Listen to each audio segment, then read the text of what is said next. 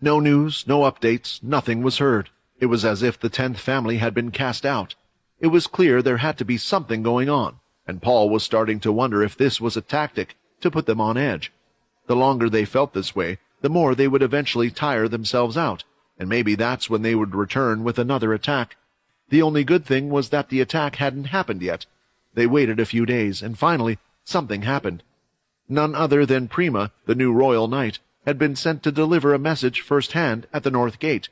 He had been sent alone. The towers weren't activated, but even Sam, who was standing at the front, didn't know how they worked. "Can it tell if he's planning to attack us or something?" Sam thought. "Please bring me to your vampire knight straight away," Prima demanded, without stating the reason why he was there. However, Sam knew not to make them angry at this moment, and started to escort him along with Dennis. The two of them kept an eye on him the whole way. It was out of fear after having just been attacked, and Prima didn't like it. As a royal knight, he should have been respected, but the eyes of the others were looking at him like he was an enemy. "I should kill all of these misfits on the spot," Prima thought, but the words of the king, Bryce, were in his head, and he wasn't to cause a scene by delivering the message. Eventually, they sent Prima to a meeting room that had been created recently.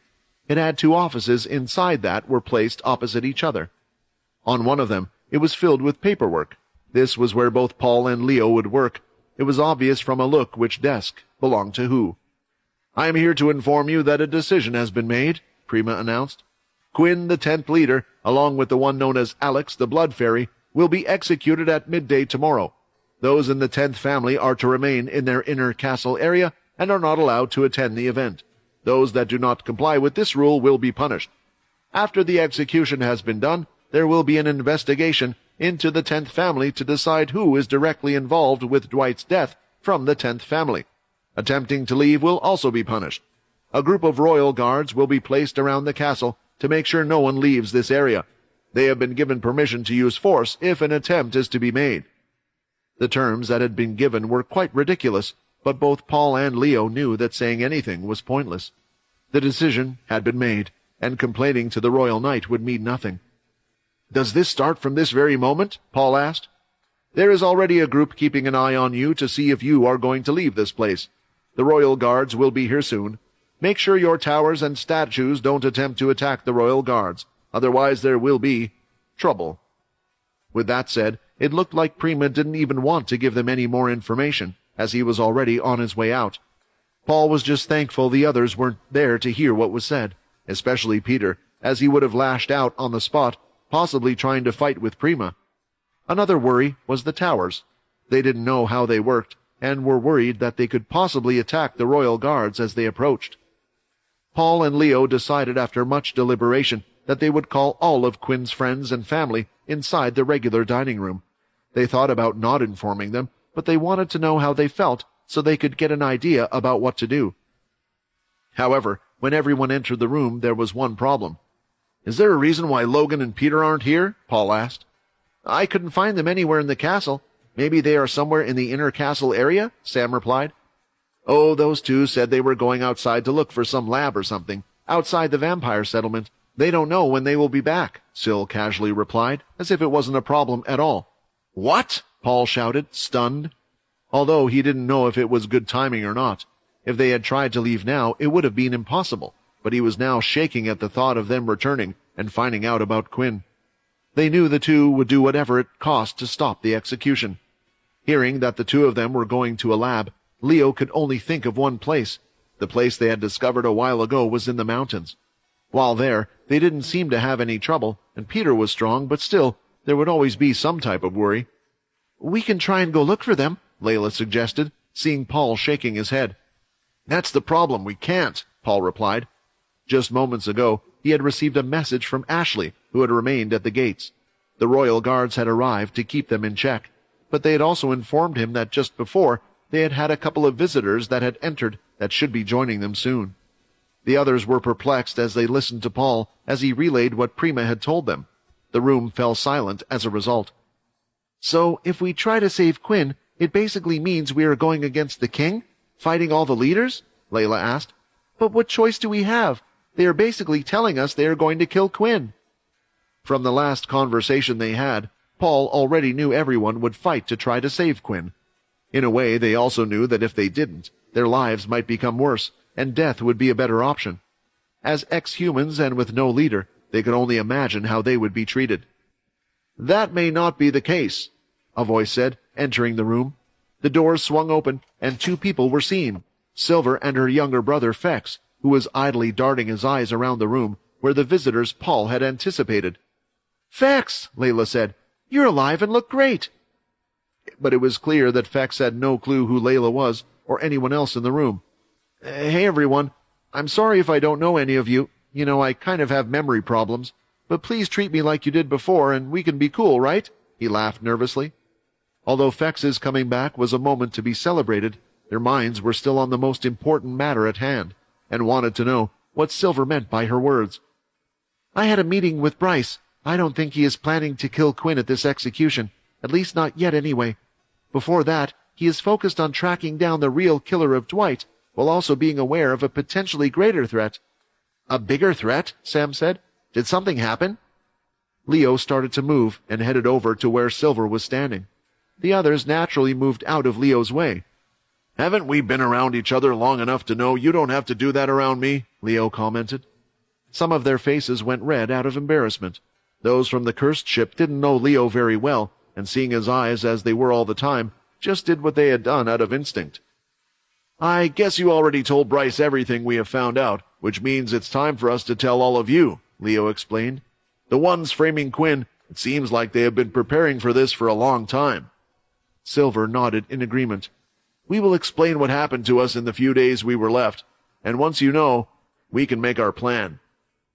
The story that both Leo and Silver were about to tell was from a few days back, when they met up with the original 8th leader, and what they had discovered had held them up for so long.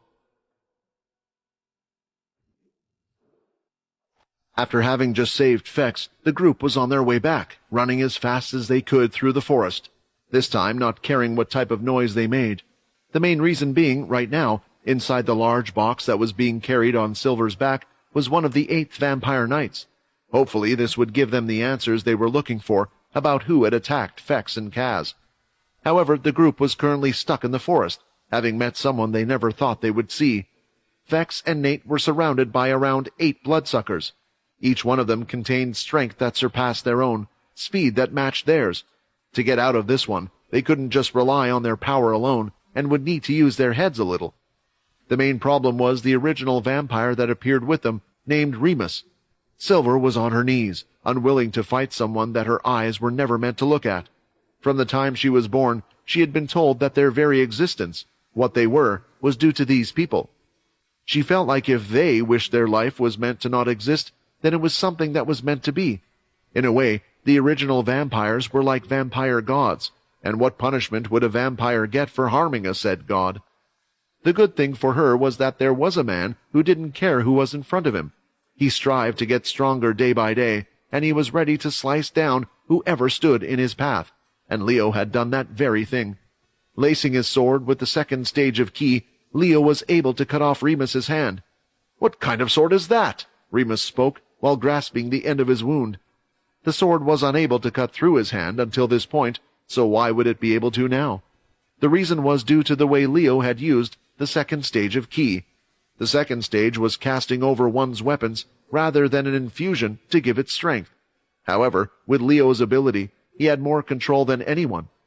He was able to change the shape of the casting to such a degree that it was as if he had covered his sword with another sword made out of ki. It was almost a pure ki strike that Remus had received.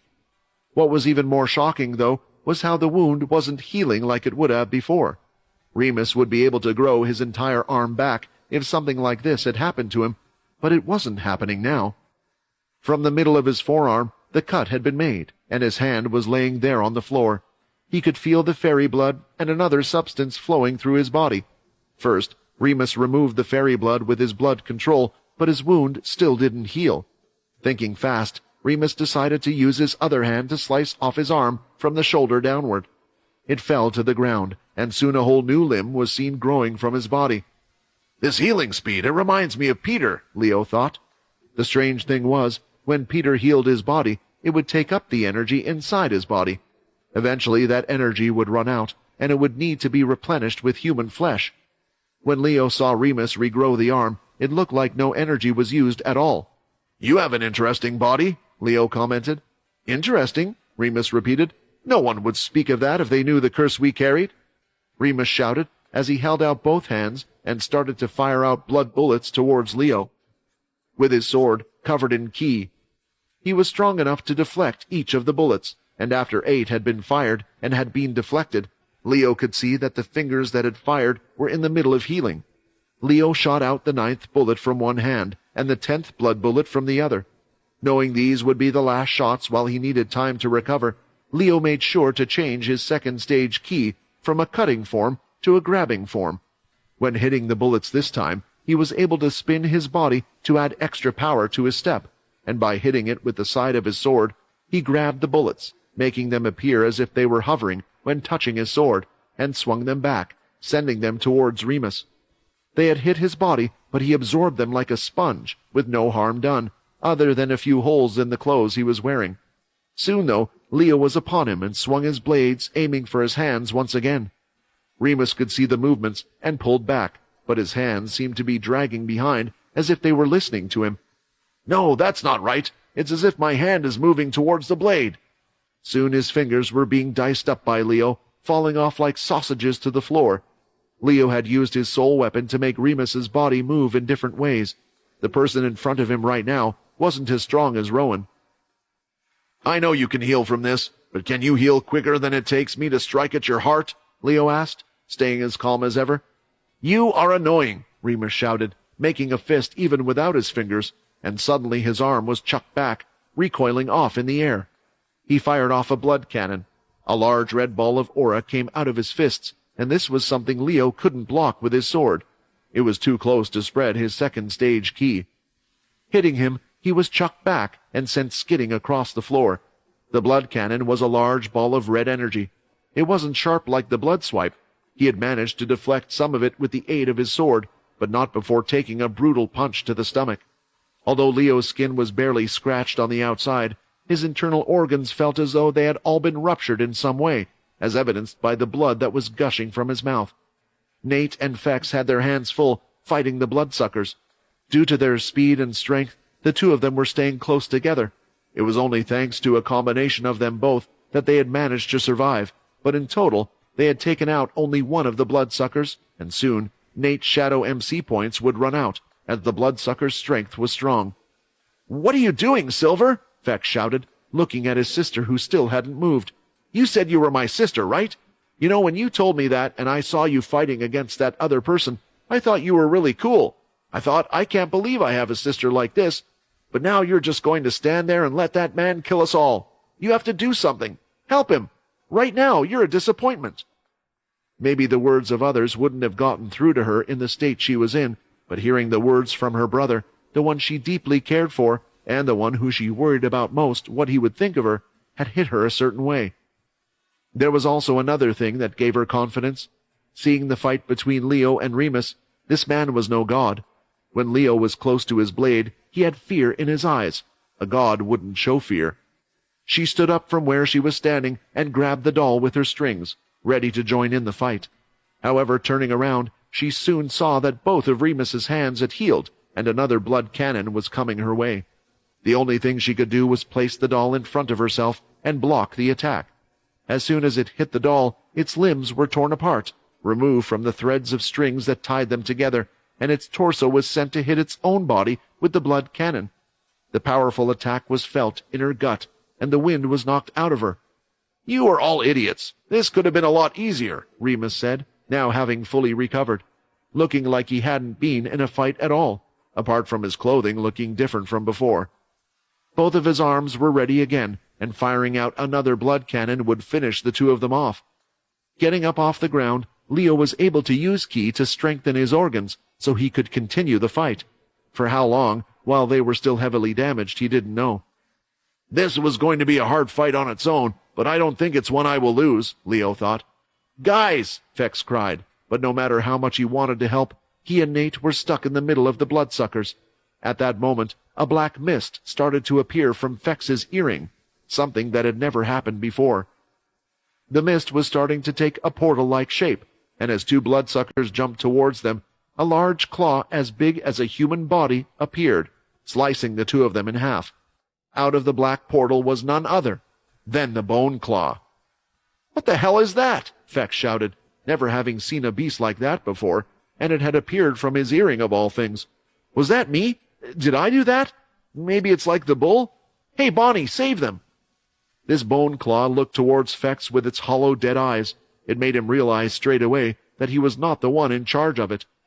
Why is the Bone Claw belonging to him here?" Remus said, his body trembling in horror at the thought of who he belonged to. The instant the Bone Claw appeared, it was as if everyone in front of Remus had disappeared. His only focus was on the strange creature that had seemingly sprung out of nowhere. Leo was the one who had realized this the most. He could tell by the change in his aura as it flickered in response. The only thing he didn't understand was why. How would it come to be that these two knew each other? However, Leo wasn't going to waste this opportunity. While Remus was unfocused, they could use this time to recover. He quickly opened the lid of the flask that had been given to each of them and started to drink the blood inside. Quinn was cautious about them going away in the first place and wouldn't let them leave without taking one, not that Leo wouldn't have. Silver, upon seeing Leo doing this, did the same. Soon their bodies were healing on the go. Silver, now no longer hesitating, knew what she had to do. The only reason she had survived was the robust puppet, but now her father's gift was seemingly destroyed. Stretching out her fingertips, a string from the ends appeared and started to attach to the torn body parts of the doll all around. Soon the body parts started moving towards the torso piece. With some quick hand movements, the doll was nearly in the same condition as before and could be used in the same way as well. "It's a good thing this thing isn't alive. If it gets destroyed again, I will just rebuild it." While the two of them were preparing for a second round with Remus, both Fex and Nate were staring at the strange creature in front of them. They still had all the bloodsuckers surrounding them. Now, though, they looked small. The Bone Claw itself was slightly larger than the bloodsuckers, and its limbs and claws were nearly 3 times longer as it touched the floor. "Hey, that thing's on our side, right?" Fex whispered over to Nate. "Our side? Does it look like it's on our side? And besides, weren't you the one that summoned it with your vampire mumbo-jumbo magic?" Nate answered quite frantically. The reason being, he was hoping the strange beast that had just sliced one of the bloodsuckers was on their side. In an instant, the Bone Claw started to enter a black portal, and soon a claw was seen coming out towards one of the bloodsuckers. It tried to hit the claw back, but its long, sharp fingers just sliced through the bloodsucker's hands, and with the Bone Claw's other arm, it sliced upward, cutting the bloodsucker into 4 separate parts like butter. The great weakness of the bloodsuckers was that they didn't have much health. If there was a vampire or beast that could overpower it and manage to hit it, then it was easy to deal with. Although the Bone Claw's movements with its legs weren't fast, its long hands were quick as ever. With its ability to teleport to any position it wanted to in a short area, it didn't need to be quick on its feet. Soon the others saw this became the outcome, as one by one the bloodsuckers were ripped apart. The Bone Claw teleported to each one, finishing them off in 1 or 2 blows. It didn't take long, but the bloodsuckers that were proving to be a threat to both Nate and Fex were no longer a threat. Turning around, it then started to look towards Remus. Its hollow eyes stared at him, and slowly it started to walk over. "The 2 young boys won't be much help in this fight, but maybe the creature that Quinn carries can help us," Leo thought. However, there was no way for them to communicate with it. Leo would just have to be happy for now that it was on their side. Not knowing that Remus had a few tricks up his sleeve, Leo went for a different approach. He swung his blade out, firing off a blood swipe. Silver did the same, but did not get any closer, and tried to get her doll to charge in. She knew her strings wouldn't be strong enough to hold him, so she could only rely on her skills to control the doll. Remus avoided Leo's strike, but he decided to take on the doll's 6 limbs, each holding a sword in its hands. He hardened the outside of his body with the blood-hardening skill and took the impact head-on. The doll was stronger than expected, as a few cuts appeared on its body, but this was never the goal in the first place, because right behind him, the Bone Claw had teleported and was striking down its claw on top of his head. Moving over to the side, Remus allowed the claw to go through the side of his neck, but after digging in a few inches, it had stopped there. The group thought their 3-pronged attack had worked, but instead, a smile appeared on Remus's face. "You're not as strong as you were before. Why is that? Is it because your master isn't here?" Is this all the energy you can muster while on your own?" Remus shouted, and as if reacting to his shout, red energy could be seen emanating from the wound, which had completely destroyed the Bone Claw's claw. The arm had been hit and could no longer be seen. It was leaving behind a trail of mist and nothing else. It backed away, teleporting elsewhere, but Leo didn't let up. He was now constantly throwing out blood strikes. He was being conservative before, for fear it would use up the blood in his body, but if he didn't try something, they could all very well end up dying. Holding out his hands, Remus started to move them slightly, and at the same time, it looked as if the blood swipes moved as well. They were eventually thrown off course, and without Remus moving, they crashed into the trees and floor around him. "You have no blood control, do you? Are you really a vampire knight?" Remus mocked. The doll Silver was controlling once again tried to attack Remus. This time he didn't use the blood hardening, and allowed for the blades to pierce his body, creating several cuts all over, from head to toe. Then, just like with the wound the Bone Claw had made, from all the wounds themselves, they started to glow a faint red.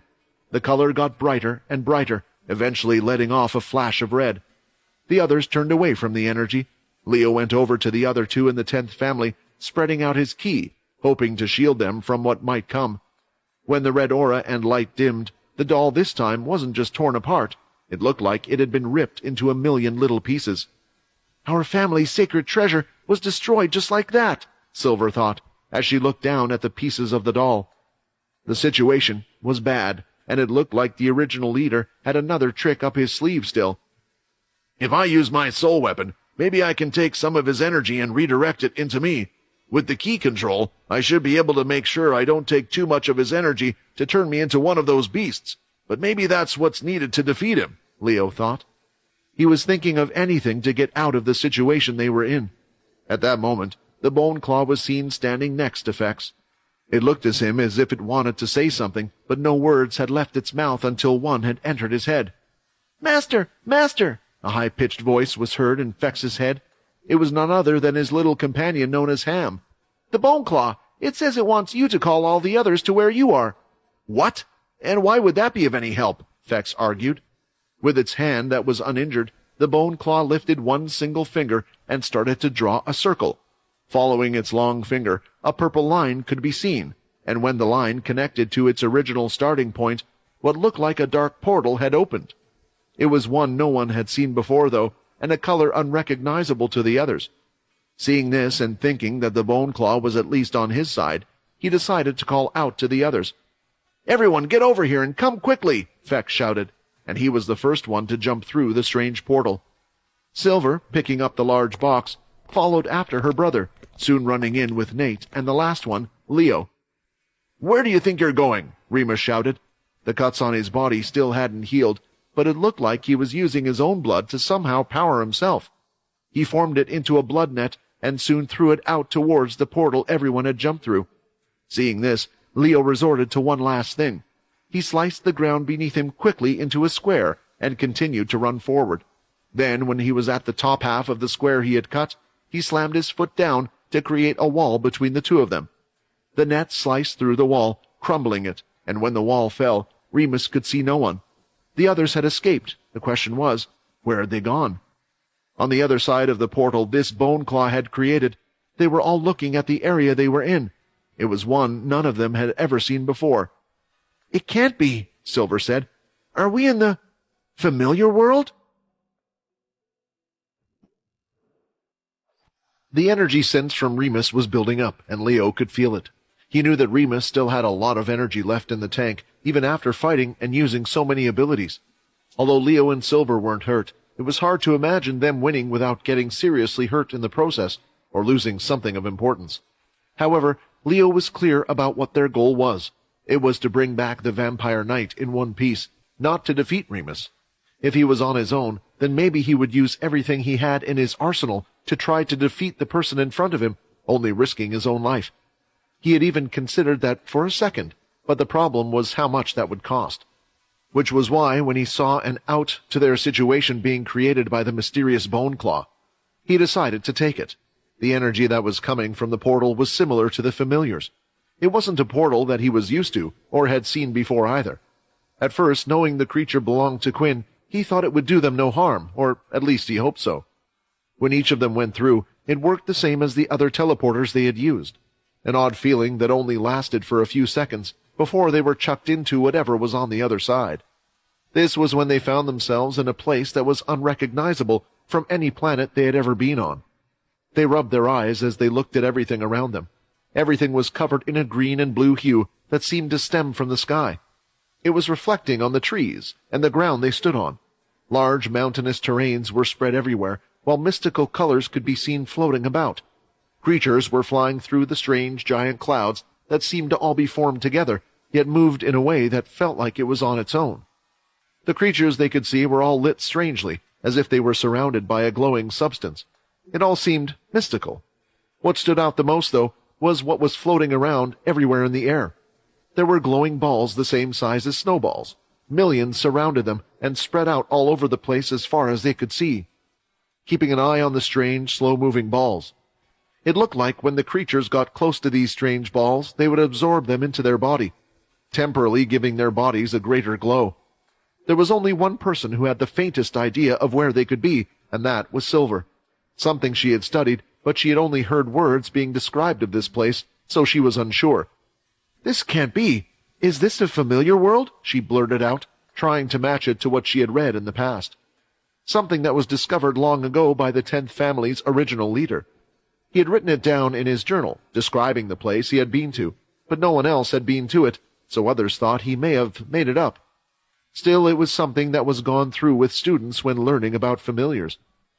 It was clear now that this place really did exist, and for some reason, the Bone Claw was able to bring them all here.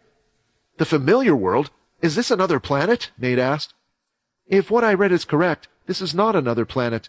It's almost as if we are in another universe, different from our own but also connected. This is where the familiars like the Bone Claw you saw before come from. This is where they rest, and contracts are formed, making a bridge between our two worlds," Silver explained. Although she didn't feel like she was the best expert to explain this, for she really didn't know what this place was really like either. "If the Bone Claw could have done this, why didn't it do this from the beginning to hide us then?" Vex asked. That was a question that none of them knew, and they wondered where even the Bone Claw was. "Hey!" Nate shouted. "Where are you?" Nate realized that to get out of this place, they would most likely need the Bone Claw to create a portal back as well, but the Bone Claw was nowhere to be seen. "What are you doing?" Silver shouted at Nate. "Are you an idiot? What if a familiar comes and attacks us? Not all of them are followers of vampires. In fact, some of them love to fight and try to test their strength against vampires." Of course, Nate knew nothing about familiars, so he was unaware, and he felt like lately he had been getting scolded by Silver a lot. "I think we better hurry and find the Bone Claw. It won't do us well to stay here for long," Leo interrupted them. "What do you mean?" Vex asked. At that very moment, from each of them, a small ball of energy was seen lifting from their bodies. They almost identically looked like small glowing balls they could see all around them. When it left their bodies, it joined up with the other millions of balls of energy. They suddenly all felt a little weaker and lightheaded. "What just happened to us?" Silver said, grabbing her head. Leo was probably the only one that understood what was happening. The energy that was leaving their bodies was ki. "What just left your body was your ki. What we also call it, though, is life energy. I think I know why the Bone Claw didn't bring us here, because in this world, the creatures here feed off our life energy. If we stay here too long, soon all the ki will escape from our bodies, and when it eventually runs out, it will start to take our life force as well," Leo explained.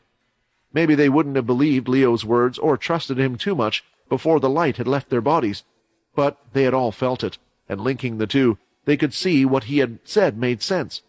The problem was, which direction should they go in? There wasn't a clear path anymore, and everywhere looked almost the same. "The mask doesn't seem to be working here either, so we can't contact Quinn," Nate said, with the mask in his hand, which he had summoned from his shadow. "The good thing is, all our abilities still work in this world, but we are on a time limit." Closing his eyes, Leo started to try to spread his ability as far as possible so he could sense everything around them, hoping to find the Bone Claw this way. Doing this, he was unable to see the finer details, and if other things were to attack them while he was close, it was possible that he would be unaware of them. But with the others around him, he thought it was quite safe to do this. Upon opening his eyes, it seemed like there was some good news. The creatures from this world, or familiars as you call them, all seem to be heading to one place, as if something has caught their interest. Maybe that is the bone claw, or it could be something else altogether. I would usually say it was unsafe to go towards the dangerous unknown, but we don't really have the time to be wandering around this area either. Agreed, Silver said, and soon all of them were heading off towards where the familiars were heading. Letting the others walk in front, Leo decided to walk at the back of the group. What he didn't inform the others about was that he had sensed one of the familiars following them from behind. It wasn't one he had felt before, and it stayed a distance away from them as if it was curious. For the time being, Leo would leave it as they continued their journey, ready to face it if necessary. What Leo didn't know was the familiar wasn't interested in the group. It was interested in him. The group traveled under Leo's direction. They passed many giant mushrooms that were as large as trees and had yellow or green tints. Small familiar bugs scurried everywhere across the floor. Eventually, they no longer needed Leo to guide them because they could see many of the creatures heading a certain way. It was as if they were all hurried towards a big event, to the point that they all ignored these outsiders. Just then, Nate saw what resembled a large deer go past them, but it didn't look like just any regular old deer. This one had antlers that were 2 times the size of its body, towering over its head. So are familiars something all vampires can get? Nate asked, after developing an interest in the surrounding creatures.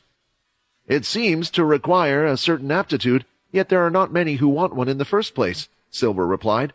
Vampire knights can choose to connect with a familiar through a ceremony, which opens the link between this world and our world. We offer them a drop of our blood so they can sense our power. The familiars are not supposed to reveal the secrets of their world, so while we don't really know things for certain, we can speculate. Those familiars that wish to form a bond will fight over each other, and the winner eventually forms the contract with the vampire who had initiated the ceremony. Then what about your brother? How come he's got that flying bull when he's not a vampire knight? Nate questioned. Hearing this, Fex touched his earring as it started to vibrate a little. Ham clearly knew they were talking about him. So you're my familiar, huh? I wonder how I got you. As a rite of passage, direct descendants also go through a ceremony to connect with a familiar. The chances of one appearing are quite low, although there have been cases when direct descendants manage to get familiars later on in their lives, despite none appearing during that first ceremony. It's unclear why, and the most popular theory in that regard is that either one can somehow gain the necessary aptitude to summon one. Rarely, there are also cases where familiars appear on their own in our world. We don't really know how this happens, but they can also connect with vampires of their choosing. My brother is such a special case, where Ham appeared on his own before Fex came of age for the rite of passage, Silver explained. That being said, I can see that you seem to desire to contract one, but you really shouldn't. The reason they are not popular even among regular vampires, who would be able to connect with familiars, is because many have died because of their familiars. They are quite strange. Each one is unique when deciding what they are attracted to. When you make a contract, it's almost as if you don't hold up your end of the deal. It will try to kill you. Listening to Silver speak and looking at the familiars, Nate was wondering just how strong they were. He knew that beasts had their own power rankings, with some having almighty power, so was it the same for these familiars? If they could kill vampires, then they had to have some strength, and the bone claw from earlier was definitely stronger than himself. It was safe to say that if they did get into a fight, underestimating the familiars was not a good idea. Their journey so far had been relatively safe, although they saw many different types of familiars pass by them and come up close through the mushroom forest. Not one of them seemed to be aggressive. So, Ham, is this really the world where you came from? Fex asked, wanting to know more about his little companion that had helped him. Kinda, Ham replied. Our world is large, and this is the first time I've been to this area. Besides, I hardly come back here. When I'm resting in your earring, I can choose to see what you see or head back here until you call me, but I choose to look after my master. Besides, your world is way more interesting than anything that is going on here. Then do you have any idea why all the familiars are going somewhere? Fex asked. I have no idea, but maybe they felt something. I could come out and try to see, but I'm a little worried that if I do come out of the earring, then I will act just like them. And what if I get split up from you again? Ham replied. It was clear that Ham and Fex shared a good bond. It looked like he would have to treat his little familiar to something once they returned. Suddenly, vibrations through the ground could be felt.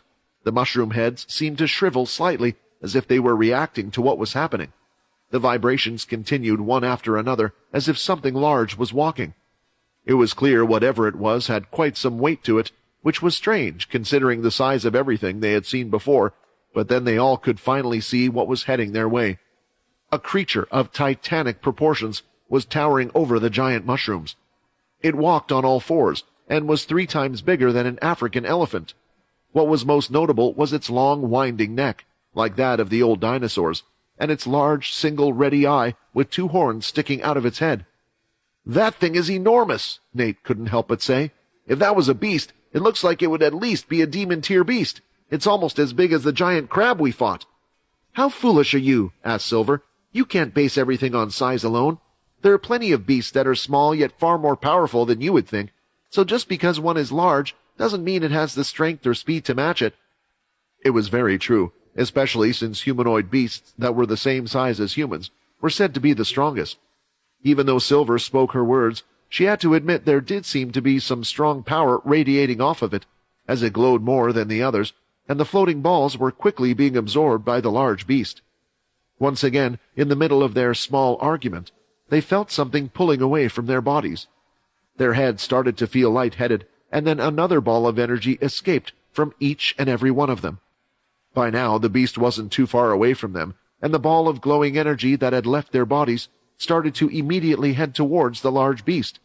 Just like all the other balls of energy, its large body absorbed them, and it started to glow. However, as soon as it did, it looked down to where the energy had come from.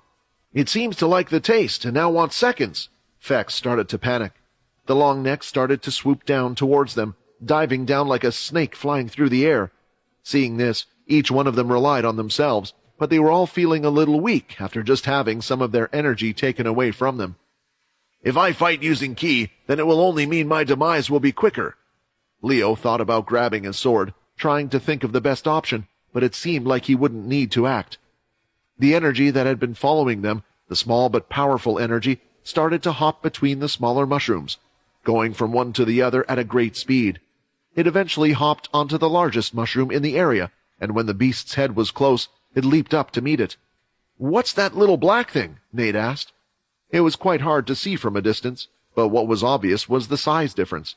It looked like a mouse was going up against a cat, when finally a small paw was placed on the giant familiar's head. A pulse of energy was felt as ripples were seen going through the air, sending the beast's head away. The small black object landed back on the mushrooms, and it looked like the large family was now continuing off on its way to where it was going once before.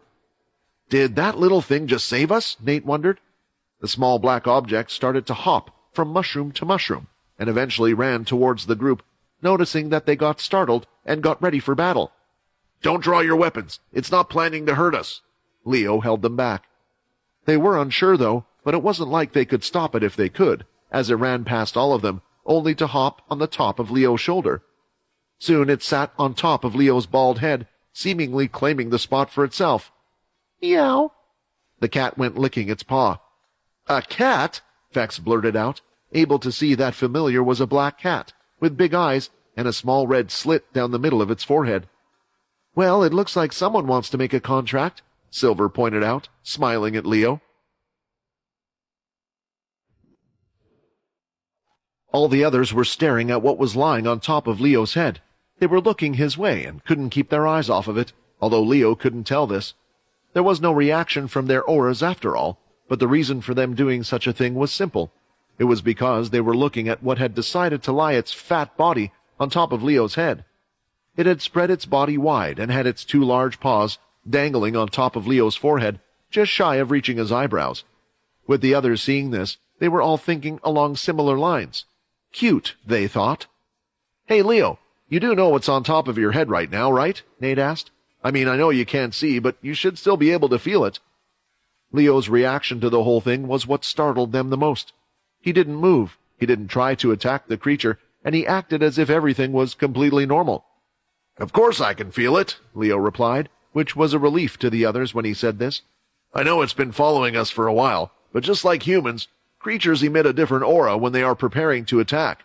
This little one has been following us for a while now, and it has no intention of harming us. Although I have to admit, I never thought that it would end up protecting us."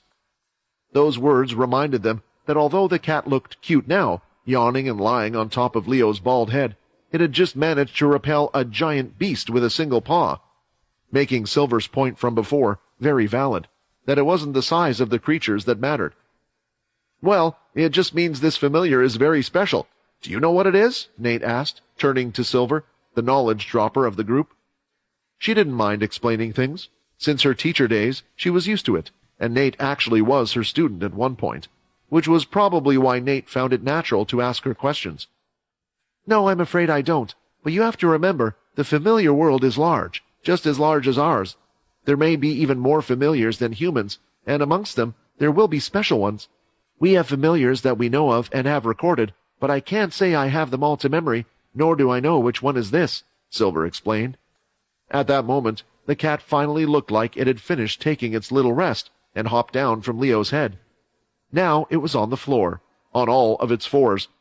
The others could see that the cat was quite fat. It had a large round body, making its head look relatively small, but this just made its appearance even cuter. "What a fat cat," Fex commented.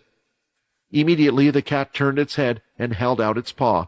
Seeing this and remembering what happened earlier, Fex flinched and held his arms up to protect himself.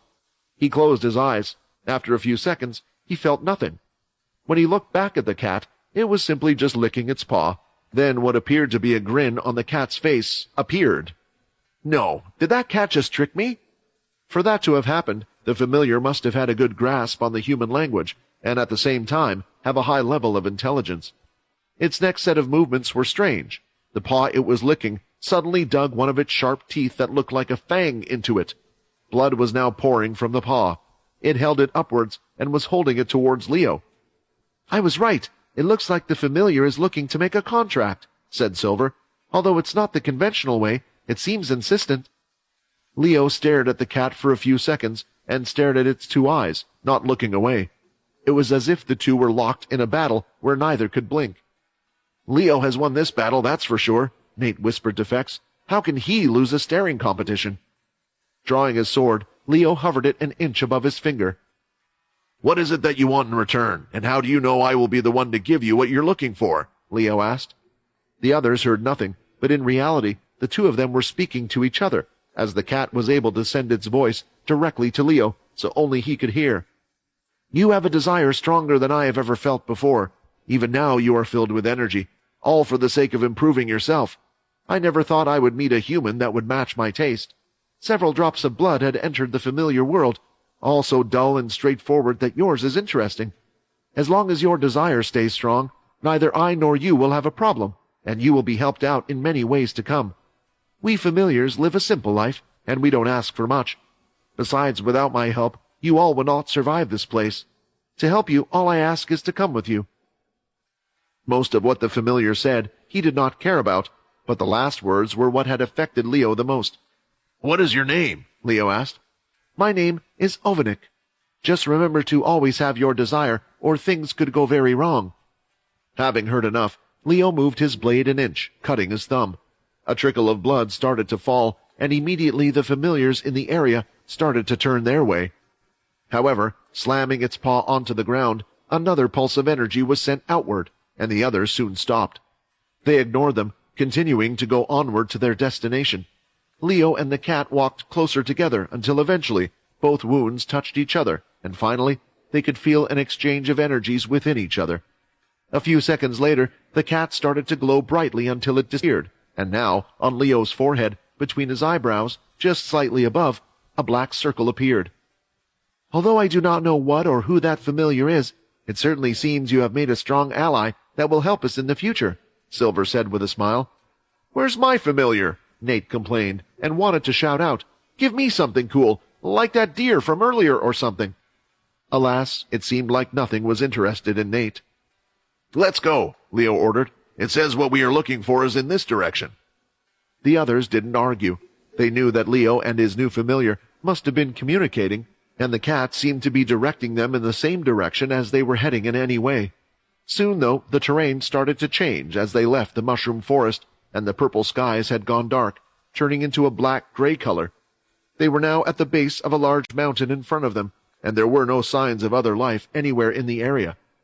Stepping out of the forest, they could see hundreds of different-sized familiars all heading over to one place, and now they were part of this group as well. "You're telling me not one of these guys is interested in partnering up with me?" Nate continued to think about it, but he soon stopped as they could finally see what they were looking for. Up ahead, all the creatures had stopped and were gathered around something. In what looked similar to a type of throne made from bones, sitting down was none other than the Bone Claw. All of the familiars were heading up to the undead king to give their respects, as he had returned to this area after a long time. Standing on the open black hard ground, they could see that the area was covered with familiars of all different shapes and sizes. They had formed a semicircle roughly 10 meters away from where the Bone Claw was sitting. "This is crazy. They seem to be treating the Bone Claw like some sort of king," Nate noted, amazed and a little bit jealous of the treatment. Their group was in the middle of thousands of familiars, and they hadn't taken a step forward, just like the rest of them, for fear they would be doing something out of place. "I thought it was just a nickname, but it looks like it might be a deserved title instead," Silver mumbled to herself. "What name is that?" Nate just had to ask. "The Undead King." Finally, it looked like something was happening, as one familiar stepped out amongst all the familiars and started to walk towards the Bone Claw. It was the large antlered deer they had seen earlier. When half a meter in front of the throne, it bowed its head slightly. The faint glow around its body started to brighten bit by bit. Soon after, a glowing white ball came out of the deer and flew towards the Bone Claw.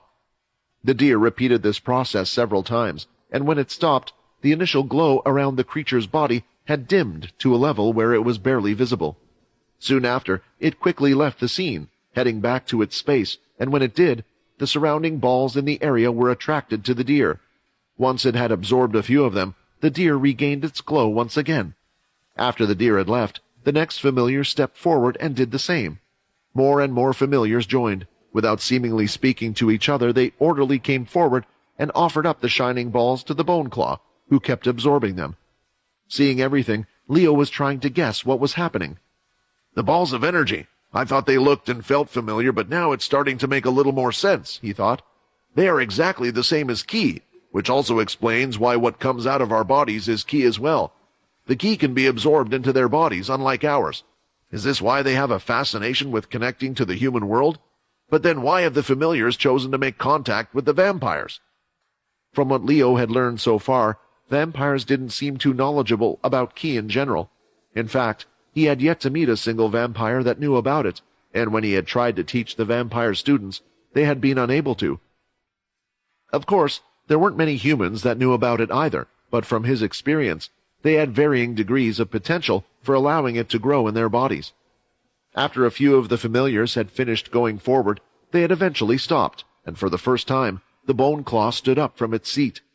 Its menacing size was apparent, and it was clear he had an overbearing power here. "This guy, how dare he act like he owns this place?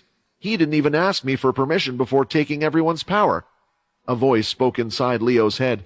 It wasn't hard for him to figure out who it belonged to, since he had already heard it not long ago. "From the way you're speaking, am I correct in assuming that you are actually the leader of this place?" Leo asked the black cat that had disappeared after leaving the black mark on his forehead. "Indeed, you have even correctly assumed that it's just this place. As far as I know, you have several leaders in charge of different territories as well. He's lucky that he came across my territory, because I'm in a good mood since I met you because of his actions. If he had tried this in any of the other places, there would be hell to pay. Especially for him as he is right now. I have seen him a couple of times, but this is the first time he seems so weak. Has the person he contracted with not let him fulfill his desire? Maybe he didn't choose the best person this time." The cat sure was talkative, but Leo was happy about it, since he had been able to learn a lot. The Bone Claw that Quinn had obtained, and the black cat that Leo obtained, both of them appeared to be strong, powerful figures in the familiar world. However, Leo found it strange that the cat claimed that the Bone Claw was weak. He had seen it help the others, and it certainly didn't seem like something that could be described as such. It also made Leo wonder just how powerful it was under normal circumstances. Looking at the bone claw standing up, the others realized that something was different about him compared to the rest of the familiars. It lacked the faint glow around its body. It looked just like they had seen it in their world. It started to raise its hand, and at the same time, all of the families in the area began to light up. Soon, glowing balls of light started escaping from their bodies. He now had enough energy to show some of his power, and all the balls of energy were heading his way. They entered him one by one, energizing him. "So that's why he is in that sorry state," the cat commented. "It takes a lot of energy to force open a rift between our two worlds, and right now he's gathering energy to send you guys back. I wonder why he's trying so hard for all of you. Oh well, it's better for me in the end since he hasn't asked to borrow my power." Although Leo couldn't see it, he could hear how smug and satisfied it sounded. With one of its long dangling fingers, the bone claw held out. It pointed towards Fex, who was in the crowd. At this moment, not knowing what was going on, Fex started to sweat nervously. "Have I just been selected for some sacrifice ritual or something?" Fex asked, looking at the others for help, and eventually stared at Nate, thinking he would be the better choice. "Hey, what the hell? Don't throw me under the bus." Nate could practically read Fex's thoughts. After all, he would have done the same. "He will not harm us," Leo assured them. "He's trying to send us all back." Eventually, Silver was the one who gave Fex a nudge and was following straight behind him. The others soon moved forward, and with their support he felt less nervous. Not knowing everything and at the same time learning so much that was new to him, as experiences he didn't want to forget. When Fex arrived in front of the bone claw, he knelt unconsciously. He didn't know why he did it. It just felt right to him to kneel in front of the creature. It then touched the earring on his ear. After it dangled in place for a few seconds, it lit up, and Ham appeared in front of them. "Please don't take all my energy away," Ham pleaded immediately, begging and kneeling on the floor. "I only have a little bit of energy, and if it's taken away, this little bull will die." "Huh? Oh, you just want me to speak to them for you?" "That's great, then I'm sure I can do that," Ham said as he stood up, and his mood changed in an instant. There were a few nods here and there from Ham, and he turned around to speak to the others. "His Majesty says, I have fulfilled my promise by protecting you all, but I will not be able to do it again. I will be sending you all back, but I must remain here to gather more energy before I can return. Creating a portal here, I can send you back to the same world, but it won't be to the exact same spot that we left. I can only promise you that you will end up on the same planet. Don't make all my efforts be wasted in vain. Live." It didn't look like there was much time to decide anything, as the bone claw drew a circle in the air, which appeared on the ground surrounding them. It was time for all of them to head back. Although the tale Leo and Silver had told so far was amazing and beyond what they could have ever imagined, it didn't explain what Silver meant by her words, saying that Bryce wouldn't attack and how something bigger was on the horizon. Little did they know that this was because it was only the first half of their story, and there was still a lot to go from when they had returned. It was explained further by Ham that when they had moved to the familiar world, they had also moved from the position they had entered as well. Although the Bone Claw could have gone back and opted for a portal up there, time wasn't on their side. If 2 more energy balls were to escape from their bodies, then it would possibly be life-threatening. As such, they had no choice but to go through the portal that had been created and hope for the best. The vampire world was not exactly the smallest, so they could only rely on luck to end up somewhere near the vampire settlement. Going through the portal only took a few seconds, and when they arrived, it was as expected. They were in the forest, but there was nothing resembling where they had come from, and nothing to tell where they had ended up. "I feel different.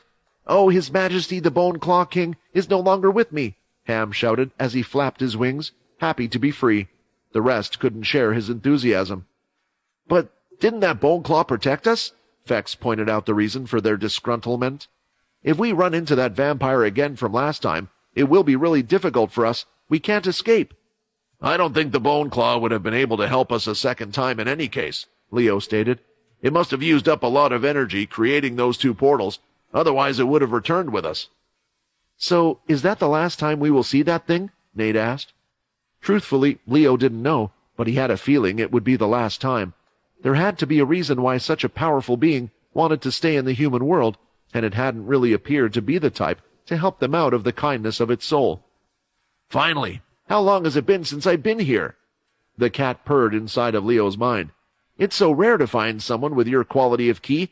No wonder that bonehead had stayed here for so long. I'd love to taste some, but I will leave it alone for now. I don't want you dying in the middle of nowhere, since you might need your strength." Silver, who had been carrying the large casket on her back the whole time, placed it on the ground and opened it up. She was worried that their little captive might have been damaged when they had gone to the other world, but she was wriggling about tied up, showing full well she still had strength. Still, the others could tell that the energy inside her had also been sucked away. All of them were currently weaker and not at full fighting strength. Using what they could, Ham flew up high in the sky and tried to tell the others what he could see. Silver had done some exploration in the past, so if they spotted some sort of landmark, maybe they could find their way out. "Mountains! Smaller mountains! Scary-looking mountains!" Ham kept naming them all as he saw them. "Anything else, Ham?" Fex shouted from below. "Did I already mention the mountains? Hang on, there is something here." Ham corrected himself as he noticed something else a little behind a mountain. Ham flew back down and delivered the news. He first described the different types of mountains, but nothing seemed to give Silver any idea of their current location, except for the next thing the flying bull described. "It looked like a giant dome created from the ground, but the center of it was all cracked. It didn't look natural, that's all I'm saying," Ham reported. The group needed to make a decision: head towards the stage man-built object, or split up in different directions to return to the center once they had found something. "Split up? Did none of you guys ever watch any movies?" Nate complained. "If we split up, they'll get killed off one by one, and knowing my luck, I'll end up being the first one." Hearing Nate speak out about it, while they didn't think it would be as drastic as he had described, they decided against splitting up, and with no better idea, they headed towards the dome. While on the way, Nate would constantly try and get in contact back at the base, but now it seemed like everyone in their base was currently busy all at the same time. It just made them feel tense about the situation and rushed forward. Leo placed his hand out against the top part of the dome and made a sign for the whole group to stop. "I can sense vampires." "All the way out here, in the middle of nowhere? But it makes no sense. We aren't even close to the waterfall," Silver wondered. "But that original vampire guy didn't come from the waterfall," Fex argued. "He had to have come from somewhere else, right? What if this is where they're hiding right now?" Leo was quite confident that it wasn't the case, at least that the man they had met before wasn't here. Somehow he had known where they were, and Leo wondered if it had anything to do with their prisoner. "Make sure she doesn't hear or see anything," Leo warned, and soon the vampire knight's ears were plugged up with cotton balls, made of string, as well. With Leo's ability, he should be able to sense anyone else before they sense them. The group decided to continue forward, with Silver being the keenest. Hearing what Fex had said just made her want to find out if it was true or not. She wanted to bring back as much information as possible. Using Leo's ability, they took a path that would allow Delbert to avoid the vampires that he had seen. However, following them as they got closer to the dome, they needed to follow them from behind. Finally, they could see the crater in front of them, but were unable to see what was inside from the top. They could see 2 female vampires, holding a male vampire and walking towards the dome. "Hey, is it just me, or does it look like they're treating that man like a prisoner?" Nate asked. It was true. They could see that both the females were practically dragging the male vampire by his arms, as if he had passed out and his legs were dragging on the floor. "What is this place? They're wearing the castle uniform, so they must be from the settlement, but they were nowhere near the settlement," Silver said. When they entered the dome, the door they had gone through closed behind them, and the way Silver was shuffling her feet, it was clear she wanted to follow them inside. "After what we encountered last time, we need to be more careful, especially with the state we're in," Leo cautioned, closing his eyes as he spread his ability one more time to get an idea of what was inside the strange place. Straight away, Leo could sense multiple auras, many of them similar but at the same time, a lot of them different. And it wasn't just a few. There were more auras than that at the bloodsucker base in the waterfall. However, something was strange about them. Some felt weak and weren't moving about much. "What did you see?" Silver asked. Leo explained what he could see, and the others couldn't really figure it out much either. "So, there isn't anyone strong that we can't take on in there?" Nate asked. Leo nodded, but it looked like he had one more thing on his mind that he wanted to say. "About one of the auras I felt. It was exactly the same one as one of the auras at the 10th castle. Someone inside has the same aura as Alex." A blood fairy was an illegal subclass. If one was created, it was the leader's responsibility to get rid of it on sight. If that didn't happen, then the vampires could only assume you were not only going against their wishes, but plotting something against the vampire settlement.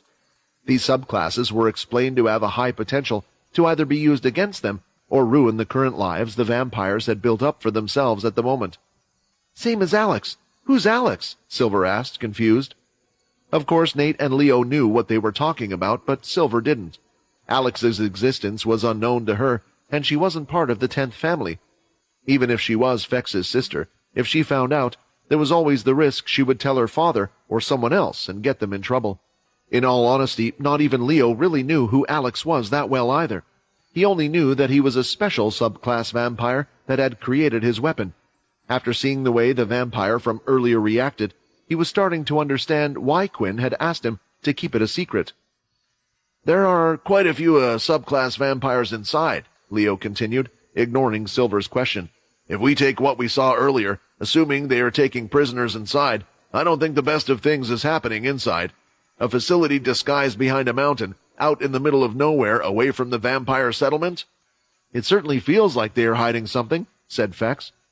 It was clear that quite a few of them wanted to know what was inside, but they would need to be careful if they were to investigate. Suppose it was true that the 8th family was involved.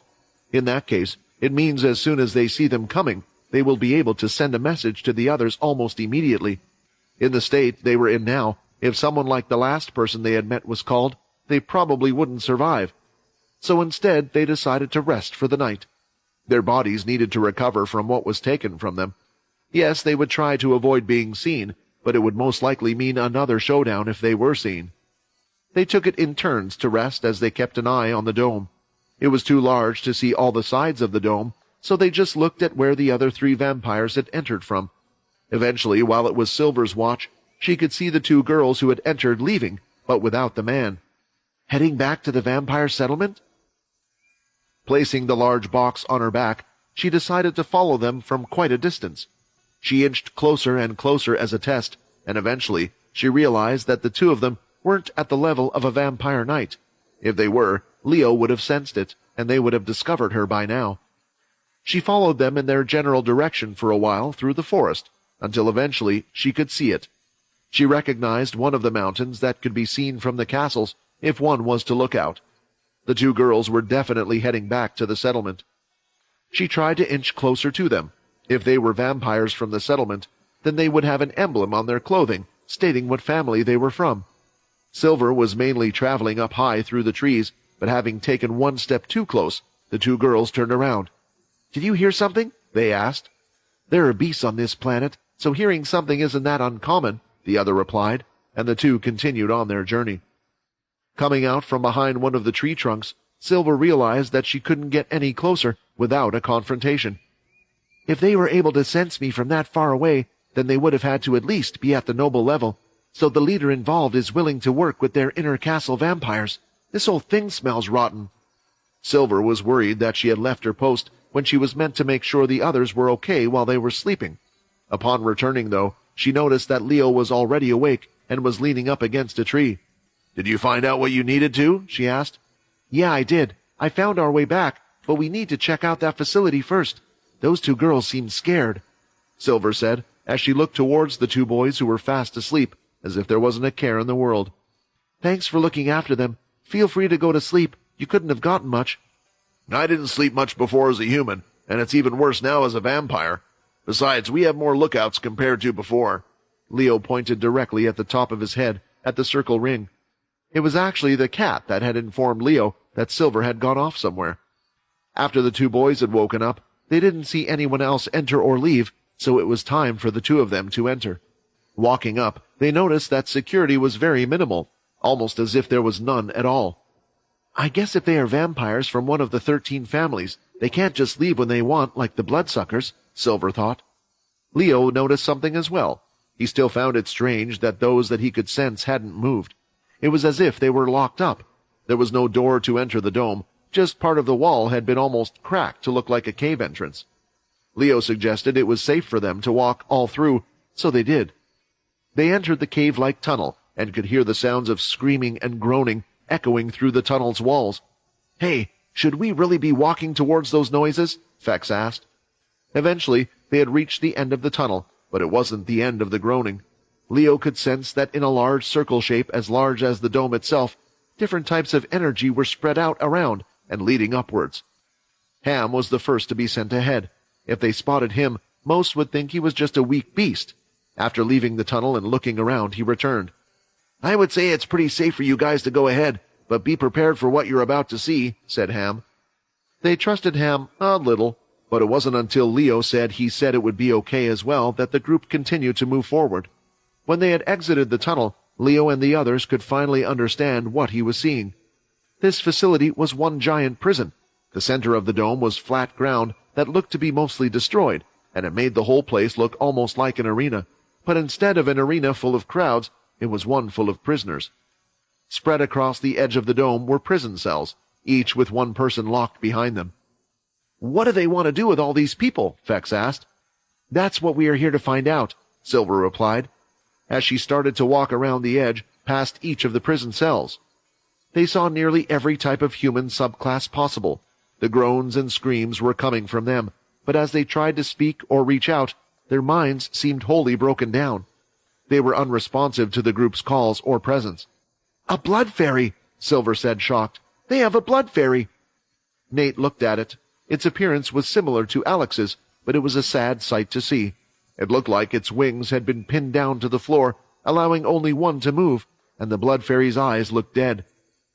"What family is behind all of this? Why are they keeping so many different subclasses here?" Silver said, speaking out loud. Eventually, they stumbled across a man that seemed saner as he responded to them, running up to the bars and grabbing them. "I'm sorry for whatever I've done, but please let me out," he cried. This one was a regular vampire, and was the only regular vampire they had seen so far.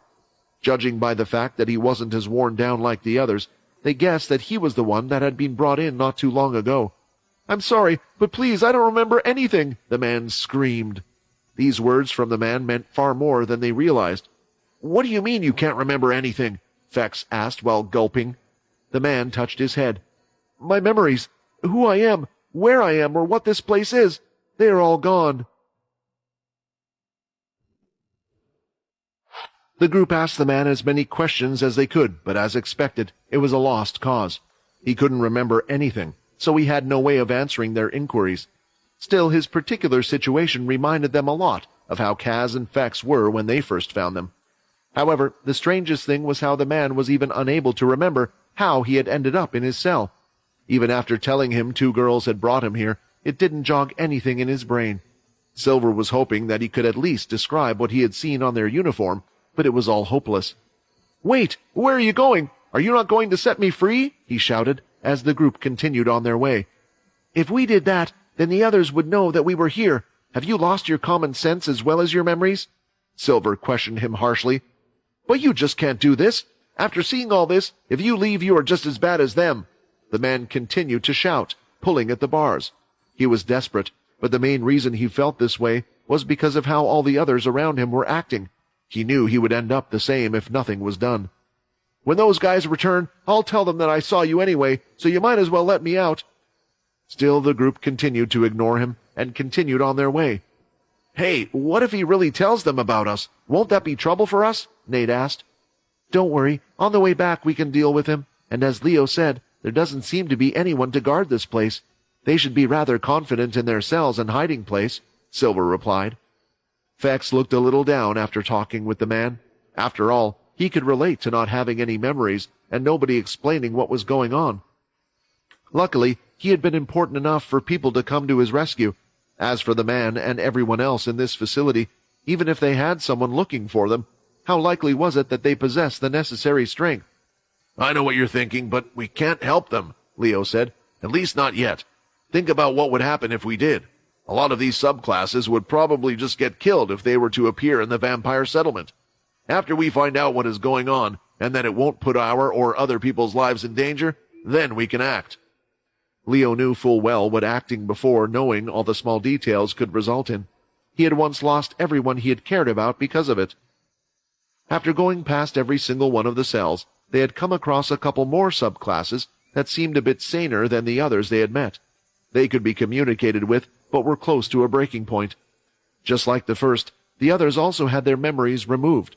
However, one of them seemed to have seen something when asked if there was anything there. The subclasses pointed at the flat cordon in the center of the area that looked to be just empty ground. Nate noted, running over to the flat ground. "Hey, I think that man is trying to tell us something." He looked at the center and then walked over to the edges. "Hey, I'm right. Do you see how the rubble on the ground is spread off towards the sides? Yet for some reason, there's none in the center at all, which can only mean one thing." A clanging sound could be heard after Nate had finished his explanation, since Leo had used his sword against the ground. "It appears we have a trapdoor, and quite a hidden one," Leo concluded. The next course of action was to try and find a way in. This facility just kept surprising them more and more, and they didn't feel like leaving before unearthing all the secrets they could find. Eventually, they found that on the second floor there was an operating room. It was empty just like the rest, and even the inside of it looked to have been made with metals that were a little rusted. "Does this mean that this facility has been here for a long time?" Silver wondered, "doing all this right under our noses?"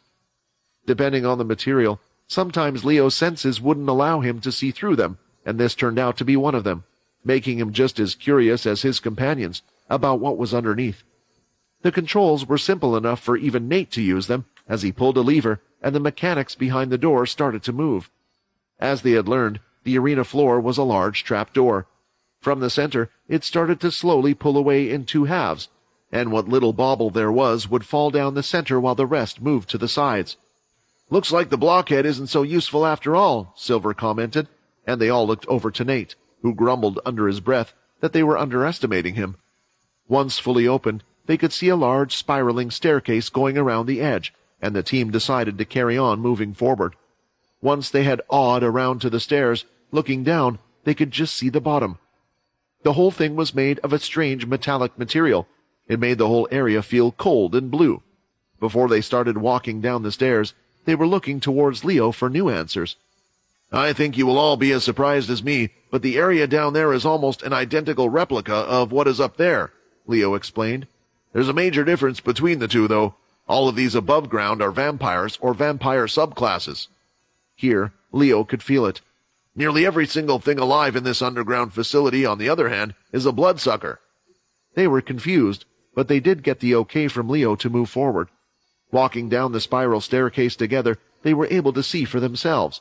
The bloodsucker looked more hungry than ever, never taking its eyes off them. Walking down more, they saw the same thing repeating again and again. Unfortunately, it looked like they had all lost their minds. Even if one tried to ask them a question, they were unable to answer it, just like those above. There was no one they could speak to here below. Silver soon realized that the sheer number of bloodsuckers behind bars was far more than should be possible. They had already passed around 200 cells, and it looked like there were around 200 more to go. "What are they all planning to do with these?" Silver asked. But no one knew the answer, apart from the person who had brought them here. This was when Nate also noticed something strange, something that had bugged him as he walked around the whole place. "Where are all the women?" Nate blurted out. "You teenager, do you really need to think about those things like that at a time like this?" Silver glared at him. "No, that's not what I was thinking about. I just pointed out that we have only seen men in these cages so far. Don't you find it at least a little bit weird given the number? I could understand if it would have been a dozen or so, but there are hundreds down here, yet every single one is male," Nate explained. "Is that really true?" Fex wondered, as he tried to remember what they had seen so far. He had been more interested in their subclass than their gender. "Of course, trust me, I would have kept a note or something if there were some girls around," Nate replied, blushing when all three gave him a strange look. Silver, who had quite a good memory, started to think back. She was unsure if it was a big deal, but it certainly did seem a little strange. It wasn't as if only men could turn into bloodsucker, and the same was true for the subclasses. "Putting aside that it does seem strange, does this information help us in any way?" Silver asked. "I don't know yet. It just reminded me of a place where the opposite was true. Back when I went to visit the second family for Sia to get her memories back, I was surrounded by girls and had been wondering where the men were. It was just a thought, but now it makes me think. Could it be they were brought here? Turned into these monsters? Based on what Nate was saying, it sounded like he thought all the men that should have been in the second leader's area had been placed in this facility, locked up. It was a crazy theory that if Silver had heard before, she would have just dismissed it. Right now, with the circumstances the way they were, she was willing to accept this theory. A leader was allowed to elect who they wanted in their inner castle area. If they wished all of them to be women, then that was the leader's choice. It did not matter how obscure the request was. However, what was more concerning than Nate's theory was the second leader, Cindy. Nate's suspicion had become her suspicion due to her ability. All of these vampires having their memories lost wasn't too strange, as an influential vampire leader should be able to do such a thing with their influence skill. Other than using the influence skill to remove one's memories, there was another way other than using the influence skill to remove one's memories, and that was with the second leader's ability. Although according to Cindy herself, this was impossible. She was only able to reverse time so far back. It was different for body parts as well, or so she claimed. This would mean that with her ability, it would be impossible to remove every single memory about themselves. The power of the ability varied from leader to leader. Some were better with it, some were weaker, but leaders hardly ever got into scuffles to test such things, leaving the other leaders to rely on only their word about their powers. Every leader knew the other ones were hiding their true strength. If Cindy claimed she couldn't do such a thing, then the others would just have to believe it, as there was no evidence. There was no way for them to force each other. "I think it might be time for us to head back," Leo suggested. "There's nothing left to explore here, and based on what we have found, it looks like some type of bloodsucker and subclass breeding ground. Hiding this away, they must have bad intentions." What was more concerning for Leo, though, was the connection in his body going wild. He could tell something was happening to the 10th castle at this moment, and they needed to return. They needed his help. "Wait, shouldn't we get rid of these guys? Right now they're trapped inside a cell. We can kill them so they can't be used to attack us. I know they will find out about this place being discovered, but they won't know who discovered it," said Nate. It wasn't a bad suggestion, but Leo was against it. "Even with our strength and numbers, killing 400 of these guys won't be easy. Can't you see? The bars have been made of the same material that they used to create the castles. Attacking these bars would be difficult, making the task take even longer." "I also think knowing about this place can be used to our advantage," Silver agreed. "We stumbled upon this place by accident. The enemy probably thought we would never find such a thing, but knowing about it can make it clearer for us to know their goal. Finally, we can be one step ahead of them rather than always one step behind." There was another person that didn't want to kill them, and that was Fex. These people had been turned against their will. As he looked into one of their white eyes that did nothing but stare right back at him, Fex didn't feel scared. Instead, he felt sorry for them. "I wonder if there was a way they could be turned back."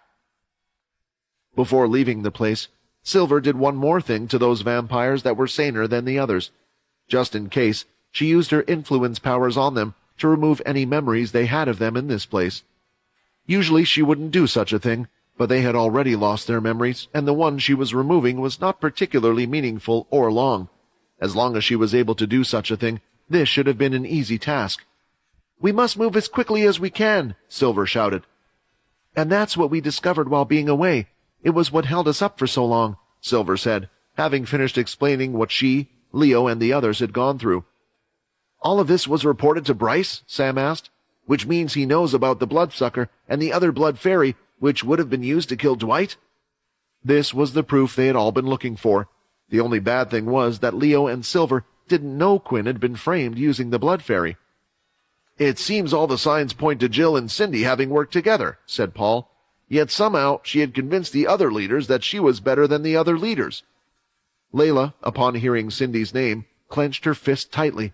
She couldn't believe for a second she had trusted her and thought she was a good leader. She knew how the other leaders must have felt, but she had also seen her dark side when Sia had been killed. "What I'm worried about is that, after learning all of this, Bryce has decided to continue with the execution," Sam said. "Why not delay it until he finds the other blood fairy so it can be used as proof? Do you really think he won't kill Quinn just because he thinks it isn't Quinn?" "No," Paul answered. "If we know Bryce, which I'm not sure we do, He will use this opportunity to kill two birds with one stone. He'll get rid of Quinn first, and then get rid of Cindy second. But if Bryce doesn't act soon, then the army of bloodsuckers could be used again. So we are back to where we started, Layla complained. The story was nice and all, but it still doesn't guarantee that Quinn will be kept alive. It just means we have ways to prove Quinn's innocence and know who the real enemy is. Tomorrow we have to act. Unbeknownst to everyone, something was going on in the king's castle. Quinn was cooking up his own plan. He never wanted to rely on others. His arms had grown slightly in size, his hair had partially fallen out, and his fangs had wriggled. His arms were shaking, and the cuffs connected to the walls were starting to rattle. Quinn! Quinn, are you still there? Alex shouted. Come on, you're not going to turn and eat me, are you? Alex screamed. There was a manic wildness in Quinn's eyes, but hearing Alex's words, they had disappeared. His transformation was still the same, though, with his bulging muscles still on display. When he canceled his transformation, his hair started to grow back slowly, and his muscles shrunk smaller.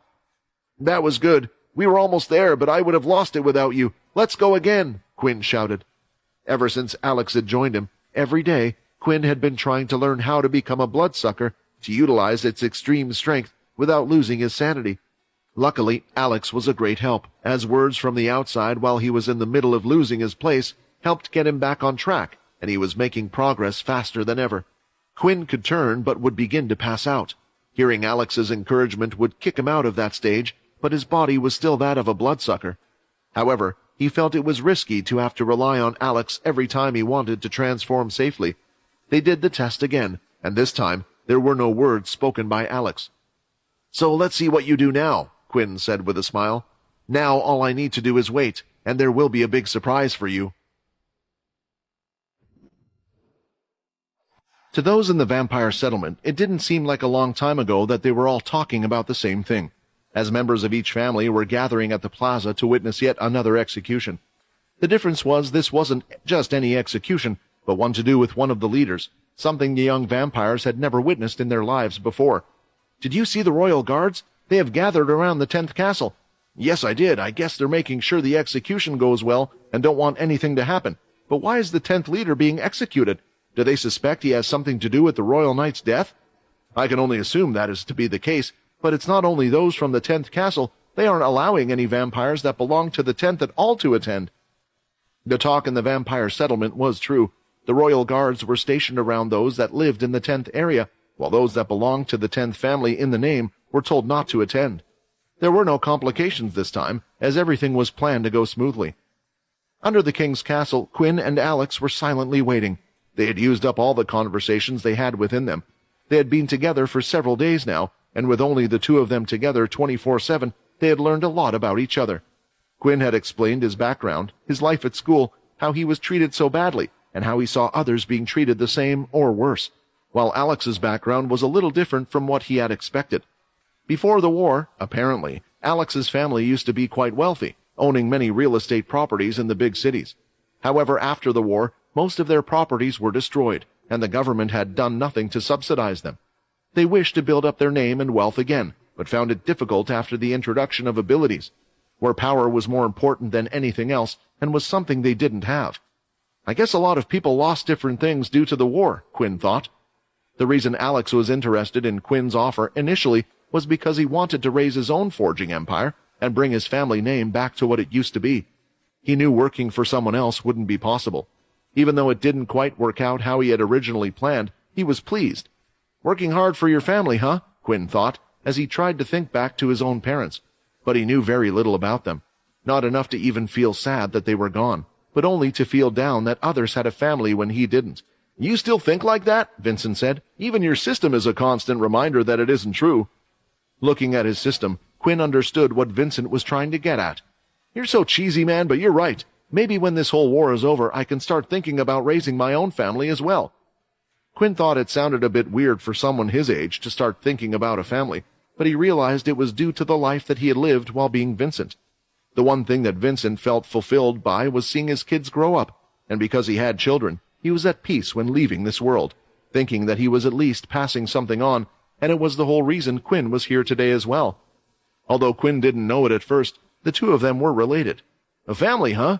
You know that to do that you need a partner. Do you at least have someone on your mind? Vincent asked. Thinking about this question, Quinn's cheeks started to turn slightly red, and his body temperature rose as he thought of the possibilities. Hey, are you okay? Alex asked. It's just gone a little quiet. I guess it has been for a while. Quinn thought for a second that Alex could see what he looked like, but it was impossible from the way the two of them were chained up. It was just Alex speaking out of awkwardness in the silent room. Now, with the two having shared their stories, all they could do was sit there and wait. They knew nothing about the planned execution, nor what was happening above, but at least Quinn was pleased that it didn't look like the 10th was getting attacked anymore. As soon as they open those doors, depending on what will happen or what they will say, it depends on how I will act as well. Quinn wasn't 100% certain of his ability to transform into the bloodsucker while staying sane. If something went wrong while trapped in the room, he could end up attacking Alex, which was something he didn't want to do, and he wasn't sure if he would have the strength to break down the door, holding them inside either. So he had decided that as soon as he was taken out of those doors, that's when he would transform. That was when he would do what needed to be done. However, there was a major problem with being a bloodsucker. His health would be incredibly low, and he would be unable to use blood skills, including the blood bank. Essentially, one hit from one of the leaders or someone powerful, and he could be a goner, a double-edged sword. That was why when he saw who had come to collect him, he was in for a bit of a shock. It had been a while since the sound of the doors opening was heard. What he didn't expect was for it to be a bald man walking in, and not one of the ones who he enjoyed their company. The door shut behind him, and now the only ones in the room were Bryce, Alex, and Quinn. Are you ready, boy? It's time for you to head out to your execution, Bryce said with a smile. The stage was set, and the vampires were having a weird sense of déjà vu as they looked upon the execution platform. It wasn't too long ago that Fex, a direct descendant, was the one to be executed. Once again, the council leaders had gathered and were left standing on the ground of the execution platform looking outwards. Some of the leader positions had yet to be filled, as the execution was deemed more important by Bryce, and Quinn's matter was to be dealt with first. So the vampire knights of their respective families stood in their place instead for the time being. Finally, the king had arrived, with his two royal knights following behind them, covered in a chain on their feet and hands. They were both Alex and Quinn. There were two short tables set for them, with a curve in it where they could nicely rest their heads, and on the stage itself, a clean, fresh sword that had yet to be used. The executioner who had been selected was Muka, who had used the blade to sweep both of their heads in one clean motion. While being brought up to the platform, Alex kept looking at Quinn. He knew what Quinn had been practicing underground, and was wondering why he hadn't transformed yet. Were you going to escape before it got to this point, or is it because the king was the one that came to collect us? Alex thought. When Alex was placed in front of the table, there were many on the ground that couldn't help but gasp at his sight, because now he wasn't hiding his wings like he usually would. The ragged shirt he wore, with holes in its back, displayed the two wings on his back clearly. Is this why the 10th is getting executed? Because they kept a blood fairy. Now it makes sense why they went to storm the castle. The vampires were soon filling in the gaps of what had happened. Whether it was true or not, it was the only thing they could guess, and it didn't help that there were already rumors spread around about this very thing. When Quinn was brought out to his own table, the vampires started to look around. Same with the leaders. Cindy, who stood in the middle of all the leaders, seemed quite pleased. She always had a smile on her face, but this one was a little larger than usual. It looks like not a single one from the 10th family is here, she thought. However, she was wrong. Very wrong. A few miles back, on top of one of the regular households, Logan was in position. He had picked the highest regular house, and with everyone away, there was no security at all in the pool area for the vampires. On the roof of the building, he had built a strange contraption that almost looked like a sniper rifle. He had propped it up and was lying on his belly staring down the scope. What he was looking at were two regular, ordinary-looking vampires. One had curly brown hair, and the other next to him was slightly taller with black hair. I hope we can pull this off, Peter. And Borden, Logan said. A few days before, an order from the king was received. It was to prevent anyone from leaving the 10th castle. By this time, Logan and Peter had already left the vampire settlement. Little did they know that their little trip to improve little Borden would turn out to be a blessing in disguise for more than one reason. Leaving the settlement without anyone finding out was quite easy, given Peter's ability to disguise himself and Logan as whoever they wished. Nobody raised a fuss when they went out of the settlement's gates, as the guards were far more interested in those who tried to enter. Once they were out of sight, Borden climbed out of Peter's large pocket and hopped onto his shoulder. "Finally, I can breathe right," he said while stretching his arms. He was looking forward to their destination. After learning that his parents had previously been held captive there, Logan particularly wanted to return to the lab, where the fictitious Dalki had been created. He had the impression that there ought to be a connection, and possibly some things he had missed the previous time they had been there. As for why Peter was chosen to come along, he was the muscle of the group if needed. If they ran into any vampires, they could pretend to be some no-name villagers, but if that didn't work, then Logan was pretty confident that there weren't many that could take down both Borden and Peter at the same time, even if they ran into one of the leaders. "I see you have taken a liking to Paul's gloves," Logan commented as they continued to walk through the forest. "They are light, but there is still something missing from them. It just doesn't feel like me," Peter commented. "Do you remember a long time ago when you let me try out the game? There was a weapon that I took a liking to, but I don't remember what it was called. Those things that look like batons, only you held them?" "Oh, you're talking about the tonfas. Yeah, they would suit someone like you. They would provide you with some extra range, and you could still use your fists to hurt your enemies," Logan replied. "Still, these are great because of how sharp they are, and I would want something a bit more secretive," Peter said, in a slightly excited mood. "Do you think something like that is possible?" Logan considered Peter's request, and he quickly came up with a design. Once they were back, he would create a blueprint for a large blade that ran up each of his forearms, and when he wanted to activate it, it would appear from underneath. What made him think of this was the active skill that Quinn would use with his weapon. This always gave him the extra range when he needed it once in a while. "Alex has been taken, but there might be something I can come up with for you in the meantime. If everything is still at the base we're heading to, then I should be able to make you one before we leave," Logan promised.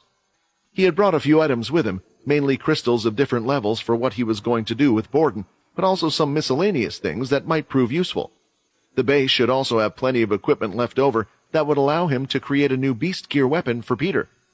Eventually, they reached the base, only this time without running into any trouble on the way. They entered the mountain and started to walk through the tunnels. Logan's memory was great, and he remembered the way from the last time they had come here. When he eventually reached the Galathrium-made door, the same system welcomed him. "Welcome, Mr. Green." Upon entering the facility, it looked the same as before.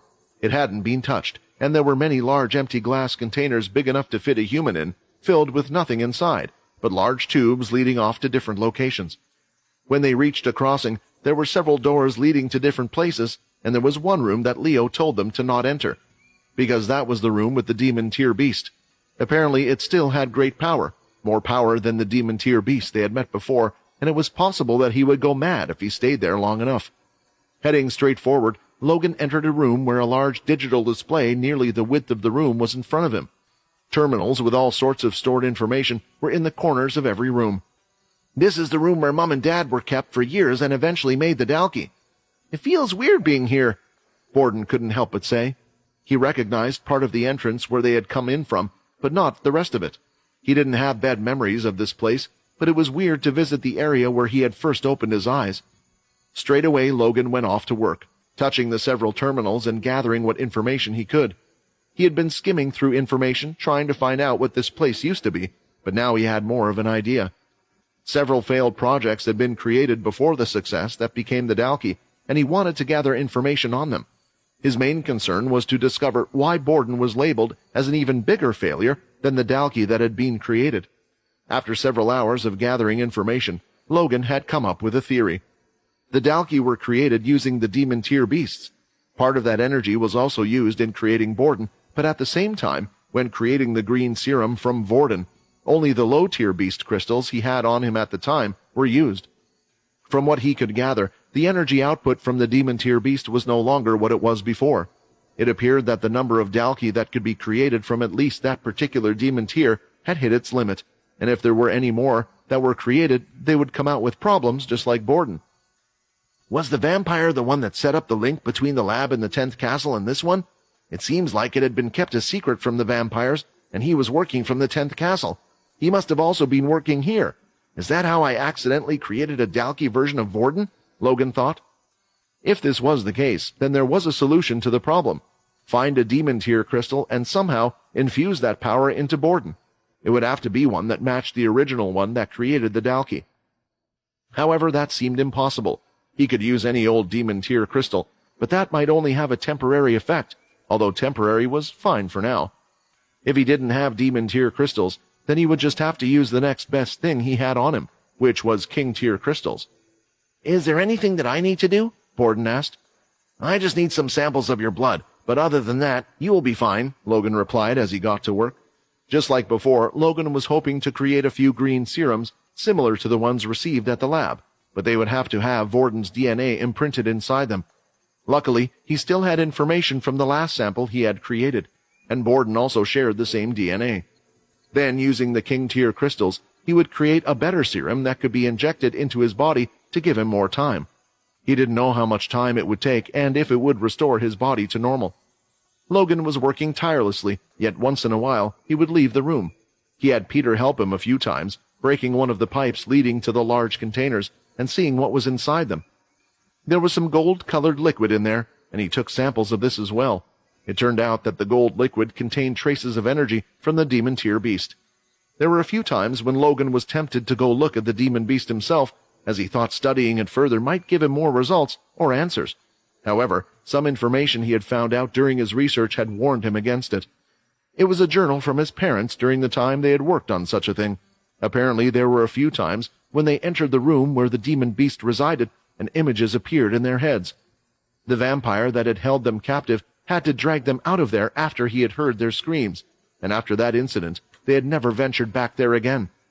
Logan also made sure to pass this warning on to Peter and Borden, although he was unsure if the two of them would be affected like he was, considering how they were. Finally, Logan had gotten nearly everything down to the last detail. He had created the best serum he could possibly create. Now there was only the last step needed. He started by melting down the Emperor tier crystals and adding them to the green solution, but when he went to look in his storage box, he also noticed a few bright red crystals in there. These were blood crystals, the crystals harvested from the battle the 10th family recently had. He had been given some to do some research on, and he still had them on him. The vampire was focused on creating a blood substitute, so he tried to mix the beast's DNA with humans to get human blood. There were also some attempts that vampires made, but vampires and human bodies aren't the same. Then what would happen if I used the blood crystal instead? Logan wondered. After spending a few days at the lab, Logan had gathered everything he needed. He had even found the time to create new weapons for Peter. As for the serum, there had been enough to create 2 vials of green liquid. Logan wasn't sure how long they would last, or, more importantly, what impact they would have on Borden. Before they left, he suggested that they try one out, but Borden insisted that he trusted Logan and that it was better to have a backup dose just in case. As for Peter, he still wore Paul's gloves on his hands, since they were made with fairy blood. However, there were now 2 single long blades hidden under his clothing where his forearms would be that he could retract as he wished. It was safe to say he was pleased. Luck seemed to be on their side, since just like on the way to the lab, they didn't run into any trouble on the way back. When they had reached the vampire settlement, things seemed to be a little more rowdy than usual. "What is going on?" Logan asked, as many vampires were out on the street, all talking to each other excitedly. Yet the tension in the air around us didn't seem to bode well. Using his hearing, Peter listened in to all the conversation he could, while Logan was gathering information via his small spiders. Together, they were able to quickly deduce what had occurred while they were away, how Quinn's execution was planned, and why the royal guards had surrounded the 10th castle to keep them from intervening. "This is not good. If the others can't leave the castle, then how will Quinn get out of his predicament?" Logan started to rack his brain for a solution. In the end, it felt like it may very well be down to the 3 of them to break Quinn out of this whole mess. Some time passed, and it looked like the execution was proceeding as scheduled, as those from the families and pooling area were moving forward. Heading down a dark alleyway, the disguised Logan and Peter met up. Peter concluded his research by saying, "Well, it looks like Quinn is going to have a hard time breaking out of this one." Logan nodded. "I also failed to find a way for those inside the 10th castle to escape undetected," Logan replied. "The royal guards have made sure to have all of our exits covered. However, I doubt that those inside the castle will do anything. They will try to help Quinn escape. The problem is that the royal guard's strength is nothing to laugh at. Each one of them is meant to be at the same level as a knight. Even if they do try to break out, It will be hard to make it in time, especially since Bryce must have ordered the leaders to stop us as well, Logan replied. Damn it! Peter shouted in anger, nearly punching the side of the house they were meeting behind, but quickly stopped himself, worried his strength might give them unwanted attention. Screw it all! I'll just have to disguise myself as one of them and break the chains off Quinn. I'm sick and tired of all this vampire crap. Let's just break out and leave this place for good. Quite frankly, Logan actually felt the same way as Peter right now. The vampires and the whole situation surrounding them were just tiring them out. Let me help, Borden declared. If I use the serum, I should be able to do the same as last time. As long as I can use my strength, I can break the chains that are holding Quinn and Alex. Although Logan wasn't against the idea, the problem was they didn't know how much strength Borden would regain, nor how long he could fight for. Fighting without that information would be troublesome and risky. What if Borden lost his strength in the middle of the fight, and because of it lost his life as well? Don't worry about me, Borden said with a smile. He then moved his small hand and snatched the syringe Logan had been holding onto. Before the others could react, he had already injected it into himself. At the end of the day, I'm just a clone, right? I just want you guys to promise me one thing. If anything happens to me, look after the kids from the Blade family and bring back Borden, he said, grunting a little and falling to the floor. At that moment, his body started to change. His body was growing by the second, and his hair with it, as it reached nearly the bottom of his waist. Soon Borden was back to the size he once was. Lying there on the floor with his clothes ripped off, he started to clench his hands and touch all over his body, including the dangly parts. I'm back! It worked! My body is back to the same size, he proclaimed it, excitedly. I have to warn you, we don't know if this is permanent or not, so please don't get too excited, Logan reminded him. And you probably should not waste any time. Think of every moment as possibly the last. I know, Borden nodded. We should act under the assumption that we don't have a lot of time, so let's get moving. First, we need to get you some clothes, Peter pointed out. This was an easy task since nearly all the houses were empty, their occupants having left to go to the execution. Stealing some clothes for Borden to wear was simple, but seeing Borden standing next to Peter had given Logan an idea, something that would give them the best chance of survival. Quinn suddenly noticed something. He could feel that, other than Alex, who was by his side, there was another connection out there in the crowd. However, he was unable to pinpoint exactly where it was coming from. Did someone come here to try and break me free? Quinn thought, but looking over the vampires, he didn't recognize anyone. Yet that made him think of the first person he had turned. Ironically, that assumption did not make him happy in the least. Of all people, why the hell is he the one out here? He's going to ruin everything, my whole plan. Quinn started to panic, yet there was really nothing he could do, especially since he didn't even know which one Peter was. Maybe it's just someone wearing Peter's mask. Standing out in front of everyone, at the edge of the platform, was King Bryce. When he raised his hands, everyone in the settlement bowed their heads down and then looked up at the king. This sight pleased Bryce greatly, making him almost forget about all the bad things that had happened as a grin appeared on his face. Thank you all for coming here today. Alas, today is not a joyous day, Bryce began his speech. We are all here to witness the execution of the 10th family leader, Quinn Talon. He is a grim reminder to everyone that no matter what era we are in, there will always be those who think of themselves first and foremost. As the new king, it is up to me to uphold our laws and the vampire code. Alongside him, there is another member of his family, a subclass created by himself, who shall receive the harshest punishment. You may have heard the rumors, so let me confirm. The 10th family has indeed been harboring a blood fairy. Hearing these words, a few gasps were heard among the people, but not many, as there were only a few that knew what a blood fairy actually was. He is a subclass that is a great threat to us vampires. It is clear by keeping this subclass that the 10th leader has been planning to ruin the lives of us vampires, as he has already done to the late Royal Knight Dwight, and so his punishment must match the crime.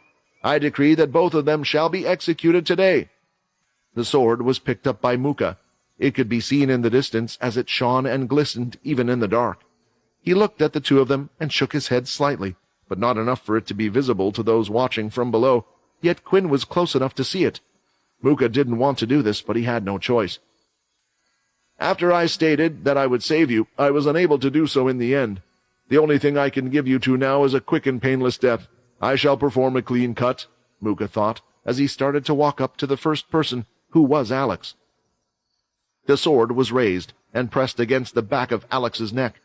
It stayed there for a few seconds, before it was lifted into the air. It stayed there as Muka hesitated for a few seconds, but that was the perfect opportunity.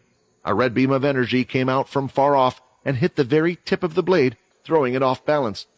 "Now, that's our go sign," Peter shouted, as the two jumped over the other vampires and were headed straight for the stage. "You think we didn't expect this?" Cindy taunted, as 3 leaders, including herself, appeared in front of Borden, surrounding him. At the same time, the other leaders, including the white vampire knight that Peter had fought with, surrounded him. The normal vampires left the scene as soon as possible, afraid of getting caught up in the ensuing fight. This wasn't the same as last time, where some leaders might have chosen to help out, and some were not attacking. It was everyone against that of the 10th family. The red beams of energy continued to fire out at Muka, but he carefully avoided them after having felt their power. Logan's sniper rifle used pure energy created from the blood crystals they had obtained. Unfortunately, as a vampire leader, Muka was too fast to be hit by them after knowing to expect them. "I don't want your family to get hurt any more," Muka shouted, "so I shall end this, and with the death of both of you, they will have no more reason to fight." Quinn, seeing Peter and a stranger coming to help, thought the fighting had already happened, and he couldn't let Alex die in front of him. When the sword swung down at Alex's head, the sound of the wind being sliced could be heard, and soon after, half of the sword was seen falling to the floor. "I was wondering when you would call me," Leo said. "We have been waiting for this.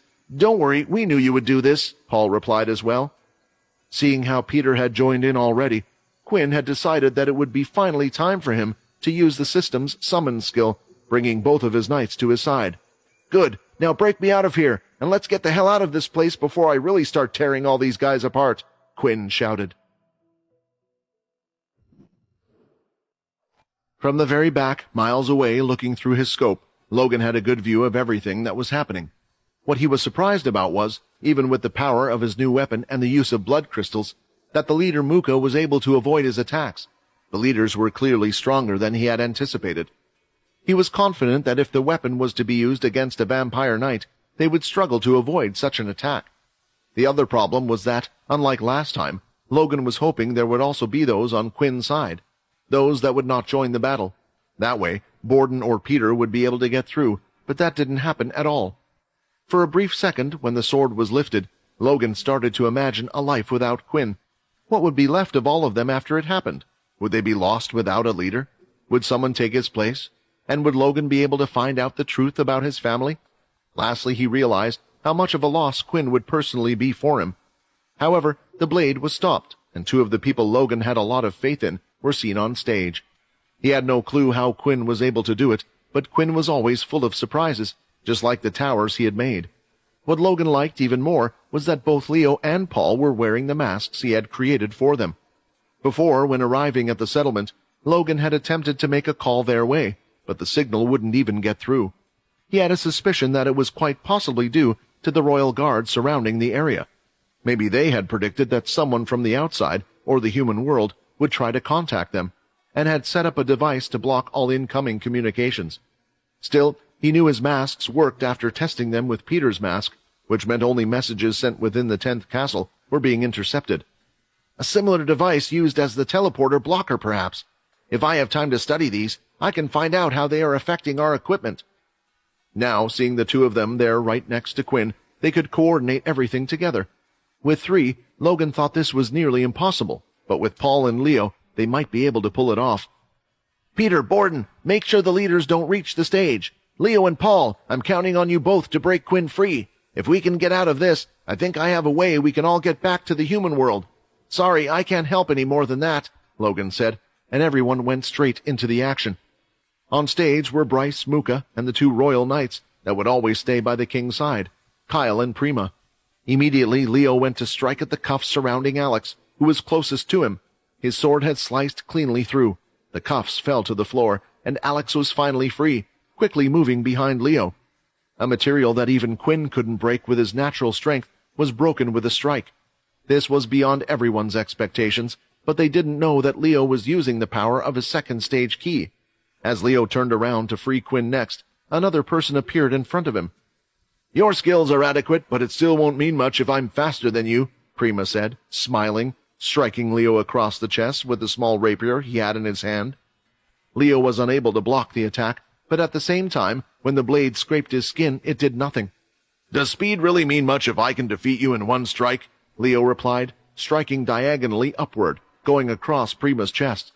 Unlike his attack that had done nothing to Leo, Leo's strike had revealed a deep cut ripping through his clothes and piercing his skin. Is this the 10th vampire knight? Why does he have the strength of a vampire leader? What was even more worrying was that the wound wasn't healing, and a stinging pain was felt within him that was soon starting to spread. "You idiot!" Cindy shouted from below off the stage. "Don't get hit! Remember that the 10th family has been harboring a blood fairy, and the report from the attack stated that they have weapons made from their blood. Remove it with your blood control now!" But it was a little too late for that warning. On the other hand, Quinn had summoned Paul, and Kyle was now in his way, blocking his path. Just like when Paul had fought against Jill, he had wasted no time activating his soul weapon, and floating around in a circle were 6 green balls of poison. However, this opponent was not as easy to deal with as Jill. The poison was fast, but if it couldn't hit his enemy, there wasn't much Paul could do. Every time a ball would get close, Kyle was able to use his cape to block the attack, and then immediately change it to a spiral, acting as a large spear, thrusting it forward. Paul's poison was purely an offensive ability, and he had to rely on his speed to dodge the attacks. He couldn't focus on trying to attack with his poison ability at the same time. "You know what would be good right now if someone hadn't taken my damn gloves?" Paul thought, but he hoped that at least Peter was making good use of them right now. For he was also surrounded by 3 strong vampires, one of them being the vampire leaders Jin and Sunny, while the other one was a vampire knight, a white like himself. For a second, Peter was slightly confused as he looked at the white who wore a hood, covering most of his head, but it still allowed him to see his distinctive facial features. "Aren't you meant to be dead? Borden flattened your head last time," Peter said, vaguely remembering the events when attempting to save Fex. "That was my brother," the white shouted in anger, and was the first to go in, throwing out his fist. At the same time, Peter did the same. When the 2 fists collided, though, there was a clear winner as the white's fist shattered within itself. Knowing that he was tough, Peter knew he would heal, so he used the spike gloves and stabbed them into his chest. It was too fast for the white to react. "How?" the white thought. "I saw him fight against my brother last time. I and my brother are equal in strength, and last time he was outmatched. Could it be that his creator really has gotten that much stronger in such a short time?" Peter was getting ready to use his new weapon to stab through the white's head, finishing one of them off early, but before that could happen, some blood could be seen flying through the air, heading his way. A few seconds later, the blood exploded. It wasn't a large explosion, but it served its purpose, as Jin just wanted the 2 of them to be split away. While Peter was startled, Sunny took advantage of the opportunity. She didn't have an ability that was that helpful in a fight, but she was still a leader who would be able to match Peter's strength and speed. However, when she took a step forward, another red shot came out from afar and stopped her from moving in. "I have to be careful," Sunny thought, as she looked at the ground where the red beam had hit. It had caused quite a lot of damage to the floor.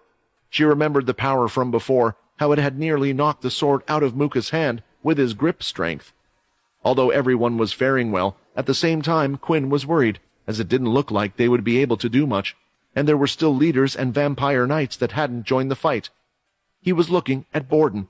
2 spikes had appeared out of his back.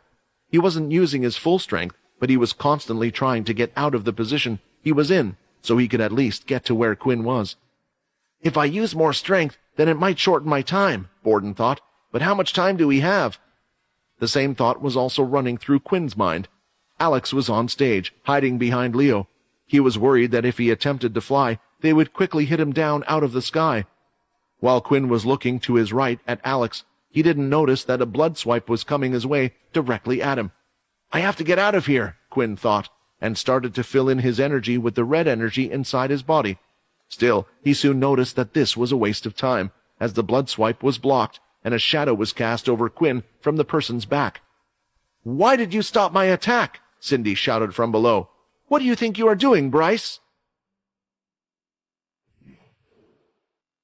Leo's sword was continuing to clash against Prima's, but once in a while Prima's speed would win out, and another small hit would be made on his body. After having removed the poison from his body, as Cindy had suggested, he was back to his usual self and was fighting at full strength. This time when attacking, he was more cautious than before. If I want to win this fight, I can't just treat this man as another vampire knight. I have to fight against him like he's a leader. What was strange, though, was that Prima's attacks were faster after the first hit, and after a while longer of trading hits, Prima managed to get another hit on Leo's shoulder this time. Still, blood wasn't drawn, but when Prima came in, thrusting multiple attacks, he was even faster than before. Now I have an idea of what's going on, Leo thought. It's his ability. After he successfully gets a hit, he will get a speed boost, and it seems like his ability will stack with each hit. What an interesting ability, but there must be a time limit. As long as I avoid getting hit for a while, I will be able to return with my attacks. Knowing this, Leo reverted to his own blood attacks, throwing out swipes of blood and keeping Prima's attacks away from him.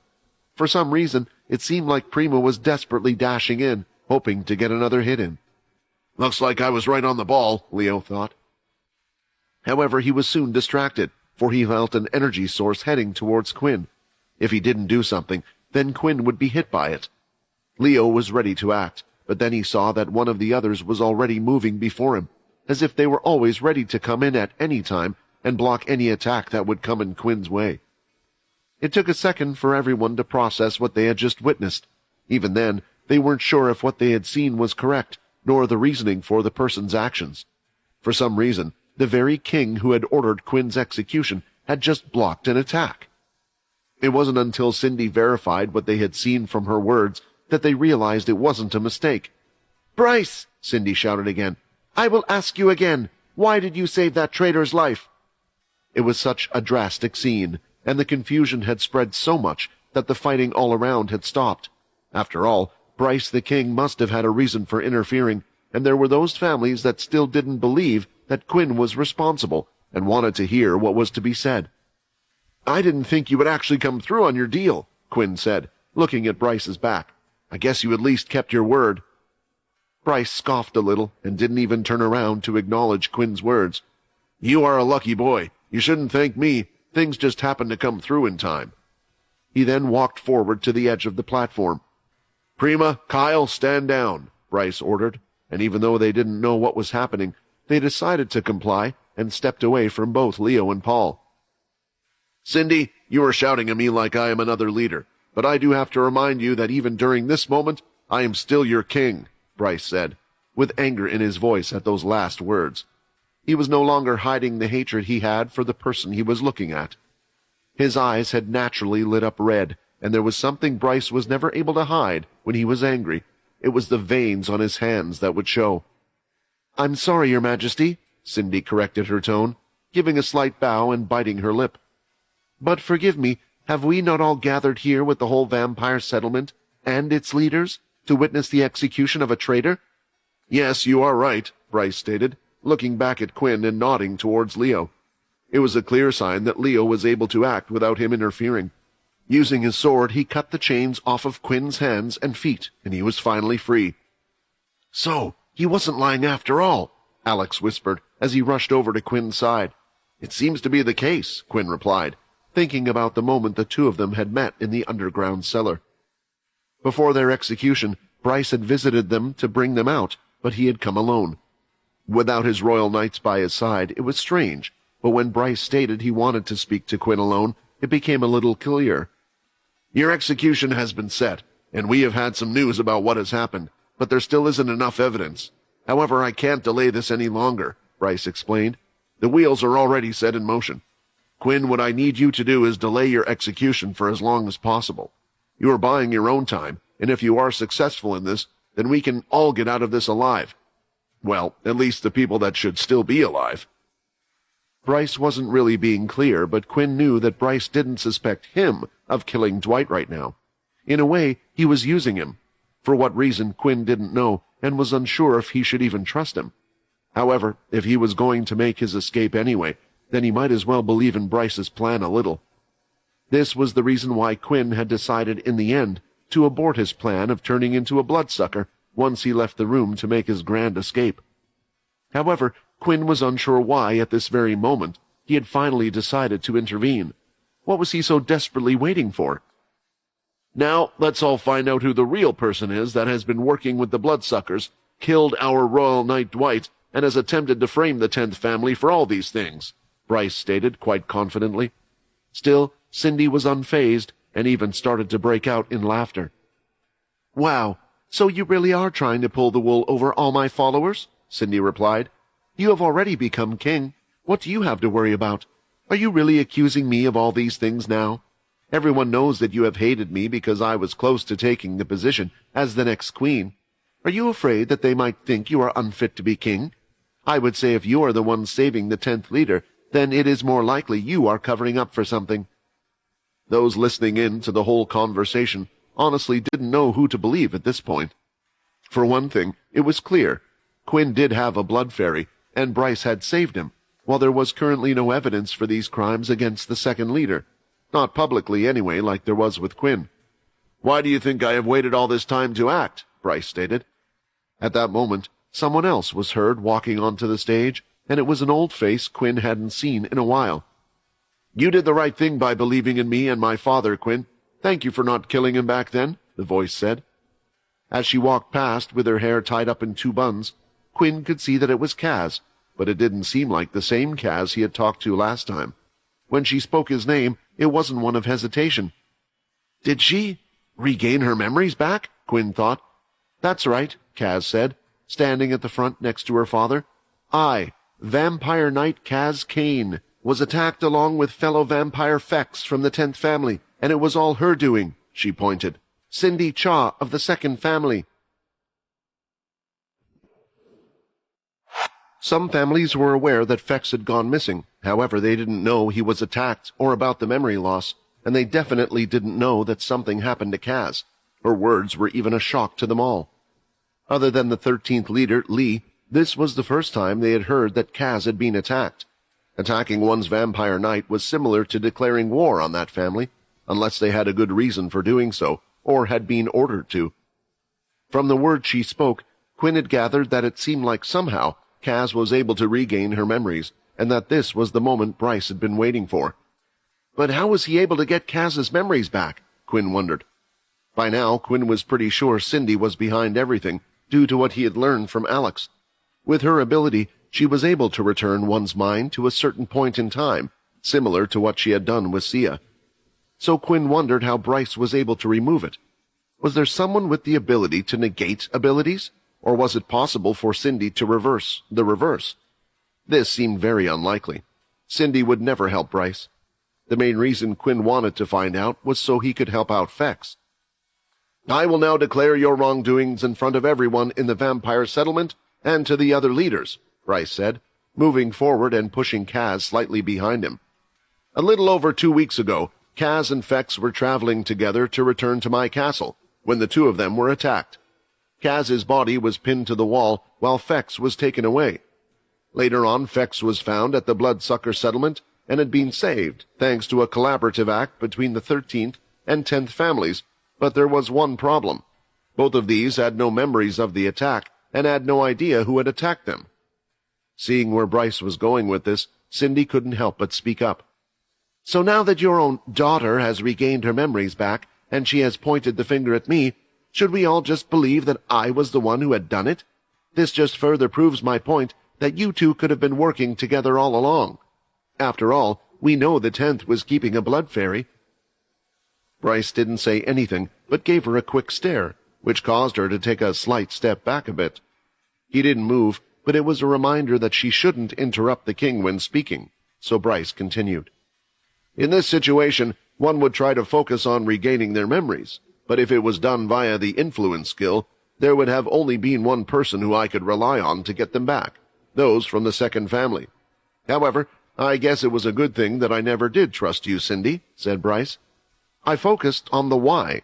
Why would someone go through the trouble of attacking Kaz and taking Fex away, and why the need to frame the 10th leader as well?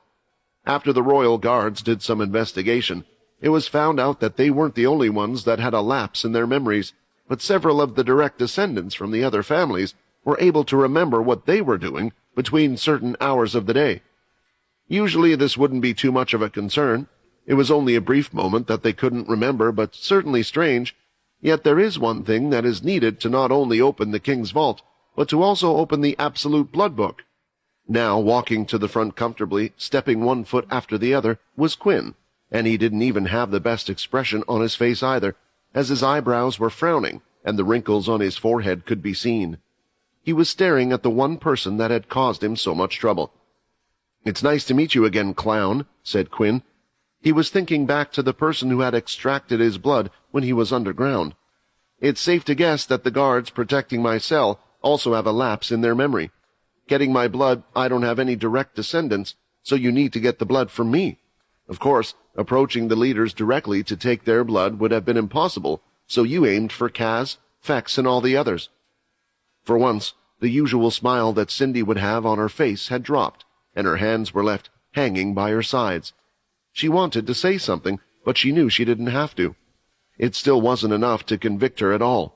Right now, Bryce and Quinn were just acting like a bunch of detectives, sprouting links that could just be made up on the spot. "Cindy," Bryce spoke, and she lifted her head again. "You think we stop there? We learned of all your plans. They're useless now. We know Jill, the 8th leader, was working with you. Her vampire knight was found with the bloodsuckers." Hearing her name, Jill's face was full of panic, and she immediately started to look around at what leaders were around her. "And there's more!" another voice shouted out. The royal guards marched in through the crowd. They had surrounded a group of people. In that group was Silver and those close to Quinn from the 10th castle. As expected, they were already planning to make their move, and when charging out through the front gate, the reaction of the royal guards was not what they had expected. The guards told them that they would escort them to the plaza, and Bryce had informed Silver of a little more that day than what she had told the others. "An investigation was concluded into those from the second family. Out of all the families, the second family has had more vampires born than any other family, yet they never reached the limit. From reports, they have also had the highest crimes committed that would be punished, and vampires perished under infighting. Yet when we go to ask those in the second family, it seems like there is no such thing. I wish we would have found out sooner, but there was a clear pattern. All the vampire men that were promoted to the inner circle didn't last long. They weren't just receiving normal punishment. They were sent away to be turned into bloodsuckers or vampire subclasses." Seeing a sweat appear on Cindy's face, Bryce gave a satisfied smile, and he wanted to give her the last push over the edge. "If you plan to take me out with that army of yours, then that would be useless. Prima has already been sent out with a group of royal guards, and we got rid of every single one of them. Apart from the blood fairy, which we kept for evidence, of course." Fex, too, had been brought along, and hearing this, he was a little saddened. Silver looked at him for a second, and that was the reason why she hadn't told him. She knew he wanted to save them, but she also knew what Bryce's course of action would be after finding out. "You're saying that I'm involved in all this," Jill said, placing the palm of her hand on her chest. "Just because my vampire knight was found, who knows what type of words Cindy could have used to threaten her. I've just been following orders from you this whole time." "Both Kaz and Fex can verify that this happened to them," Quinn said, "and even Alex is a witness in all of this, the one that brought him to Cindy's castle in the first place as the original 8th leader. I find it hard to believe that you knew nothing about this, when the leaders are locked up in tombs below your castle." Hearing this, there were many gasps from the vampires in the crowd, and even the leaders looked at each other in disbelief. An original was woken up, and not only that, but the 8th original. "We can prove if what Kaz has said is true or not right now. Anyone feel free to use the influence skill on her and ask away," Bryce said. Standing forward, the first one to volunteer for this act was Muka. "You all know that I have been accusing Bryce and suspecting Bryce has been behind this whole thing the whole time, so it's safe to say I don't trust him, and it is true even now. If I'm the one to use my influence skill, and Kaz is telling the truth, we should all get our answer." He walked up to Kaz, and Kaz was ready to allow him to use his skill on her, when the sound of clapping was heard. "Bravo, bravo," Cindy said, smiling once more. "There is no need to use the influence skill on her. You caught me. You were right. I was the one behind everything. You did so much digging. I guess the one thing I underestimated was for a bunch of vampire elite leaders to put so much trust in a human-turned-vampire." Then, grabbing her black dress, she pulled hard, ripping it completely off herself. "But what are you going to do about it?" she said, with the blood-red armor covering her entire body. As soon as Cindy ripped off her black dress, everyone's eyes couldn't help but be drawn to what she was wearing underneath. Some had never seen Cindy wear anything other than her black dress. There were even rumors going around that she slept in it, and even when she fought just moments ago, she kept it on. Now, having taken it off, everyone could finally see what was underneath. It just wasn't what they had expected, to see the blood-red armor. The red color darkened on the edges of the mirror, slowly getting more intense in color toward the center. Each piece was carefully crafted using one of the strongest blood crystals from the past. This armor was one of two that were known to be in existence. "The blood armor," Bryce said, as his eyes gazed at Cindy up and down. He wasn't looking at her, but at the armor that she was wearing. Soon thoughts were beginning to consume his mind.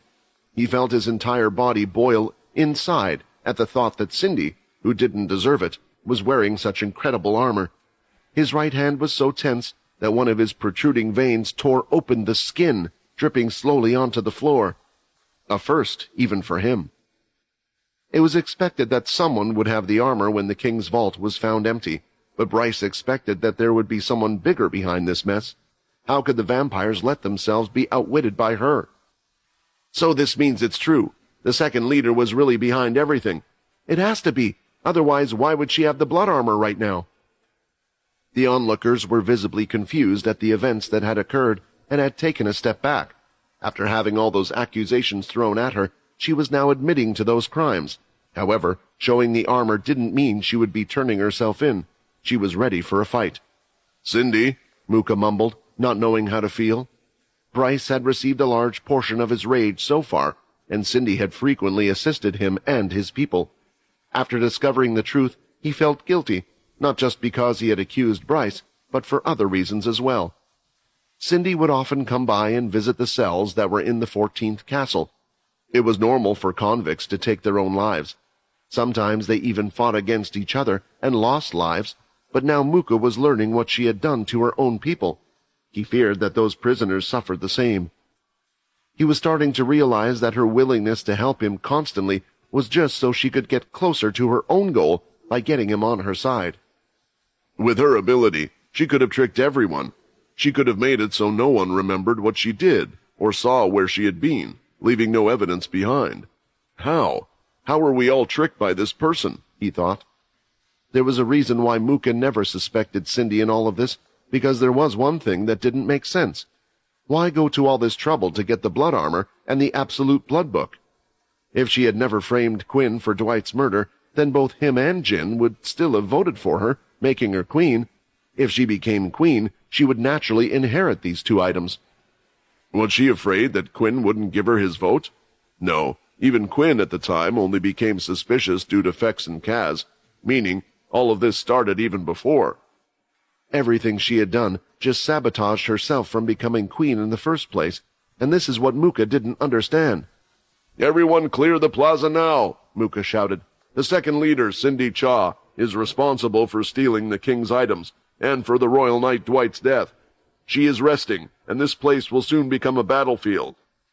After Mooka announced his warning, he also sent out his two knights to make sure that the crowd were to leave the area safely, and they did so quite quickly.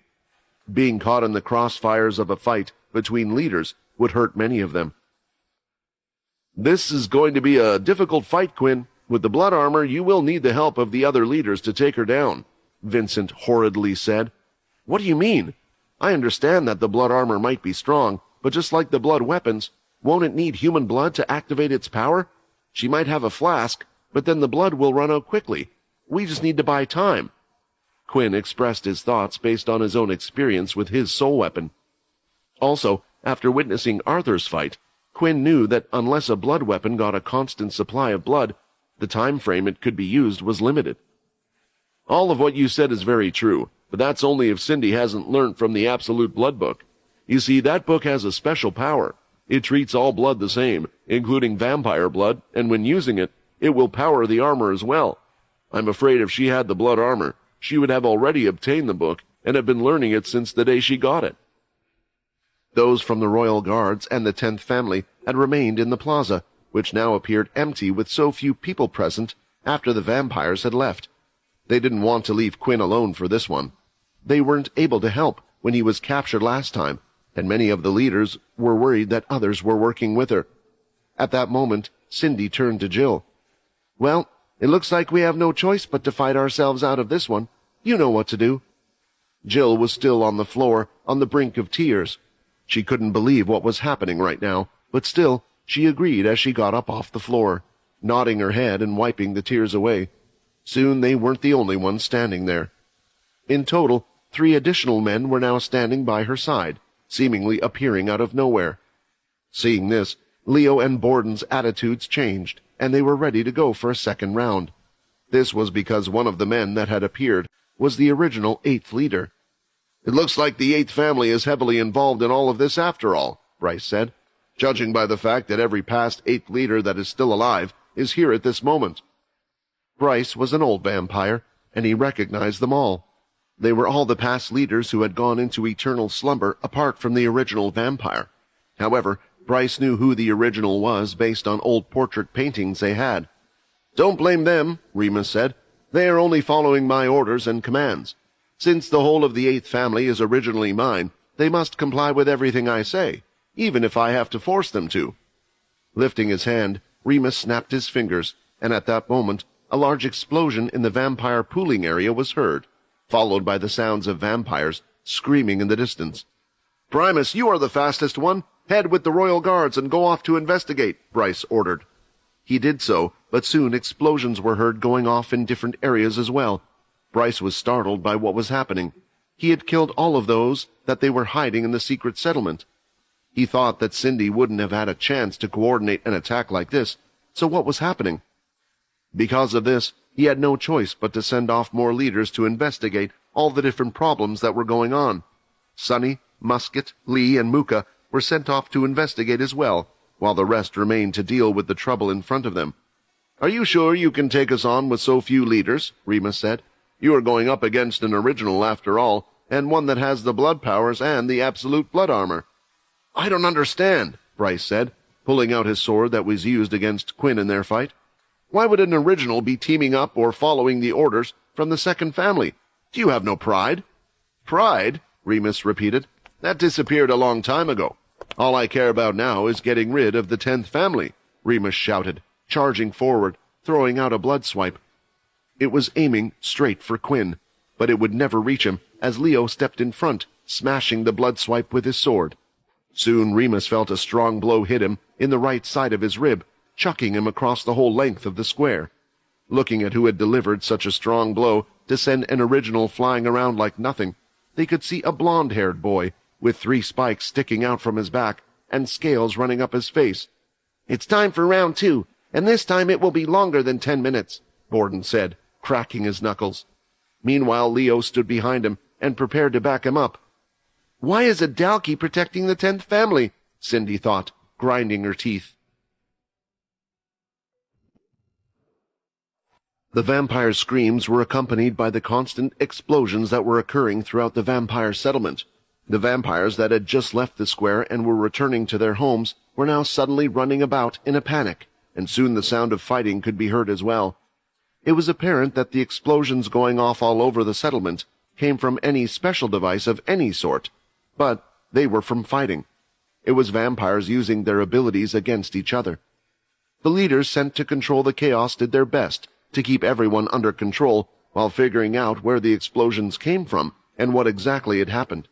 One of these leaders in particular was Sunny, leader of the 5th family. She was extremely worried about the members of her family as they were considered weak. Her ability allowed her family members to communicate with familiars, but due to the rules surrounding familiars, there weren't many vampires in her family that didn't have them, so they were to fend for themselves. At the same time, not all the vampires in the settlement were fighters. They had greater strength than your average human, but some didn't strive to be stronger and just enjoyed living their day-to-day life in the settlement. Being from the 5th family, she had more settlers than other families. She called upon her familiar to reach the disturbance closest to her castle area as quickly as possible. Soon, a sizable black wolf the size of a house appeared by her side, with a horn protruding from the top of its head. What was unique about this wolf was that it was able to change its size, and on its front paws it had beast equipment to power its attacks even further. Shrinking down, the wolf eventually became the size of a small elephant and was now half the size of what it was before. "Noir, I will need your help. We have to get to the castle as quickly as possible," she ordered, as she quickly jumped on the giant black wolf's back. Noir nodded, understanding her master's desire, and was off. Noir was fast, even hard for a vampire to keep up with. Her speed was the main trait that she used when fighting, but they didn't get far before Sunny spotted someone she knew quite well. It was Rokeen, with his little black rabbit familiar, and he was crying out for help while dragging a student over his shoulder. "He's hurt! Come on, help!" he shouted. Sunny jumped off from Noir and tried her best to help as she could. "Here, give him some blood. He should be able to recover faster," she said, while handing over a flask. But she knew she wouldn't be able to do this with all those she would come across. She only carried a few flasks with her for emergencies, as most vampires did, but with this level of damage, they needed something better. "Can you explain to me what happened? Why is he hurt so badly? What is attacking them?" she asked. "It's those from the 8th family, those in the pooling area, and those from their inner castle. They're attacking everyone left and right, any vampire they can see, regardless of what family they're from. The other vampires have started to attack back, but some of them are our friends. They are hesitant, while the 8th family doesn't seem to care. Why is this happening?" Rokeen shouted desperately, hoping that he would get an answer, but Sunny had no clue. This wasn't something Cindy's ability was capable of, nor Jill's either. "Is the whole of the 8th family in on this? It can't be, unless they were threatened with something, or does it have something to do with the original?" While in the middle of her thoughts and checking if the vampire from the 5th family had recovered from the roof of one of the houses, a vampire leaped off and was ready to claw their eyes out as it fell down. Thinking fast and using her legs, Sunny kicked Rokeen and the injured vampire away. With her strength, she was able to send them quite a distance, sliding across the floor. At the same time, she rolled back and the vampire's claws dug into the ground. It didn't take long for Sunny to deal with the vampire. Once getting up, she kicked his elbow, breaking it, then grabbed the back of the vampire's neck and slammed their heads into the floor. She lifted it again, making sure he was still alive. "You have committed a great sin by attacking one of your vampire leaders," Sunny stated, but realized saying any of this was useless. "Tell me why you are doing this." When looking at the vampire's eyes, even though he was looking at her, she felt like the vampire wasn't really seeing her. These images, the voices, get them out of my mind, you demons! I need to get rid of them. I need to protect everyone. Get rid of them all," the man screamed, and soon Sunny had hit him at the back of the head, hard enough to knock him out. "Those in the 8th family are attacking everyone, but I don't think they are doing it of their own will. The vampires are losing their lives on both sides for no reason. Not all the vampires are strong enough to do what I just did. I have to help," she thought, gritting her teeth. "We have to help everyone we can, Rokeen. Everyone I knock out, I want you to pile on the back of Noir. Once we have gathered 10 people, we take them to the 13th family. Tell them to use their string to tie them up. We're going to try and save as many vampires as possible." Fighting between the leaders and the others had already begun in the plaza square, and it appeared that the other leaders who had been awakened were going through the same thing as those from the 8th family. When the other leaders tried to call out to them, they didn't respond, and instead it appeared as if they were mumbling away. At that moment, certain groups had formed to fight against the leaders. Paul and Kyle, who had just been fighting moments ago, were now going up against one of the 8th leaders. The vampire knights who were replacing Prima the 12th and Kyle the 7th family leader had also gone off to help with their order, for they feared that the opponents they would be facing were too strong. Rumors were going around that the vampires were unsure of whether they were true or not, but it was commonly heard amongst the vampires that each generation the vampires got weaker and weaker as the bloodline diverged. If it was true, even though they were leaders going up against other leaders, it wouldn't be too easy of a fight. The groups had teamed up, Leo and Borden against the original leader Remus, Paul and Prima against one of the other 8 leaders, David and Susan against other 8 leaders, and Jill against Jin. Some of these groups naturally formed as leaders tried to make up for their weaknesses, and there were those, like Jin, who were confident in their strengths. The members of the 10th family who had arrived, including Silver, were busy dealing with the vampires that were beginning to enter the square. Families from the 8th were scurrying to the square like madmen. and Kaz was there to support them. "Will Leo and Borden be okay against that original?" Quinn said, concerned, but he had his own worries. Up until the last moment, they had been sedating Quinn with Susan's needles, stopping him from recovering his power. However, thanks to Bryce visiting him and the execution being delayed, he was able to recover his MC cells and some of his ki, but not all of it. Using the Shadow Void skill, he could create a space that allowed his MC cells to restore twice as fast, but then he wouldn't be able to see anything that was happening on the outside. It was a struggle, but just thinking about it would waste more time. If he helped now, he would only be able to fight at a fraction of his true strength, but there was one thing he could still do: turn into a bloodsucker, but that was a huge risk. "What's with that look on your face?" Bryce asked Quinn. "The day I ask you for help will be the end of me." Prima, who was standing by Bryce's side, had a determined expression on his face and was prepared to support Bryce and Quinn. "The one that will cause us all trouble is not the original, it's her," Bryce said, as the two of them were ready to take her on. Quinn couldn't believe it, but right now he was rooting for one of his enemies. As soon as explosions and fighting were heard all over the city, there was one person who had made the tough decision to break off from the group he was with and head straight towards the settlement, diving right into all the fighting. "With the others here, they should be all right without me.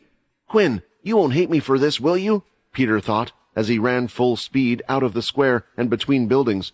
He kept running and didn't care who got in his way. He ran right into people who were in a panic and even knocked a few people over. He ignored the cries of pain around him and continued moving forward. In front of him on the floor was a female vampire who was grabbing onto her teenage son. Some were fighting on the sides against each other, and it looked like they were hurt.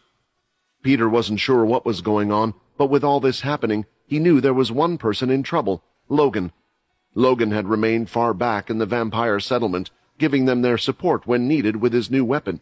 It was safe for him to stay away from the fighting, but now the fighting was everywhere. But now that the vampires were back, and there was chaos and fighting among the vampires, Peter knew there was a chance Logan might become involved. Peter didn't think Logan was weak. He knew he could hold his ground, but it was different here in this world. Logan wore the spray that made him appear as a vampire to everyone else, but if one scratch appeared on his body, then all the vampires would be attracted to his blood, and not just the ones that were attacking the other vampires. It was possible that even those around him that were injured would want his blood to heal themselves. At that moment, as Peter had reached a short distance from the woman and child, one of the 8th family vampires was seen leaping towards them. "We must get rid of all the demons attacking the vampire settlement," he screamed. The mother's arm was bloody, while the boy was injured and didn't look like he could move very much. She gripped the boy tightly, bringing him in closer and placing his head across her chest. "Our king, please save us," she said, knowing that it was possibly her end. The vampire had come into Peter's field of vision, running past them, not slowing down. "Get out of my way!" Peter shouted as he threw his fist. The vampire, seeing this, tried to block it, but Peter wasn't holding back his strength, and when the punch landed, the vampire's torso was ripped from its body as it went flying down the street. Quinn was just as strong as the other leaders, and Peter's strength was the same. Regular vampires would be no match for him. The woman looked up and could just see a young man running off in the distance. "Who saved us?" she thought, not recognizing the vampire. While going through the settlement, this had happened a few times. Peter didn't stray from his path, and many vampires tried to attack him. Each one that did, he continued to deal with them with a single blow, saving other vampires all around him.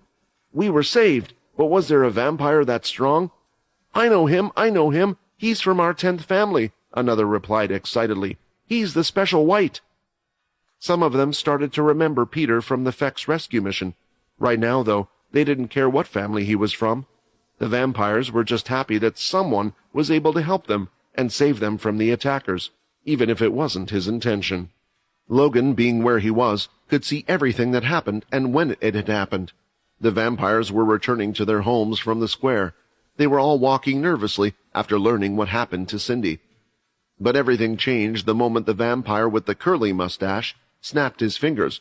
In an instant, some of the vampires that were walking with them started to grab their heads and attack those left and right. The vampires from the pooling area were very confused because they didn't understand what was going on and couldn't immediately distinguish between friends and enemies. They didn't realize that the vampires attacking were all members of the 8th family until much later. The only good thing was that Logan was in a high position while most of the vampires were down below. He started to pack his weapon away and changed his suit into the speed type. "I have to get back to the 10th castle. That's the safest place for me right now," Logan thought, as he used a grappling device to swing him from one building roof to another.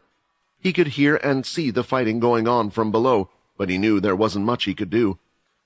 Until the fighting eventually reached the rooftops as well. Finally, vampires who were willing to fight against their comrades had appeared, and with two sides fighting, it had gotten quite violent. One vampire was chucked up into the air, and as the two of them were falling, both of them were swiping their arms, firing blood swipes at each other. For now, Logan thought it would be best to ignore them all. That was until, on the large flat rooftop he was on, something crashed in front of him only a few feet away, kicking up a storm of dust. When it finally settled, he could see that one vampire had defeated another, as one was on the ground, lying dead. "I would hope that the one that survived wasn't one of the crazy vampires." The vampire turned to look at him. "Another demon. We must protect the settlement at all costs," the vampire said. "I guess I was never meant to be that lucky," Logan thought. He quickly activated the crystal slots located on his forearms, and in turn, 2 red blood energy blades were created. He would have to deal with this vampire quickly before others turned up, and he had to make sure he did it before the energy blades ran out of power. In a fight like this, trying to insert another crystal from his inventory into his suit of armor would be the death of him. The vampire was quite wild in his attack, so Logan patiently waited for it to initiate. Even if a vampire was faster than him, he knew he only had to attack at the right time, and not attempt to randomly attack or dodge. Then he would at least be able to do something. As its claws swung out, Logan swiped his thin energy blade, cutting right through the vampire's arm. It fell to the floor, but there was no sign of the vampire slowing down. "If you're in the air, how are you meant to dodge?" Logan said, as he changed his other blade into a cannon shot, firing it right at the vampire's body, hitting it straight on. It was a risk, as he had used all the energy in his right arm, using it as an energy shot rather than a blade, but it seemed to do the work, since the vampire was no longer moving, and most of its body had disappeared. Placing another blood crystal in his arm, Logan was prepared for anything and was getting ready to head to the next building. He got his grappler ready and fired it out. However, while it was in mid-air and before attaching itself to the other building, a rumbling could be felt from underneath. The whole building began shaking, and soon the roof itself was collapsing. Logan was falling through all sorts of debris and fell through 2 floors to finally land at the bottom. Luckily, his suit of armor had protected him from getting any external injuries. If he was to bleed now, then it would certainly be bad. What caused the building to collapse like that? He thought. A few seconds later, he had found the answer, as pieces of the building were chucked everywhere as if they weighed nothing. Not too far from where Logan was, something was coming out of the rubble, and the first thing Logan could see was a pale, bald head. Soon, though, he realized, as the creature started to stand, it was larger than a regular vampire, and with all its other features on its body, it was clear it was a bloodsucker. Straight away it leapt towards Logan, but it was too fast. Instead of trying to attack, Logan switched to his arms to change into the defensive type of suit. The spiders worked quickly, moving parts of his armor to increase the size of his forearms. Still, when he was hit, Logan was slammed to the other side, with the only thing stopping him being the house wall. With the strong impact, Logan could feel blood filling up in his mouth from internal damage, but he refused to let it spill out of his mouth. He looked down at his arms, and the armor was destroyed, but he wasn't cut. The bloodsucker was ready to try the same thing again, and even with its basic stupidity and attacks, Logan couldn't block it a second time. "You should fight someone who fights more like your style," a voice said, grabbing the back of the bloodsucker's head and slamming it onto the floor.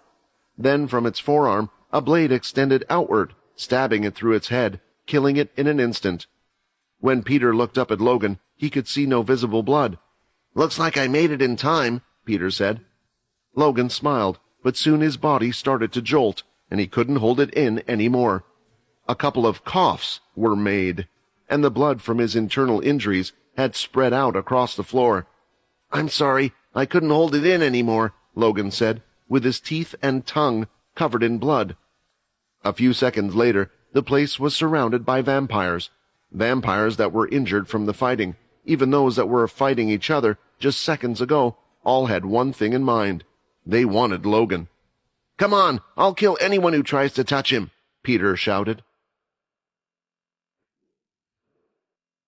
Seeing how everyone fighting in the plaza square was at least holding their ground for now, Quinn had decided to use his Shadow Void skill to create a dome around himself. It wasn't particularly large because it didn't need to be, but the first thing he wanted to do was regain his Shadow MC points.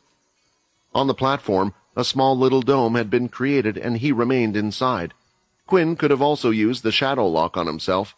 Taking him completely out of the fight, however, in this space, he was unable to regain his MC points as fast, and right now, time was a very important factor. At the same time, sitting in the dome, Quinn started to meditate, and he could feel his key energy coming back once again. "Just wait, Cindy. The second I'm out of here, I'll pay you back for all that crap you put me through," Quinn thought. "Guys, just wait a little longer." It was almost impossible for him not to worry while the rest were outside fighting. Outside, the Shadow Dome was noticed by Cindy as well. "That boy, he is someone I have to watch out for. He is a dark horse that could ruin everything, and with that shadow power of his, it is a problem, especially if he calls him," Cindy thought, referring to Arthur. Seeing this, Jill looked towards Remus and gave him a slight nod, and soon he placed his fingers up towards his head and twisted them slightly. Those that had come from the 10th family were busy fighting members of the 8th family once again, only this time they didn't seem to be as alive as before. Their eyes looked slightly dull. It was clear that something was up, especially their mumbled words. However, in the middle of their fight, something strange happened. They soon started ignoring those in front of them, and instead were trying to run past and head to the stage. That's where Sam spotted others coming from behind the plaza and out from the sides. All the vampires were heading towards the stage. "They're aiming for Quinn," Sam shouted. "If his shadow gets attacked, then it will lower his MC points, and he won't have time to recover. We have to protect him." Everyone had heard Sam's words and were quick to act as they rushed over to Quinn's side, but they wouldn't reach him before the others did, and all the other leaders seemed to be occupied with their own fights. Those from the 8th family that came from the other areas were seen climbing the stage, and Bryce and Prima had just let them pass without attacking a single one. "I told you to stay out of this. We don't need your help," Bryce thought.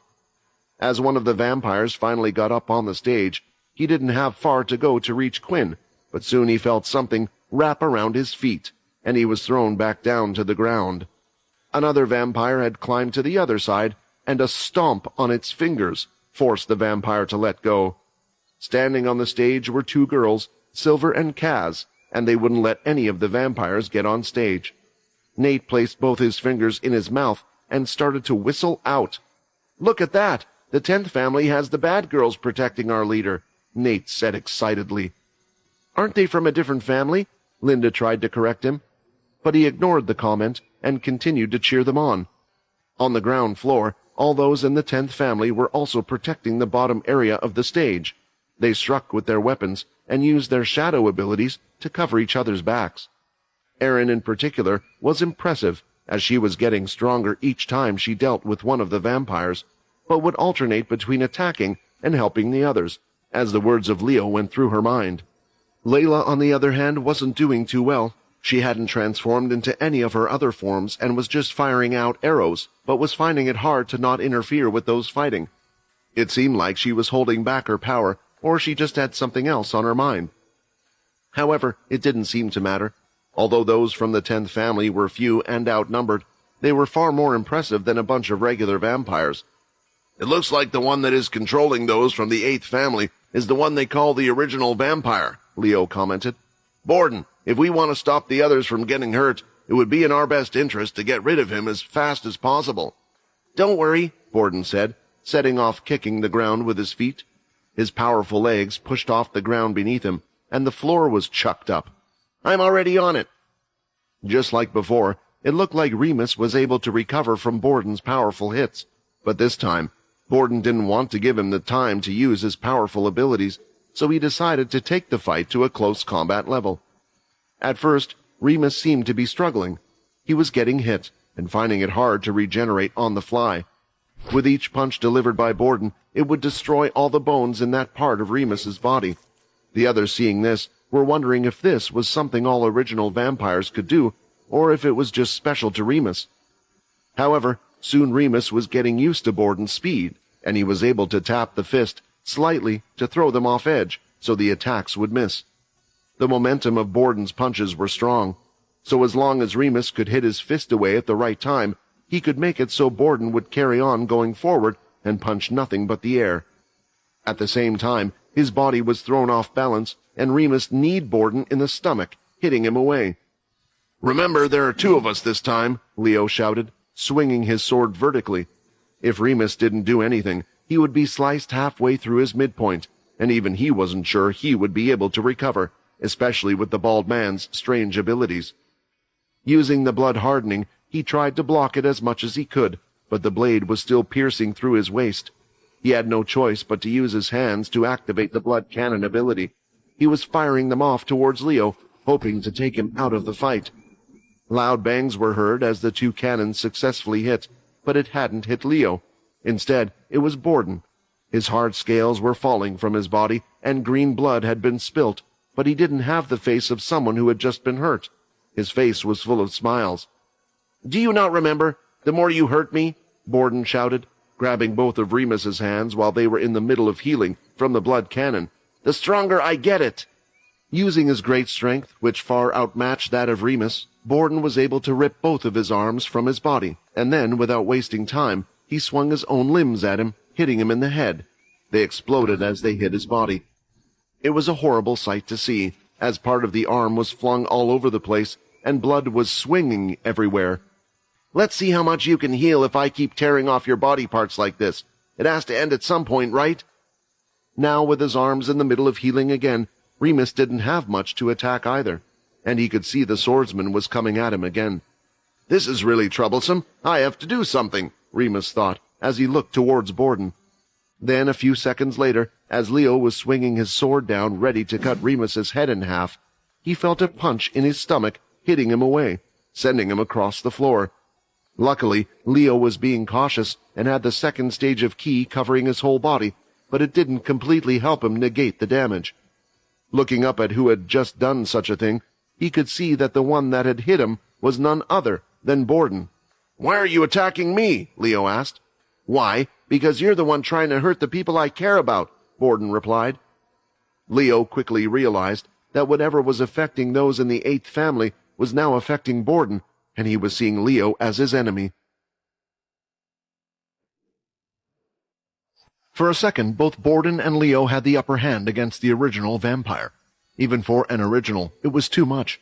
Although the original was strong and had good martial arts, he was only slightly better than Leo and Borden, and his strength was actually weaker than the 3-spiked Borden. With the two of them, it looked like they would soon win their fight. That was until Borden suddenly switched sides and attacked Leo. For some reason, Borden was mistaking Leo for the enemy, and now Leo was the one who had to face 2 against 1. "Well, it looks like your buddy has changed sides," the cat spoke in Leo's mind, not literally changing sides. "Do you want me to give you a hand? This could be a tough fight, and it would make it a 2 against 2.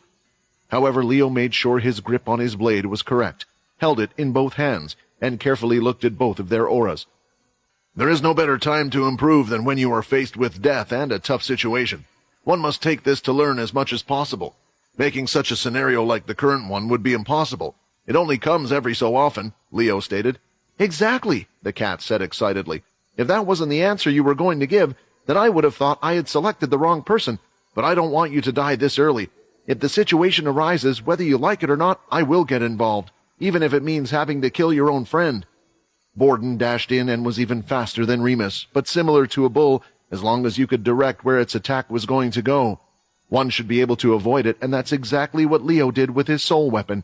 Activating it, he could see the strong aura coming off from the Borden, and started to direct it to a certain place. Borden felt like his punch was being sucked into a certain spot like a vacuum, and had eventually hit the air by Leo's right side. Due to Borden's incredible strength, it wasn't an easy thing to do, and Leo was wondering how many more times he could do it. At the same time, he was preparing for an attack from Remus, but it never happened. "Remus, I'll get you!" Borden shouted, swinging another fist. This time, Leo had to block it with his sword, and at the same time, he dragged the energy away to weaken the attack. Touching his skin, Leo also moved some of his energy into his own body. Due to Borden being half-human, the Dalki energy was more similar to that of a key or a beast. There was no risk of turning into a bloodsucker himself, like if he were to take Remus's energy. Why didn't the other vampire attack? It was the perfect opportunity, and I'm sure they would have had time, Leo thought at that moment. A few blood bullets came out his way, but Leo was able to block them all, and soon after Borden attacked him again. Now, Leo was starting to understand. The two of them were attacking him, but not at the same time. Whatever Remus was doing to Borden most likely took a lot of effort, so if he wanted to attack, he would have to break his concentration for a few seconds. To Leo, rather than fighting two at once, it felt like he was fighting one after the other, and Leo had a good guess as to what was going on with Borden right now. On the battlefield before, Paul had fought with the 8th leader Jill. The two of them discussed what had happened back then. She had injected thoughts into his head from others around the battlefield. What if someone with a more powerful ability was able to show someone images, and what if they could make up those images? Was that why the 8th family was attacking everyone, calling them demons, and why Borden was mistaking Leo for Remus? It is also the reason why he is unable to use the ability against yourself, someone who does not rely on eyesight, the cat added. Whether or not Leo had figured things out or not, it didn't matter, because Leo had his own way of dealing with things. Ignoring Borden for the first time, Leo was the one who charged in first, and he did so against Remus. Following quickly behind him was Borden, and it would be impossible for Leo to outrun Borden, but it was never his plan in the first place. Everyone was quite close in the fight, and Remus would be distracted, sending certain images to Borden's head. His reactions would be slower. With him charging in, he would have to either cancel the images he was sending or fight himself. "You can't think I fight you with at least one hand," Remus said, as he fired blood bullets at close range toward Leo. He had blocked a few of them, but also a couple had gone into his arms and shoulders. Ignoring the pain and moving the key around his body to support those hurt areas allowed him to push through. "I'm not going to be the one that takes you down," Leo thought, using his soul weapon at the last second. He moved out of the way but changed the flow of Borden's aura behind him so he could direct the attack to where he wished. That's exactly what he did. Borden's punch wasn't heading for him now, but was heading straight for Remus. A powerful punch was felt in his gut, blowing him half away. Seeing this, Borden screamed in anger. Are the images still being shown in his head? If Borden is seeing me as the vampire, is he seeing Remus as me? Even angrier, Borden went to punch Leo again, with even greater power, but just like before, using every last bit of his soul weapon's energy, Leo was able to alter the aura and redirect his attack so it would hit Remus's head. The punch this time hit the right side of Remus's face and had blown half his head off, but Remus still had a smile. "Do you think I will die before getting my revenge on the 10th? Do you think this pain is even the same as what I went through being experimented on? None of the vampire families deserves to live. They just sat there and did nothing, and that cursed 10th family is still alive. Bring me, Jimino. Let me skin him alive," Remus shouted, without realizing he was lying on the floor staring at the sky, unable to move. His body was already starting to heal, but his power over Borden had finished. "Here, use my sword," Leo said, panting, giving him the sword created with the Blood Fairy's blood. Leo was spent. His energy was used to redirect Borden's attack, and it had taken up all of his soul weapon's power. "Also, carry me on your back." The vision had ended for Borden the second he had hit Remus in the head. When he saw his body falling to the floor and Leo by his side sweating, he quickly understood what had happened. Doing as asked, Borden put Leo on his back, and then he could feel something strange, a warm feeling in his boy. "It looks like the Dalki has ki as well," Leo commented, while moving the energy around his body. "Although I don't know if it's a good thing or a bad thing. It might be good now, but to learn that our enemies can get even stronger is frightening." The reason why Leo wanted to be on Remus's back was so he could use Borden's ki, and from it, use the second stage ki to coat the sword in his hand. With the Blood Fairy's power and the second stage of ki, there should be no healing from the next thing they were about to do. Walking up, Borden didn't hesitate to slice through Remus's head. and then soon stabbed him with the sword in the chest. A few seconds later, it looked like Remus's body was turning to ash that was being blown away in the wind. One of the original leaders had died. At that moment, the vampires that were trying to scale up the platform attacking Quinn had stopped. They were confused at what was happening, and the sound of fighting all over seemed to end. It was only when the cries had quietened down that Cindy realized what had happened. "That useless piece of crap! I healed him when all he had left was his head, and then he goes and dies just like that. I see now that too much time was spent on the originals, and we always saw them as gods, but now I see that it wasn't true at all. What god falls that easily? Right now I would say I am more of a god, wouldn't you agree, King Bryce?" Cindy said, looking at Bryce's bloody hand, holding onto his sword, and Prima, who was passed out on the floor next to him. While Borden and Leo were busy fighting the original vampire Remus, the others were all busy dealing with their own opponents as well.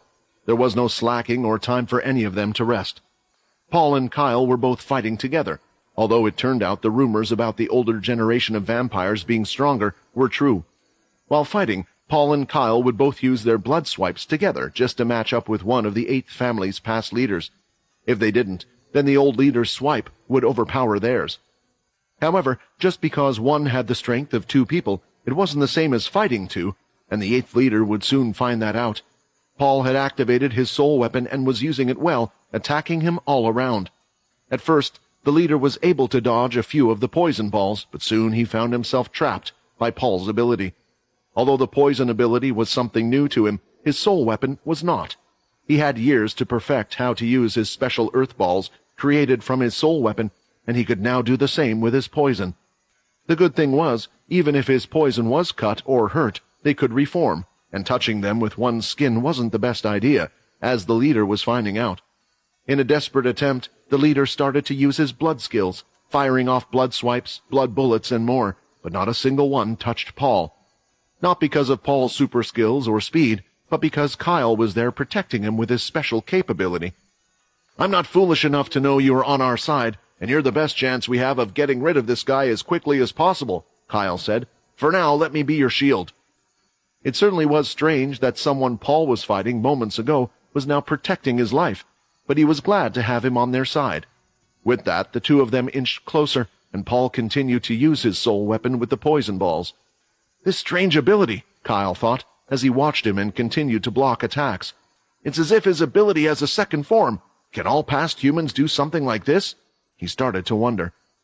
Although people didn't like to talk about it, vampires were always said to be split up into 2 groups, those that thought they should protect humans, and those who thought they should rule over them. However, during Kyle's time, he found a 3rd group, one that was afraid of humans. Usually these would be grouped together with the second one. They wanted to rule over them, so the same thing couldn't happen, and Kyle was wondering if this was one of the reasons. Eventually, though, when Paul got close enough, all of the green balls stopped moving and fell to the ground. It was so sudden that Kyle was unprepared for the fist that was coming their way. He could move, but then Paul would get hurt. "Damn you," he thought, as he turned the cape into a solid shield and took the force of the punch head-on. Soon, multiple punches were coming their way, and Kyle didn't know how much longer he could hold on. His hands were becoming numb, blocking the attacks. "What is wrong with you? Have you suddenly gotten sick, you fool?" Kyle shouted. But Paul found it hard to hear his words and was touching his head, wincing his eyes as if he was in pain. Once again, just like before, Paul was experiencing all the strange voices in his head, cries of the people he knew. "Wait, how can that be possible? The only people here are those close to Quinn," Paul thought, as he noticed he couldn't hear any of their voices, but just the voices of those he truly cared about at the 10th castle. At the moment, the 10th castle should be safe, or at least one of the safest places. "Just hold on to him for a while longer," Paul grunted, and held out his hand. The poison that had fallen to the floor started to form into the ball shapes again, and soon they joined together to create a large ball of poison. "These voices, they're all fake. I will make you pay for making me hear the screams of my people. I fight so they or any of the human race will never have to feel this way," Paul said, moving his hands towards his body. The large ball of poison was heading for all 3 of them and was as large as a human body. "Cover us!" Paul shouted. Listening and seeing the green ball, Kyle quickly changed the cape from a shield and covered both of them like a blanket. Now the leader thought he had his chance. The less material used by the special cape meant that it was weaker. However, soon he felt a searing pain hit him on his back, and it covered his entire body, soaking him from head to toe. It entered through any holes that could be found in his body, and the more poison that was entering him, the weaker he was feeling. Some of the poison had continued to move forward due to the momentum, but it had only hit the outside of the cape. "We should be safe now," Paul said, and Kyle thought the same, since they weren't being bombarded by fists. Taking off the cape, they could see that the leader was on his knees, his eyes lifeless. A huge amount of poison that no human or vampire could take had entered his body. Before Paul could finish his sentence, his vision was blurring, and he started to fall over, but before he could, Kyle caught him and placed him on the ground. "You're a strong one, but it looks like whatever you did used up too much of your power. You deserve to rest, but I still have someone else I must help," Kyle said, looking at the king. Bryce had let Prima charge in first, and Bryce was carefully watching the two battle. Cindy had a supportive ability, so she wasn't the strongest of leaders, but he knew they needed to be careful due to their blood ability. But as long as Prima could keep her busy, she shouldn't have the chance to use the ability. So right now, Bryce was waiting for the right time to act. However, the right time never came. Prima was hitting Cindy with his rapier sword multiple times, all over her body, and with each hit, his speed increased. This was his ability, but it seemed like his attacks were doing nothing with the armor on her body and the small scratches he was making on her face. The damage would be reversed. Then, at the right moment, she grabbed the rapier weapon with her bare hand. "Huh? When did she have such strength? Is it the blood armor?" Prima tried to move, but she was too strong. At this point, Bryce knew that Prima was in trouble, and also tried to charge in, but the rapier had melted in her hands, back to the liquid form it once was when it was made. "Do you have any idea what power I have obtained?" she said, and soon the blood lifted from the ground, from those dead vampires around, and the blood from the fights around them. Using it, she had formed little tiny pellets the size of bullets. Everyone who was at the plaza could see it, and it looked like a rain of blood had stopped mid-air.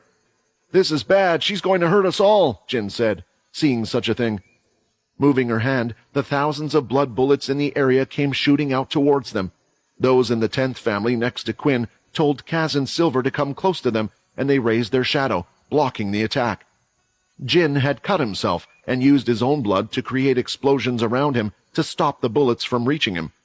Borden, with the strength he had, decided to try and cover Leo's body by taking all the hits himself, and Kyle had covered himself and Paul. The bullets went at such a speed and had entered Prima's body, going through him like they were nothing. Soon thousands of small pellet-shaped holes could be seen through his body. As she let go, Prima's body fell to the floor. They were unmoving, but no one was sure if they were alive or dead. Many of them that were prepared managed to protect themselves, but when Jin looked at his opponent Jill, whom he had been fighting not too long ago, he could see she was unable to avoid the attack. She had protected herself with blood hardening as much as she could, but had been hurt quite badly by the attack. It didn't look like she would be able to fight any more, and instead, he thought his best use would now be going up against the person who had just caused this mess. Bryce had done well to block the attack with his ability. Almost everything that came within a certain range had been blocked.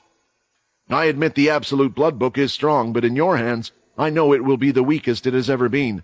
You have only had it for such a short time and won't know how to best use its powers," Bryce said, pointing his sword towards her. "Let me show you how undeserving you are of that power you have," Bryce said, taking the flask from his side and throwing it onto his blood weapon. It started to light up red, as if the power within the sword was beginning to activate. Those from the platform stayed where they were and continued to watch the fight down below. They knew that they weren't strong enough to get involved after what had happened, but many of them had no clue as to those that were fighting right now, especially the new king. "Should we help Bryce?" Silver asked, standing next to Kaz. "My father is the strongest vampire of all the leaders. Unless Arthur himself appears in this battle, there is no one he will ever lose to," Kaz said quite confidently, but for a second, her eyes looked slightly behind her at the person who was inside the Shadow Dome. The bloodlust could be felt in the air, and as Peter looked at all the vampires that surrounded them, each of their eyes were glowing red, with saliva dripping from their hungry mouths. Some of them were covered in wounds, as they were fighting against each other just seconds ago. It was amazing how their natural instincts had come out the second they had all smelt the same thing, human blood.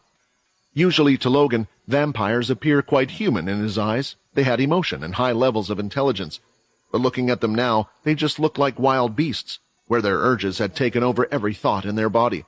It wasn't only those in the 8th family that were eyeing up Logan, but also those all around in the area as well. "Is it a human? What is a human doing here?" "This smell, it's so sweet," another screamed, piercing its own skin with its fingernails from its excitement. A lot of these vampires were from the pooling area. Other than the same blood they got every day from the packs, they had never smelt pure fresh blood. Logan was up against the wall he had been hit against by the bloodsucker, and Peter was now standing in front of him. His back, which usually looked small, had never looked so big to him at the moment. "Peter, it's best if you stay in this position," Logan tried to explain. But the pain from the internal strike was hurting him greatly. A sharp pain was felt with every breath he took. Unlike the others, he didn't have ki to support himself, and now he was regretting that he didn't attempt to learn it a little. "If we are up against this wall, then they can only come at us from the front. And Peter, if you think you can't make it out, then just leave," Logan said, and hysterically started to cough out even more blood after. More blood spilled onto the floors, and finally, the first vampire couldn't take it anymore. It was a vampire that held on to its broken arm and was covered in wounds. It looked like it would fall over at any second. "Logan, shut up and stop making my job harder," Peter shouted, as he punched the vampire in the head coming towards them and smashed it on the ground so it would never get up again. Soon another one was in front, and Peter kicked it with his leg as hard as he could, sending the vampire tumbling into the others. A blood swipe from another vampire had hit his body, but it didn't do much, and Peter continued to use his great strength to show them all they were no match for him. His speed and his power were all on another level, and even though he could use blood powers, they were useless at their level compared to his healing abilities. "Come on, you little craps, I'll blow all of you away," Peter shouted continuously, hitting every vampire that he could see. A part of him thought that they might give up, but seeing their precious meal right in front of them, they never did stop, no matter how much Peter was hurting them. One vampire that had parts of its body crushed was crawling across the floor, and it wasn't until Peter stomped on its head that it finally gave up, or at least died. Soon he was getting piled on by the vampires, but thanks to the special weapons and claws he had borrowed from Paul, he was able to scrape their bodies off them, tearing them limb from limb. As the fairy blood entered their bodies, their movement slowed down greatly as well. Logan, who now had his back leaning up against the wall, couldn't believe what he was seeing. Peter was taking on an army of vampires all by himself. His weapons and clothes were soaked in blood, and it didn't look like he was slowing down. This was because of what Peter was. He was a white, someone who never tired or ran out of stamina, but had the strength of the one who had created him. However, eventually, a few vampires got through Peter.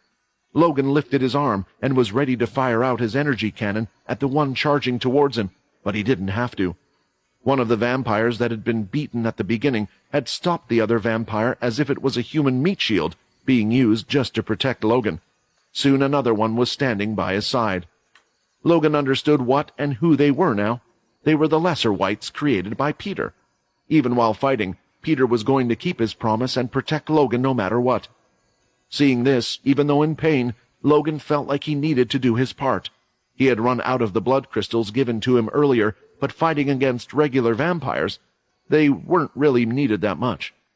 Instead, he inserted the king tier crystals he had on him and started to fire energy blasts at the vampires that would get past Peter or cause him the most trouble. Soon after, though, the vampires eventually stopped. Not because Remus had been killed, but because there were no longer any vampires in the area who were after Logan. It was quite a sight to see, as in front of Peter and Logan there were hundreds of dead vampires on the floor. When it was finally over, Peter was seen kneeling over on the floor holding his stomach. "Peter, what's wrong?" Logan asked, but was still hurting from his own wounds.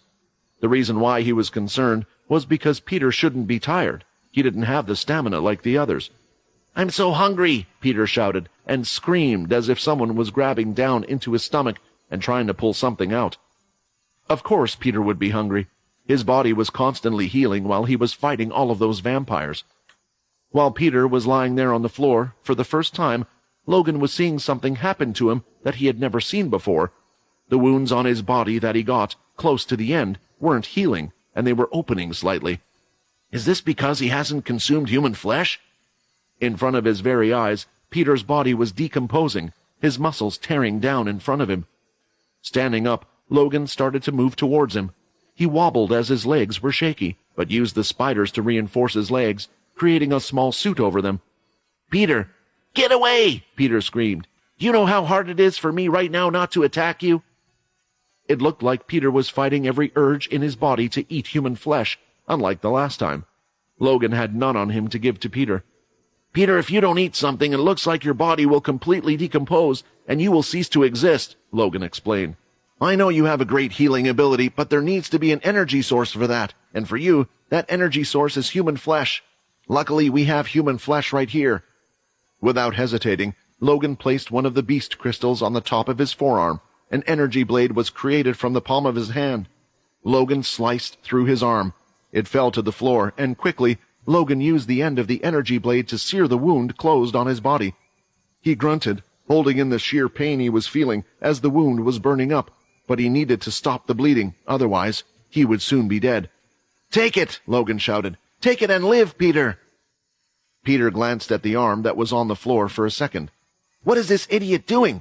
He isn't a vampire or a white. If I eat his arm, it's going to be gone forever. He will never get it back." However, the pain of fighting what was in front of him was only getting stronger. In the end, he closed his eyes and started to bang his head against the floor. A few seconds later, though, he felt something grab the back of his hair and lift his head up. "Eat it, Peter," Logan said, shoving the arm into his mouth. What happened after that, Peter couldn't remember and had no clue, but when he regained consciousness, he could see that Logan was leaning up against the wall and his own wounds had healed. He walked up to Logan and could hear the sound of him breathing. It was a relief for Peter, and he was glad that he hadn't eaten any other parts of Logan. "You might just be the craziest person in the cursed family," Peter said. "I will never forget this, Logan, I promise. Everyone keeps protecting me, and I now have a lot of favors I need to return." Peter thought as he looked off into the distance, as he could feel something. The connection in his body had activated, and even as far as they were, Peter could finally feel Quinn. He couldn't feel him during the fight, but it looked like something had happened that had awakened Quinn's power. "Quinn, I hope you can give that bitch everything she deserves." As if the heavens knew that the battle everyone was about to witness was going to be a great one, raindrops started to fall from the sky. It was a very odd sight for those from the cursed faction, as it was the very first time for them to witness this weather phenomenon on the planet. Normally, when looking up, one would only be able to see the dark sky. The only light sources they had came from the moons and the crystals, making it hard to discern if there were even any clouds above them. The blood attack of the second leader had made it clear to everyone present that Cindy was wielding tremendously great power. Blood skills of that magnitude were supposed to have major drawbacks, either consuming too much energy or hurting the user.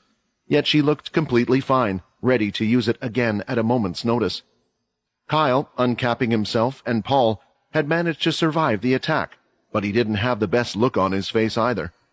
The cape was linked to his ability, and just like with any other ability, it could be exhausted, and by the looks of it he was nearing that point. Still, he wasn't quite done yet. Kyle quickly lifted Paul off the ground and went straight ahead to the stage where the others were, handing the 10th family's second vampire knight over to the hands of those from the cursed family. "Hard to believe that he used to be a human. It's a shame that boy got to him first. I would have loved having someone like him as a subordinate," Kyle stated.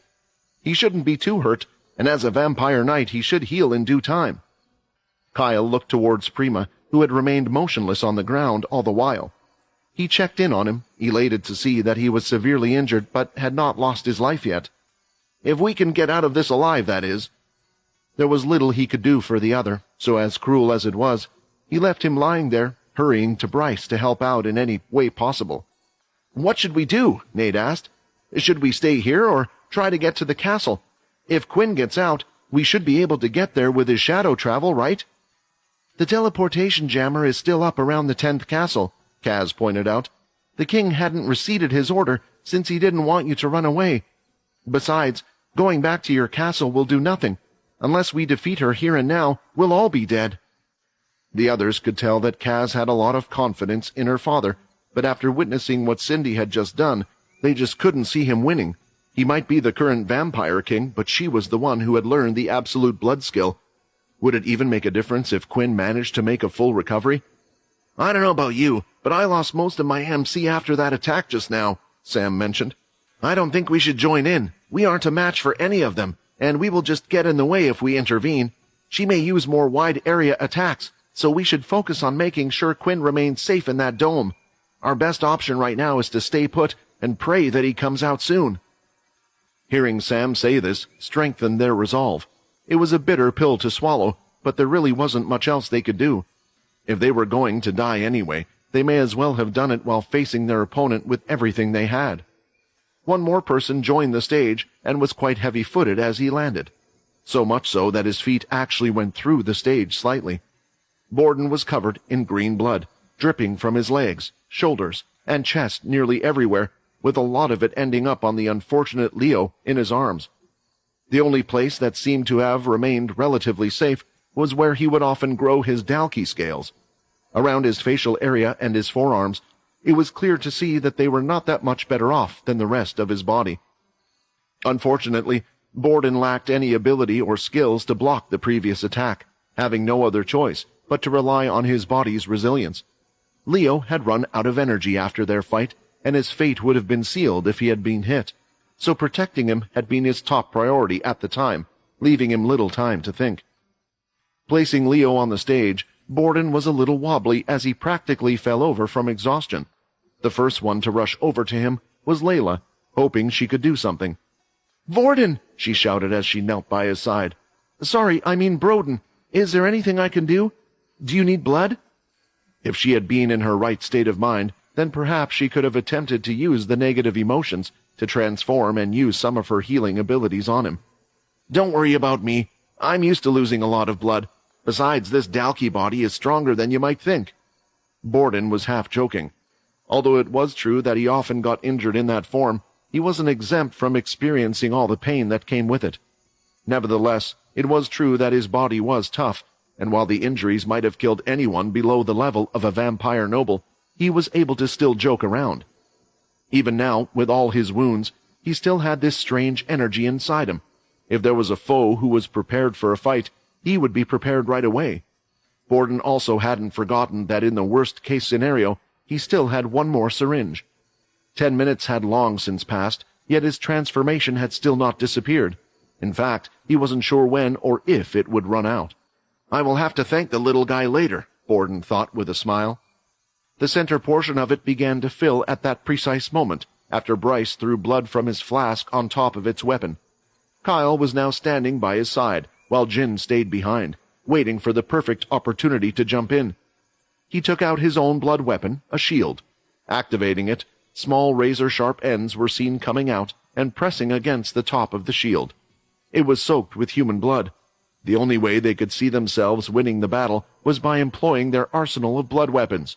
"You idiots! Have you still not grasped the kind of power at my disposal? Bryce, how can you be so old and yet behave so foolishly?" Cindy mocked the Vampire King, holding out her hand after moving her fingers ever so slightly. The glow on Bryce's blood weapon started to fade, and the next moment, droplets of blood leaked from the weapon. All the blood Bryce had just splashed his blood weapon with, Cindy had effortlessly pulled it all towards him, making his weapon useless. "A blood weapon without human blood is practically nothing," Bryce grumbled internally, realizing that she had effectively sealed off one of his trump cards. "I was never one to rely on a weapon's power anyway," Bryce shouted, charging forward and lifting his sword. If Cindy was already capable of controlling blood to this degree, he understood that using any blood moves would just be suicidal and play into her hand. The only choice he had left was to best her in close-quarter combat. "Without your blood powers, how are you any different from those humans?" Cindy taunted him even more, chucking the blood towards Bryce. As it flew through the air, the blood started to spread into different balls, 8 of them to be precise. "Doesn't that look like Paul's soul weapon?" Linda gasped. Indeed, she was right. Having witnessed Paul using it earlier, she had provided Cindy with the idea, and at the moment, she was copying his move. Bryce was a master swordsman as well as a strong vampire. He was able to use his skills to block, dodge, and repel attacks. Cindy carried on using a skill that was similar to Paul's. The attack was coming from 8 different directions towards Bryce. Those that he couldn't catch in time, his ability was able to take. "Enough! I'm starting to grow bored of playing with you," Cindy yawned provocatively as she gathered all of the 8 balls together to create a large one. At the same time, blood was being pulled out from the bodies of the other vampires her earlier attack had injured or killed. "This is my chance," Jin decided and threw his shield out. However, Cindy had not forgotten about him. The second she saw him act, she lifted her arm and a series of explosions occurred. As the shield spun in place, a mixture of his own blood and human blood exploded, and when it finally stopped, Jin was down on the ground. With her other hand, Cindy moved downward to strike on top of Bryce's head. Kyle, not letting his king die, threw the cape over Bryce like a blanket while still holding on to the very edge. All of the blood started to light up, similar to when a blood swipe would be used, and when it touched the cape, an immense amount of energy was let out. "Ah!" Kyle screamed, feeling everything that went through his body. He only managed to endure it for 2 seconds before he started to cough out blood. The red liquid escaped through his eyes and ears until he, too, fell to the ground. With that, Bryce was the last one who remained standing, yet it wasn't for long. All of Kyle's blood didn't go to waste, and Cindy conjured it into several floating blood swipes in midair. "You know, when I grew up, I looked up to you. One of the feats I was most impressed by was that you were able to survive dozens of blood swipes without breaking a sweat. Now, as king, let's see how you fare against 100 of my blood swipes," Cindy stated with a sadistic grin. Bryce didn't have a smart remark for this, and even if he did, he was too busy calculating how he could block, evade, parry, or at least minimize the damage from this onslaught of the next attack. Helplessly staring at all of them in the air, floating about, ready to strike at any time, Silver just couldn't imagine anyone getting out of something like this, and turning to her side, she could see Kaz gripping her fist tightly, to the point where blood was dripping from her hand. It didn't fall down. No, the blood was flying over to merge with all the blood swipes in the air, as if there was a strong magnet attracting it. "If you have any last words, now's your final chance," Cindy proclaimed, as she moved her hand down, and all the blood swipes came at Bryce at the same time. No one could see anything. Only the sound of clashes and grunts could be heard, but soon the sound disappeared. And yet, the attacks continued in the same spot over and over. Every single one of the blood swipes had been used up in the attack. Cindy had not held back in the slightest. None had remained hovering in the air. It was a cruel fate for someone who would likely be remembered as the shortest-lived king in vampire history, if at all. So when all the blood swipes disappeared, everyone, including Cindy, was left speechless when they saw the silhouette of a man still standing. He was hunched over, having shifted most of his weight onto the sword he had placed on the ground to prevent himself from falling over, a multitude of wounds covering his body. "No matter what, Bryce struggled to say each word, but they all could see the intensity burning in his eyes, as his whole body had to be in tremendous pain. King never yields." You always were a stubborn old man. Just die already," Cindy screamed as she looked at him, a hint of fear in her voice, trying to fathom how it would be possible for anyone to survive such an attack. Beneath Bryce Kane was a giant crater of blood. Even Borden was unsure if he would be able to survive, much less retain consciousness after being reduced to such a sorry state. Kaz didn't even notice that the tears had started to drop down her face as she watched her poor and battered father prop himself up. She knew that he should be the one most aware of his own body's condition, yet pride did not seem to allow him to stop. Eventually, he managed to stand up tall, with his back upright and strong. All of his clothes had been torn and disintegrated. Now only partial rags covered him.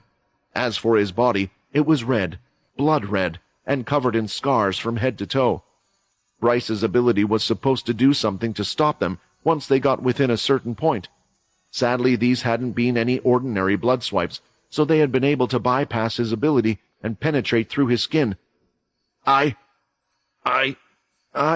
Bryce continued to stutter, his eyes turning red as he slowly lifted the sword up in the air, and with the last remaining bit of his willpower, he let out a mighty roar. "I sentence you to death!" Despite his declaration, he was devoid of any power, and with nothing else holding him, he was about to fall forward. Before he hit the ground, however, someone had caught him. "That's enough, Father," Kaz whispered to him with a face full of tears. "You have done enough. Please just rest." Bryce was unable to respond, though, having passed out from the loss of blood. The only good thing was that Kaz could hear his heart still beating. Slow and weak, but it was still there. He was a man with a strong will, and he wouldn't let himself disappear from this world, not yet. What surprised Kaz the most, though, was when she looked up. She could see several people standing in front of her, protecting the duo with their own bodies. "I'm literally crapping my pants right now," Nate revealed. "If you're lucky, she'll spare your life on account of the stench," Fex jokingly said. "As my brother, you shouldn't have any part in this. You aren't strong enough to help," Silver stated, yet did nothing to send him away. "I don't think any of us are," Sam commented, "but there's no one else left to fight her." "We aren't as weak as we look," Linda added. "Yeah, we've managed to defend the castle against 2 families, so what's a single vampire to the combined force of us?" Weevil questioned, yet the look on his face revealed he didn't believe his own words. "Yeah, but it's not just any vampire," Timmy stated. "I don't care if it's a vampire, a human, a Dalki, or anything else. I will cut them down if they are trying to hurt us," Erin declared, gripping her sword hard. "Agreed," Layla nodded. "Well, I can't just let all you younglings fight while I stand back," Dennis added, punching his hand into his fists. All of them knew how slim the chances were. None of them knew how they were going to do it, but they just knew it was up to them to pull off a miracle if they wanted to live. Cindy saw everyone there, with their legs shaking, so scared that she started to laugh. "You, the 10th family, have always been a crazy bunch, but you guys are even crazier than previous generations. Are all humans this stupid? You don't even have any of your vampire knights, or your Just as she was about to say those words, she noticed something. "You guys did a good job. I'm sorry for taking so long." A voice from behind was heard, but when they turned their heads, they could see no one. That's when Sam noticed that the shadow dome that had been on the stage had disappeared. "I'm glad that no one has died. You don't have to worry anymore, so just stay back," Quinn said, as the shadow started to creep from his feet and rise behind his back. It shook violently left and right, something they had never seen happen before. It was as if the shadow was reacting to Quinn's feelings. If it was clear what he was feeling right now. Soon it covered his entire back and made him look twice his size. "I'm not a punisher like Arthur. I never asked nor wanted that role, but right now I see someone who needs to be punished, and today I will gladly do the job in his place."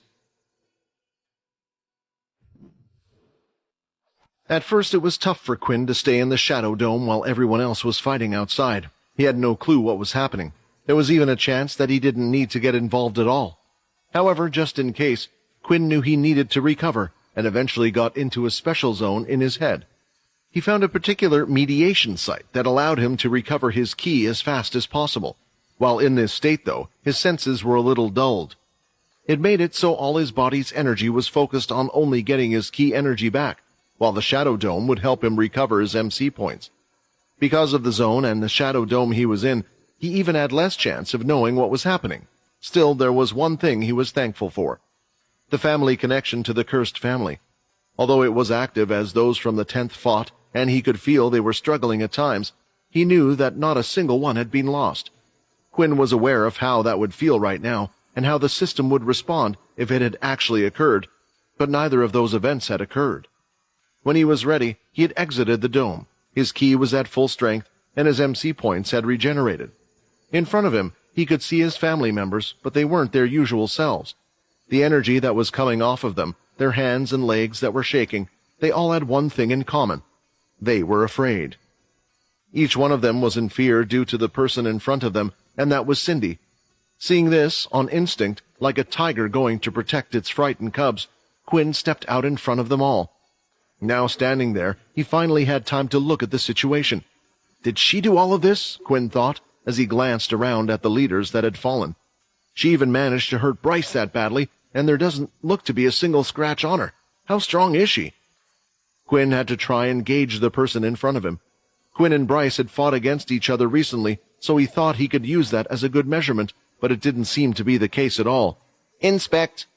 Quinn thought this was his only other option. Maybe it would bring some more light on the situation, but it wasn't the quest he wished to see as Quinn received the quest. New quest received. Survive the encounter with the enemy in front of you. Survive? Quinn read the message as he thought back to when he was on the Blade Island and he was up against the twins. He had managed to get out of that one by escaping, but the system was right at the time. If he tried to fight back then, he probably wouldn't have survived. You really think I can't win this fight? Quinn thought, looking at Cindy in front of him and glancing at those behind him. System, you're wrong. I have no choice. I have to win this fight, and when I do, you better give me a freaking big reward for proving you wrong. This was a fight that Quinn couldn't just survive. He needed to win, so according to the system, he needed to do the impossible. Quinn had the shadow raised behind his back, and he activated it just in case Cindy attacked those behind him. Yet for some reason, she wasn't attacking just yet. Based on the condition of the leaders around him, he didn't think Cindy was trigger-shy with her newfound powers. Just what exactly is she waiting for? Quinn thought. In the end, he got his answer from Cindy herself. Go on then, Cindy shouted. I know why you're so confident, why you chose to come out to save these people. You were just waiting to summon that damn Arthur, like you did last time. Bring him out, and let me crush him, so I can crush your only hope in front of you. Hearing Cindy say this, the other leaders, who had regained consciousness but weren't exactly dead, started to gain a little hope. That's right, Arthur, Jin thought, propping himself on his forearm. If Quinn summons Arthur like last time, he might be the only person that can deal with Cindy. However, Arthur wouldn't be coming this time. Quinn knew that, and so did those in the 10th family behind him. This was something that Quinn needed to do by himself. Why? Quinn asked. Why have you gone this far? Why are you going against your vampires, your own kind? You would have to become queen anyway. And what did you mean? What did you mean when you said both of our goals were the same? If that was true, then clearly we would be standing on the same side as each other right now. So you remember my words, Cindy replied. Well, you're right. I might have been able to achieve my goal a lot easier if I was at the top, but it looked like you came to ruin my plans, Quinn. You see, my goal from the beginning was to get rid of every single one of these scumbag vampires, and what better way to do it than to become their queen? A little friend? Quinn started to think about the way she was speaking, and what she had said. Quinn was thinking of a specific person. Did she get a vision when Sia went to regain her memories? Quinn thought. She has helped me out greatly. I don't know how her vision would come true. Perhaps you have found out my plans before everyone else, but I couldn't risk it, so I had to stay one step ahead. It is a shame such a beauty like her had to fall. Shut up, Layla screamed. It was you. You were the one that killed her, Layla shouted in anger. That was an accident. I didn't want to kill any of you beauties. You were all meant to come over to my side, and soon we would create a new utopia away from all of these men, destroying the old settlement to create an ideal new one, Cindy claimed. Putting the pieces together, Layla's anger and Cindy's words, Quinn now knew which one of his family members had passed, and of all people, it was Sia. Sia, I'm sorry. I'm sorry for running your life. I took away your memories, and I have regretted it ever since. From then on, I just wanted you to have a better life, and it looks like I just sent you to your executioner. Quinn thought as the anger was building up inside him. It was mainly at himself, but also at the one in front. Oh, you poor girl, Cindy said, shaking her head and seeming quite genuinely concerned. This is why I was unable to save you, because you have already been trapped and have fallen for that man. There is no hope for you any more, Cindy proclaimed. Why? Jin shouted, listening in on everything. He had finally recovered enough from his own attack to be used against him.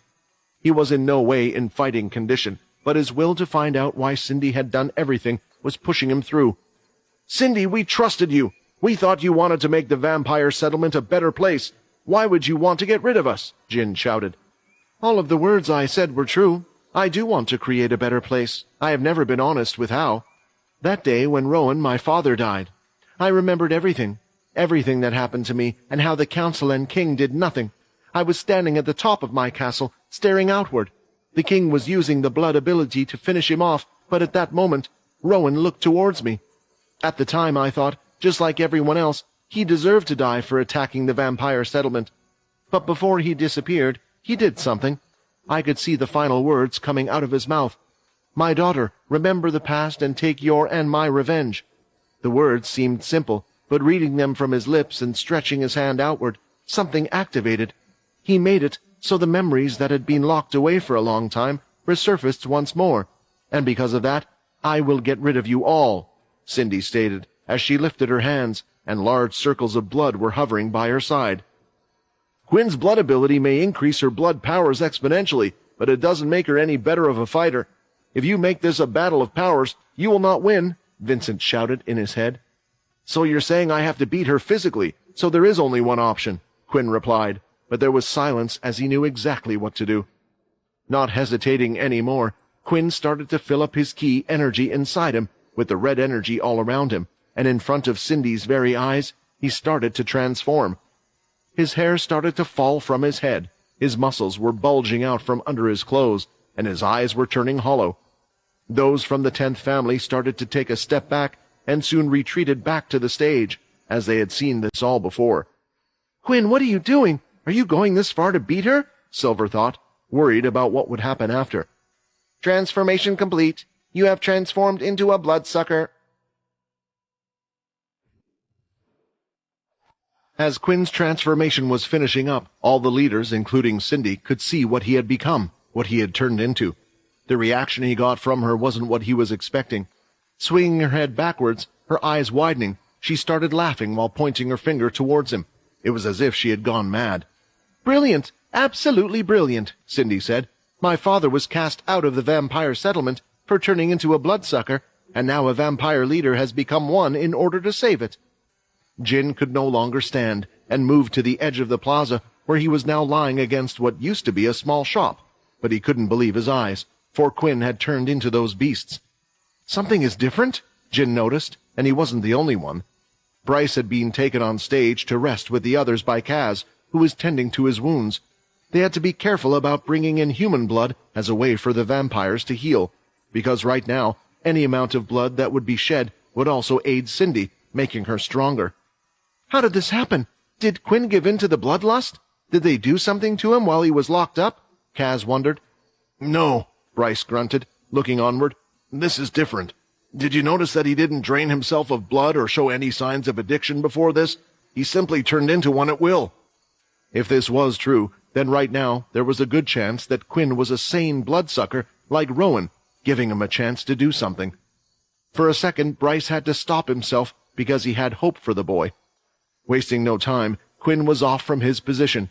He was aware of everything happening and could see Cindy getting ready to throw one of the large circles of blood she had in her hand, but before she could, he was already behind her. He swung his arm downward, hitting her red armor. Not a single dent appeared in the strong blood armor, but the force continued through it, and if Cindy hadn't allowed her body to go with such a strong force, then it was quite possible her arm would have even ripped off. Instead, her body was flung down with her arm, and it was crushed into the ground stronger than ever. Even though the armor wasn't broken, the sheer force had crushed her arm, and blood could be seen seeping through her clothes and falling through the gaps in the armor. He's so fast, Sam said. This is what happens when one becomes a bloodsucker, Silver explained, but they tend to lose their minds by only focusing on one thing. Those from the cursed ship didn't have to be informed. They knew what a bloodsucker could do. They had lost one of their most treasured members because of it, Blip. No, this can't be, she thought. A bloodsucker shouldn't have this level of intelligence. Its attacks are meant to be wild. As she thought this, she could see that Quinn was already going for her other arm as well, making her realize the truth. He's completely sane. He can control the bloodsucker form just like my father. Seeing this was a surprise, and for a second, Cindy was startled. But she soon realized that there was nothing to be worried about at all. When Quinn went to grab onto the other arm, the armor on her body started to light up. Blood flowed from her injured arm, moving to the other side of the armor, and it was beginning to activate.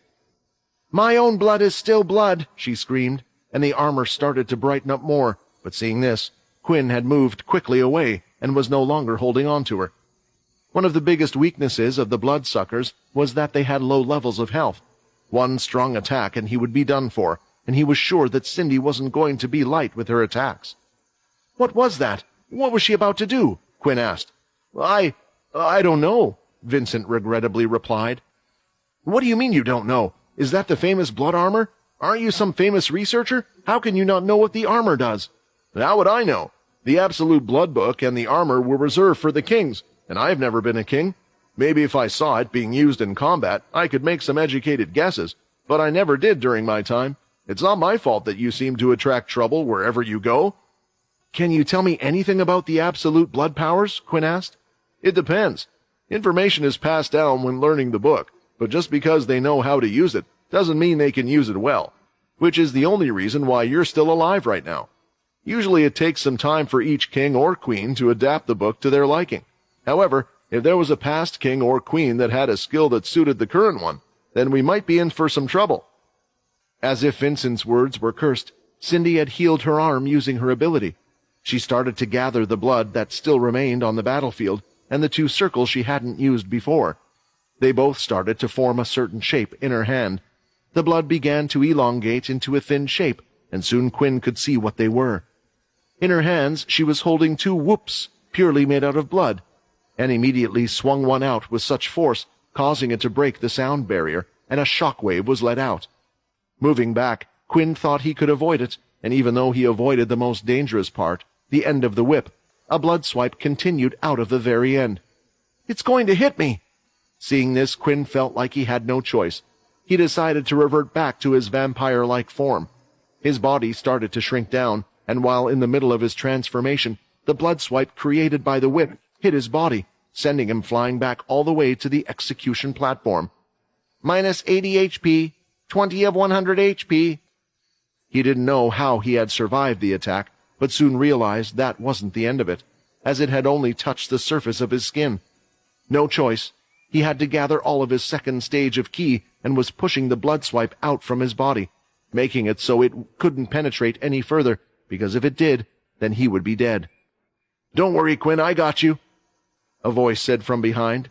Looking behind him, Quinn could see a full-sized Borden had managed to catch him. Ha ha ha, Cindy laughed. Look at this power. One single swing and a vampire leader are out for the count. I can swing these whips 100 times, and 100 more blood strikes would come out of them, just like the last one. With this power, I can finish off anyone with ease. When Borden let go, Quinn fell to his knees, blood spitting from his mouth and from his wound across his chest. He still had HP and activated his blood bank, hoping to bring his HP back up, but he was starting to wonder how much help that would be. She's right, Quinn thought. This fight seems useless. The system was right and Arthur was right. I'm weak, Quinn shouted as he punched the stage, causing a hole to be made, allowing him to see the ground beneath. The leaders, seeing this, didn't think the same. Quinn wasn't weak, it was just that his opponent was far too strong. All those around him, seeing Quinn like this, wanted to do something to help him. Right now he was fighting alone, but even if they did try to help, they feared they couldn't do much. Quinn, you just need a little help, Borden said, as he stuck a syringe in the back of Quinn's neck. A green liquid could be seen inside the clear glass, and it was slowly going inside his body. Level 3 Dalki blood has been consumed. 30% increase in all stats. Quinn was wondering what this was. He could tell that Borden had most likely given him some of his blood, but the effects were different compared to last time. When Quinn consumed the blood of the one spiked Dalki, the message received at the time was that he had consumed a level 1 Dalki's blood, giving him a 10% increase in all of his stats. However, here it had stated he had consumed a level 3 Dalki. Turning around, Quinn could see 3 spikes on his body. Is that the reason why? Confidence was rising in Quinn, but he wasn't sure if this was enough, and he didn't have time to think about it. Swinging the whips widely, Cindy had fired off multiple blood swipes just as powerful as the others towards the stage, and if Quinn didn't do something, they would all die. Thanks to the green blood received from Borden, the 30% seemed to also increase his MC points as well, but blocking all of these attacks with his shadow would be useless. Seeing the attacks coming towards them as well, everyone who had the shadow ability, their natural instinct was to use it. They readied themselves and activated the shadow ability. At this moment, something appeared in front of Quinn. Members of your family are using the shadow ability you have granted them. This was the first time a message like this had ever appeared in front of Quinn, but at the same time, he had never fought with all of their sides before either. If the shadow was in the hands of Quinn, and this would increase his MC points, it was worth trying. Yes.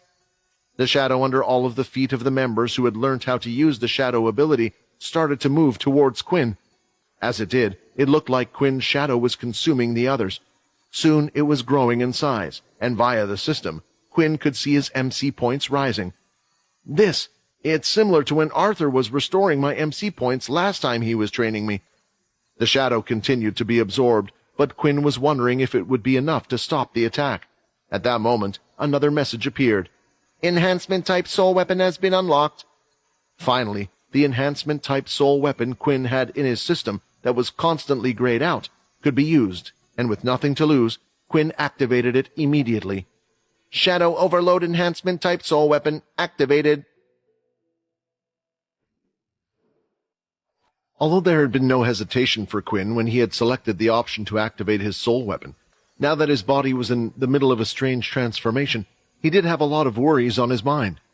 Unlike the last soul weapon Quinn had used, he was able to test its uses and figure out how best and when to use it. Testing was extremely helpful due to the large drawback Quinn's item-type soul weapon had. If his enhancement-type soul weapon also had a similar drawback, he would have found out about it during the fight. Not just the drawbacks, everything about the soul weapon he would have to try and find on the job, learn how to use it and what it could do.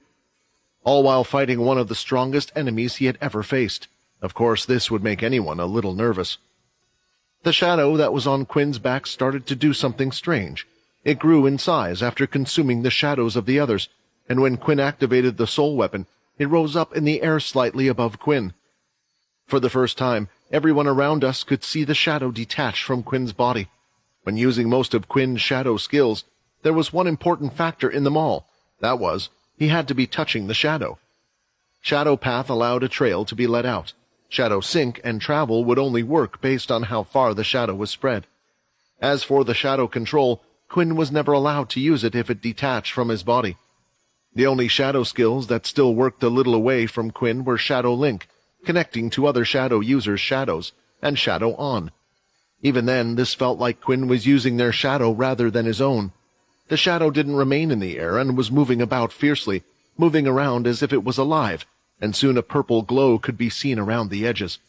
Just what is this enhancement type? Quinn thought. The other type was similar to a blood weapon, but this seems to be based completely on my shadow powers. Vampires aren't known to have soul weapons. You are unique in that aspect, and their blood weapons are created from the crystals of other vampires. Just like Arthur's weapon, it isn't based on his own power. This soul weapon is made just for you, Quinn, said Vincent. At that moment, the large shadow that was hovering above Quinn swooped down and started to enter his mouth. It slid down his throat and into his belly. However, it didn't stop there, as Quinn could feel it taking over every cell in his body. His blood cells, the organs, everything was being consumed and changed by the shadow. What is this?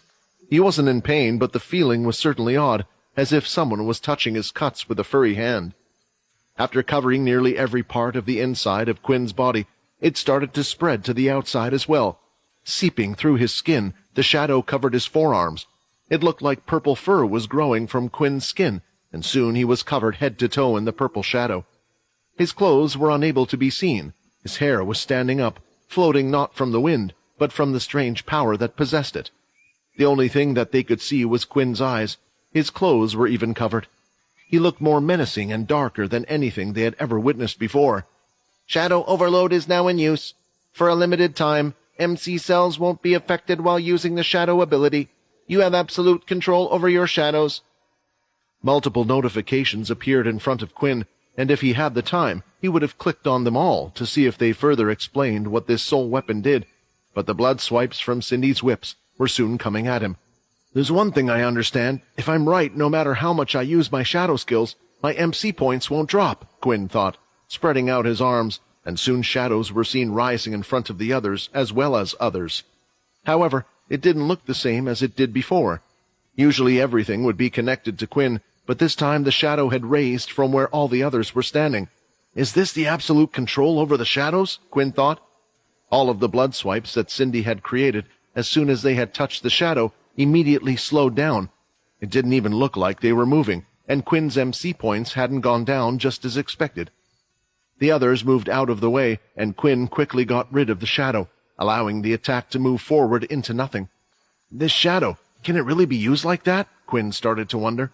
Out of anger at seeing her attacks stop like they were nothing, Cindy swung her two whips harder, putting more strength in her hip and creating faster and stronger attacks. "I have the king's power. How can someone like you stop it?" she screamed. Thinking back, Vincent was always impressed with how quickly he had learned the vampire martial arts, using the shadow abilities and all the other things he was taught. In a way, Quinn was a blank canvas, having no abilities, and he soaked everything in like a sponge. Running ahead, Quinn showed no fear. He was sure his plan was going to work, and with each of the blood swipes, he held out his hand. Soon in front of them, small little portals of shadow opened up, stopping them in midair. For every blood swipe, he would make a small circle of shadow, stopping it. This isn't the only skill I can use either. Then little small shadow portals started to appear behind Cindy as well. They floated in place, but it looked like they were there doing nothing. Seeing this, Cindy attempted to hit the end of them with her whip, but as she did, she only saw her whip slow down slightly when the tip touched the shadow, but it had done nothing else to it. Shadow Sync. Activating his next skill, Quinn made it so the blood swipes that had been stopped midair from the first set of shadow circles sunk into the shadow themselves, and soon they were reappearing from where the new shadows were placed, all around Cindy. Her own attack was now being used against her. A similar scene was witnessed not long ago, where Bryce had to face hundreds of blood swipes raining down on him. Now Cindy had to do the same. However, her strength was strong, and with a single swing of her whip, she managed to wipe out 10 of the swipes she created. She did the same with the other side, but soon some of the strikes ended up hitting her. She had to focus on them, as they weren't the only ones. At that moment, everyone was left with their mouths wide open on the stage, as it looked like the tables had turned. "Is this something all Punishers can do?" Kaz asked, witnessing the power. "In my whole time as a vampire, I have never seen the shadow being used in such a way before. This kid is different," Bryce stated. Moments later, the other leaders that were sent away returned. After Remus had been defeated, it was easy to control the chaos, and things had returned to normal. Worried about what was happening, they returned as soon as possible. Muka looked around and could see all of the leaders had nearly perished, and out in the square facing Cindy was someone covered in shadows. "Is that Quinn?" Muka said. "We should help him." "Don't!" Bryce shouted. "Cindy is far beyond any of our levels, and if that boy still has a human heart, she could use you against him. Besides, you would just be giving her more blood to use." "You forgot one more thing," Sam said, never taking his eyes off the fight. "Does it really look like Quinn needs help right now?" Turning their attention back to the fight, it looked like Cindy had been roughed up a little. She was hurt, but it wasn't too bad, due to the armor she was wearing. What their eyes were most drawn to, however, was what Quinn was holding in his hands. Although holding wasn't the correct word, it reminded some of those of the scythes that Quinn would use, combining his blood with the shadow. He had done something similar this time, only when they weren't attached. He threw both of them out, and they came out lightning fast. Cindy tried to hit one of them with her whip, but when it touched the shadow, her attack stopped again, and soon Quinn moved the disc, and they continued to go straight for her waist, ready to cut her body in half. The shadow disc that was coming towards Cindy was quite large in size and had a width of around a meter. Depending on how strong the attack was, if it hit her, her body would be sliced entirely in half. "Wearing the armor, even if that hits me, it shouldn't be too strong. I still don't know how to use this thing properly, but it isn't an armor that has been passed down for no reason," Cindy thought. However, sweat ran down her face, showing that things weren't exactly going her way. Ever since Quinn had activated his soul weapon, he was doing things she had never seen before. She didn't know much about the Punishers like Bryce, but did study up on them after Arthur had returned last time, expecting that she might run into some trouble. The main thing that was worrying her was the purple glow Quinn's shadows were emitting. Not wanting it to touch her, she lifted her hand, and a rush of blood came from underneath the ground. It looked like a small waterfall, only in reverse. One of his discs was eaten up by the cascade of blood. It looked like with such a large attack, the little shadow that was around wouldn't do too much, but before his other one would have the same fate. Controlling the shadow, he managed to split the large blade into 6 individual smaller pieces. The small blades moved faster, and Quinn was able to control each of them precisely as if they were an extension of his own body. Going around the waterfall, Cindy had blocked her own field of vision. The little blades had hit. Moving her body, They had touched nothing but the blood armor and soon disappeared, with the shadow disappearing in the air as well. "It looks like I have nothing to worry about." Seeing how the purple glow of the shadow did nothing when touching her armor. "She's learning to use the blood abilities more now, Quinn. If you look closely, she is gathering more blood. Quickly, you have to finish her off," Vincent warned as he was observing the situation. "What do you think I've been trying to do, woo her?" Quinn shouted back. "Then we're just going to have to get close," Quinn shouted, running forward. She was ready for a close confrontation with her two whips, and that was why Quinn hadn't moved up till this point. On top of this, he had time to learn a little bit about his shadow staying away. The whip was far faster than any movement he could produce, so even with unlimited MC cells to use with the shadow, he wouldn't be able to move the shadow in time. However, watching Cindy strike the shadow portals before, he had memorized her distance, and she knew hers as well as she gripped onto the end. When Quinn got close enough, he opened up a larger shadow circle in front of him and ran right through it. "Wait! He can go through the shadow himself as well!" Before she knew it, Quinn was behind her, with two large shadow discs by his side. He swung his arm out at full strength, trying to cleave her head off, but she had ducked the first attack. The second one, she wasn't so fortunate, as the disc struck her in her arm. The closer the shadow got to Quinn, the faster and better he could control it. It seemed to react to the strength he had in his swing. The second disc hit her, and a scraping sound against the blood chest piece could be heard, and he could feel the weight of the attack. Even though he wasn't making any physical connection, the force felt like that between two magnets. She was soon sent across the floor, and as she landed, she kicked off the ground to create distance between the two of them. Looking up, though, the area looked different as she noticed she was in a room full of shadows, blocking out the sky and rain above. Soon something was felt grabbing her feet from below and pulling her. She looked down at her legs, but there was nothing there until she could see Quinn dropping from the strange ceiling above. Quinn had activated the shadow dome surrounding her, so she couldn't escape. He needed to keep her in place then, using Shadow Hop, he came from above. "Blood attacks like blood bullets and the blood swipe won't work because of that armor, so I need to get it off her, or," Quinn said as he came full force with a hammer strike. Lifting up her forearms, she made it so the blood armor would take most of the effects, and for a second, the two remained still, with Quinn in midair.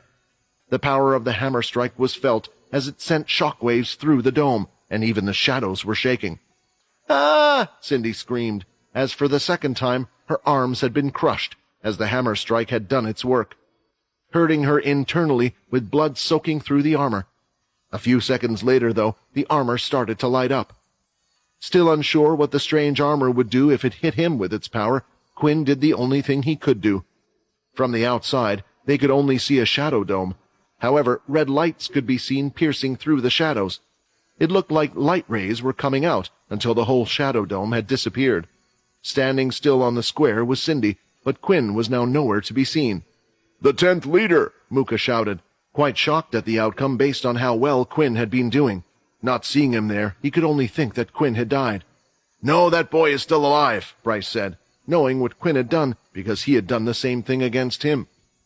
A portal of shadow opened. From Quinn's shadow lock skill, he had locked himself in the shadow space in order to avoid the attack. However, while Cindy was concentrating on the shadow he had come out of, she didn't see another portal opening behind her, and two large shadow discs were ready. Cindy was mid-swing of her whips, and as her wrist flicked, at the same time, the two large discs had hit her on the back, chucking her body forward towards Quinn. Using all his strength, stepping on the ground and concentrating all his anger towards her, he swung his fist over his head. It was an overhand throw that allowed one to use all the momentum they could muster, and he had planted his heavy-handed fist right in her face. The only problem was that the blood whips had managed to hit his sides as well. "You're dead," Cindy managed to make a crooked smile through all her broken bones. Quinn was quite surprised that she was still alive. This was due to her attempting to heal her wounds with her ability while Quinn delivered her punch. Still, his punch was far stronger than she had anticipated, and she was unable to heal the wounds as much in time. And something else had happened as well. The shadows that covered Quinn's hand, a few of them, seemed to be attached to her face. As for Quinn, the whips had hit his body in the shadows. He braced himself for pain. The loud bang was heard at the tail end, and he felt the force in his body from both sides, but there was no pain at all, What's going on? Quinn thought. He looked down and could see he was perfectly fine. He looked at his sides, and the shadows seemed to move away from where the attack had hit. He could now see his clothing underneath. New shadows were now moving into the gap, and soon he was once again completely covered in shadows. Is this the power of the shadow body? Does it block my whole body from attacks as well? Quinn thought.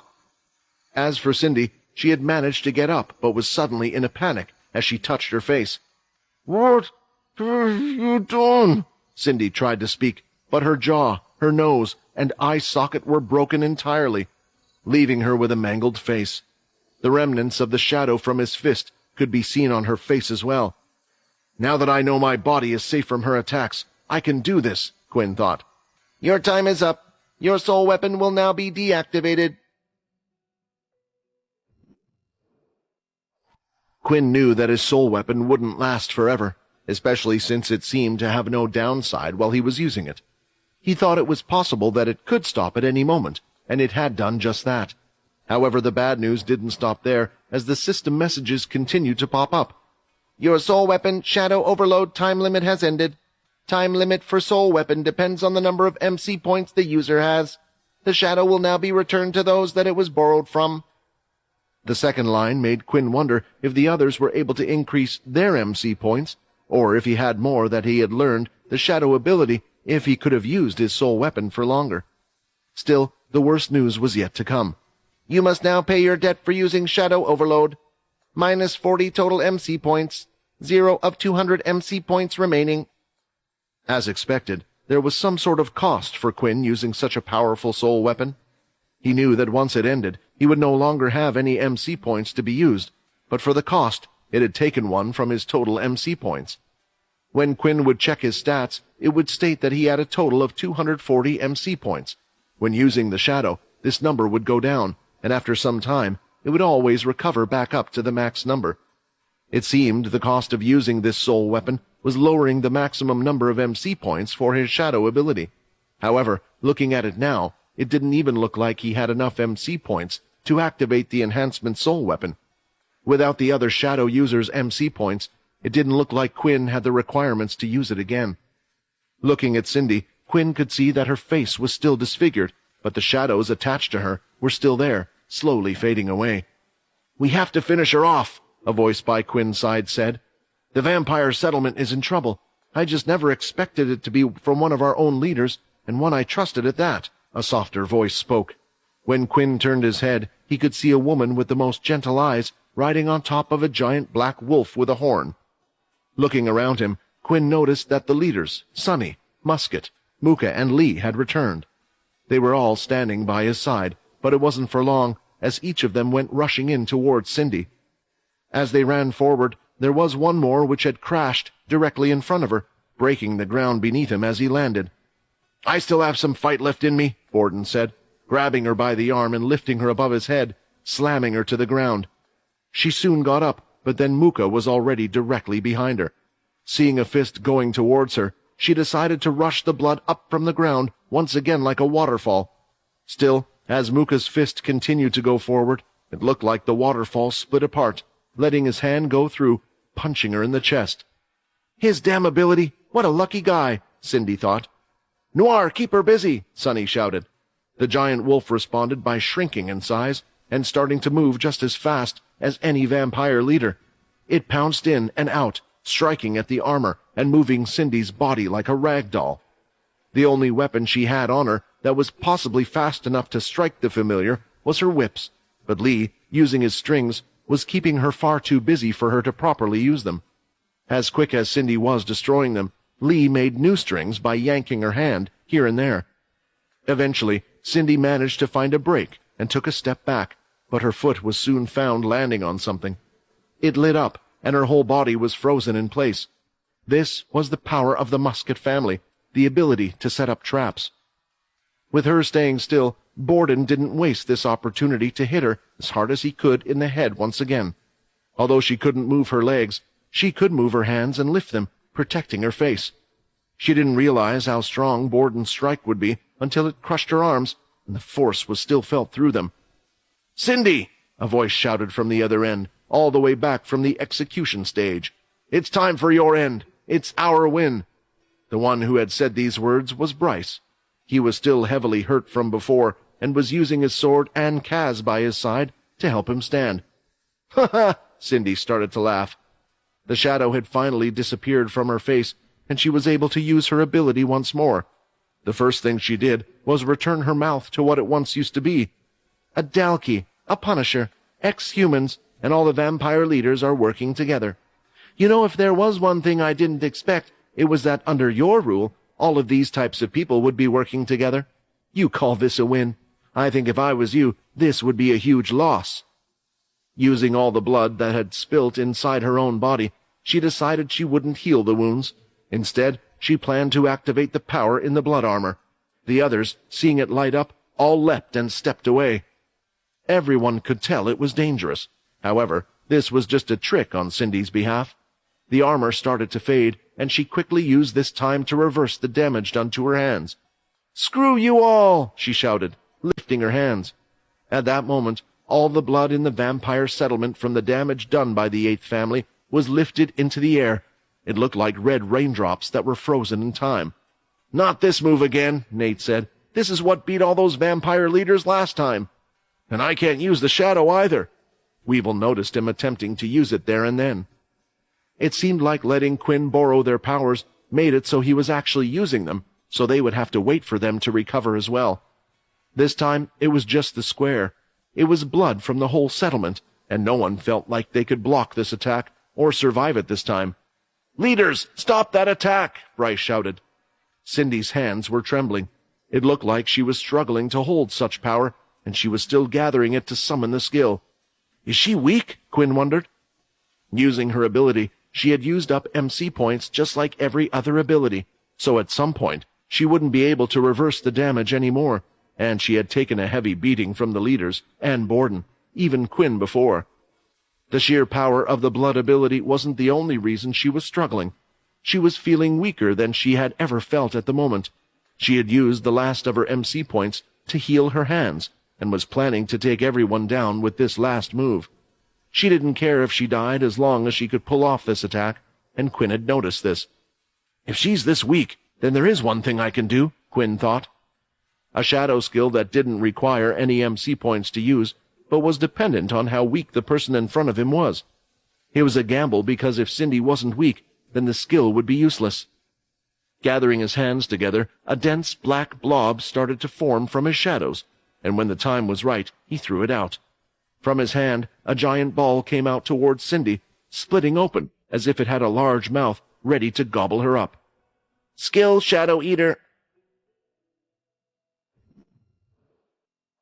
The large black ball that was left in Quinn's hands came out fast, and it was the skill Shadow Eater. He had a skill that worked best the weaker an opponent was, and if it was successful, he was hoping it would be enough to stop Cindy. Seeing the giant ball of darkness, the other leaders moved out of the way, frightened for dear life as to what might happen if the skill touched them. They had seen what the skill had done to Vadine when Arthur had used it, and they didn't want to suffer the same fate. Cindy was holding on to so much power that she had two choices: to cancel the skill she was doing, drop the power to attempt to avoid the shadow, or continue with the skill.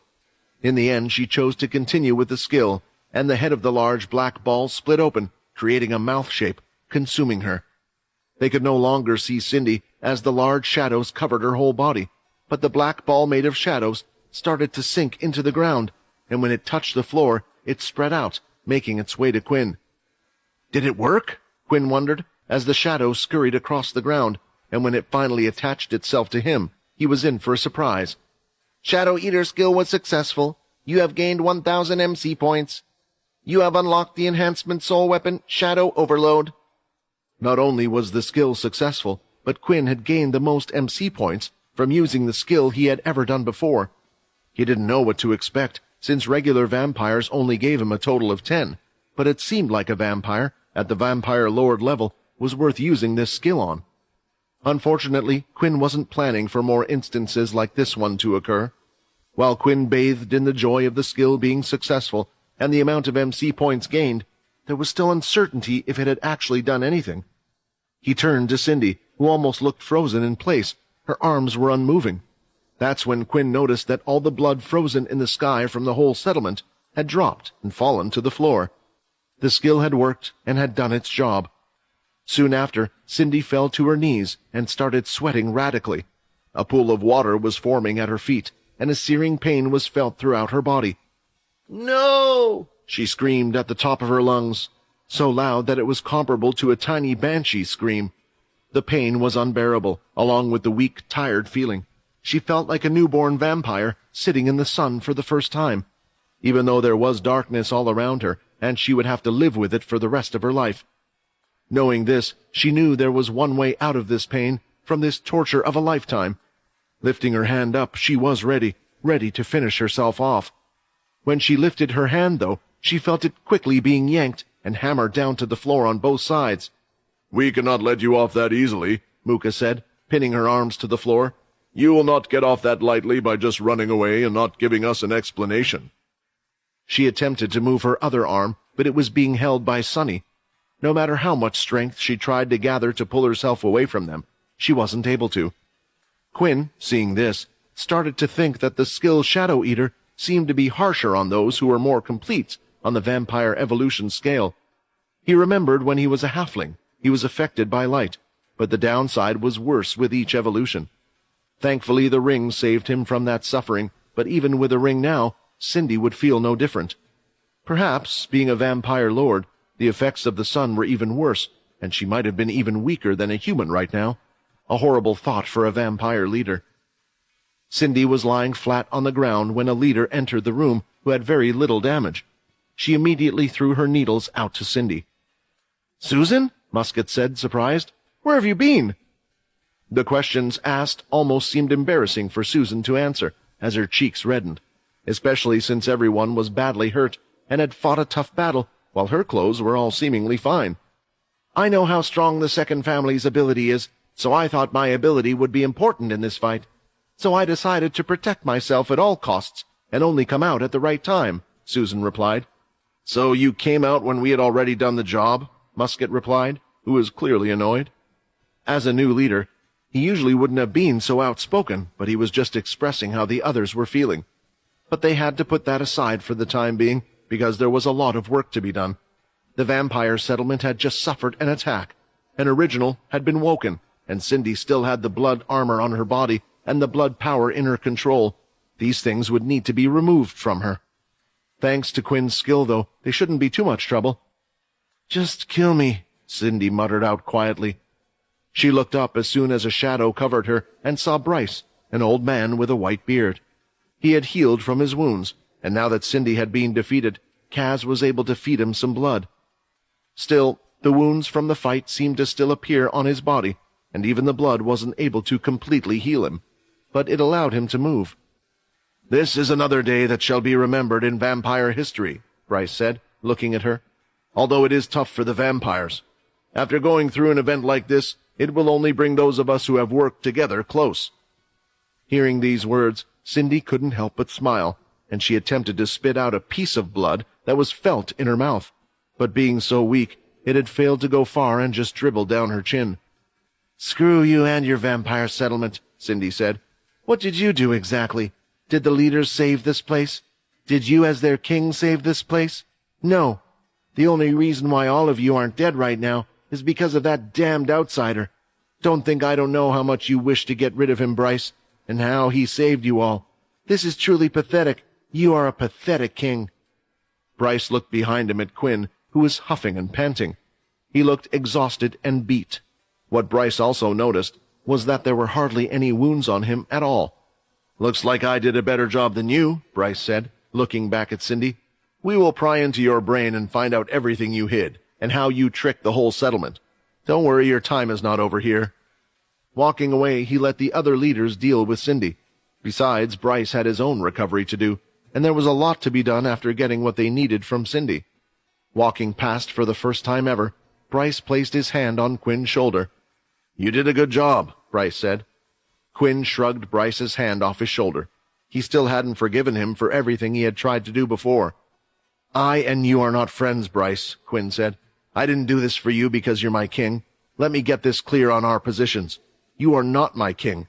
This whole mess I shouldn't have been involved with in the first place. I'm telling you now, I'm leaving this place and I'm taking them with me." Saying these words, Quinn looked Bryce in the eye, and he looked back at Quinn as well. The others watching from the execution stage were nervous, thinking that there might be one last fight after all. "You can rest now," Bryce said, walking away, and a few seconds later, Quinn felt his knees wobbling and his body tumbling to the floor as he fell, lying there flat on the cold ground.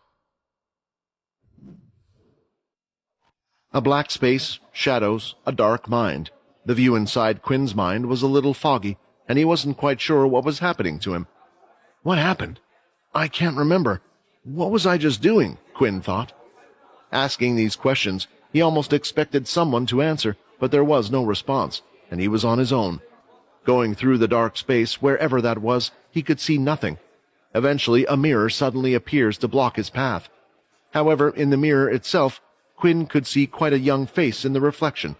He had curly hair that had just gone slightly down to where his ears were, and he wore a black blazer with a school tie on himself. "I'm in a school uniform and I look so young? Wait, why is that strange? I am in school after all. Wait, school," Quinn remembered. A few seconds later, though, his body felt a shiver throughout. His hair was soaking wet, and the whole world looked like it was melting. Opening his eyes, Quinn could see a soaked desk directly in front of him. Water dripped from his hair and head. "Sorry, I was just practicing my water ability. Didn't mean to hit you. It was an accident," a female voice said. Looking up, Quinn could see that there were 3 girls, and the one apologizing had her hand over her mouth. The 2 girls next to her had turned their heads away, their shoulders moving up and down.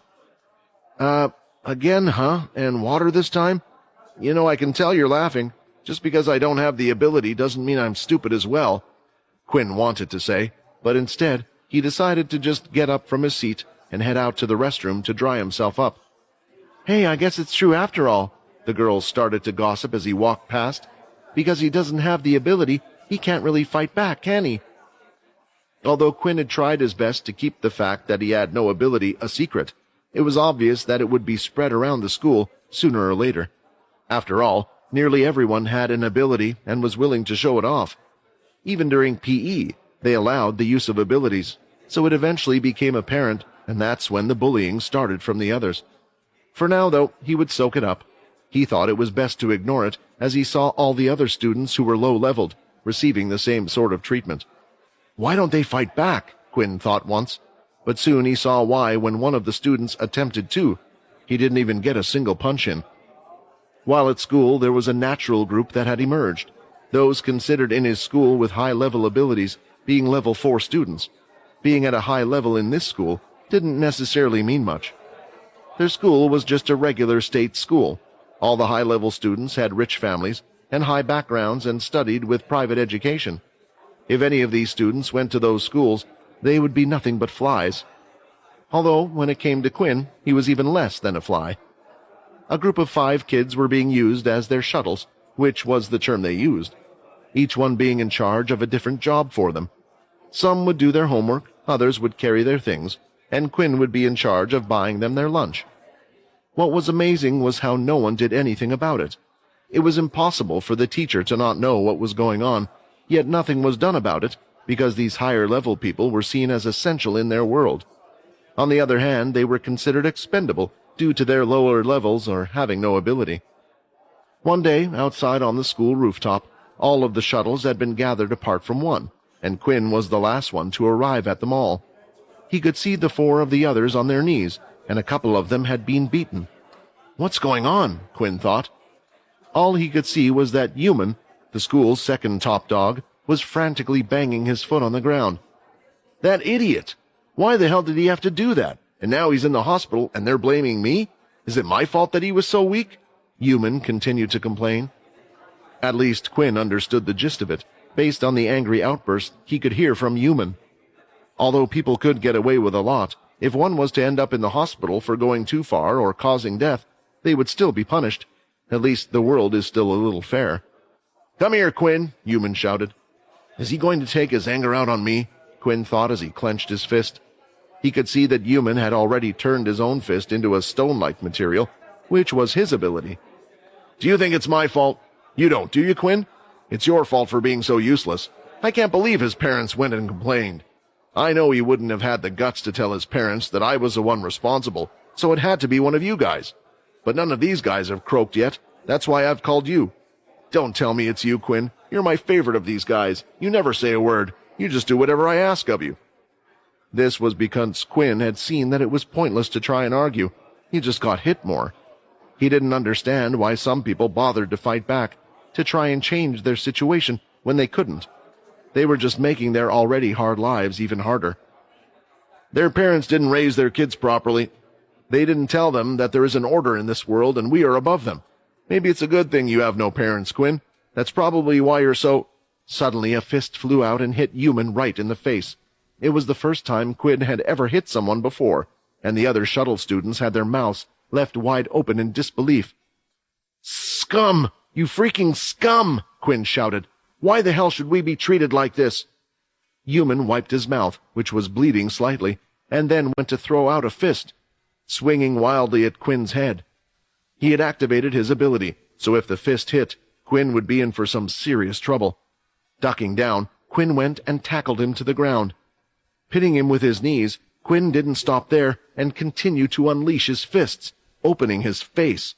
He didn't even know when Human had passed out, but he finally stopped with his hands bloody and the skin peeling off from his knuckles.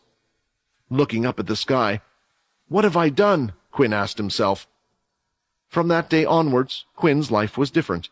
He was constantly targeted by those in Human's gang, including the top dog, but something had changed. Quinn was no longer part of the shuttle group and did what he wanted. Now he understood why people fought back, because the pain from getting beaten every day wasn't as bad as the pain they felt from being treated like crap. The mental trauma of feeling beneath someone was damaging to their souls. It felt like they were slaves almost. At least this way, Quinn felt like he had made his own choice. He made his own decisions to do what he wanted, and he would face the consequences for it. He thought back to all those celebrities with great powers that he saw on TV. The Big Four are the military leaders and head generals. They had so much power, yet they did nothing. Why? Why did they do nothing even though they had the strength to better everyone's lives? Was it because they couldn't see it? Was it due to them being at the top, so they didn't know what life was like for those at the bottom? Clenching his fist, Quinn swore to himself as he made a promise. "If one day I ever get the power like those guys at the top, I will make a better life for those like me and get rid of this whole trashy system." It was safe to say that after the events that had happened, everyone was exhausted, both physically and mentally. This time it wasn't just one family that had suffered losses, but nearly every single one had been hit. It was tough to say how this would affect the vampire settlement, and it was too early to tell, but the one that would have to lead them out of all of this was their king, Bryce. He was trying to recollect and create an order for all of what happened, even though he was still recovering himself. Mostly, he used the royal guards to keep control of things, as they were used to help rebuild what was lost, make a count of all those who had perished, and keep guard in case there were any more nasty surprises for them. This whole event was quite a shock to the vampires, and it would take time before they really understood what had happened and why, especially the few that remained from the 8th family, as nearly the whole of the 8th family had been wiped out. A whole day had passed since the event with Quinn and the other leaders. Those from the 10th family had been standing there nervously on the stage as they saw Quinn collapse on the ground. They had just seen Quinn exchange some pretty heated words and were worried that Bryce had possibly done something. Even though they wanted to move, they were cautious and didn't do so until they were allowed. At that moment, 2 people who had been away having returned now, and their appearance upon returning had come as quite a shock. Lifting him off the ground and placing Quinn over his shoulder with ease was Peter. "What the hell are all of you standing around for? Quinn is exhausted and no one's going to take him back to his castle?" Peter said, walking to the others and shaking his head. Bryce did nothing to stop them and allowed them to do as they wanted. The group was left speechless by the appearance of Peter and Logan, not because of their actions, but due to how they looked. Peter's clothing was ragged and soaked in blood. Apart from his face, it looked like he had been dipped in a bucket of red paint, and as for Logan, he was missing an entire arm. What happened? Nate couldn't help but ask while staring at the wound that had been seared off. I guess we both need to update each other on our situations, Logan replied. The good thing is that all of you are alive. I was sure that by my calculations of probability, at least half of you would have died. You were one of those on my list. What the hell is that supposed to mean? Before leaving, Silver wanted to have a word with Kaz and pulled her arm before she went off to look after her father. Kaz, you and Fex both lost your memories to Cindy, right? But you somehow got yours back. What happened? Can you do the same to Fex? Silver asked. I'm sure the king is definitely willing to. He owes Fex and all of your family a huge favor. But please understand that there will be more pressing matters before this. I just ask you to wait patiently, Kaz replied, leaving to go with her father. Leo, having recovered some of his strength from the fight, propped himself up using his sword sheath. Everyone, we shall return to the castle and rest, Leo ordered. Usually the family leader would be in charge of organizing what happened to those in the 10th family, but Quinn's breath could be heard going in and out like a baby. It was best if Leo took over. After all of those events, the group managed to rest inside the castle for the rest of the day. They excitedly talked to each other about what happened while they were away. No way, 100 vampires? Weevil made a face like he couldn't believe what he'd just heard. If it was Borden, maybe. Peter shrugged his shoulders, for he really didn't care if they believed him or not. He just answered the question of what had happened. I never knew you were a Dalky, Weevil said, walking up to the table Borden was standing on. After about an hour after the fight, Borden had eventually returned to his small size once again. The good news was the liquid allowed him to stay in his true form for longer, and Logan said he should be able to make more for him as well. He could even give him an injection now if he wanted, but Borden was getting used to his small size. He was more bothered about being disadvantaged by a time limit during his fight. I never did try creating a solution with the vampire crystal. Maybe next time, Logan thought. Don't worry about me being a Dalky. I am based on my brother over there, Borden replied, pointing to Syl, who was in the corner of the room. Syl hadn't joined the others, and for a good reason as well. Even if he had been there, he would have been useless and just used by the vampires and Cindy as another blood bank. The 10th family was quite excited and upbeat about the whole thing. In a way, it was a relief. There was so much pressure going on about Quinn's death, it felt like for the first time since coming to the vampire world, they could finally relax. That was until Sam brought up something. The words Quinn said to, Bryce, in the end. Do you think we can all go home? Sam asked. We don't know yet, Paul answered. At the moment, the vampires seem to be busy trying to track information from Cindy, the person who caused all of this. As you all know, Quinn hasn't woken up. I'm sure there are many things they would like to discuss with him. However, Bryce is a strange fellow. Quinn's words could very well be treated as a threat. For the short time I've been here, it looks like the vampires have a lot of pride and demand the king to be respected. Quinn is playing a risky game by requesting to not be part of the vampire settlement. As soon as one family leaves, then the other leaders will ask for special requests as well, and that's something the king doesn't want. The others hearing this looked a little depressed. It sounded like there was a chance they couldn't leave this place, and if they did, then Quinn might be in some serious trouble again. Although I agree with my fellow knight a little, at the same time I don't, Leo said, placing his hand on Paul's shoulder. You underestimate the power of a hero. Quinn has done something that the king could not. Shouldn't a hero be rewarded for his efforts? Some didn't understand what Leo meant by his words, but soon they all came to understand exactly what Leo meant. Because standing outside of the 10th castle right now were hundreds and hundreds of vampires, all wanting to enter the 10th inner castle area. The only thing stopping them was the royal guards that had been stationed at each of the gates. The reason they were there was due to what they had heard. It was impossible for them not to find out what had happened, and now the 10th had a new reputation that was being spread. The 10th defended against a strong attack from two families, and the leader was able to take down the one that had caused all of this. At the same time, there were rumors of a white from the 10th family heroically going around saving all the vampires. The 10th family weren't aware of their sudden popularity just yet, but they soon would be, although there was one more person who had found out about it, even before them. Inside the king's castle, on the top floor, Bryce was sitting on his throne. He was in the middle of many thoughts, as they had found a lot in a short amount of time, and he was pondering about the many decisions he would soon have to make. It was something that couldn't be delayed, as people would want an answer, and a forward action from him, so that something like this would never happen again. While in the middle of his thoughts, the doors were swung wide open, and Kyle was seen entering. His cape was flapping, and he knelt down. "Is there something concerning?" Bryce asked. "Not very concerning, but perhaps something I thought you should be aware of. I know you are struggling with what to do with the 10th family leader, so I thought I should let you know." Before speaking more, Kyle gulped. "The 10th leader, Quinn Talon, is being hailed as a hero and savior of the vampire race by the other vampires." This piece of information certainly made Bryce have to rethink what he had originally planned. "A hero," he repeated, looking at a newly placed painting that was stationed just above the entrance to the throne room. It was large, and it went from the top of the doorway to the end of the chimney.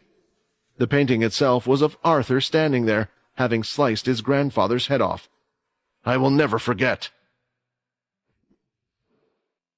Many things needed to be done before Bryce could think about other things, but in his mind, the top priority was obtaining the blood powers that he believed should have rightfully been his in the first place.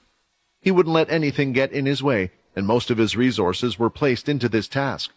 Using the influence skill on Cindy was relatively easy, and the main reason for this was due to Quinn's Shadow Eater skill. With that, she was no longer the vampire she used to be. It made her whole body weak, and this also made extracting information from her quite easy. With this, they had gotten information about where the book that would store the absolute blood powers was kept. Unexpectedly, it was hidden in an expected place, in the second castle. It seemed like Cindy was arrogant that either one, her plans would have never been revealed, or the second, she would succeed, so there was no point in attempting to hide the book. A further investigation went into the second family's tombs, and although one of the tombs had been opened, none of the others had been. This was expected because the person who had actually woken one of the leaders was Bryce himself. Going behind the king's castle, with his 2 royal knights protecting him, Bryce was there to visit Cindy. Now that he had the blood book, the powers needed to be extracted from the book, and then Bryce would have to take the powers from the blood book again. In a way, he was thankful that she hadn't been killed, because otherwise he wasn't sure what would happen to the blood powers. And there was no knowledge to date about that either. When he arrived, he could see Cindy there, a vampire leader covered in a plain brown top. Her eyes were heavily bagged. Even though vampires didn't need much sleep, they still did on occasion, but it looked like Cindy never got to rest, and it was all due to the pain she was suffering from. Cindy had been confined in one of the cellars where a special combination would be needed for it to be opened. The conditions inside the cell were better than what Quinn was kept in. Due to Cindy's current mental state, they knew that they didn't have to worry about her breaking out. However, it was still unknown if other leaders might still be working with her or who might attempt a rescue. However, it was still deemed necessary to bind her hands and ankles so that she was unable to make another suicide attempt. At least, not until they had extracted all the information from her that they required. The blood armor had already been taken off and was placed in the king's vault like it should have been. Only when needed would it be called upon. "What do you want?" Cindy asked, not even looking up when Bryce had entered. She couldn't move around too much because of the heavy cuffs that bound her hands and legs. "The Punisher's power is certainly cruel, and usually I would say no one is deserving of such a fate. But for you, I think the punishment fits quite well. Do you know why we are here?" Bryce stated. Prima handed Bryce the blood book before he walked over to where Cindy was and quickly made a cut in the palm of her hand. Bryce wasn't sure if she was resisting or not. Even if she was, he couldn't tell based on how weak she was now. He shoved her hand on top of the book, and then his eyes started to glow red as he looked into hers. "You will give up your absolute blood power," Bryce stated. At that moment, Cindy had no resistance, as she had no choice but to do what he asked, and the book started to glow. A whirlwind of red swirls of energy surrounded her body, and the power had even lifted her up in the air slightly, but no matter what happened, Bryce wouldn't let go of the book. As the whirlwind began to die down, all of the red swirls had entered the book, and the red gem in the center started to light up once again, showing that the power had been returned. Prima went forward to grab the book from Bryce once more, but Bryce shook his head and placed it beneath his waist. "This power has already fallen into the wrong hands once. It won't happen again. You can lock up the book once the powers have been transferred over," Bryce said, and looked back at Cindy. "We have been trying to run our investigation to see who is exactly involved in this. The 8th leader, Jill, incessantly claims that you forced her to join, even though she has no idea why you did all of this," Bryce said. Now, are you willing to tell us, or are you going to make this difficult for us?" The reason why Bryce wanted Cindy to say things of her own accord was because the influence skill worked best when giving simple commands and answering simple questions. If they wanted to find out the truth from Cindy this way, they would have to play 20 questions, and may have missed out on a few things here or there. Whereas if Cindy willingly told them, then they could just use the influence skill to confirm whether or not what she had said was the truth. "And will you grant me my wish if I tell you everything?" she replied, whining still from the pain. "Which wish? Your wish to become queen or your current wish?" Bryce asked, thinking he knew what her current wish was. "Ha ha ha, I never knew you were a funny man. My wish was never to become queen, Bryce. Although I still managed to accomplish half of what I wanted, I will tell you everything, as long as you promise to kill me after," Cindy requested. Bryce had to think about it for a while. They could get what they wanted through the influence skill, so Cindy didn't really have a bargaining chip. In all honesty, after Bryce got what he wanted from Cindy, it didn't matter to him if she was dead or alive, as long as he could store her blood for other uses in the future. "You have my word that we will set a date for your death so you will not have to suffer forever," Bryce promised. "Bryce, I don't know whether you will make a good king or a bad king, or whether you even care about hearing my story, but if the old king had listened to those beneath him, then maybe something like this would have never happened. Sometimes when you try to fix the current problem and not think about the future, then the solution now might cause a bigger problem in the future," said Cindy. Walking up to her and staring her in the face, Bryce showed no fear. "Cindy, let me tell you something. Why would I take advice from someone who is in your position?" Bryce replied. "I am here where I am today because of my actions, at the very top of all the vampires, while you are stuck down here in this cell suffering. I would be mad to take advice from you." Hearing these words, and seeing that Bryce was so proud of what he had accomplished, made Cindy smile. "Ah, yes, you achieved all this by yourself, didn't you? And you say you are on top of all the vampires? King is merely a title. I can see you're afraid.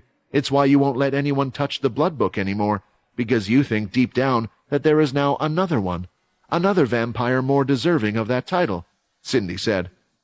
Although Bryce didn't react, his body told a different story as the veins on his hands started to bulge once more. He and his royal knights knew who she was referring to. It was the 10th leader, Quinn, the one the people claimed was the hero. After Cindy's taunting words, Bryce eventually calmed down as he thought about a few things. He touched the book around his waist, and he could feel the power seeping out from the book. "You think the 10th leader will be a problem? I disagree," Bryce said, as he pulled out the book from his waist, and a flask along with it. "Your Majesty, what are you doing?" Kyle asked. "You are meant to obtain the blood powers in front of all the other leaders." Although Kyle didn't question it, he also wondered where Bryce had retrieved another flask with all the leaders' blood inside. "And have more people question who has the right to this power? You know we are all too far involved in this already," Bryce shouted back and poured the flask of blood over the book. The power that was recently bound within the book just a moment ago was now seeping out again. The red crystal on top of the book lit up brightly and soon started to dim as the powers inside were transferred over to Bryce. Bryce looked at his hand as if it was foreign to him and started to move it like so as well. Then from the wound that had been cut on Cindy earlier, he started to move his fingers, and blood started to move from her hand, creating a small ping-pong-sized ball. Eventually, he started to rotate it, spinning it around his hand. "Cindy, with this power, no one should have been a match for you. You were in such a rush to complete things. Now, as king, I have time on my hands. That boy will not be a problem. Now speak." Cindy wanted to say more, but she could tell that now he had the blood powers, it had given him a sense of false confidence. She knew this best because she had felt the same way, yet she had still been defeated. She knew that saying anything now would just be wasting her time, and the quicker she told her story, the quicker she could get rid of this pain. Cindy had the respect of many leaders, and during her time she helped other leaders as well as their people with many problems due to her powerful second ability. Because of this, she gained a lot of favor with certain families. Part of this was also due to how hard-working Cindy seemed to be, and this was actually true on her behalf. But the reason why she was so hard-working was because of her father. The second family went through a rough period when their father, the old leader, had turned into a bloodsucker. When her father had left, she too naturally hated him for what he had become.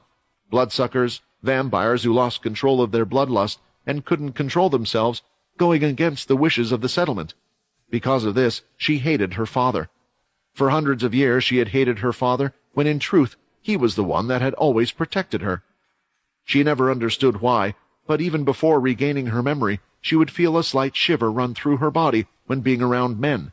It naturally caused her to have a dislike for them, but still she would put on a smile. She thought this was due to the abandonment of her father, but after learning the dark truth, she realized it wasn't the case at all.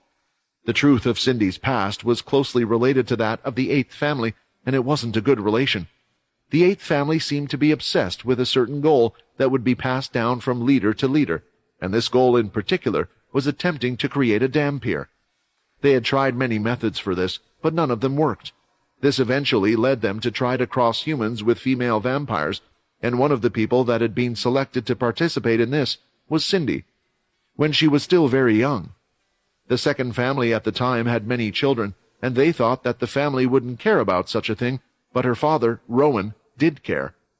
He found out about it and put a stop to it. However, after reporting it to the current king at the time and returning her, they did nothing. Their answer was to simply start again, putting the current leader to sleep and selecting a new one. Cindy was traumatized by what she had been forced to go through, and her father made it so she would never have to remember those events ever again. When these memories resurfaced, she realized why she had a hatred for men, the past 8 leaders, and for what had happened to her. The king, who had outlasted the only person who had protected her, and the Eighth Family received next to no punishment. Cindy wanted to get rid of it all, and she wanted to start with the Eighth Family. Supposedly, the Eighth Family's original leader had perished due to an experiment conducted by the 10th Family, and she wanted to see this for herself. Perhaps she could get an answer from him as to why she had been put through so much. Obtaining blood from one of the Eighth's heirs, she entered the Eighth's family tomb and summoned the original leader. They were right. What was left of him certainly wasn't a vampire. There was nothing left but a beating heart, linked to an outer shell of the brain. There was no flesh, or anything, or even a way for the body to properly consume blood. She imagined they had put him in the tomb just out of respect. However, Cindy hadn't exactly been honest about the strength of her powers. After spending some time, over the course of weeks, she had eventually restored the Eighth Leader back to what he once was, and he had remembered everything the 10th Family did to him. Although Cindy wanted to get rid of the Eighth Family, she also had the goal of crushing the whole settlement, the one that had killed her beloved father. Now, the original vampire Remus owed Cindy a favor.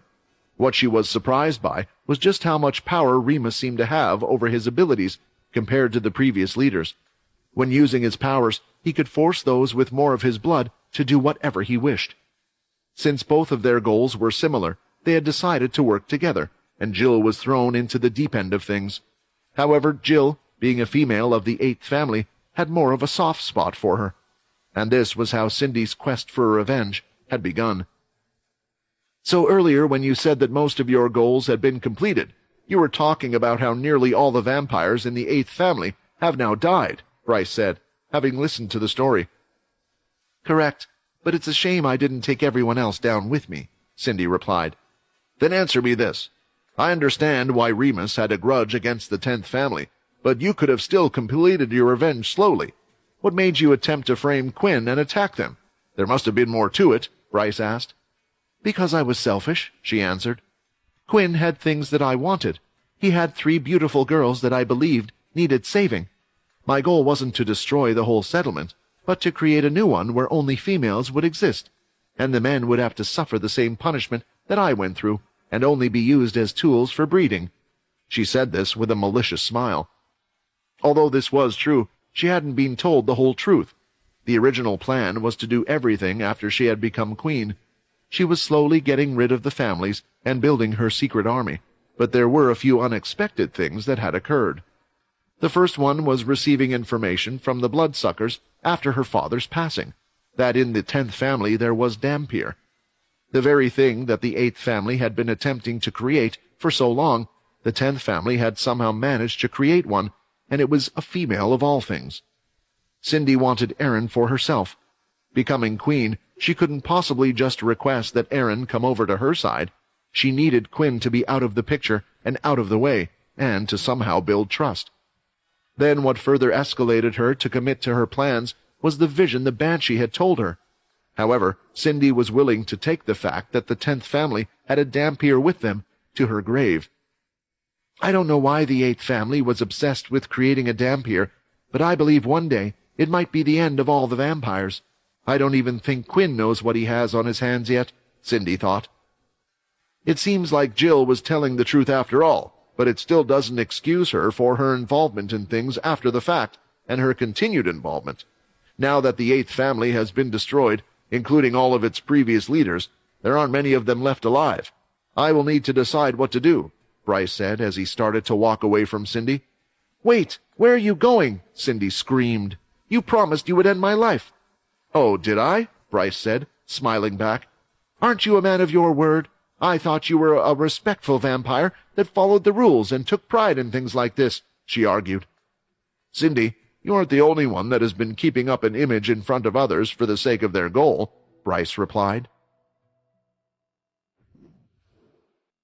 It seemed like whatever Bryce had to do was finally complete, for he had sent a message to those in the 10th castle to inform him of when Quinn was awake.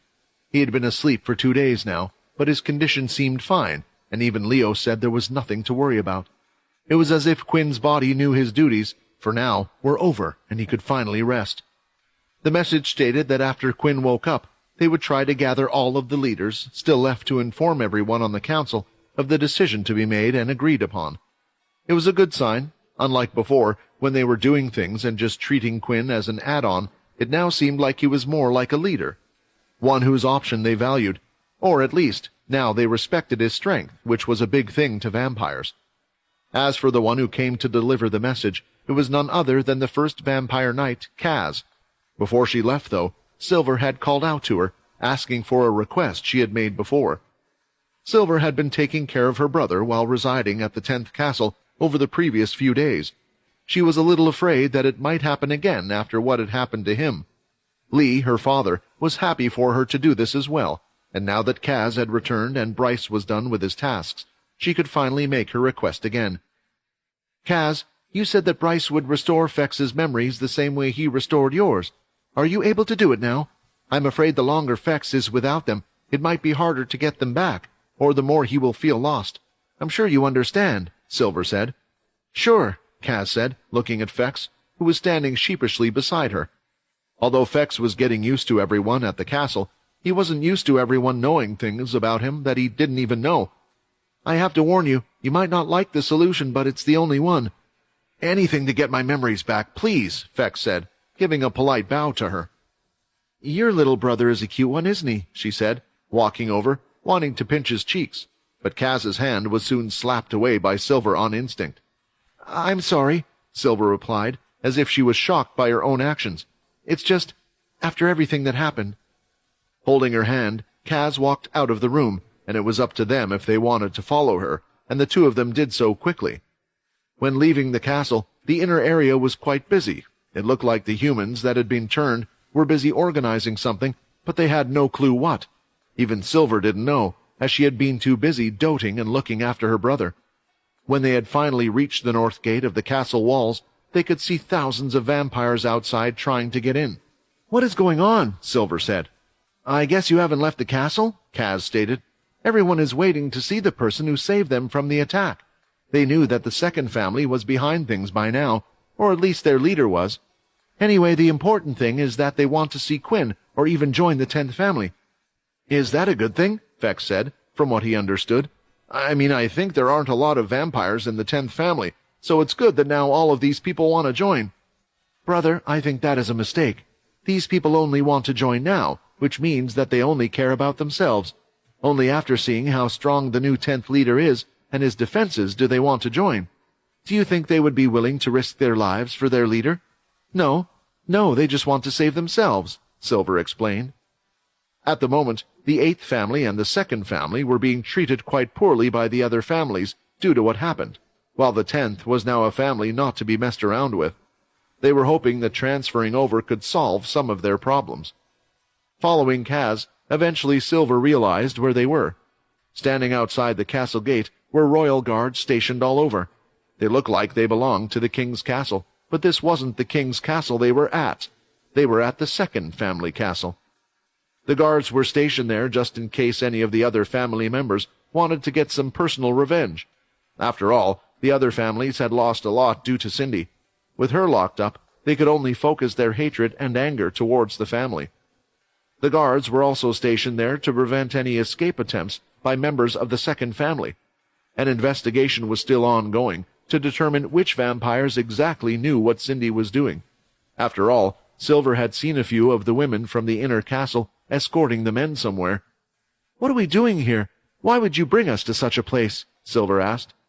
Mine and Fex's memories were taken away using an influence skill, but it was due to the second family's ability. So to get them back, we need to use that ability as well, Kaz replied. There were quite a few vampires in the second family that had learned their ability. However, one would need to be even more powerful, or at the very least, have Cindy's level of strength, to remove an ability that a leader had placed. When Silver saw her use her powers that day to fight Quinn and the other leaders, everyone saw that Cindy had been hiding the extent of her reversing powers. Others even thought maybe there was something she could do to help the past king. Entering the castle and walking up to the throne room, she quickly found out who was sitting on the current second leader's throne. As soon as she laid eyes on him, Silver bowed down, and so did the other two. "Please, you can stand. My family has already caused so much pain for the vampire settlement. Right now I don't feel like I am deserving of your respect." The man spoke, but he wasn't an ordinary man, and he certainly didn't look like one either. The man was dressed in an all-white robe, which stood out for a vampire since they often wore black. On his right shoulder, he had an ancient armor piece that was silver in design, with a gold trim going along the edges, and finally, he had his long black hair tied up, but allowed two long bangs to go down the front. When looking at her with his soft smile, Silver couldn't believe that Cindy and this man were related. He was the original vampire of the second family, Tempest Chaw. Sir," Fex said, standing up, "I think someone from this family removed my memories, and I was wondering if you could bring them back." Silver and Kaz couldn't believe how casually Fex was talking to the man just now, but of course, Fex had no clue who he was. The man looked at Fex for a few seconds, who was rubbing the back of his head. "Ha ha, of course. It was my ability in the first place, so I should be able to remove it just like I did with Kaz." "Remove it? So I'll still remember everything that happened, right? I won't forget everything?" Fex asked, clenching his fist. He didn't want to forget what happened. He wanted to remember all the people from the 10th family, including what his sister had done to help him. "Of course," Tempest said, signaling for him to come over with one finger. When Fex reached Tempest, he placed his hand on top of his head, and it only took a few seconds before the whole skill was cancelled, allowing him to remember everything again. Immediately, Fex's eyes went wide, before immediately bowing down to the ground. "I'm so sorry. I'm such an idiot for my words before. Please forgive me," Fex said. In the background, Fex continued to beg, while Silver had her own thoughts, watching everything play out. If Tempest was here standing now, it meant that the one who had awakened him was Bryce. "Does Bryce plan to return him to his tomb?" Silver asked Kaz, who was still by her side. "Originally, yes," Kaz replied, "but it seems like Tempest doesn't wish to return to his tomb. Instead, he wants to build up the second family's name so they are trustworthy again before he leaves." Silver didn't know why. She should be happy that the original vampires were waking up and choosing to stay in their world during their time. However, she had a bad feeling about it all. Maybe it was because of her experience with Remus, but she just felt like the generations of vampires were too far apart, and their views were sure to clash. With that said and done, there was only one thing that they needed to wait for, and Quinn had finally woken up from his long-awaited rest. Slowly opening his eyes, Quinn felt the best he had ever felt in a long time. It reminded him of when he was a young teenager, and on the weekends would sleep in until 3 in the afternoon. There was no one to wake him up and nag him in any way like others had. Ever since turning, being thrown into all of this mess, it felt like he didn't even have a single day to rest. "I thought life back then was hard, and now look at this," Quinn thought.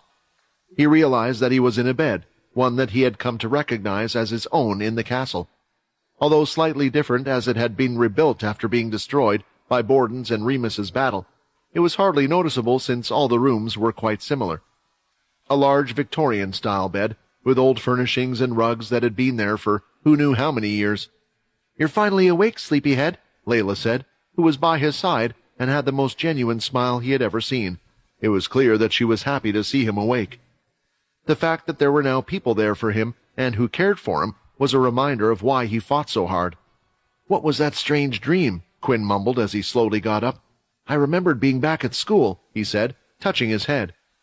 "Do you want me to call over the others and tell them you're awake, or do you want to rest for a little longer?" Layla asked, knowing full well that the others would barge in, full of excitement if she told them the news. The others were a handful, and if Quinn was half awake, it would be hard for him to handle them. "A rest would be good for now. Just give me a little more time," Quinn said. Saying this, Layla thought it was best she left as well.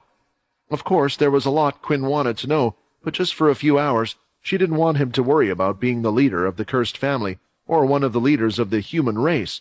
She just wanted him to be Quinn. Just as she was about to shut the door, though, he had a few words for her. "I'm sorry," Quinn said. "I think I know what happened to Sia. I'm sorry I wasn't there to save her." Layla turned around and smiled while shaking her head. "Quinn, you don't need to apologize any more.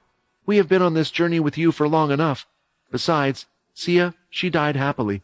At least I would like to believe that. And you did everything you could. Your towers and the defenses you set up, we all survived that day due to your help. I think I realized we should start being more thankful for what we have, rather than what we have lost." Closing the door behind her, Quinn was finally left on his own. He was sitting there in disbelief on his bed, thinking about what he had just been through. The fight he had just had, trying to remember every single detail. But what actually had him most excited were the rewards he was about to receive. While passing out from exhaustion, Quinn heard several pings go off in his head and screens appearing in front of him, but he was unable to check out exactly what they were. "So, system, you didn't think I could beat her? So much so that you didn't even bother giving me a quest. At least it looks like you know when to reward someone when they are in the wrong." Quinn pondered over the moon, ready to open up the notification screen. "The 10th family thinks very highly of you. The vampire settlement has learned of your deeds. You have gained a total of 50,000 reputation points. You have reached the maximum number of reputation points. You can now upgrade your castle to level 2 in exchange for 50,000 points.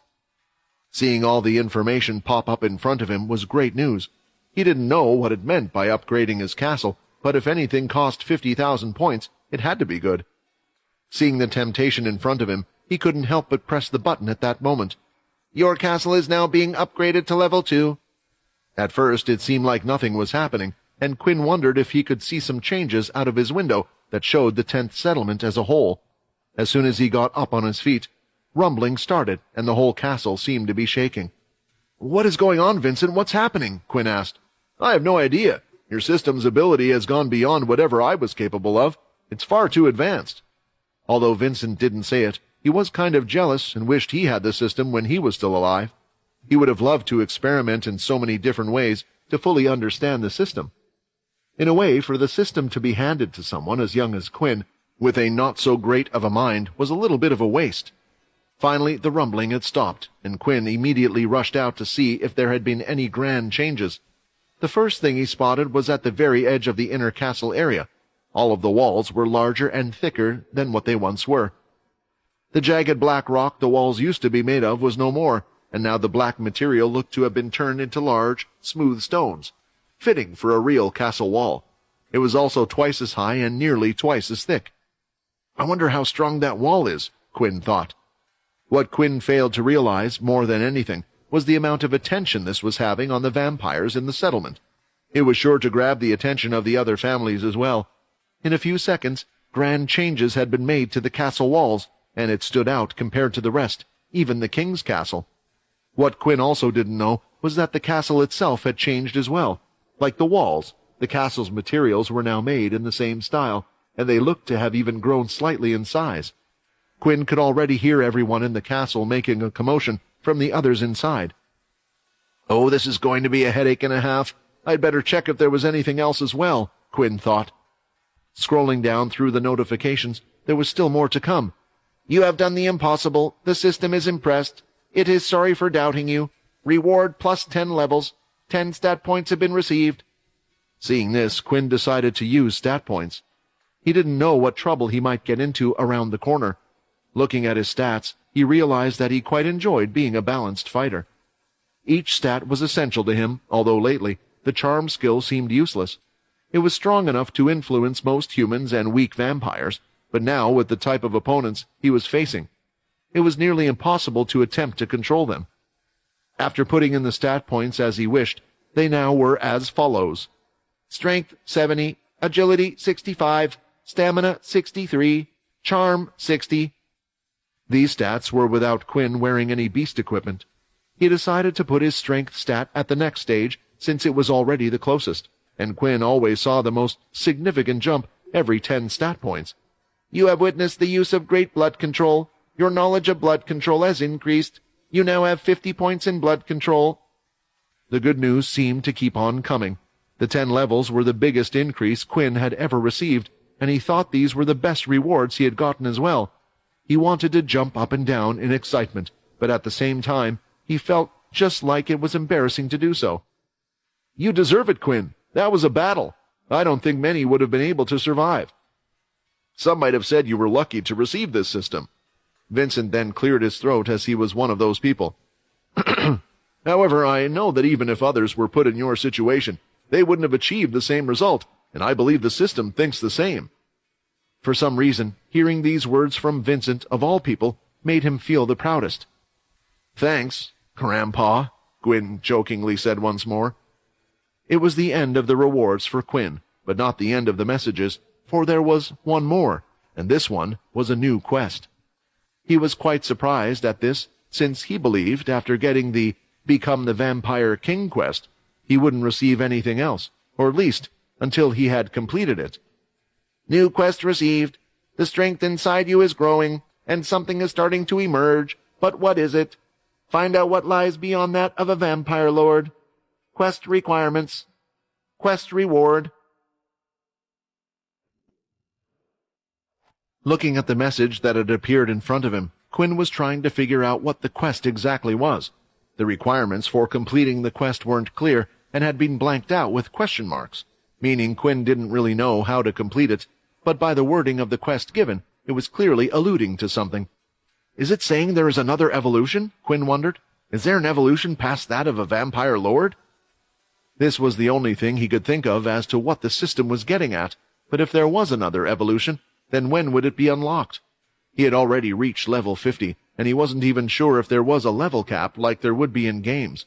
He would complete the quest at level 60, 80, maybe not until he reached level 100. To my knowledge, no. All the leaders, or at least all the current leaders during my time and yours, are at the Lord's level.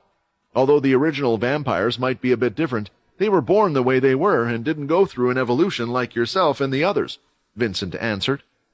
With no clue what the requirements were, though, Quinn would have to put it in the back of his head for now.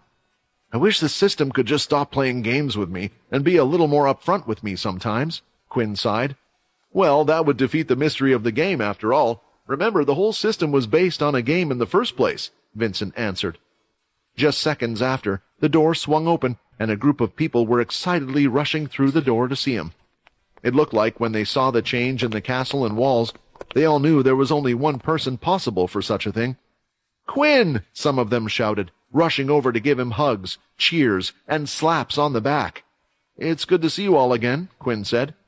There were many questions asked on both ends, as Quinn was unaware of what exactly had happened while he was in the cellar, and they too wanted to know what happened to him.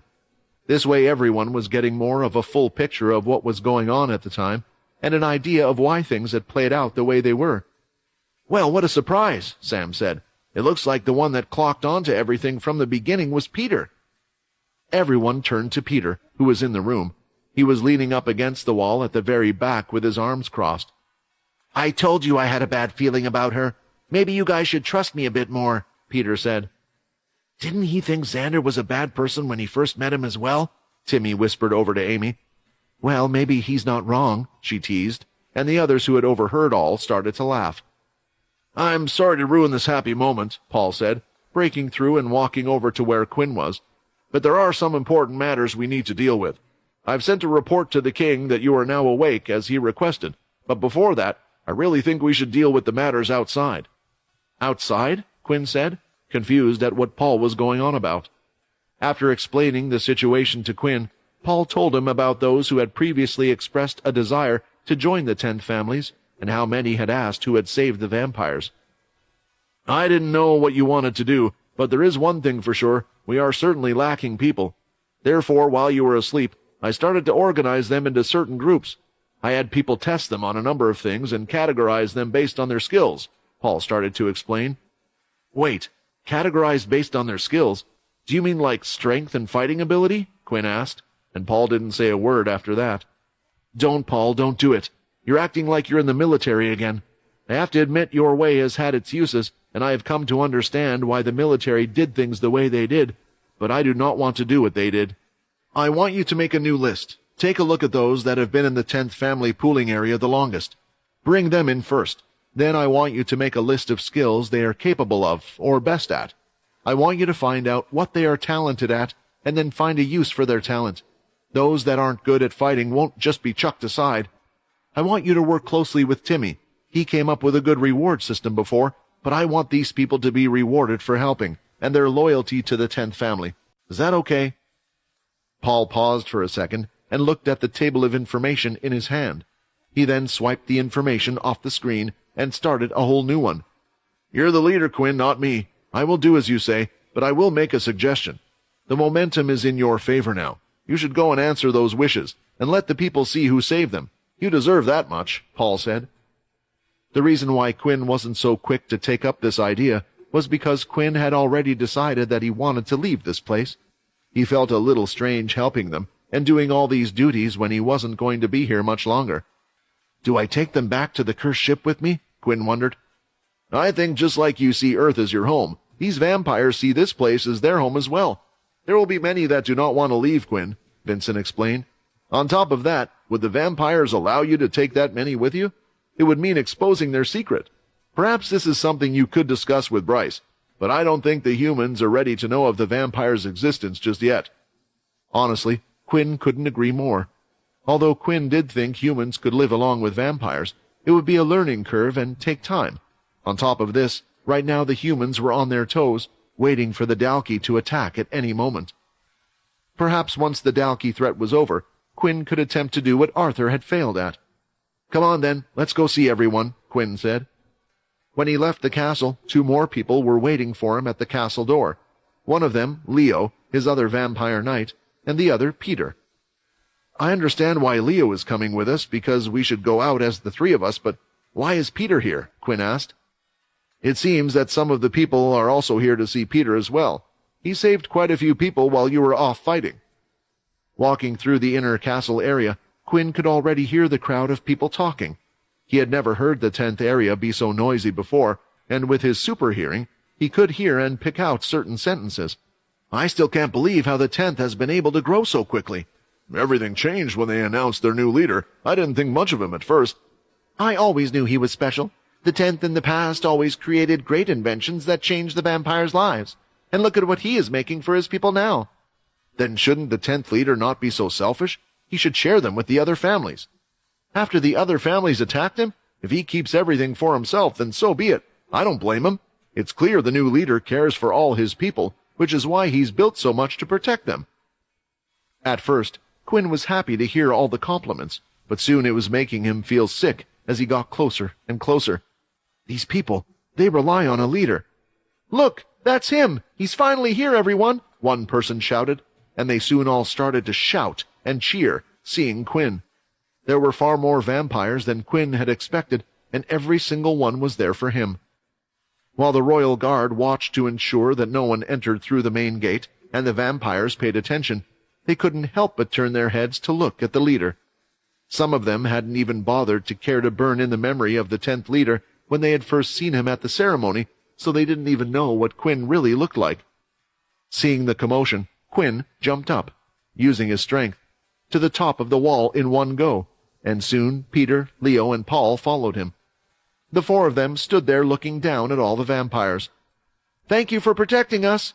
"It's the white that saved you. Look," a mother said, pointing upward towards Peter. "Do you think you can just up and leave this place?" Vincent said. "Remember, you promised me and said you would look after them, Quinn. You now have a connection with them." Vincent was right. Quinn had already promised to protect those in the 10th, but now other vampires also wanted his help, not just those from the 10th anymore. "What am I meant to do now?" He could see everyone after looking at all the people from the top of the castle wall. They looked back at him as if they were expecting some type of grand speech, but he didn't really have one for them, nor was he expecting this in the first place. They all thought he had saved the vampire race and protected them, when in reality he was just protecting his friends and wanted to leave this place. He then looked back at his own castle and started to look at the others in comparison. The towers, the upgraded walls, and the castle itself. There was a huge difference now, and so much had changed in a short amount of time. The last time he had come here, the castle was untouched, abandoned, and hadn't been worked on. "Are they really here for me?" Quinn wondered, and soon jumped back off without saying a word to any of them. He didn't know if this would be better for his position or not, but seeing what had happened, seeing them, he now had a better idea of what he wanted to do. "The 10th leader has asked me to do a few things. If you wish to join the 10th family, then you should comply with the following rules," Paul continued, giving the vampires a set of instructions. All of what Paul was doing was based on what Quinn had requested before. Soon they began to let vampires slowly into the castle walls. Through talking to the vampires, Paul found out that there were quite a few who had been in the 10th family for a while, and their reasons for staying and wanting to join were quite similar. They had respect for Quinn ever since he had gotten into power. Many of those in the 10th family were criticized, and the other families used their powers to abuse them, similar to what Timmy had gone through at school. Because of Quinn's request, before he had been accused of killing Dwight, the 10th family was already seeing improvements in their lives. They thought that the new 10th leader was someone who actually cared for the family, enough to even return to this place and come here when he didn't have to. They didn't realize that Quinn had made that rule more so he would receive prisoners from the other families in hopes of improving his own power. There was a selfish reason behind it, but it had done good in the process. As things were rolling into place, Quinn noticed that there had been a summon. For the first time in a while, there was a voice, a message that had been sent to his head. "This is a message from King Bryce. All leaders are to come to the king's castle, along with their fellow knights, in the next 2 hours. All leaders must attend." The voice responsible for sending the message was Jill. It didn't sound like she usually did. When delivering this message, it was far more monotone and spoken as if Jill had lost all hope. Quite frankly, Quinn was surprised that she was still being used to sending messages after what had happened. Due to the message that had been sent, Quinn also called Paul and Leo back to the castle as well, as Quinn wanted to have his own meeting with all the others. Paul left the task he had assigned his men to Ashley, and they were off. Due to Paul's background, he was great at getting things done, and was extremely organized and efficient. He made it so whatever plan needed to be implemented could be done quickly and run like clockwork. He only needed a piece to replace him in the clock with him away, and it would continue working. Finally, in the customary grand dining room, which appeared to have seating for about 30 people, everyone that Quinn was close to had gathered. He deemed it important to him and those that were part of the cursed ship. "You might be wondering why I asked you all to come, but I have been summoned to the king's castle for a talk. It's what we've been waiting for, or at least I have been waiting for," Quinn said. "I'll be blunt. I'm going to ask if we can leave this place. Although asking isn't really the right word, I'm going to make it clear that I'm leaving this place.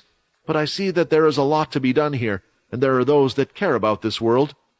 Quinn then looked at Timmy, Xander, and Amy, who were originally from the vampire world. "I'm going to ask for a way where I am still part of this crazy vampire ruling, but I have more freedom to come and go as I wish. From what I have seen outside, I realize that the position I'm in might be a lot better than we thought, and I can use this to my advantage. Honestly, asking just for permission to leave would be too simple for what we have done and what we have suffered through. I came to realize I had only been thinking about myself, acting on everyone's behalf without actually asking what you guys wanted. So, I want you guys to tell me now, is there anything you need or would like to ask for?" It came as quite a surprise. For one, they weren't sure Bryce was going to accept Quinn's request, and now Quinn wanted to ask the king for more. But for those that were able to see deeper than the surface, they realized that Quinn noticed the power of the vampires, the power of the people. Using them and his good deed, Bryce didn't have much choice. What could he do if he refused his request, and Quinn decided to leave anyway? Attack the family? Attempt to attack Quinn? It simply wouldn't go well and cause another war. The first to speak, and who wasn't shy about asking for something, was Logan. He raised his right hand before speaking. "Can I request we keep the blood crystals we obtained from the 8th family attack? I'm sure when things settle down, they will ask for them back, but they are quite useful to power certain items, and even my own. I would like to do more research if possible, which would help us out a lot. I believe the vampires have deemed this as an illegal item." "I think that will be fine," Quinn replied, and looked at his sliced-off arm. "Do you want me to see if they have someone that can get your arm back, or maybe a new one? They should have those in the 2nd family that might be able to do something." Even though Quinn said this, he didn't really want to be sending another one of his friends off to the 2nd family. If Logan did go through with anything, this time Quinn would be right there beside them. Shaking his head, Logan had no hesitation in rejecting the offer. "Don't worry, I don't see having fewer human parts as a bad thing for me. I can still use my ability just as well. Besides, I have other plans for this," he said, raising his stump. "If you get us back to the human world, I can work on something straight away." Soon after, Logan started to mumble to himself and had a slight smirk as he was thinking of the creations he could come up with. Quinn looked around the room to see if there was anyone else, but all they really wanted was to go home. There wasn't anything that the vampires could give them that they wanted other than that, until Paul had raised his arm as well. "I would like to make an offer and also a request as well," Paul said. "I have spoken with my people before this, so do not think I am talking on their behalf when I say this. Like before, I would assume that if they do accept your request to leave, they will want you to leave someone behind. This is also good for us, as we can keep an eye on things here. My people and I would like to be the ones left behind to look after this place." Paul was no longer required to be by Quinn's side because of his status within the human race. Quinn knew that Leo wanted to do things as well, and felt a little bad for keeping him here. Honestly, Quinn hadn't planned to leave any of the main group behind, but if Paul did request it and wanted to, he wouldn't stop him. "I see, Paul. I know you would only do this in the interest of your people, so what is it that you request?" Quinn asked. "When you're in the meeting, Quinn, I want you to ask them if there is a cure, a way to turn a vampire back into a human." Finally, the appointed time for the meeting had arrived, and the 3 members of the invited 10th family were leaving. Quinn had chosen to use his shadow travel, and as requested, had brought both Leo and Paul with him to avoid the disturbance outside and being noticed by the other vampires. While using the shadow travel, Quinn noticed that he no longer felt like his MC points were draining. It was as if a specific part of his body no longer got tired when using it. "So this is what having over 1,000 MC points feels like?" Quinn thought. One of his main problems with using the shadow ability was how much MC each skill would use. It seemed to be more taxing compared to other abilities, but now Quinn could finally use his skills in more ways without having to worry. On the way there, Quinn's mind started to wander and focus on something else. It was the question Paul had asked, not too long ago. "About Paul's request, it should be possible, right?" Quinn asked.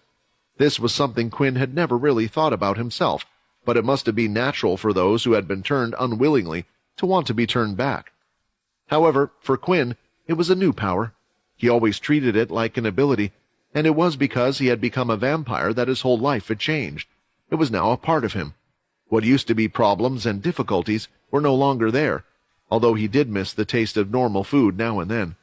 "What makes you think that?" Vincent replied. "When I lived your life, you placed your powers away in that book. You used your ability so you could become human and live with—" Quinn stopped there as he realized that talking about old memories may not have been the best or politest thing to do. It felt natural for Quinn because he had lived Vincent's life. At the end of the day, Vincent never told him these things, and the two of them had never directly talked about Vincent's past before. "That was due to my ability, the equivalent exchange ability. This is something that you don't have, Quinn. Perhaps there would have been something that could have been done if I was still alive," Vincent replied. "Yes, but there are others with the same ability, remember? Some of them are still out there even now," Quinn replied, referring to the possibility of the original leader Richard Eno and Jim. So apart from that, is there any other way? After thousands of years, did they never figure something out? Quinn didn't hear from Vincent for a while, as he must have been thinking of something, and he eventually replied, "Not that I know of. I'm not saying it's impossible. I'm just saying that even when I was alive, there was no research put toward such a thing. Even vampires that think they must protect humans and see themselves above them, so why would they ever want to become one of them?" "But you did," Quinn replied. "I know, but I was certainly a special case. When I decided to, I used what tools I had available at the time. Anyway, my point is that there hasn't been any research done, which is why I said not that I know of. Perhaps after my time, someone might have done something. I'll be honest, there is one family that might know the answer. The second family." It was an unexpected answer for Quinn. "Did you remember what Leo told you about the subclasses that they found? What interests me is how they even created such subclasses. There are only two ways to create a subclass. Either be born, which means one of their parents would have needed to be a subclass, or second, be turned into a human. They had far too many subclasses for me to believe that they were born." Vincent certainly had a point, and it was something Quinn had never thought of before. But with Cindy dead, who was there to ask? Still, he had made a promise, and he would certainly pop the question. Arriving at the king's castle, the normal checks had been done, and it was time for the three of them to be led inside. Well, at least the guards aren't acting strange like last time. Were some of them working for Cindy, or was it something else? Quinn wondered. When Quinn finally arrived, the large, wide doors were opened, and the usual council room could be seen. Although what he hated was the fact that it seemed like everyone was already there before him, and he was once again the center of attention. Why is it every time I come here they look at me? Although this time it was for a different reason. Those that were there had seen Quinn fight. They were reminded of his power, and those who weren't had heard what he had done. Somehow a leader was able to go toe-to-toe with one that had absolute blood power. In a way, some of them felt fear, as they believed that this might be the coming of a second Arthur. As Quinn walked past his seat, his two knights stood by his side. He realized that there were some new faces in the room, and not just that, but Jill was not sitting in her seat. Instead, she was standing by Bryce's side, her hands kept together, her back straight. The most noticeable thing was her eyes. They lacked any form of emotion. It was as if she had now become a doll. Following Quinn behind, Leo's attention wasn't focused on the same thing as Quinn. Instead, he was feeling all the different energies in the room, and there was one, in particular, that was slightly different from the rest. A detail that only his ability could pick up, and even Quinn with his key control might not have noticed. "The man in the second seat? Is he like the one from before?" Leo thought. The person he was talking about was the original vampire Tempest. "Now that the 10th leader has finally arrived, we can begin this meeting," Bryce said, hitting his new cane on the floor once. It was a habit of his when he was the leader, but now he could do it even more as the king. "There are many things that we are to discuss on the agenda, and I will go through them all. Once I have spoken, the council table will be open for discussion about certain topics. I hope the recent events haven't made us forget what the courtesy and rules are in the council room." The others nodded, including Quinn. For some reason, he thought he would have felt nervous, but right now, Quinn was feeling quite calm. He was reminded of the first time he had come into the council room, how big everyone looked, and how much energy was pouring out of them. Now, though, he didn't feel afraid of them. His calm demeanor also didn't go unnoticed, and it was putting the leaders next to him a little at unease. "First, I would like to introduce you to the new leaders that you see around you. First of all, we should all pay our respects to the new second leader, Tempest Cha." When introducing him, even Bryce bowed down, which Quinn thought was strange. "Quinn, that's another original," Vincent said. Still, Quinn didn't act as if he was surprised. He knew something was up when he entered the room. There were only 3 completely calm people, their hearts beating as if it was just any other day. These people were Quinn himself, Bryce, and finally Tempest. "Tempest is the new second family leader, and he said he will do everything he can to build up the second family and right the wrongs his family has committed," Bryce continued to explain. "Next, we have the new leaders replacing the seats that have been vacant for a while. From the 7th family, we have a new leader, Harlu Dawn." When his name was announced, the young man stood up. After that, we have to replace the new 12th leader, Kim Kilton. This time, a female vampire stood up, who had quite the baby face. She had smooth, chubby cheeks and wore quite young clothing. It was quite clear to Quinn which vampires were from a new generation and which were from the old. It seemed like leaders were a thing hardly replaced. Even if their faces remained young, their fashion sense stayed the same. The new leaders gave a little speech stating what they planned to do to improve the family and a little bit about their background, but what Quinn was concerned about was that no one stood by the 8th seat, where Jill should have been. As you may have noticed, the 8th seat is empty, and Jill is standing by my side. Now that all the past leaders no longer exist, including the original, we have decided that there will no longer be an 8th family anymore. The original leader has betrayed the vampire settlement, and I believe they no longer deserve to be a part of the council. This is the punishment the 8th family must bear. Hearing this, the room was a little unsettled by the design. Moving on, the next agenda I would like to talk about is bringing back the 14th castle. There had been a lot of things that Bryce seemed to have skimmed over, not giving many details, and it left all the leaders with great confusion. For one, Bryce was already taking up the role of king pretty well, even though there were some that didn't really agree with that either. But as he stated at the beginning, they would let him finish before he opened a discussion. Since there is one less family, I think bringing back the 14th family will strengthen us once again. On top of this, the Punishers, whether I want to admit it or not, keep the vampires of the past in line. In a way, too much control is now given to the families and those in the inner castle under them. Before, we didn't have anyone strong enough to take the role of the one that was lost, but now we do, Bryce said, looking towards Quinn. Hearing those words, Quinn wanted to pinch himself. Did Bryce really just say that? Was he complimenting me? A shiver ran down his spine hearing those words, and Tempest was now looking his way as if he was trying to judge Quinn based on his appearance. Tempest had been caught up on the details, but since he hadn't been awake for long, he had no clue about the current strength of this generation of vampires. So what if Quinn was able to defeat his bloodline? To him, that could have meant nothing. Now that we have gone through with all the agendas, we may proceed with opening up the council floor for discussion, Bryce stated, and immediately there were a few hands that were raised, but the one who was quickest and most outspoken was Muka. Your Majesty, I have been fine with you running things for the time being, and I admit you did well looking into things with Cindy and resolving this whole mess.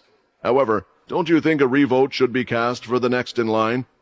Back then, the 10th leader never got a vote. With everything that happened with Cindy, for the next candidate, shouldn't we open up the voting once again? And what of the blooding ceremony? What happened to that? Muka suggested. Usually, the other leaders would expect Bryce to be angered by these comments, but he seemed to remain calm as he replied. I partially agree with your suggestion. Due to what Cindy has done, and from what we have learned, she should never have been made a candidate in the first place. Let's say, then, that all those that had voted for her are now void. We can even include Jill here before we found out that the two of them were cooperating. If that were the case, wouldn't that mean the outcome would be the same, unless you and Jin plan to vote for someone else? Allow me to put out another suggestion. Say we do have a revote to start over and undo what has already been done. What would the people think? The ceremony has already taken place, and I think it would weaken our resolve. Lately, is there another candidate here, at least one you could all agree on? If I'm honest, I think I am still the best candidate here, but if anyone doesn't believe so, or if there is anyone else that would like to rise to the task, please feel free to speak up. The pressure coming off Bryce as he asked this question was menacing, and that's when Muka realized. The reason Bryce was so confident was because he had already taken the blood powers away from Cindy. Knowing Bryce, he already knew the solution to every problem, and he was correct. If there was a revote, even those against Bryce couldn't all come up with a candidate that they could agree on. Those that supported Bryce seemed like they still did, and those against him had their trust broken by a previous leader. Muka started to look towards the new second leader. Perhaps an original could win them over.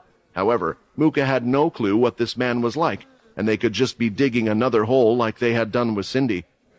The people wouldn't like if a second family member, even if it was an original, were to become king after what had happened.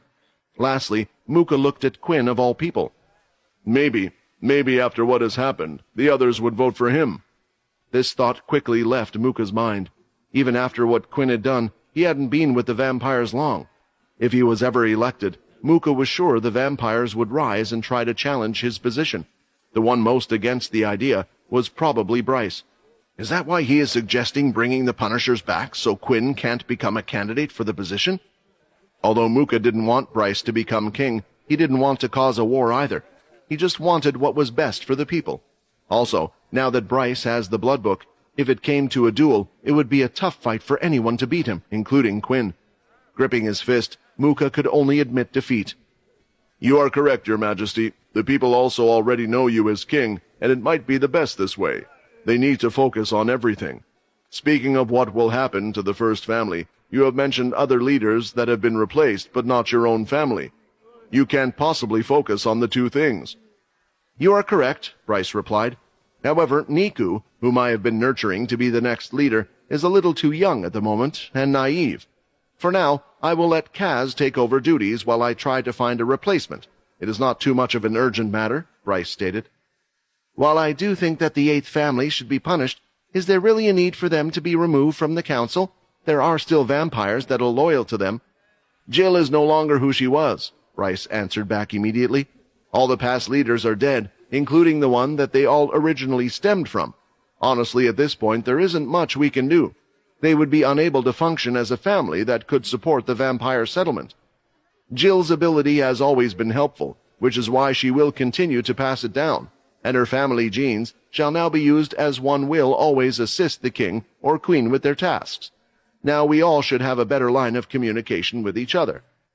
With the initial argument sorted, Quinn felt like it was now his turn to question Bryce. What did you mean by bringing back the 14th castle? What do you want from me, Bryce? Quinn asked in a calm voice, and it didn't sound like he was asking a question to someone of higher authority. It was more like Quinn was annoyed at having put him in such a situation. This boy, who is he to talk to the king like this? Tempest thought, as he smiled and was enjoying the current show. I explained this earlier. You are the strongest shadow user belonging to the vampire settlement, and we believe you have been teaching some of those in your family the shadow skill. You will have a lot of resources at your disposal. You would have to find a replacement for the 10th family, but it seems there are quite a lot of strong ones in the 10th family, said Bryce. Thinking about the advantages, Quinn would deliver a number of vampires to him, allowing him to use the Shadow Eater skill and improve them, but beyond this, he just felt like a puppet working for Bryce. Bryce, I told you back then, and I'm telling you now again, I have nothing to do with the vampire settlement, and I will be leaving. I came to this meeting hoping to ask you for a few favors, but I see that me having saved all of you means nothing, Quinn said, ready to fight back. The moment Quinn finished speaking, the room fell silent, so much so that one could even hear the draft coming in through the small gap under the door. No one moved an inch, no shuffling of the feet or anything, for fear it would make some noise. The reason why? It was because of the words and tone that Quinn had used when speaking to the vampire king. Bryce was a man who was well respected, even before he became king. The other leaders, like Muka, who disliked him, even they had always respected him as the first leader. He was organized, strong, and cared for the vampire settlement. Now that he was king, respect wasn't just expected but demanded. Some might even claim that Bryce deserved the respect because he had been elected to the position. But with Quinn, there were no fluff words like Your Majesty or beating around the bush. He was direct, to the point where Quinn may have come across as arrogant by speaking as if he was above him. No words had been spoken yet. The leaders had remained silent in shock, with no idea how to break the awkward tension. They didn't want to set off anyone's anger at this moment, until finally, Quinn was the one who had broken the silence himself. Bryce, remember you owe me, and more than once now, Quinn stated. At least the people standing outside my castle know how to be grateful for what I have done. All I am asking is for you to do the same. It was clear by the way Quinn was talking that the two of them had more history than the other leaders knew about. From Quinn's words, they could gather that he wasn't just talking about what happened with Cindy. Bryce sighed in resignation. Very well, you're right. We accused you wrongfully, and even then, you were the one who got rid of the biggest threat to us. Due to everything that is going on, we still haven't even rewarded you for your efforts. What is your request? Bryce asked. Whether I was forced into this position or not, I am the current leader of the 10th family. the 10th family, not the 14th. It was by chance that I had got that power, and my role was never to be a punisher. At the end of the day, I can't let go of my past either, or those I care about. I was originally a human. Just like this place is your home, for me, the humans, and everyone with me, Earth is their home. I want to request the freedom for me and my people to move between the 10th castle and the cursed ship as we wish. The other castles already have teleporters linked to Earth, so I see that there should be no issue if we link one to the cursed ship my group has created. I won't be taking all of the 10th vampires with me, but just those close to me and who wish to go to Earth. However, like I said, I won't abide by my position. If my people need me, if you need to call me for duties that those left behind can't handle to do with their 10th family, then you can call me. I think this is quite fair. And I have one more request, Quinn said, turning to Paul. I want to know if there is a way to turn a vampire that has been turned back into a human. Even if you don't know of one, if there is any research that I can look into, it would be appreciated. For now, Quinn thought that there was no need to mention Paul and his men wanting to turn back, and just let them know he was looking for a cure. They might even think he was looking for one himself this way.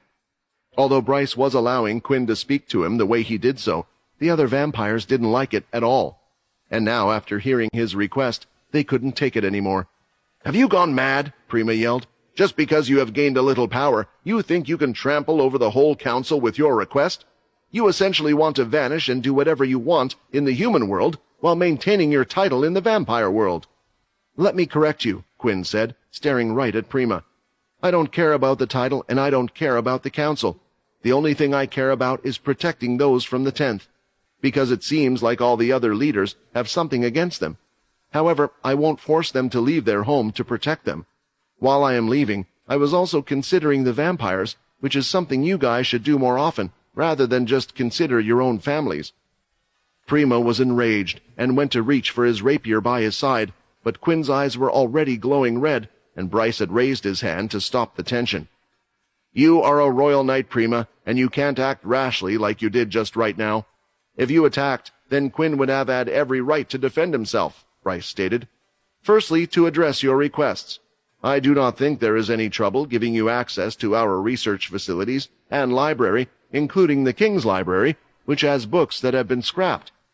Although the 10th family are the ones that have the most research and skills to deal with this, I would expect that there won't be much you can find there.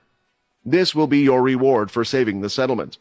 As for your first request, it is something we have never allowed before, so we shall deal with this the same way we deal with problems undecided in the council room, and we shall put it to a vote. All those that think Quinn's request is reasonable and he should be granted those privileges, please raise your hand. Quinn had predicted that it might come to a vote, but if it did, he was unsure what the outcome would be. He just hoped it was in their favor. Otherwise, there was a lot of convincing he would need to do. Muka, Jin, and Lee were the first to raise their hands for Quinn. They owed Quinn a lot for what he had done. Jin and Muka felt like if they hadn't taken his advice and not voted for Bryce, they would have been in a far worse situation. The next to raise their hand was Sunny. A lot of her people had been saved, thanks to Peter. On top of this, Leo and Borden's dealing with Remus made it so her people could live. She saw the fighting firsthand and thought her family would have suffered the most losses if Remus hadn't been dealt with. The next one to raise their hand superseded them the most, and it was the new second leader, Tempest. I like the kid, Tempest said. Besides, he was the one that purged the evil from my family. He clearly doesn't want to be here. What is the point of stopping someone from leaving who wants to go? They will find a way out even without permission. This meant there were now 5 votes in favor of Quinn's request being accepted. With Jill no longer being a leader, it also meant those against were the new leaders, Kim and Harloo, along with Susan, Musket, and David. A tiebreaker? Kyle mumbled. Quinn wondered what would happen if it was a tie. Would he have to fight some of the leaders to prove his strength, like when the royalty was to be selected? Or would it default and there was a majority rule in place? Also, didn't Quinn's own vote count?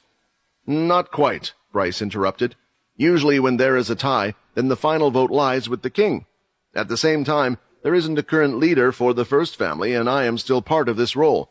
My final vote goes in favor of Quinn's request. It was safe to say that Quinn was gobsmacked. For some reason, Bryce was on Quinn's side. First wanting me to become a Punisher, and now this. What is he up to? Quinn couldn't help but think. Finally, after everything Quinn had been through, everything he had done, it felt like for the first time things were going his way. However, he still felt like Bryce was up to something, because at this point, it felt like he couldn't trust any of the vampires after what had happened. Just like Dwight had warned him. In the end, he did get everything he had requested. It looks like we can finally get back, Quinn thought, as he was about to slump back into his chair, but of course there had to be an outburst. This shouldn't be something that should have even been voted on, Susan complained. How can a leader have so much freedom compared to the other leaders? Shouldn't we all be treated as equals? We didn't even bring up anything about the changes he had made to his castle and castle walls. Due to the many concerns that the leaders had from Bryce's announcements, they had forgotten about this matter, and it was something each of them would like to discuss as well. First off, Quinn, as someone who has protected this settlement, does now have special rights. Without him, most of us, if not all of us, would be dead, Bryce stated. The council, as you argue, wouldn't even exist. Just as Tempest said as well, even if we wanted to stay, clearly Quinn does not. But if you wish to stop him, then go right ahead. Thinking about this, Susan knew she wouldn't be able to match up to Quinn. Maybe through a surprise attack of some sort if she could get a few needles in, but not in a duel where he was prepared. His shadow skills were just too strong. Reluctantly, she had to give up. I will speak to all of you leaders together, said Bryce. It's clear the room is divided with the decision, but let me ask you, if you're upset that Quinn is leaving, is it because you believe the settlement needs him as the 10th leader? Or is it because he, as a leader, is getting special privileges? Because if it is the latter, then you are not thinking about what is best for the settlement. Bryce's words hit some of them hard, as they realized that they were just being selfish. Seeing Quinn's strength, they should have wanted him to stay to make the vampires stronger, but that wasn't the case at all. As for the second matter you brought up, I am quite interested in this as well. Quinn, we saw how effective your towers were, and now it seems your defenses have improved even further. I am fine with each leader keeping some extra resources or powers for themselves, but I believe this is something that could be shared with all the vampires as a whole, Bryce requested. This was something else Quinn was expecting. After seeing what his system could do and the upgrades he had made, Bryce would want it for the rest of the castles as well. However, even if Quinn wanted to help, he couldn't. The titles he had received made it so he could only build things within a certain area, and for now, that area was only within the castle.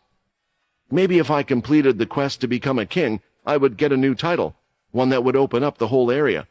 Sure, I'll build it all for you, but you have to let me become king. Yeah, that wouldn't go down too well, Quinn thought. Unfortunately, it is something I can't do. The things that happened to the 10th castle were due to the past 10th leader's ability and not mine, left behind by Vincent.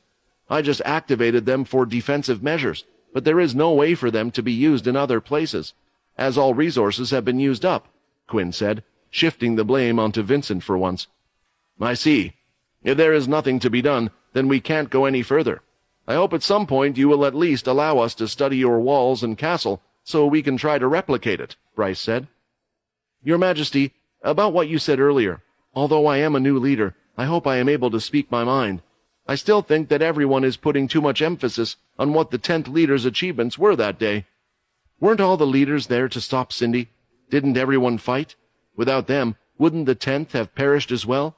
I just think with so many strong vampires the families had, including myself, the vampire settlement is giving the 10th too much glory.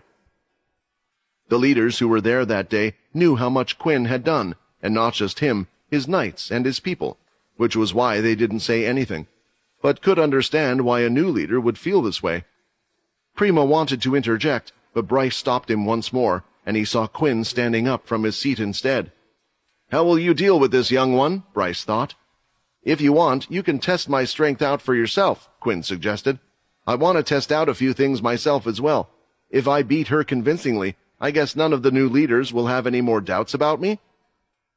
It was a strange request Quinn had made, but the one who actually suggested him to do such a thing was Vincent.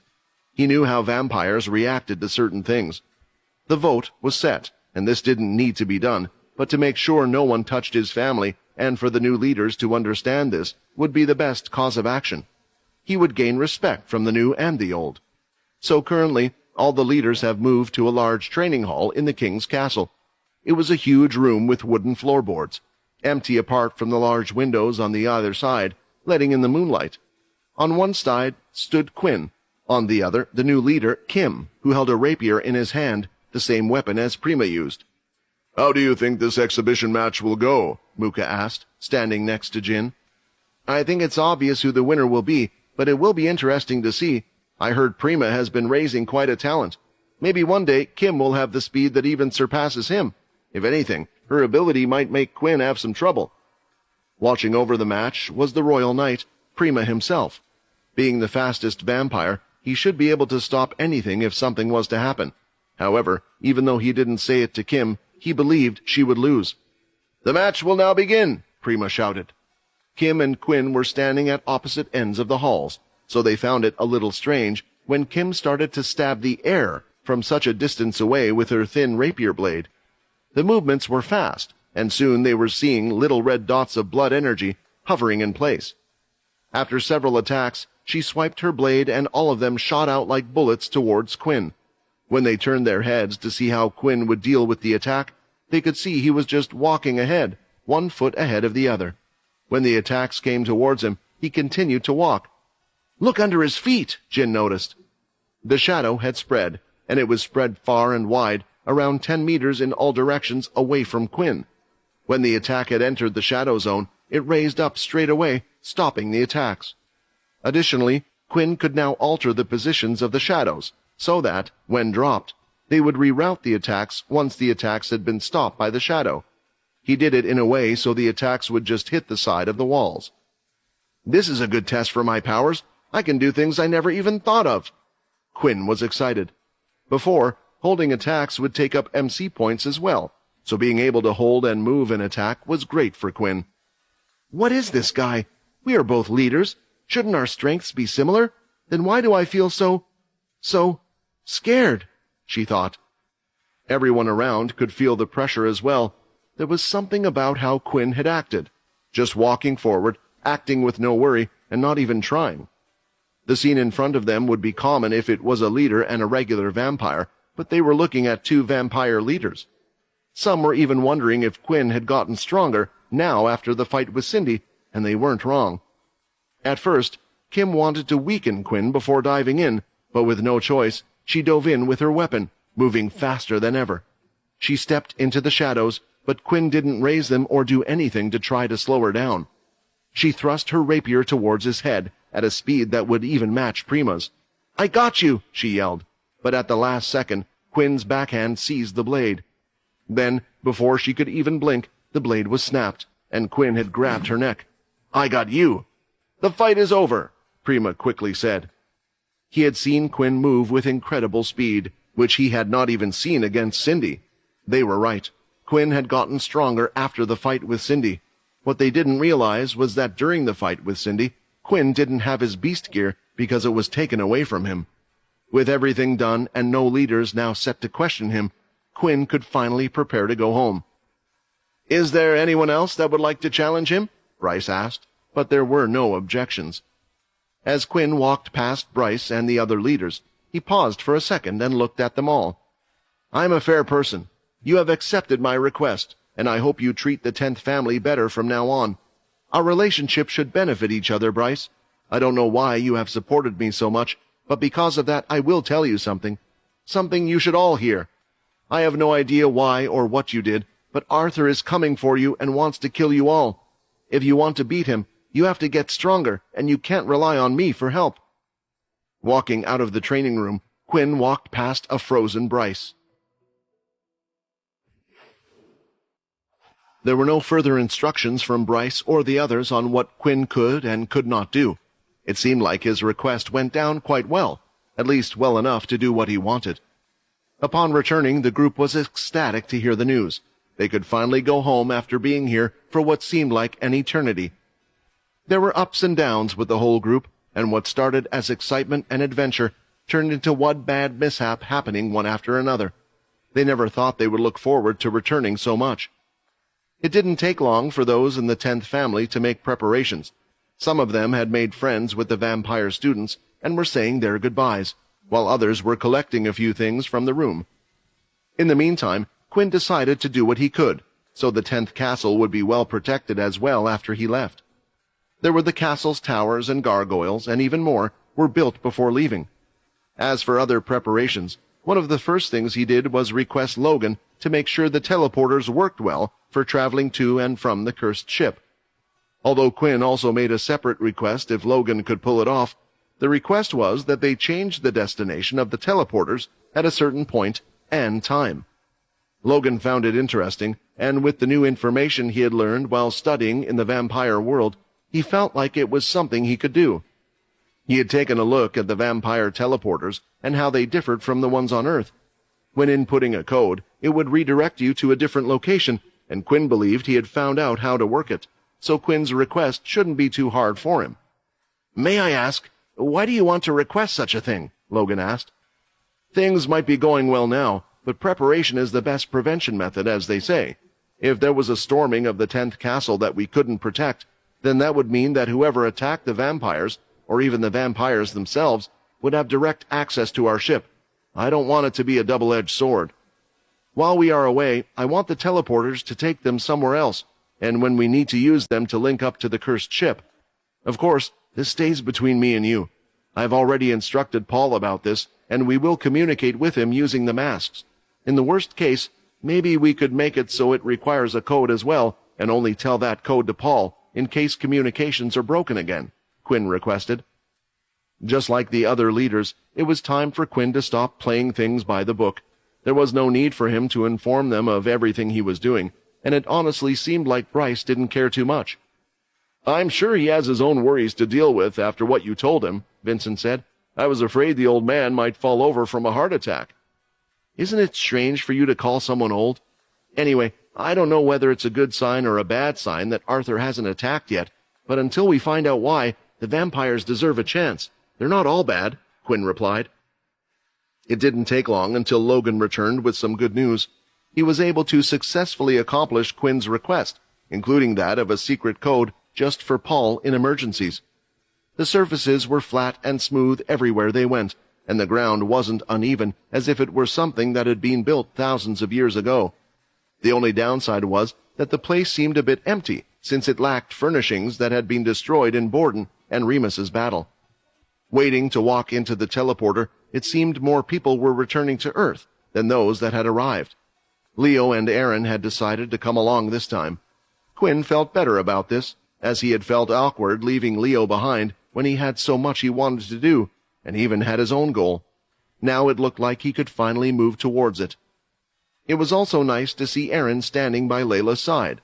With Sia gone, he would have hated for Layla to not have someone close to talk to. Quinn was just far too busy to talk to everyone like he used to in the past.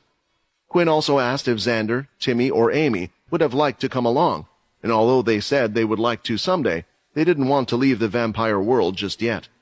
They would do so after things had calmed down in both worlds. With everyone ready, some stood opposite them, giving them a send-off. They were the vampire students and vampires that were trained under Leo. It almost looked like they had tears in their eyes as they gave their two teachers a big goodbye. On top of this, there were Paul, Ashley, and a few of the other soldier vampires. "Quinn, I know I haven't said this much to you, but thank you," Paul said. "After going through what we all went through this time, I can imagine how tough it must have been for you to even get them to spare our lives," he said, bowing down. "No, Paul, you are also doing me a favor by staying behind here. You have proven that you are someone who I can trust, and the only thing I hope is that you treat all those in the 10th as well as you do your men," said Quinn. The reason for Quinn's words was that he respected Paul's decision to stay behind with his men. This was something that didn't actually need to be done. Bryce never made it a request. Of course, it was better for a vampire knight to stay behind, especially if matters got out of hand and they needed a leader to give them orders. However, for Paul to volunteer for this position, it felt like he had decided in his own way to help Quinn and his own people. "I hope this time when you return it won't be as disastrous as the last," Paul said with a smile, one of the rare times Quinn had seen it on his face. "Huh, yeah, maybe the Dalki have attacked Earth this time or something. Peter said. Please don't jinx it. I'm a little tired, Layla replied. Everyone gave Paul a salute for what he was doing and a wave goodbye as they entered the teleporter back to Earth. At the same time, Bryce had gone to a castle, but it wasn't the king's castle he was in. Instead, he was in the first castle, and a meeting had been called. Standing at the front, Bryce had his head held down as if he was full of thoughts and turmoil. Standing in front of him were the vampires that he had invited over to have a meeting, but they weren't just any vampires. Susan, Musket, Prima, Kyle, and Jill were all there with him. I believe you all know why I have called you all here today, Bryce said, gripping his fist. The others didn't say a word, but they had sweat running down their faces as they thought about what was about to come. If what Quinn said is true, it means Arthur has found out the truth. I don't know when, but we must prepare for his return and make sure we come out of this alive, said Bryce. End of Arc 5. The latest ship created by the military, the Big Bertha, is sleek in style and design while also being practical for warfare. It is made of the strongest light material possible, glathrium, only allowing them to create 8 of these in existence, although now only 7 of them belong to the military. After the Civil War had ended, being on the cautious side, Supreme Commander Oscar decided to utilize these ships. 2 of the Berthas were placed on the north and south pole of Earth, rotating around it as a protective measure. The space station that would teleport one to the Beast Planet's solar system had to be limited to 1 station. The other stations were closed down, and it was agreed that the Greylash family and the Cursed family would have equal rights to use the station at any point in time. The rule was made as a precaution. They were sure the Dalki had their eyes on the humans. They thought that an attack would happen at any moment. That's why the rest of the remaining Berthas, including their fleets of ships, were sent out on the edge of the beast planets that they had owned. They were unable to simply retreat and stop looking for the beast crystals because they felt as though they were in the midst of a war. They were essential for powering items for war, on top of getting their people the beast gear they needed. If humans were to leave the area or have it unprotected, the Dalki could easily take charge and take over the planet.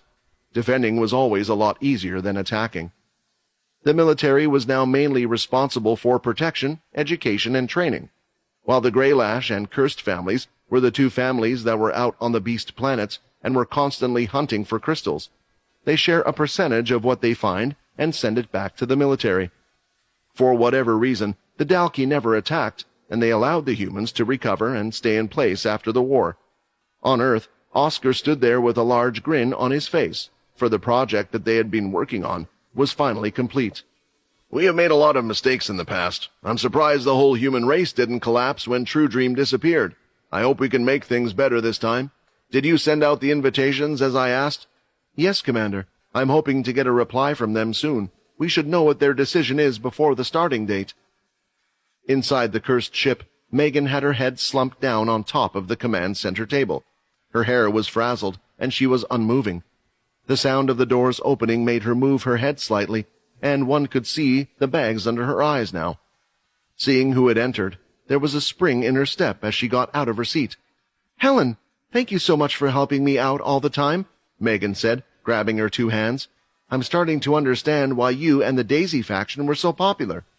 "It's okay. I'm just completing my duties as asked," Helen replied. "I must thank Quinn as well. Some families, after completing a deal like that, would have treated us like slaves, or as lesser beings once joined, but Quinn allowed us to pretty much operate the way we usually do, just under the Cursed faction name." While Quinn was away, Megan, one of the heads of the old Crow faction, was left in charge.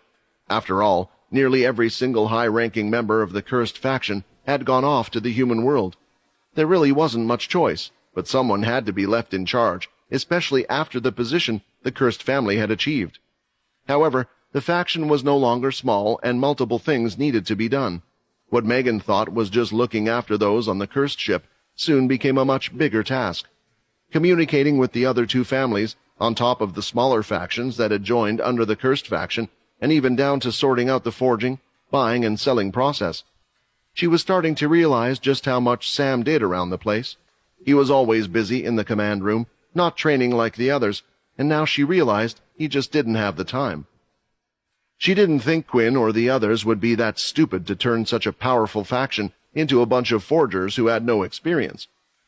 So she decided to visit and found a frantic Megan not being able to handle any of the pressure at all. "Speaking of, I wonder how long your leader and the others will be on their little trip. It's been a while, hasn't it?" Helen asked.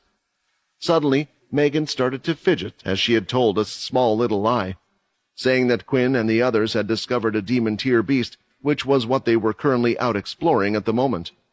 This was an understandable excuse for those in the Cursed as well as those outside the Cursed. However, a few moments later, one of the computer terminals inside the command room started to light up. "Miss, we have a signal from a teleporter in one of the training rooms," a member shouted. "The training rooms? I don't remember there being any At that moment, she realized that it meant they had finally returned. Inside the personal training room, Quinn and everyone else had finally gotten through the portal and had arrived back at the cursed ship. "Oh, sweet metal ground!" Alex cheered as he started to kiss the floor. He never thought he would miss the bright lights and metallic floor of the ship, but he was so ecstatic. "I mean, I'm happy I returned, but I'm not that crazy about it," Nate whispered over to Sam. "I don't think you're the best person to talk about other people's strange tendencies. Besides, he went through a lot being taken away and having to be hidden." "It was a good thing they claimed that the blood fairy was planted by Jill and Cindy," Sam replied. When Kaz returned with Fex and Silver, she informed them of what they had planned to do with Alex. The explanation given to the other leaders was that when Cindy had attacked the 10th family, they had planted a blood fairy that they had created there to frame Quinn. However, an order from Bryce was given that Alex, the real blood fairy, was never to set foot in the vampire world again, which he was more than happy to comply with. "We finally made it back," Quinn said, looking around the training room and at everyone's happy faces. He could tell what they were feeling because he felt the same way. It was similar to when one went on holiday for a long time and returned to their comfy home. What he started to think about, though, was the tasks he still had left here and what to do now that he was one of the world leaders. It was natural to prepare for war with the Dalki, but there were other things. Exploring Paul's request to turn him and his people back into humans, Quinn thought back to Chris, one of the members of Pure. How was he able to make it so the red energy didn't consume him? Perhaps with enough key control, something else could be done as well, separating the two energies from one's body. Then, Quinn saw Sill's back as he exited the room, not really talking to anyone. The only people Sill talked to were Quinn and Borden, and Quinn didn't talk to him much these days. It seems like Sill was still greatly depressed about losing Borden and Rayton, to the point where he hardly spoke to Quinn anymore. With a large fleet, it might be possible to try and find someone who had an ability that could help them. Thinking about that reminded Quinn of Hilston and the Blade Island. The Blade Island was located on Earth. Knowing how much of a threat Hilston was, Quinn wondered if they were still there, if Hilston was still out there somewhere, planning his move. It was a worry because this time they didn't have Arthur. There was also the search for Richard Eno and Jim Eno with Logan. Although they couldn't do anything about this because they no longer had any clues or hints of his whereabouts. The problem with all the things Quinn needed to do was that he had no information. He knew nothing about Pure or how to find Chris, didn't know if there was an ability to help out Sill, didn't know Hilston's whereabouts, nor the Eno family. If I really can't progress, I guess we could do one thing, Quinn thought. What he was thinking about was at least making himself stronger. With Logan's new device, they could search for demon-tier beasts on other planets, but he was wondering if they were ready to take on such a thing. Even with 1,000 MC points, it would still be a struggle. Exiting the ship, an announcement was made to everyone, and a welcome party was thrown in the main reception hall of the large ship. Everyone was full of smiles and more, and this time it didn't seem like anything serious happened to the world after their return. It looked like those from the Cursed were just happy to see them. Leo and Aaron were introduced as new members as well, but not just any members, as Quinn made sure they got the respect they deserved and announced them as part of the Cursed leaders. After that, the music and food began. I like this, Quinn thought. Hey, this is great, right? Sam asked. The two of them stood towards the side of a room, by a table. Quinn stood next to all the great food, but was unable to eat any of it. I want it to be like this all the time, Quinn said. Well, it is for us, so you have accomplished a lot already, Quinn. Sometimes I think you just need to be told that. You always seem to be rushing from one thing into the next, bulldozing your way forward. Trust me, that's not me. Just everything was moving so quickly around me all the time, said Quinn. I guess you're right, because something else has come up as well. I don't want to ruin your fun, but once this party is over, I think we need to talk. There was a message from Oscar which I think you'll find pretty interesting, and it's up to you what you want to do, Sam said, giving a wink. A message? What could it be about? The party was a big hit, and it allowed everyone who was part of the cursed faction to have a good, well-deserved rest. There weren't many times they could celebrate things that happened in this harsh world, so they took advantage of it and made sure to make it count. It looked like Quinn and his group weren't the only ones keeping busy. The faction members had been as well, contently going out on quests, keeping up with trade and more. The alcohol at the party seemed to be a big hit, because those who had been transformed into vampires found that their preference for it was nearly unchanged. Finally, it was something that they could enjoy in their daily lives. Looking around the room, they could see a red-faced Nate trying to talk to a few girls in the faction. Most of those that were turned seemed to handle their alcohol well, better than when they were human, so based on Nate's condition, he either drank too much, hoping he could build up the courage to talk to the girls, or he was just one of those that couldn't handle their drink well, even as a vampire. I would have thought with our healing abilities it wouldn't let us get drunk, but it looks like I was proven wrong, Quinn commented. Hearing this, Sam could see who he was talking about. I'll keep an eye on him and the others. Make sure they don't spill the beans on our big secret, although maybe they will just think it's drunk talk. Have a rest for tonight and we can talk about it tomorrow, Sam said, rushing off and trying his best to get his friend away from the girls. Sam, my wingman, come on and tell these girls how great I am, Sam could be heard saying in the background. Rather than Sam pulling him away, it looked like Nate had pulled him in instead. Wait a minute, you're not drunk at all. Are you just pretending? Sam shouted back. Our secret, huh? Can we really just hide it forever with how involved we are in everything? Quinn thought. The cursed faction is now the center of attention. Someone is bound to find out about it one day. And if they do, then you can deal with it as you have done with most of your problems, Vincent said. As Sam said, you have done well. For a short while, Quinn decided that he wanted to talk to Megan. The center of the hall was being used as a dancing space, with food and drink placed around the edges. It reminded Quinn of the prom videos he would see in old movies, although it was something he never had, as prom had been stopped in his time and age.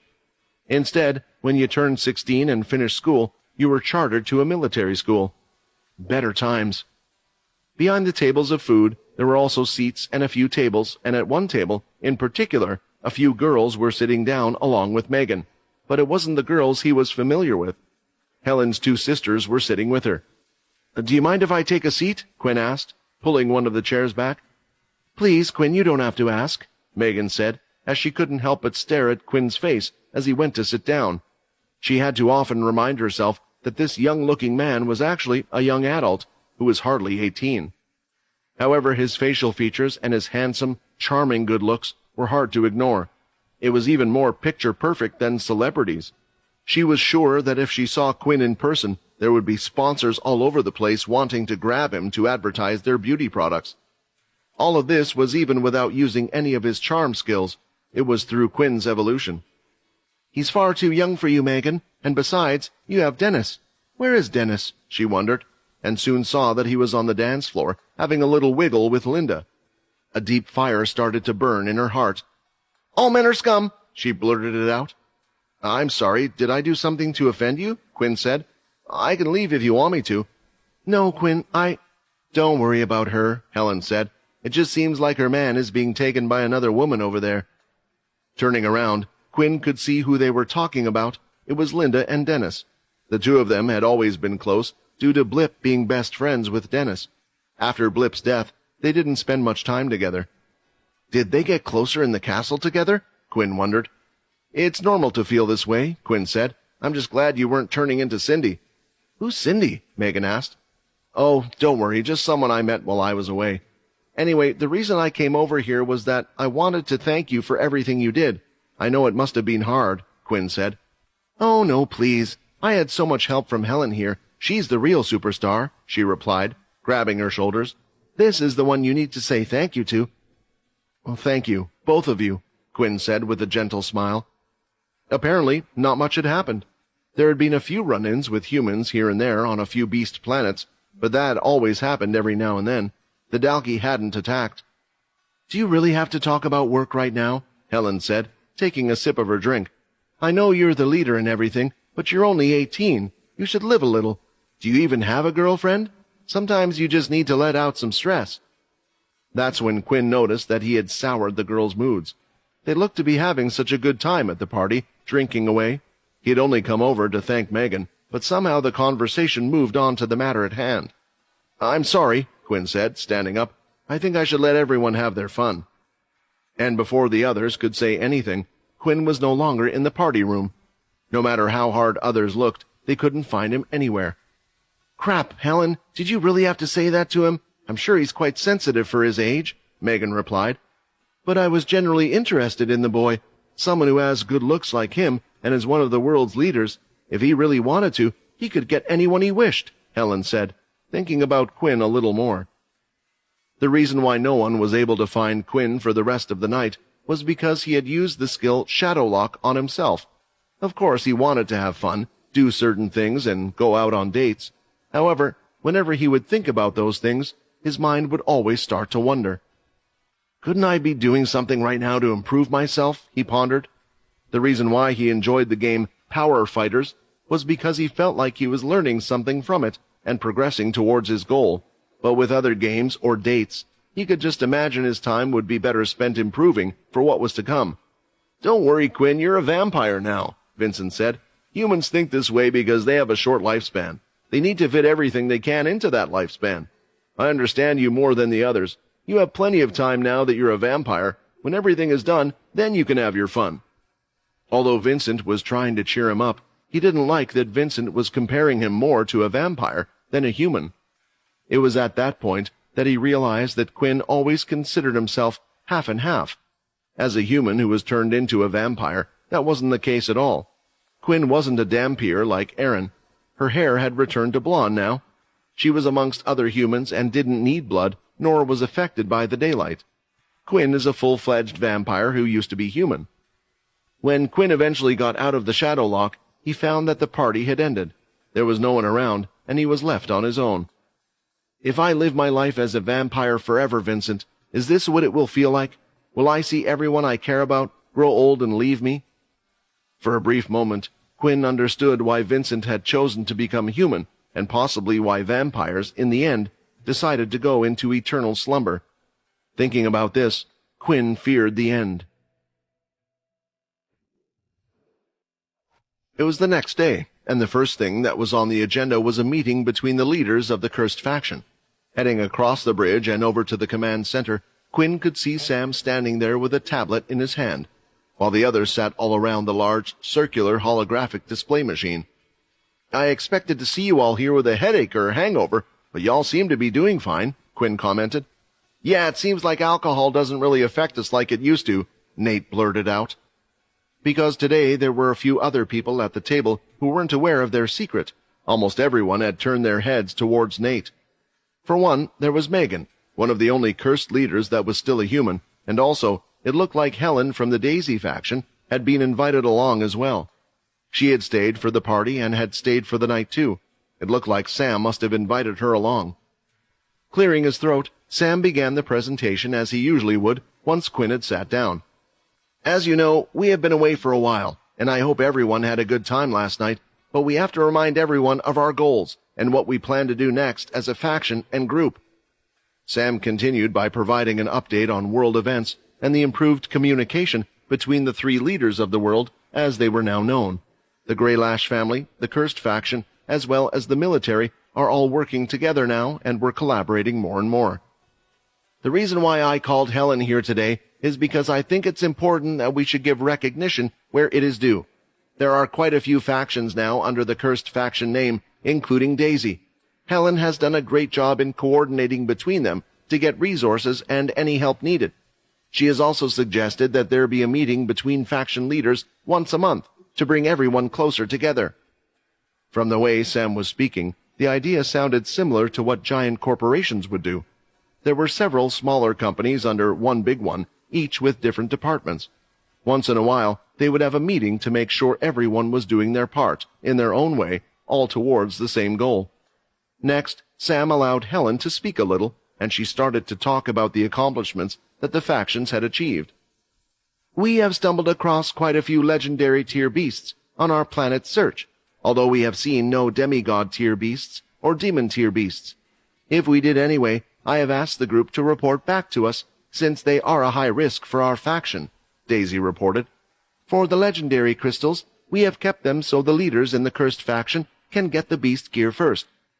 You don't need to worry about that, Quinn said, interrupting her midway.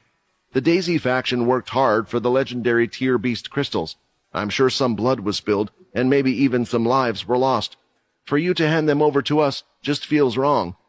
While you guys are out on the front lines getting crystals, it is more important that they protect themselves first before thinking about us.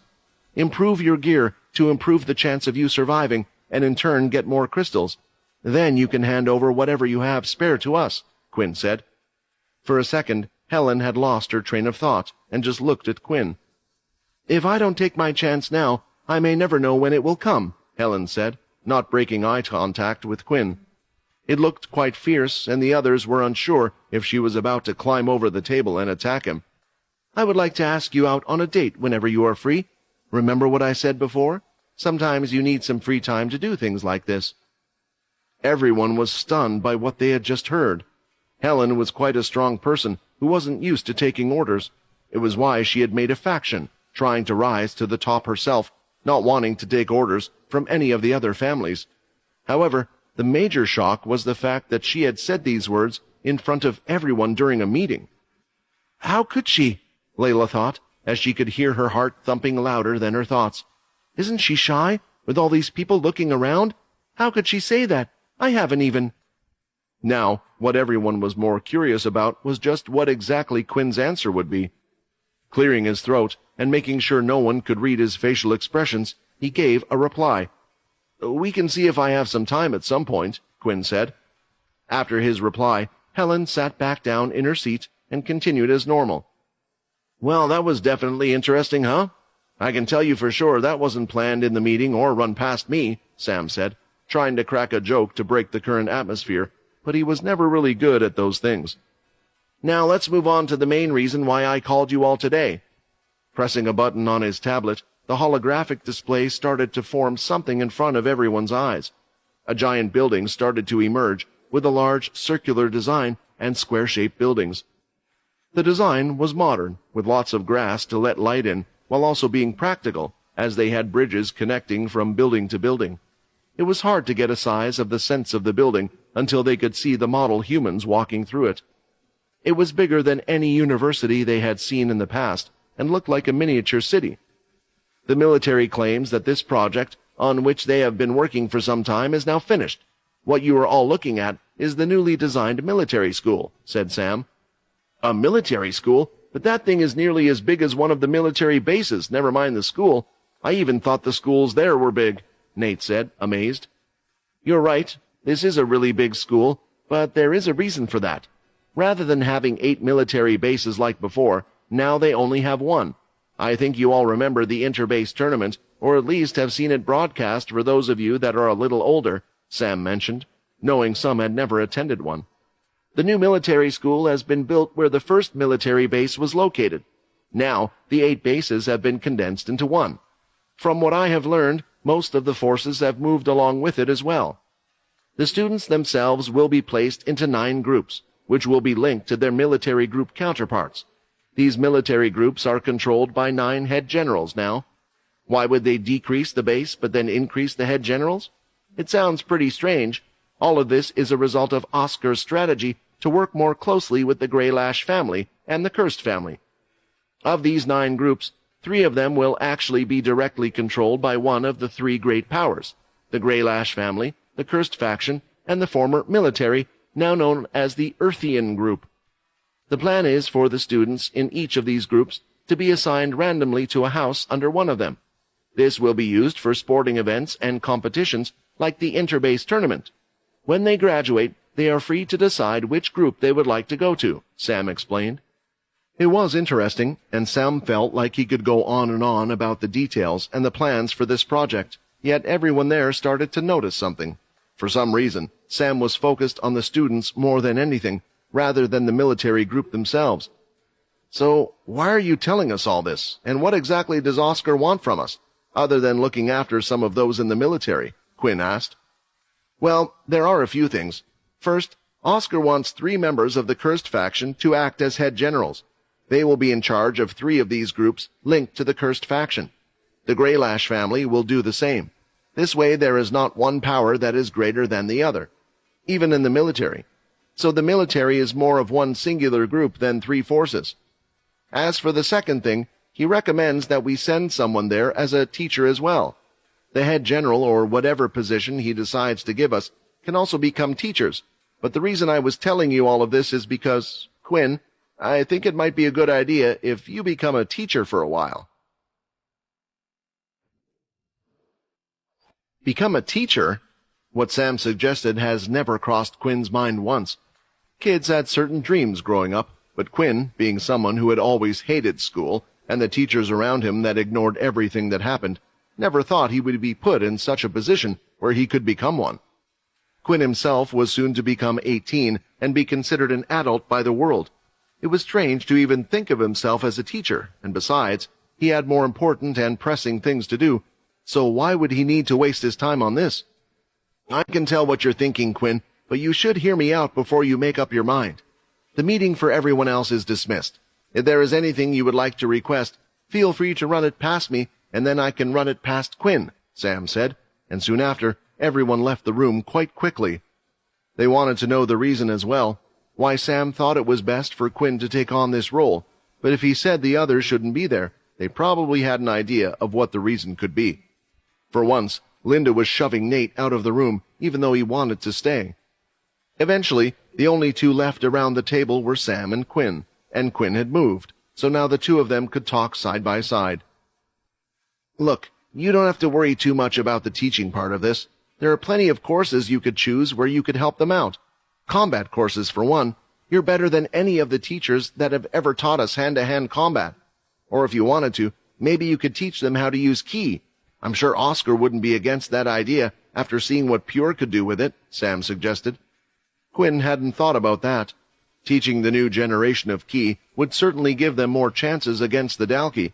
If everyone had it, then Pure would no longer have an advantage. Pure was already advertising ki to the world, so more people would choose to join their side, so maybe they could do the same. However, there was a worry in the back of his mind. He could potentially teach people this, meaning it could be used against him. A double-edged sword, and it was even worse against vampires. Ki had a disrupting effect, and if they were good enough with it, they could also use it against the shadow, like Lucy managed to do. "This can't be the only reason. I know you better than this, Sam. Come on, spill it all out," Quinn asked. "Well, there are a few points. For one, with you there, I think you will see firsthand if the military has changed its ways. See if they align with your goals. Don't you want to change the way the system works? To do that, the best way is to learn how it works, and being part of the system is a good first-hand experience. Also, do you remember when I told you how students would later select which group they would like to join after the military ends? Well, out of all of those, the Cursed faction is the newest and not the most popular. The only reason we have people joining us now is due to the Daisy faction's popularity. The students that have no choice will be sent out with the Cursed fan fiction. People like you, Quinn, with no ability. I saw you use that strange power against Cindy. When you used all of our shadows, the time limit seemed kind of short. The only thing I can guess is that the shadow you borrowed from us wasn't enough. Maybe you can find some students that could learn the shadows. We don't know if the shadow is a vampire-only ability, and you can't use your shadow eater skill on non-vampire subjects, but if you can find more people that can learn the shadow, then you can borrow the powers from those around you a lot more, Sam explained. Although Quinn now had a lot more MC points, he understood where Sam was coming from. Additionally, he was certain that Arthur still had a larger amount because of the thousands of years that he had spent punishing people. With the enhanced soul weapon, Quinn could use the shadow just as much as Arthur could, but not for the same amount of time. I get it, and to be honest, it doesn't sound too bad what you're saying, but my concern is about the other things that need to be done. Someone else might be able to do this, but I feel like I can't just waste my time teaching, Quinn replied. You don't have to worry. If you were to get a role, it would be as head general. Of course, your real title and rank are higher than that, but this is just for the sake of positions within the military groups. Do you remember Paul? I bet you hardly ever saw him during your time at school. It was the same for our military chief, and it could be the same for you. If you have to deal with other matters, they will just get a substitute for you in the meantime. And if you worry about your position affecting how people will treat you, don't worry about that too much. In the broadcast from the match you had when you became one of the major powers, you don't even look the same as that little twerp from before. I don't even think anyone would recognize you, Sam said. It was true that there was quite a jump in appearance from when Quinn was a vampire noble to vampire lord, and he had also changed his hairstyle. People didn't recognize Quinn unless he mentioned it to them, so the outside world didn't know what he looked like. However, the shadow powers and blood abilities would be a giveaway, but with a bunch of students, would he ever need to use them? So, I would be assigned as head general of one of the 9 groups and become a teacher, doing all the things you mentioned, but having the freedom to come and go as I please? Quinn said, and Sam nodded. When it was put as simply as that, it really didn't sound like there was any downside to it at all. Of course, we would need people to fill up the other positions to run the school and to support you, so you wouldn't be on your own. They have even said we can send anyone there as a student. I sometimes think teachers miss the things that happen in school, so we could send a few of our own to the cursed family as students. It will also help your scouting job a little easier. After debating internally for a while, there was something that drew him to the position more than others. It was the fact that he could see how the new school worked. His end goal was to change the system. The Dalki were indeed a threat, but Quinn wasn't so sure people's lives could just change once the war was over. At the same time, he started to think back to when he was in school. Sam was right. Teachers did miss a lot of things that happened, and who knows if there were other teachers like Duke in charge of the other groups. Based on Quinn's impression of him, Oscar didn't seem like a bad person, but even he didn't know everything that went on. Lastly, Quinn was lucky to have a teacher like Leo there, one that he really needed. If Quinn could be there for the students that also needed him, like he did, then he would be happy to take up that task. A teacher, huh? I guess it doesn't sound too bad, Quinn said, agreeing to Sam's proposition. Now, they just needed to decide who would be coming with him. Walking around the cursed ship, Quinn wondered who would be best to take along with him to the school. It was quite a head-scratcher for a few reasons. There were a few positions that needed to be filled. 3 head generals take charge of 3 military groups, one of them being Quinn himself. These would have the most and, at the same time, the least responsibility. According to Sam, they were more like a figurehead, although they genuinely could be used in a time of need. Paul and Helen would have been good for these types of things, even Sam, but they're already far too busy, Quinn thought. Since Paul was already a head general and Helen was the leader of a large faction. Thinking about it more, he wondered if bringing Helen was a good idea anyway, but she would have gotten the wrong idea if he did so. Perhaps she would force him to go on that date that he had partially agreed to earlier. Why did you agree to that date? Vincent asked. I didn't agree, I just came up with an excuse. When will I have time to do such things? Quinn replied, and continued to think of who else he could bring along. Other than those positions, as head general, Quinn could really bring along anyone from the cursed ship he liked, and just give them a position of sergeant or even as a student. The main thing was that they shouldn't be too busy or have their task essential to something else, like Sam. It would be nice if we could bring everyone back together again, Quinn thought, and with this in his mind, Quinn decided to visit one of the few people that he had first met while he was at military school. This led him to one of the break rooms on the ship.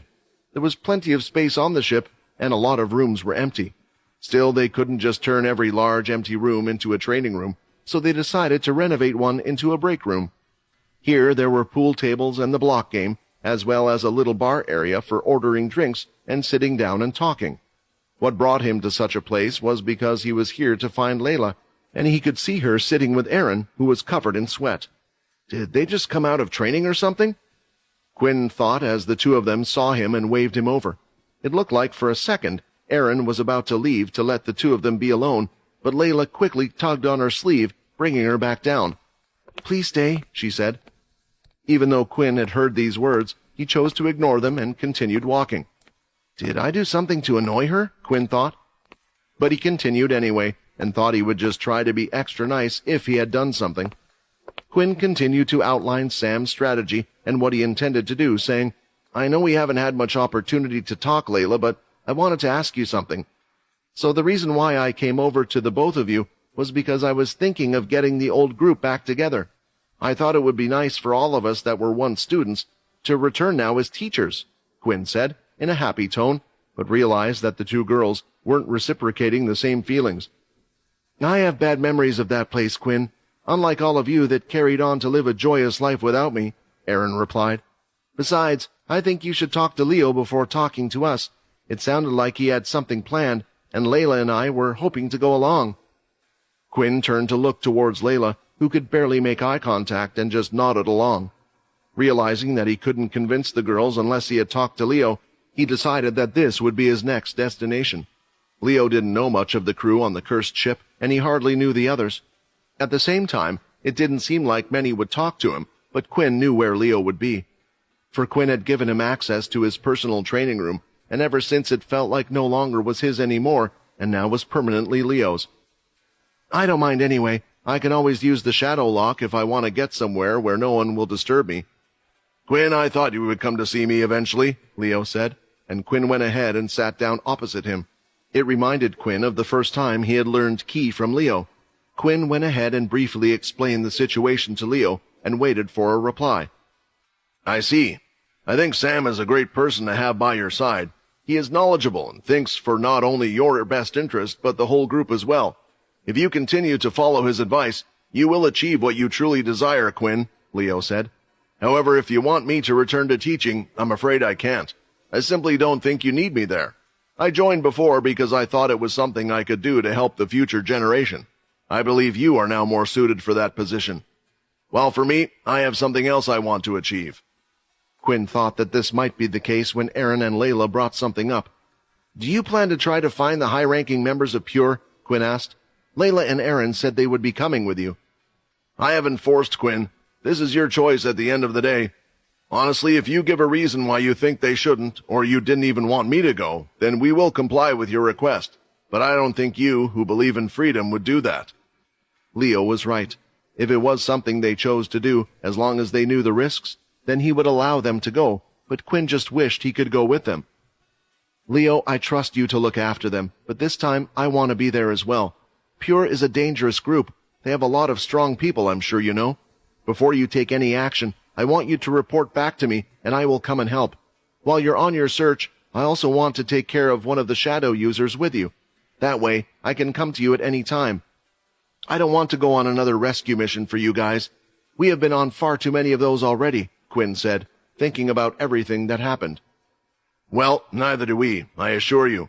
We will inform you as soon as there is any problem at all. With your shadow powers, as long as there is one that can be used at the school, the cursed ship, and with us, you will be able to go to all three positions at once, so don't worry about that. Leaving the conversation there, it was just more people that Quinn couldn't take along with him to the school. He started to think about Logan as well, but his use was far more suited to the ship as well. Same with Alex. After racking his brain long and hard, Quinn finally decided who would be coming with him back to school. These guys, Sam said, shaking his head slightly and placing his hand on his forehead. Are you sure, Quinn? I don't see what is wrong with them, Quinn replied. Besides, it's the best choice I have. I'm sure these are the ones I want to take with me. Sam thought leaving Quinn to decide who to take with him should have been fine. After all, Quinn was actually a good decision-maker when it came to certain things. Sure, Sam disagreed with his decisions at times and would have done things differently, but Quinn seemed to have this intuitive style of leading that got them out of the worst of situations. Sometimes even Sam wouldn't have known how to deal with such things, and Quinn's quick thinking would have helped them. Whether or not Sam would have gotten into such a dire situation in the first place was a different story, but people were different. Still, none of this changed the fact that Sam didn't understand Quinn's reasoning for bringing these people along with him. Can I ask, please, why them? Yeah, please, Quinn, Sam had to ask. Do you have a problem with me? Peter said, looking at him while tilting his head a little to the side. His eyes looked like if Sam had said anything, he would come over there and slap him on the back of his head. Peter is plenty strong, and his ability is extremely helpful in certain situations. We are no longer in the vampire world where they can smell that he isn't one of them. If anything is going on, or we need to dive further to find out information, Peter will be our guy, Quinn answered.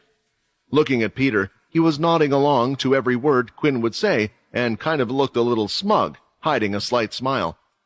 Peter, don't take this the wrong way, but don't you think he's a little aggressive? Are you planning to make him a teacher or a head general? Said Sam. I think Peter will do better than you think. His current difficult personality has been getting better with time. Also, he has this intuition where he can spot when something is wrong. You have to give him credit where credit is due.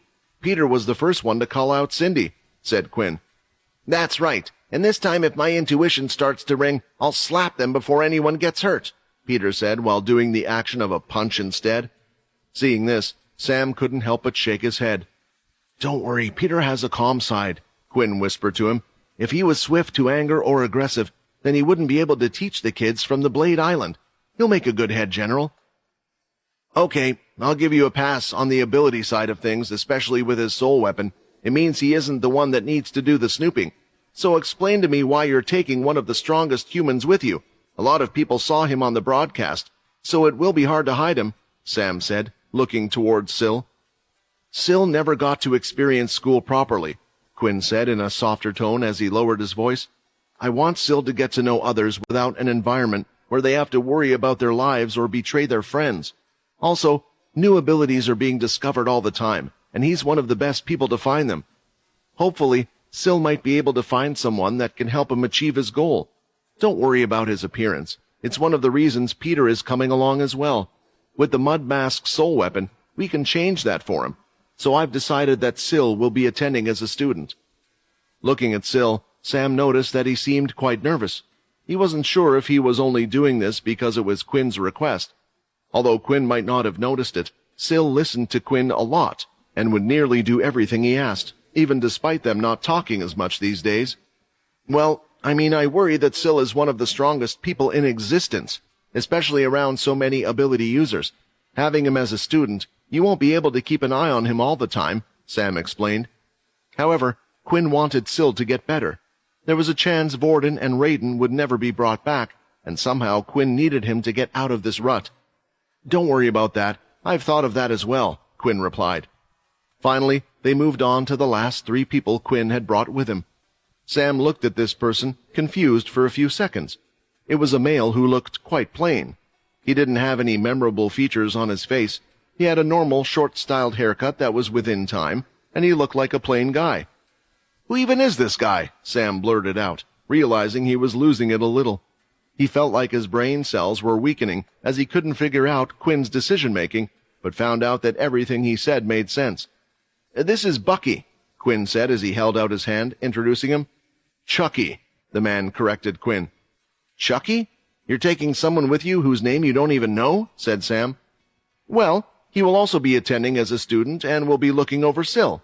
I plan to have them attend the same class. Syl's main weakness is that he needs an ability to copy. You know why he can't do so with the others? So that's why I have brought Chucky along as well. I also picked him because he doesn't stand out so much. It's almost as if this guy has a second ability, Quinn answered quite proudly. And next you're going to tell me you brought the troublemaker along just to make your life harder? Sam said bluntly, looking at Fex. No, Fex, I brought him along because I just wanted someone by my side, Quinn said quite seriously. I want people I trust. Fex and I share some good memories at school with each other, and I want to make more. Honestly, I wanted everyone who I used to go to school with to come as well. I thought maybe it would serve as a good break after everything we've been through, but they seem to be a bit busy. Sam was starting to understand Quinn a bit more now. Although the reasons did make sense, it was pushing it a little. There were better candidates, such as Linda and Dennis, to take over the role of head general. Both of these had experience leading factions.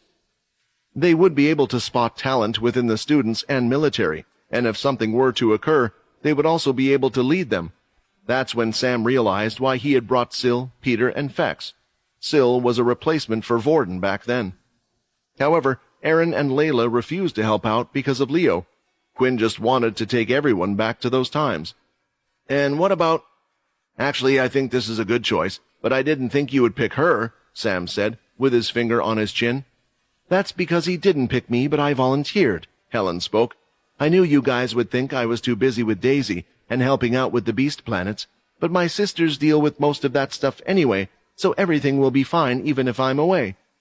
For some reason, when Helen spoke, Quinn didn't say much either, even though Sam was waiting for him to say something. Placing his hand over his neck and pulling him over to one side, Sam whispered, Hey, she isn't blackmailing you or something into this, is she? What's wrong? Sam asked.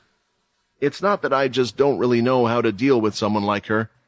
She just came up and said, I know why Sam was talking about all that stuff. I want to be a part of that school. Then she started listing all the reasons why she would make a good head general and a teacher at the school. I just froze and said yes. Shaking his head, Sam didn't know what to do with this boy or the strong-headed girl and was wondering if it really was good for the two of them to be working together. You're going to break a lot of hearts in the future, Quinn. Just be ready for some revenge from them, Sam said, patting him on the back. Huh?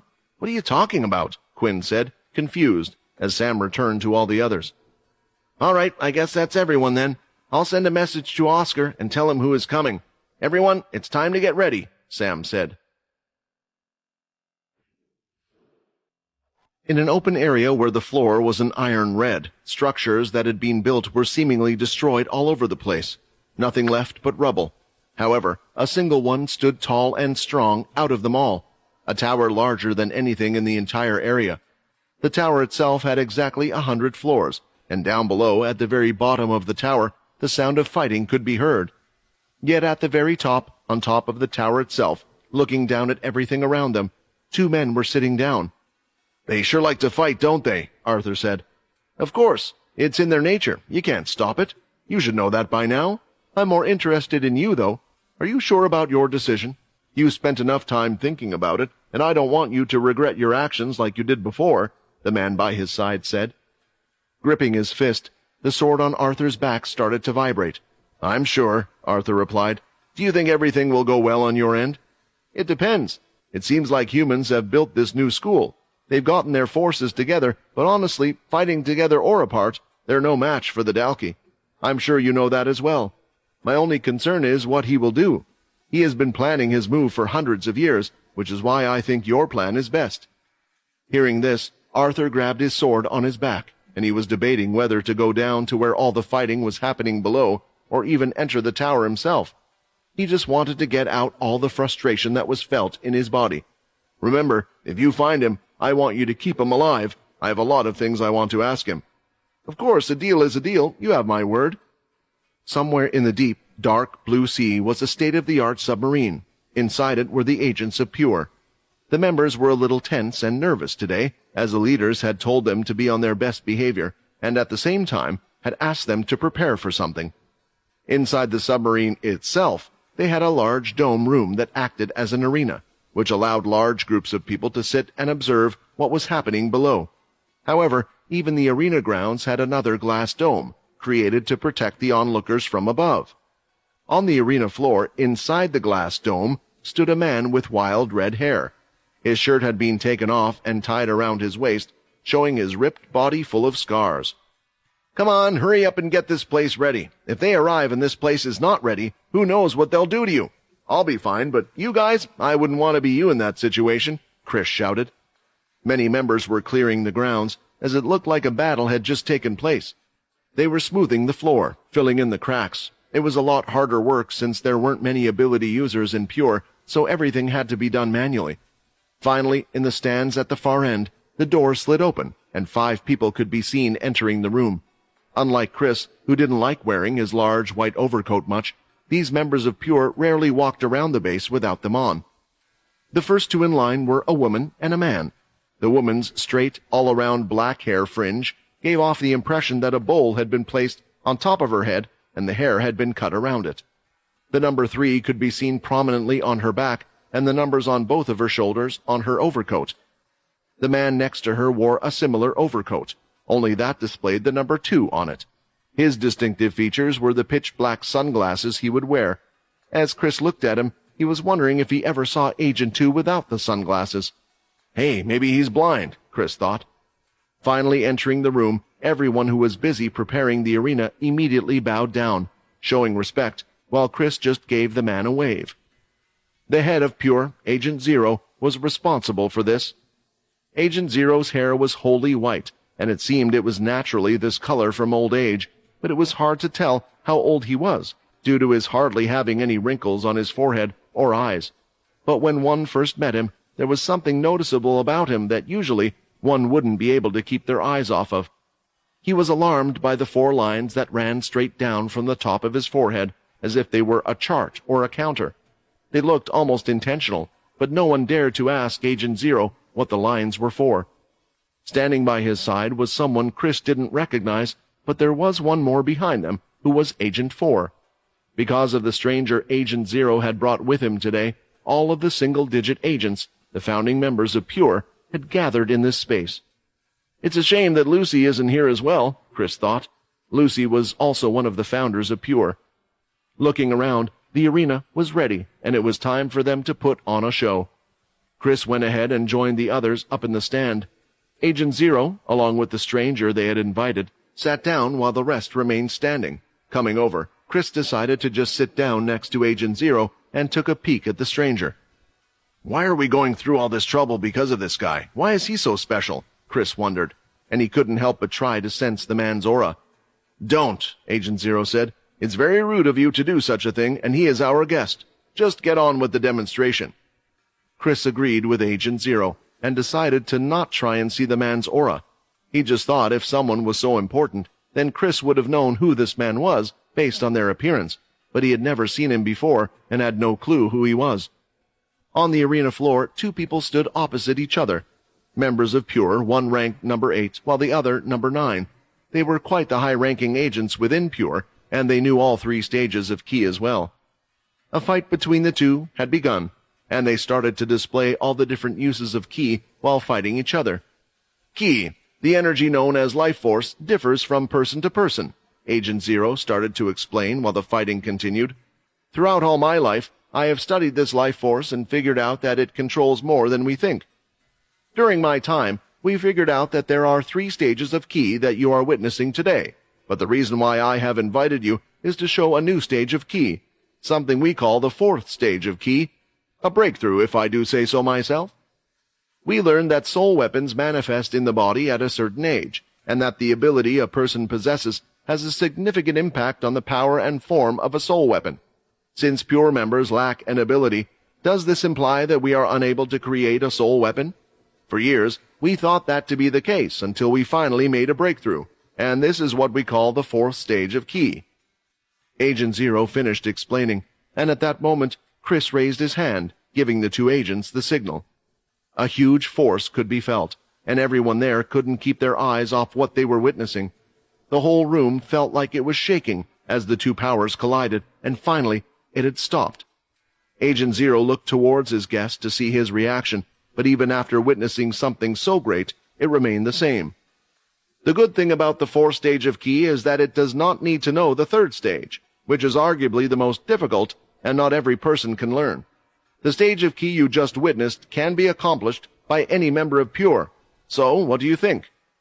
The visitor paused before responding and turned to face the 2 people below. He then closed his eyes and started to imagine. A few seconds later, he finally spoke. Do you think this is enough to defeat the Dalki? They are far stronger than any of you can imagine, the guest asked. Agent Zero started to chuckle. I brought you here and showed you one of our greatest secrets, hoping you would come over to our side and help us. I have shown you a few things already that show you our power. If you won't support us, then who will you support? The military? The Greylash family? None of them are strong enough to take on the Dalki. Standing up, the guest looked uninterested. He then started to walk towards the exit, and no one tried to stop him. Richard! Agent Zero shouted. Tell me, what are you thinking? Right now I need to decide who has the best chance of defeating the Dalki, and will support them. There is an interesting group I have been keeping an eye on for a while. Perhaps I should visit them before I make my decision, Richard Eno said. Flying through space was a medium-sized oval spaceship. It had a clear front, allowing one to look at everything outside. It was a vehicle designed to fit around 15 or so people, one of the many aircraft on board the cursed spaceship. Currently, inside were all the members that were preparing to head back to Earth and arrive at their new destination. On top of this, Sam had come along for now, but would be returning after dropping the others off. A small brief was being given by him to everyone, and at the same time, they were making their final preparations. Peter had formed his soul weapon in his hand, and Syl stood opposite him with his eyes closed and his body slightly shaking. "What the hell are you scared of?" Peter asked. "The mask doesn't hurt." "I know, but you're going to shove it in my face. Anyone would feel uncomfortable about that. Why can't I just copy your ability?" Syl asked. "Well, unless you want to come to see me every 24 hours, then I wouldn't recommend it. It wouldn't work anyway. Is there anyone you want him to look like, or am I free to choose?" Peter asked while looking over at Sam. "Just don't make him stand out too much, and don't turn him into a girl. That would be a little uncomfortable," Sam said. Before Syl could even get ready, the mask was shoved onto his face. Syl attempted to grab his hands, but when they connected, he realized that, for some reason, he couldn't copy Peter's ability. He didn't pay much attention in the past when Vorden was in control, but now he knew there wasn't much he could do. However, as his body started to morph, he realized the whole process was painless and let go.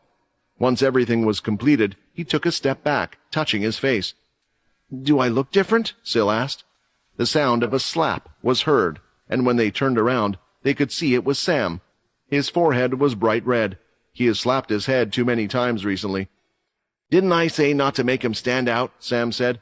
"What? I just made him into a good-looking chap. We want him to learn as many abilities as he can, right?" Peter said. Essentially, there weren't any massive changes that had been made to Syl's body. He was still a tall, good-looking young lad. His facial features differed slightly, changing the shape of his eyes and nose, but his hair remained the same, apart from a change in color from blonde to a light brown. With Syl's looks, he usually gathered attention anyway, and Peter didn't want to go to the effort of changing him much. It was nearly impossible for him to come up with an entirely new appearance. He had to base it on others, and he did so by thinking of some of the people he had seen on the Blade Island. "So, are you and Borden really not going to be with me?" Syl asked, looking at Quinn. He looked down at his slumped shoulders, as if he was sulking. "No, but remember I will be a teacher at the school, so you can come to see me at any time. But honestly, I want you to talk to others and get used to it. It's what Vorden and Rayton would have wanted. Remember, Borden is busy teaching all the Blade children you saved from the island. Think of it this way, the more people you meet, the greater the chances we have of bringing Syl and Rayton back. Besides, Chucky will be with you most of the time. He's a member of the Cursed faction, so if it ever gets too much, just talk to him and he will come over to us," Quinn answered. When Syl turned to look at Chucky, he smiled back at him, but Syl instead just stomped the ground and walked away, as if he was disappointed by Quinn's answer. "Why are they focusing so much attention on this person that is acting like a child?" Chucky thought, not really knowing who Syl was, only that he would regularly be invited to be at the table of the cursed leaders. Only those in higher positions had seen what Syl could do. Fortunately, the broadcast also didn't show much either, apart from the world leaders not wanting Syl to participate in the duel. "Okay, looks like we are nearly there," Sam said, looking at the map. He turned around to face the others. "Now remember, Quinn, when you arrive, you will not be known as Quinn, but instead, you will now be known as Hardy." Hearing the name and alias that Sam had given him, he was glad that Logan wasn't the one coming up with them. Otherwise, he would have been stuck with the name Buin. "Remind me why I'm the only one using an alias?" Quinn asked. "Because you're one of the world leaders. You have to know your position now. Even the other head generals need to treat you with respect, and that's not what we want. Everyone acts appropriately when they are aware that their actions are being watched by superiors. What we need is to find out the truth. They will just treat you differently if they know who you are. Everyone will think you are just a high-ranking member of the Cursed faction, having taken this position. The only people that know who you really are Owen and Oscar. Although Owen won't be there, only those he has sent." "And you're sure they won't recognize me?" Quinn asked, attempting to look at himself, but just looking at his hands and legs, he hardly felt any difference at all. "Quinn, remember when I first saw you? Your appearance from back then and the appearance you have now are completely different. No one would believe the weak little nerd and the person standing in front of me are the same person." "He's right about that," Helen commented, who had been sitting down staring out the window the whole time. "I've seen the photos, and the boy from before would get a 4 at best, while the hunk in front of me would get a 10 out of 10. Although you did have your own charms back then." "Wow," Fex said, looking at Quinn. "I thought I was the playboy of the group and not shy to speak my mouth, but it looks like I got some competition. Hey, I forgot to ask, but if Peter and Helen are going to be the head generals, then what about me?" "You," Sam said. Well, you see, they had this class called Arts and Crafts, and I thought your ability really suited it. So I requested for you to be an arts and crafts teacher at the school. You know, people need their hobbies as well."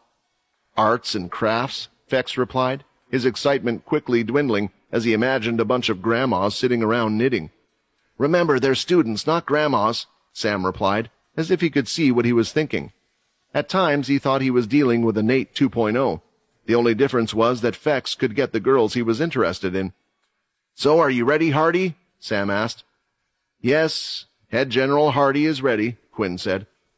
Looking out of the glass window, they could see countless ships leaving and flying through space as they all got closer to one area in particular, and that area was none other than Earth. Even after all the planets they had discovered through the beast's solar system, there wasn't one quite like Earth. With its blue water, clear skies, and green landmass, Earth was a unique place, and seeing it like this, from a distance, he understood why humans fought so hard to keep this place. "I guess we're finally going home," Quinn said. As they entered the Earth's atmosphere, the ship started to follow the flight path of the coordinates given. It flew over the blue sea, and the crashing waves could be seen, and finally, out in the distance, there was land. On top of that land, a large school-like sculpture was seen. It was an incredible masterpiece that could be seen from afar. In the center of all the square buildings, it had 2 large altars with a levitating circle ball in the middle. Ships seemed to be lined up waiting to enter the island as strict border control was being implemented. "It's impressive. In case the Dalki decide to attack, I'm sure the military has prepared some defenses as well. They wouldn't prepare all this for no reason," Sam said. "Sure," Quinn replied, but he knew it wasn't a question of if, it was when. Quinn was unaware that some additional forces would be collaborating with the Dalki. Going through border control to get onto the island where the new base was located was quite a headache in itself. However, while Quinn was away, special clearance badges had been sent to those in the cursed faction. For Quinn, he'd received 2 of these special passes. One being a special platinum color, this one was to be used for Quinn only, and was meant to be kept on him at all times. Although, one would think they would know what the world leaders of the world looked like. However, it was all for security in the end. It was common for those in high positions to either alter their appearance for certain reasons, or many would attempt to imitate them. What Quinn, Peter, and Helen had also obtained was a gold pass that was given to the head generals. What was unique about these passes was that they were imprinted with the user's DNA. Only when being touched by the owner would a small little symbol light up in the center of the card to prove that one was the owner and the card was meant for them. The reason why the cards had to have such measures was due to the level of clearance and access they gave. Not only could they be used at this military base, but all the ones scattered on Earth as well as on the shelters on other planets. This was a way of the military claiming that they were more open compared to before, hoping that everyone could share information with each other. Now, when attempting to connect to the server, they can use the special passes to access the server. Not that this mattered much anyway, because the whole system had been created by the Green family in the first place.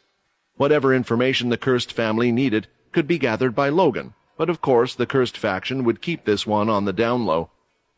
As soon as they showed the passes to those at the border, their treatment changed immediately, and the guards on duty gave their ship a certain odd look before letting them pass and go on ahead. "What was that about?" Peter asked. He was pretty annoyed that it had taken so long until they had shown the passes. As the ship continued onward towards the school.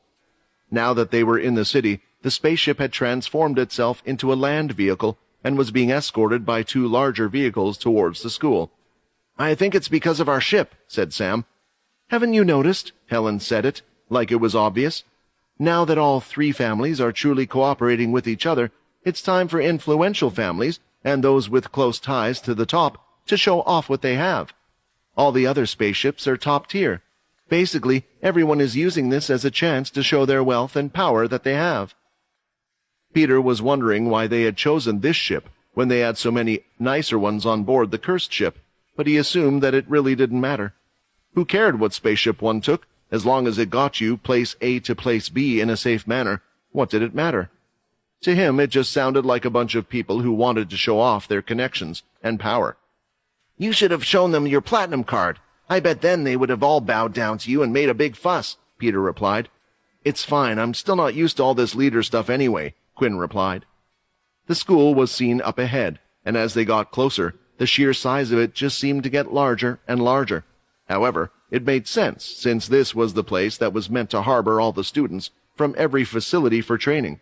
They would even be living here for a short while.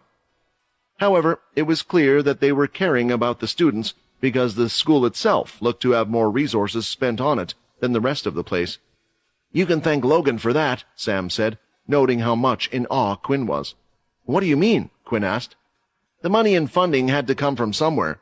Logan made a lot of money betting on you winning that fight that day, and a short while after, he managed to recover the rest of the green funds.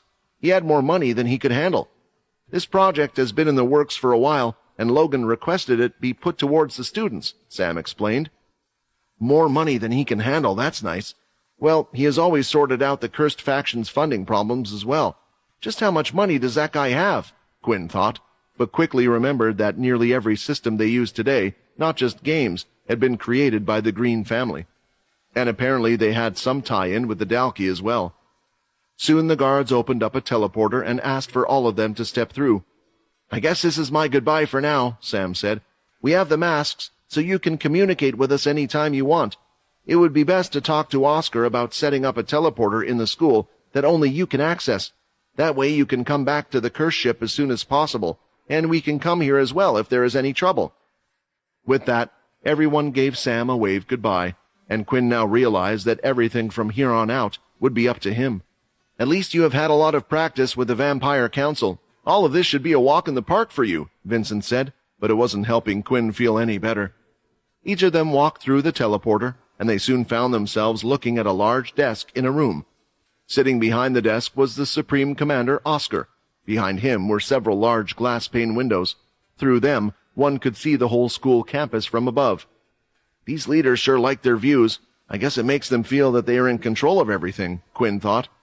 "Quinn, you finally made it," Oscar said with a cheery smile. It was strange to have someone happy to see him, even though they barely knew him. However, Oscar's personality towards Quinn was different compared to the last time, and the reason was simple, and Oscar knew that whatever Quinn did, whoever he had summoned that day, it was because of him that their lives were saved.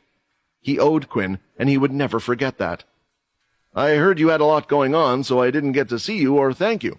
As you can see, I have been busy here myself. I have to say I never expected you to become a teacher yourself," Oscar said. "Neither did I, but I think this is important. This was where my life was changed, and I'm sure it will be true for many others as well," Quinn answered back. "Don't be so uptight. There is no threat here. You can relax, especially when you're speaking to me. You can leave the formal stuff for later. I see you brought a few others along with you. Sam has made the request, and my personal assistant will deal with it.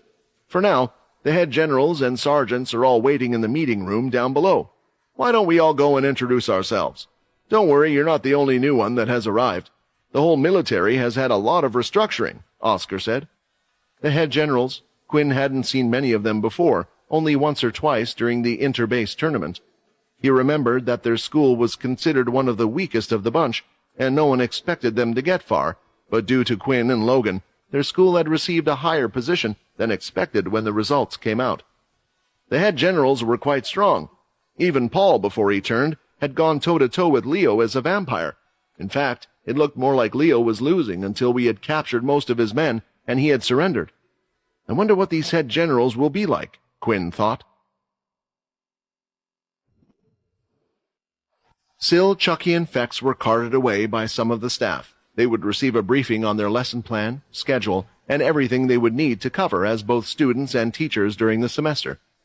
The meeting that Quinn, Peter, and Helen were to attend was one between the higher-up staff of the group. Of course, Sam could have requested at least Fex to be a higher staff member, but had completely forgotten. Not that it mattered much anyway. As a teacher, he would have plenty of freedom to see Quinn whenever he wished, just not to be in on the big meetings with others. Oscar personally led Quid and his group down to the banquet hall, where the other higher military staff were waiting as soon as Quinn arrived. The reason Oscar was waiting for Quinn was that, in reality, they carried the same rank. Of course, he would be treating Quinn better compared to the rest of the head generals, and he would have done the same if Owen had arrived as well. The automatic doors slid open, and the sound of groups of people talking was heard, and the first thing that caught Quinn's eye was a giant chandelier. Everyone was eating food while gathered in groups. That's when Quinn also noticed he and the others were the only ones in their military uniforms from the cursed ship, while everyone else was dressed quite formally. "This looks like a party for rich snobs," Peter commented, and he wasn't shy about hiding his opinion either. "Think of it as more a formal gathering. Not everyone in this room is from the military. We have sponsors from big families as well as merchants and more," Oscar said. Quinn would often forget about this, that there were two forms of power, money and strength. Although usually having strength or a strong ability, money would naturally come with it. However, there were a few individuals that made use of their ability and were able to create products for everyday use in the current world. The Green family was a good example of that, and there were a few families like the Green family that were protected by the military. As soon as everyone noticed Oscar in the room, they stopped chatting and bowed down to him as a sign of respect. "Don't mind me, please continue on. This might be the only time we get to relax before the semester starts tomorrow," Oscar said. Everyone smiled and continued with their talk. "All right, you three. First I'm going to introduce you to your co-workers. The three of you are in charge of military groups, as we call them, which were based on the old military bases of the past. Quinn, you are in charge of the second group. Peter, you will be in charge of the fourth, and Helen, the sixth. To help you, you will all be assigned 6 sergeants. 3 of them will be in charge of the non-students, while the other 3 will help you with the students." After the short explanation, Oscar walked over to a certain group who were talking with each other, dining on the small pieces of food. There were 3 of them in total, and as soon as one of them turned around to look at who was coming towards them, Quinn's heart started to beat faster. "I would like to introduce you to the head generals that have come from the Cursed faction," Oscar said, with his hand held out presenting them. "These 3 are sergeants of the second group." Although Oscar didn't need to say that, Quinn already knew who they were. At one point they were teachers that had worked in his school in the past. There was Faye, the sergeant from before, who had the ability of super speed. Haley, the school doctor, who was actually Paul's daughter, and finally, Nathan, who used to be one of the generals of the second military base. I guess the reformation was to make the ranking a bit clearer and easier, and because of the introduction of the Cursed faction and the Greylash family, technically Nathan has got a demotion, Quinn thought. The first thing they did was give a salute to show their respect to the head generals, but then their eyes all turned to Helen. "I had heard of your feats before you became part of the Cursed family. Your power is nothing to laugh at," Faye said, shaking her hand. "It would be an honor to work under someone like yourself." "It's unfortunate you lost the duel. I assume that shadow power is an unpredictable power, so it would have been hard for anyone to beat it," Haley said, having witnessed the event firsthand. "Hey, calm down, you two. It almost sounds like you don't like the Cursed faction. Remember Quinn? He was a student from our school, and now he has become a world leader. It still seems so unbelievable. We should be proud, though," Nathan added. What they didn't realize was that Quinn was right in front of them all. His nerves started to settle down a little after he realized that Sam was right. None of his old teachers had recognized him at all. It also seems they had all witnessed the duel and had been fans of the Daisy faction, which was expected, since some would even consider them the 5th strongest faction after the Big Four. The Cursed faction winning that duel was an upset. "Hey, you idiots, don't you realize?" Peter was about to explode on them, but Quinn soon stopped him, pulling him off to the side. "Oh, that's right, it's Peter, isn't it? You and Quinn were always close to each other," Faye said. "Don't get it wrong, we weren't bad-mouthing him. It's just really unbelievable what happened. It was so sudden it doesn't feel real. While Helen had been running Daisy for years to get up to its position. Naturally, there will be more people awestruck by meeting her than if they were to meet him." No matter how hard the sergeants of the past tried, they just couldn't get the student images of both Peter and Quinn out of their heads. even though they both now had higher ranks than themselves. "This is Hardy," Oscar said, giving Quinn a little nudge. "He will be the head general you will be following from now on. He is also planning to teach some lessons. As you three are part of the student department, I imagine you will be seeing each other a lot. Do your best to get along.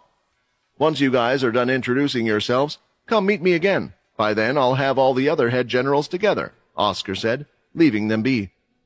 Once they had learned who would be their head general, it was hard for the three of them to hide their disappointment. Each military group wanted to accomplish great things. With the students and with the whole group, they found it hard to imagine they could do so with Hardy. The conversation between them and the other sergeants continued. Although they were respectful, most of their attention was focused on Helen. They were words of praise for her past accomplishments, and, at the same time, almost apologetic for the fact that they had to work for the cursed faction. "Is our reputation really that bad, or is it just because of how quickly we have risen? People think we still need to prove ourselves," Quinn thought. If this really was the case, then there wouldn't be many students who would choose to come to the cursed faction once they had ended their military studies. However, they would get those that wouldn't be fit or good enough for the other teams, and this thought in itself pleased Quinn a bit. Finally, Oscar had gathered the other head generals and had come to get Quinn and the others. He had brought them together in a large circle, and it was quite obvious who was from which family just based on what they were wearing. All those from the Greylash family wore their white robes they wore all the time, and one of them, who Quinn recognized, was Hector. One of Owen's assistants was in charge of looking after the Crows faction.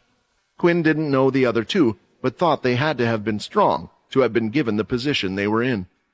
As for the other three military head generals, they would have needed to be the best of the best. The Cursed faction and the Greylash family had been promoted, demoting the other head generals to make room for them. Instead of wearing military attire, each of them was dressed in formal attire that suited their tastes. The three military members gave the Cursed faction a wide-eyed, almost rolling eyes look as soon as Quinn and the others joined. The arrogance and air around them reminded Quinn a lot of Duke and the vampire leaders, as if they were above others, a problem that seemed to be persistent with those higher up in the military. "It looks like some people don't like us being here," Quinn thought.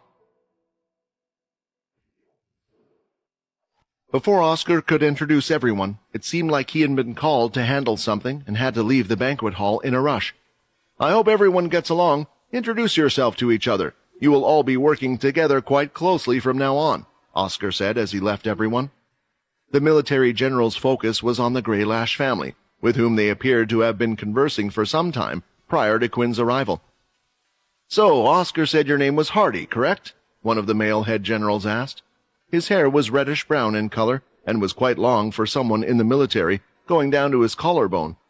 However, every once in a while, he would have this slight twitch that Quinn noticed, moving his upper lip. "I don't know much about the Cursed faction. However, I do know of Helen and the zombie boy over there, but I have never heard of your name before," the man said. "I would have thought the Cursed faction had some old faction leaders they could have sent here. What are your accomplishments exactly?" the red-haired man asked. Now that Quinn was closer, he recognized the three head generals a little more. Their appearance looked a little different to what he remembered, but that was due to him seeing them on TV when he was younger. These three generals were also claimed to be part of the Heroes of War, having great accomplishments in the war against the Dalki. However, they weren't as famous as Leo or Oscar. "Is that why they seem to be a little arrogant?" Vincent said. "I think they are asking about your accomplishments only so they can boast about their own." Quinn agreed. "I think this little trial Oscar is doing might prove to be a failure." Another general from the military spoke. His hair was green in color, and when looking closely, one could see that their tongue was split into two halves, like a snake. "They have allowed the Greylash family and the Cursed faction to make three head generals. They trusted the other powerhouses, and they chose to assign a nobody. Or maybe this is just the next best person the faction have got." Peter's fist was clenching up by the second. He didn't care who they were. Right now, someone was disrespecting their leader, their group, everything they had worked hard for, and after everything they had gone through. "It seems like you have got his tongue tied. The man can't say anything because he hasn't even achieved any accomplishments. Everyone knows that the Cursed faction bullied all the other factions by using those beasts. That's how you rose to your position, and it doesn't sit well with us. I'm sure even Helen here despises working for you. Perhaps we could come to some sort of deal with you barbarians, so we can bring her over to our side," the red-haired man said, but he wasn't done yet. He could tell that there were some onlookers around, nodding in agreement with what he was saying, which just spurred him on further. "Oscar only let you guys in the hopes of taming you so that you don't attack the people. This is a time when we should be working together to fight against the Dalki, and your faction members continue to attack each other for your own gains," the man continued to shout. "I am not being held against my will, and I would much rather work with the cursed faction than with a broken military that can't even trust the decisions of its supreme commander," Helen piped up. "The cursed faction is stronger than you think. I'm sure you know of the strength of my group and my faction, and even then, the cursed faction was able to beat us. I assure you, anyone they have assigned to the position of head general would be able to make each of you lie on your back. Perhaps they may even fix your broken tongue while they're at it." "What did you say? I dare you to try to prove those words right now," the split-tongued man shouted, and it looked like he was about to use an ability of some sort as he raised his hand, but before he could do so, it had already been stopped, being held in place. "Ah!" the man screamed, and a few cracking sounds were heard from his fingers as they were being crushed by the sheer pressure. "What do you think you're doing? Did you just try to attack someone from our family?" Peter shouted at the man. The scream and Peter's words were so loud that the others in the banquet hall were now looking in their direction. Usually Quinn would tell Peter to stop, but from what he had learned in the past, it was best to put these people in their place when he could. The third general was a female with a long black ponytail that nearly touched the floor. She noticed something at this point. She could see Quinn's eyes starting to glow red, and took a step back from the other two. She was debating whether to warn them or not, but a shiver was entirely sent down her spine. Quinn looked at the two of them with his eyes glowing red. "You want to know what kind of power the cursed faction has?" Peter released the man's crushed hand at this point and grinned, knowing what was about to happen. "Both of you, kneel," Quinn ordered, and a few seconds later, as if their bodies were being forced, they dropped to the ground and were on their knees.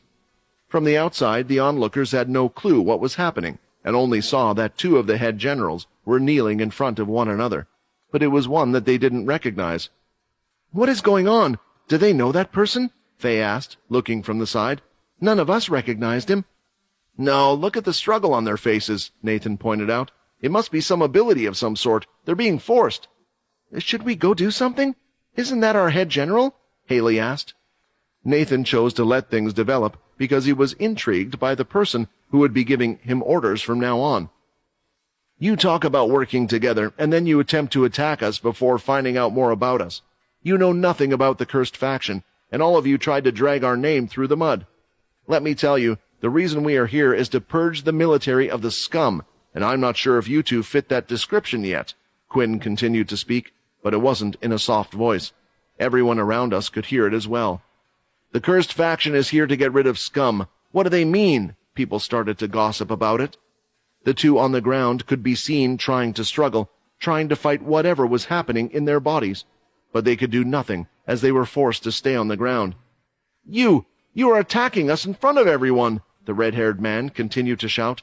"Don't speak," Quinn ordered again, and now the two of them couldn't even open their mouths. "This boy seems to have a dark side," Helen thought, looking at him and licking her lips slightly.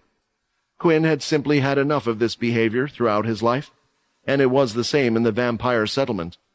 The thing was, now there was no reason he had to take it, no one they had to complain to. "I apologize on Head General Inu's and Head General Sack's behalf," the female general said, getting down on one knee. "You are right. I believe they were quite hostile towards your faction from the start. Please, I hope you can forgive them and let them go. I hope that all the head generals can get along." Hearing her say these words calmed Quinn down a little.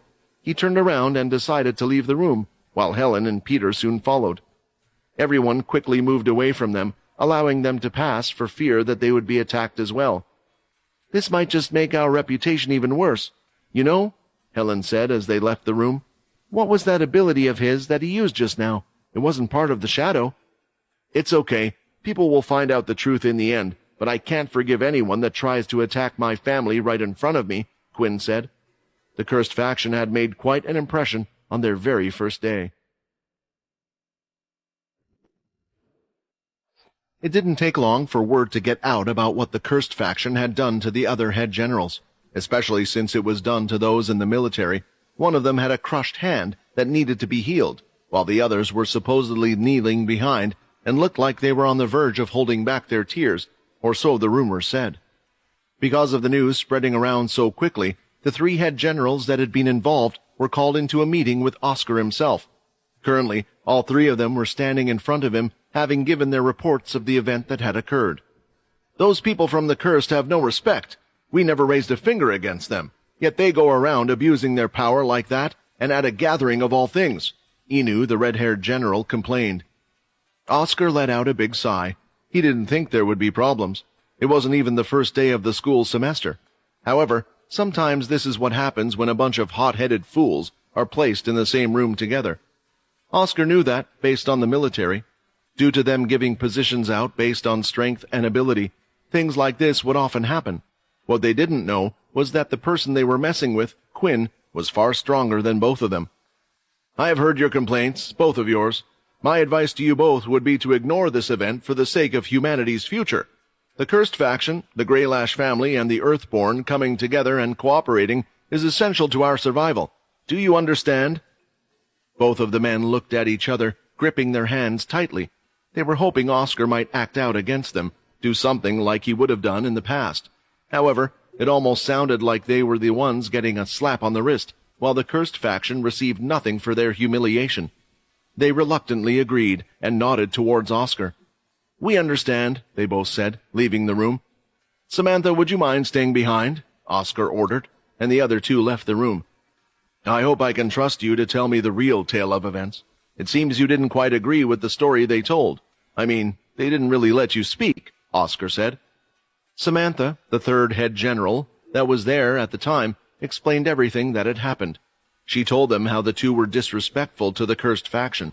However, what she didn't manage to catch was that one of her own was about to use an ability on Helen.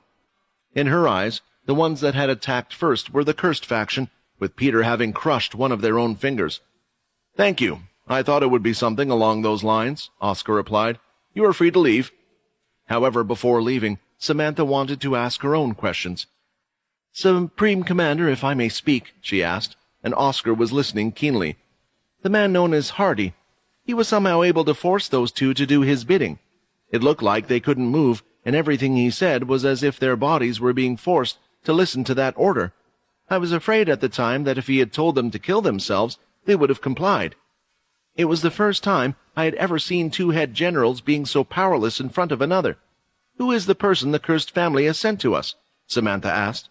What she was also thinking was, if the Cursed family had someone this powerful under their control, what of their leader? Of course, Oscar had been told to keep Quinn's identity a secret, and he actually thought this was a good idea himself. Ever since True Dream's disappearance, although the military had gotten their act together, there were more cases of infighting than ever. Those with strong abilities refused to listen to those above. Still, he was thinking about the multiple things he saw Quinn do, not just the shadow or the red aura ability he seemed to have, but that Quinn's background and identity were so secretive.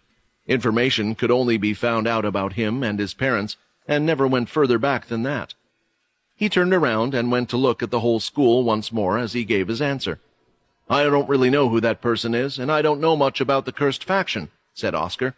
"However, I can tell you what I think. I think we should do everything we can to make sure that person is on our side." The next day was the opening ceremony for the new school. All the first-year and second-year students, based on their age, had already had their introduction and had received their uniforms. Although each of them wore watches on their wrists, there was a significant difference between this time and the last. There was no power level being displayed for everyone to see. At the moment, a large temporary stage had been built, one the size of a large concert. In addition, there were a number of screens positioned so that they were all pointed in the same direction, enabling everyone present to view the action from any location. The students stood in the center of the school, where the large open field was surrounded by all the different buildings coming from different directions. To just get from one end of the green to the other looked like it would take half an hour. The students had been split up into 9 groups. They were unaware of why this was the case, or what was happening today, only that an opening ceremony was to be held, and to start it off, it was none other. then Oscar. As he took to the stage, the crowd of students cheered loudly. It seemed like his reception was mostly positive. Although these students had come from all sorts of different factions, they still knew him as a war hero from the last war.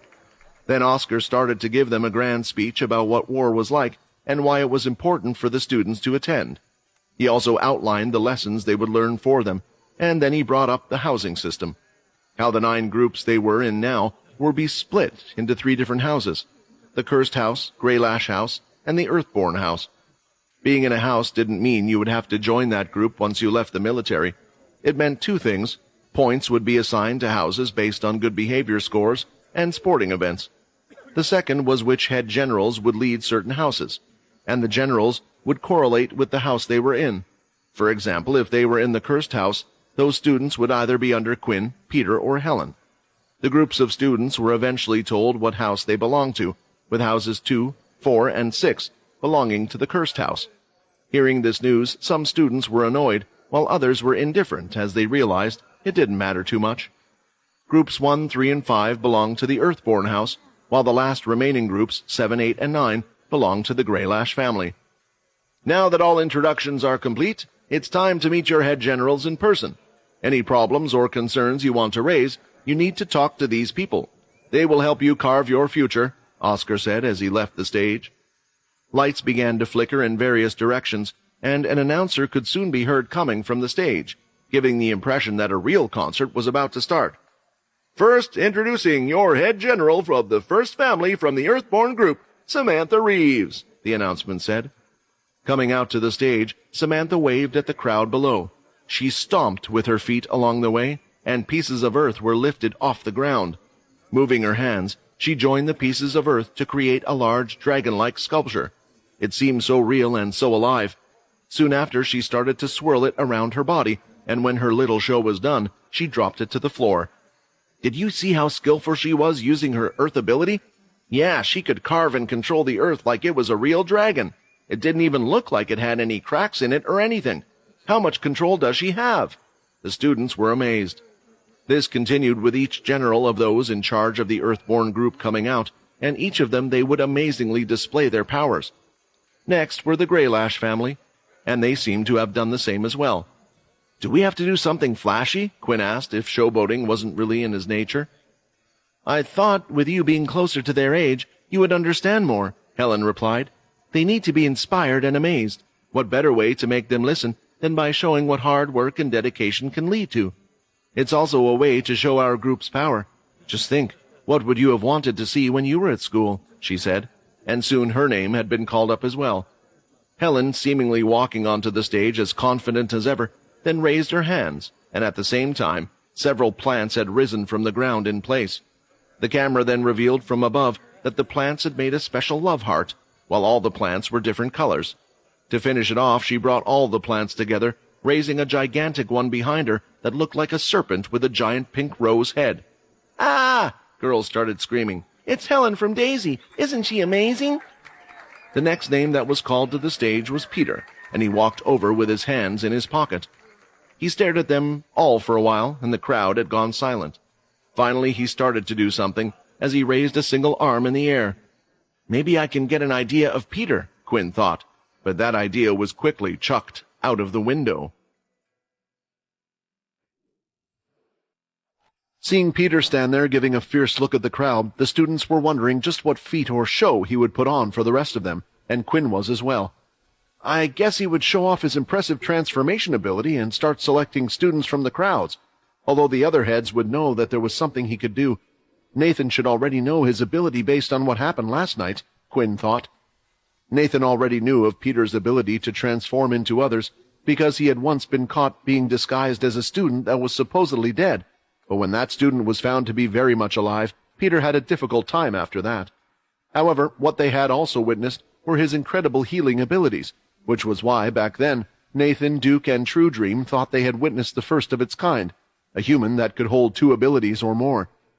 They had even given Peter the Earth Ability book to learn, and had seen him display some of those skills as well. There were many theories of how this was possible. Perhaps Pure had successfully created a unique body. Peter could have had a unique body himself, or it could have been an ability like that of Vorden at the time. We may never find out now, Nathan thought. You have reached a position far too high, whereas previously you could have been forced to share your secrets, and your faction sent a clear message yesterday, including you. You are ready to fight back at any time. Finally, Peter seemed to be doing something as he held one of his hands up in the air, and soon he grabbed it with the other. Within seconds there was a cracking noise, and his arm was flailing around and limp. His facial expression never changed, even though he was now standing there with a broken arm, one he had broken himself. Some of the students couldn't look at the flapping arm any more, imagining the pain it had to have caused, and were forced to look away. Does this guy feel no pain? I mean, could you break your own arm like that? He's crazy. Can't you see it in his eyes? I knew something like this was going to happen when he stepped on the stage. In mere seconds, though, the arm started to heal in front of everyone and was as good as new. They had just witnessed a healing speed that, to them, seemed inconceivable. Now for my next display, Peter said, positioning his hand in the form of a karate chop. Is he going to cut off his hand? Quinn thought as he imagined the horror. Peter, stop! Quinn shouted. It was heard from those on the stage, but it was too far for any of the students to hear. Not performing his second half of the trick, Peter started to walk off the stage, and a round of applause slowly started. Through his strange actions, he had won the students over, and they were quite impressed. Sack, one of the head generals of Earthborn, looked at his fingers for a few seconds, and could remember the tight grip around them. He doesn't just have super healing abilities. Was he wearing beast gear underneath his clothes? Even though nobody appeared to be wearing any beast gear that evening, in his mind it was the only thing that made sense. Finally, the last announcement was ready to be made, and Quinn knew it was his turn to do something. He was hoping for some inspiration from Peter's actions, but that didn't inspire him at all. Please welcome your head general of the second group, Hardy Flinch, the announcer said. Hearing this name, the students tossed and turned their heads to see if anyone in the crowd knew who they were. Despite Peter's relative lack of fame, a few people had seen him compete in the interbase military competition.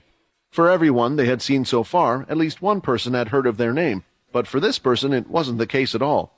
They thought maybe when they saw him, but when they saw him walk onto the stage, they were even more dumbfounded about who this person was. While the students seemed to not care for who this person was, they started talking amongst each other. The chatting had started. It was the last thing before the ceremony was to end, and they were excited to see their rooms and more. Since the last person didn't seem to be anyone of great importance, the chatting had ended. However, the generals and sergeants who were all present on stage were closely monitoring him, after seeing what this person could do. Even the Greylash family was concerned, after all, that any human could become a possible threat in the future. Show us what you're going to do, Inu thought. Are you going to get them all to shut their mouths, to stop speaking like you did with us? Looking at the students, Quinn could see that not all of them were chatting with the new friends they had made. Not all of them looked confident. Some seemed frightened and nervous about their new school, and Quinn had even spotted Syl out there amongst them. These students reminded him of how he felt. Helen's words played through his head. Think about what you would have liked to have seen when you were younger. With that, a smile spread across his face, and he knew that he would have wanted to see back then. School is a life-changing place. At such a young age, your actions now decide your future, but you are only young. How are you meant to know that now is the most crucial time of your lives, or how are you meant to know what you want to do when you are older? Your goals, your friends, and the people around you will change as you grow up. These are things that you can change, and there might be some things you can't change. However, when I was in your position, standing where you were today, I was a level 1 student who had no ability, and now I am where I am today. I hope you can all see that if someone like me can do it, then all of you can as well, and I will be here to make that possible. As Quinn started to speak, the crowd got quiet, listening to his words. His voice was being projected by special equipment, so everyone out on the field could hear. A speech talking about how weak he was. The students were disappointed, to say the least. Does he not have any powers or anything that he can show? Is that why he wanted to talk about how weak he was? Maybe all the other generals showed him up, so he felt like he couldn't show his powers. Of course, Quinn could have displayed his powers. He could have even shown his shadow powers and claimed he was a student of the cursed leader, Quinn.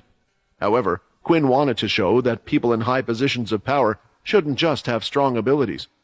He wanted to put hope in those that didn't have strong abilities. Of course, it would be difficult to change this mentality after the students had been told their entire lives that their abilities mattered and the stronger ones were significant. Quinn didn't mind all the words that were being spoken about him. It was his goal to change their minds. However, soon there was a loud clapping sound. From one person who was standing to the side came a single clap. "That was a great speech! Woo! Go on! Best performance yet! I would say compared to all these guys that just wanted to show off, that's a real teacher right there!" Peter shouted loud and clear to everyone. Peter did this to help Quinn, but he also did it because Quinn's words had touched him deeply. Back then he too was frightened, nervous, and felt like a path had already been predetermined for him. It felt like Quinn was speaking to him. Soon after, Helen was seen clapping as well, and the students slowly began to clap, but it wasn't applause, but rather just out of habit. "Quinn, I wonder if you really can do what you say. It might be a lot harder than you think," Oscar thought, looking at the students' disgruntled faces. After introductions were completed, students were to return to their dorms to find out where they would be staying, and it was a chance for a lot of them to communicate with each other and get to know each other better. Quinn was receiving a briefing from Nathan in the interim regarding the classes he would be teaching and his schedule. He was given all of this information on a tablet screen that he could access. "It's pretty rare for a head general to also be a teacher, but Oscar has said that if you need to attend to any duties outside, not just for you but for the rest of your faction, just inform us as soon as possible and we'll find a replacement," Nathan finished explaining. Looking at the schedule, Quinn noticed a couple of things. He had been put as a homeroom teacher, so he had his own class that he had to look after. On top of that, he was allowed to teach one subject of his choice, and before arriving, he had chosen to teach the beast weapon class. Having attended the class in the past himself, and Leo being the one who had taught it, Quinn thought he could follow in his footsteps quite well. Due to him learning Ki, he realized teaching the process of how to activate a beast weapon was quite simple, and he could also teach things like hand-to-hand combat when one wouldn't have a weapon. Looking at the list of students Quinn had, he noticed a couple of things. The first was the fact that Syl and Chucky were in his class as requested.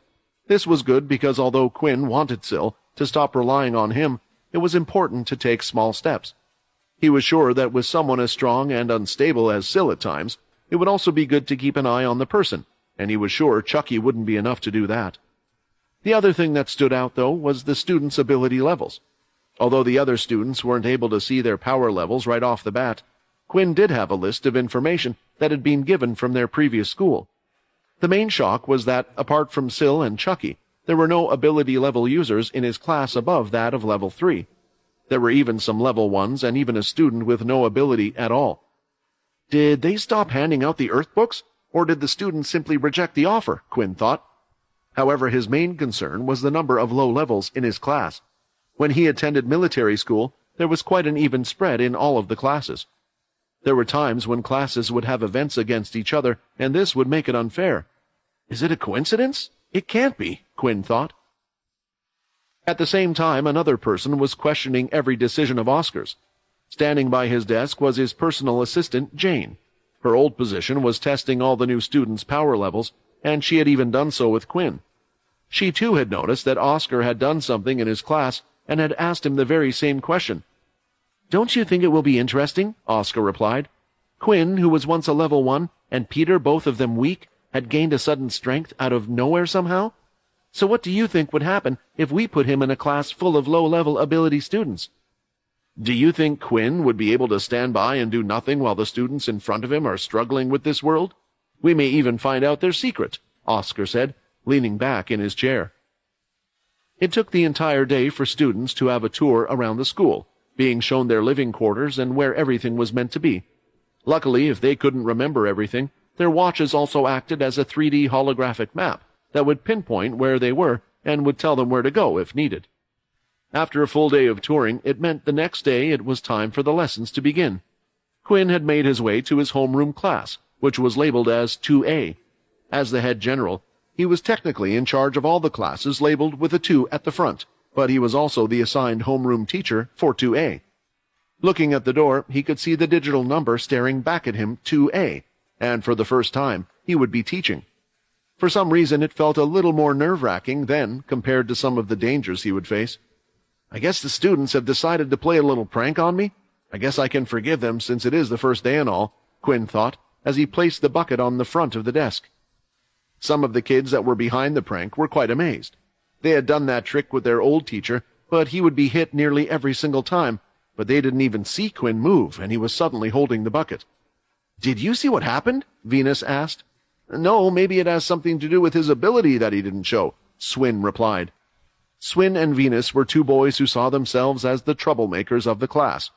Unlike before, when students were sent to different campuses so they wouldn't know each other, now that everyone was part of the same gigantic school, there was more of a chance that one would know their classmates. This was true for both Swin and Venus. Of the two boys, one with long hair covering the front of his eyes, one would think he couldn't see them through, which was Swin, while the other, who had his hairline so far back, might not have had any hair to begin with. Quinn started with the first task, which was to take the attendance from the register list, making sure everyone was present in class. There were roughly 50 students in the class, and he noticed while calling their names that the students were awfully chatty, and at the same time weren't really paying any attention. This is nothing like when I attended, Quinn thought. Everyone was so strict and worried about what the other stronger students would do. Thinking about it, Quinn wondered if this had something to do with their behavior. "It would make sense," Vincent said. "Something similar has happened like this before when I was a leader. I believe this is a similar effect to what happens to some vampires in the pooling area. They don't care about school or rankings anymore because they are so far down the ladder. They have no hope of ever climbing it, so they resort to pranks and messing around as they see no hope in their future." Although Quinn thought what Vincent said made sense, he also thought that they all couldn't have thought this way, or possibly some of them just needed a little push. Would I have felt the same way if I had ever opened that book? Quinn wondered. At that moment, a pen was sent flying towards Quinn, as he was looking down at his class register list. Out of instinct, as the attack moved towards him, he stopped it with two of his fingers, holding it in place. "Okay, so we're done with the register here. Now, whose pen does this belong to so I can return it to them?" Quinn asked with a short smile. The other students, for some reason, could feel something sinister coming behind this smile, and Swin, who was sitting next to Venus, had pulled away, making it obvious who it was. "Now, before I send you off to your next lessons, here are a few things some of you need to do," Quinn said. "You have to select what classes you would like to attend, and I just want to let everyone know that I will be the one teaching the beast weapons class." Some students were surprised by this, as they thought someone like Hardy would never teach a combat class. "Just to show some of you what I can do," Quinn said, as he hurled the pen back towards Venus. The other students started to rub their eyes, as this looked like something that wasn't possible, but they could see the pen there, stuck in the wall. "I hope I can see some of you there," Quinn said. The introduction class continued for a while, and both Venus and Swin looked at each other. "Hey, maybe we should give that beast lesson thing a try," Swin said. "I think I might have this teaching thing down," Quinn thought with a smile. Since there were fewer disturbances after the pen incident, Quinn was able to go through and provide all necessary explanations. He hated to admit it, but sometimes force, or a show of strength, was one of the best deterrents. At least it was for the way things were now. Quinn went through the process of how school life would be for them and the different classes they could attend, explaining the benefits of each one and answering any questions the students had. Soon after, the students were to select what classes they would like to attend, and if their request was accepted, then their schedule that was linked to their watch would automatically update. After everyone had selected their classes based on the information Quinn had given, the sound for the morning class had gone off, and students were now free to head to their next lesson. "Before you all leave, can I speak to Shiro, please, for a little bit?" Quinn asked, and the other students soon left. However, as they walked past their desk, two students stopped to look at Quinn, and they had stars in their eyes. "Mr. Hardy," Swin called out, "that thing you did with the pen was amazing. Can we do something like that as well if we attend your class?" "Don't be stupid, Swin. That was obviously an ability," Venus argued. "So do you mind telling us what your ability is? You hid it on the first day because you didn't want to show off, right?" Quinn honestly didn't know how to deal with this. The two kids were leaning over his desk and couldn't stop staring at him, expecting some grand answer. The truth was, even if they attended his beast weapons class, those kids probably couldn't do something like that. He could do so just because of his strange vampiric strength. "If you want to learn something like that, you will have to put in a lot of hard work," Quinn said with a serious face and his arms crossed, trying to give the impression of a teacher. "That's amazing," Venus replied, as the two of them started to head towards the exit. "We'll see you at the beast weapons class then," they called out, and waved goodbye. I guess inspiring some of them might be easier than I thought, Quinn said, quite happy based on the reaction of the two students. Once all the students had left, though, Shiro was left behind.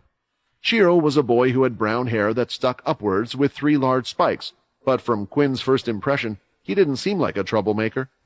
While in class, he didn't speak to anyone, and he seemed to be diligently taking notes, but there was a reason why Quinn had called him off. Sitting down so the two of them were more comfortable, Quinn decided to throw the question out there. "There's no need to be worried, you're not in trouble or anything," Quinn said, noticing Shiro's nervousness over having been asked to stay behind. "I was just a little curious. It's actually rarer to have someone like you in the class than it is to have an original. I was wondering, didn't the military offer you the standard Earth book? Your file says you have no ability." Shiro was the one student in Quinn's class that had no ability, just like himself back then. "I rejected their offer," Shiro replied politely. "You don't have to tell me, but may I ask why?" Quinn asked. There was a silence for a few seconds, so Quinn decided to push it a bit further. "The reason I'm asking is because I was the same as you. Throughout my whole school life, I didn't have an ability, and it was only midway through the military that I gained mine," Quinn led, but it was almost the truth. It seemed like Quinn's little push had worked, since Shiro had answered. "I need a better ability than that if I want to get somewhere," said Shiro. "Not to offend you in the cursed faction, but I was hoping I could prove my way somehow so I could get the ability of the Greylash family." Now it made sense why he would reject the ability, but at this age it was almost impossible to prove one's worth without having the ability in the first place. Without connections or showing promise, there would be no way for the Greylash family to recruit him.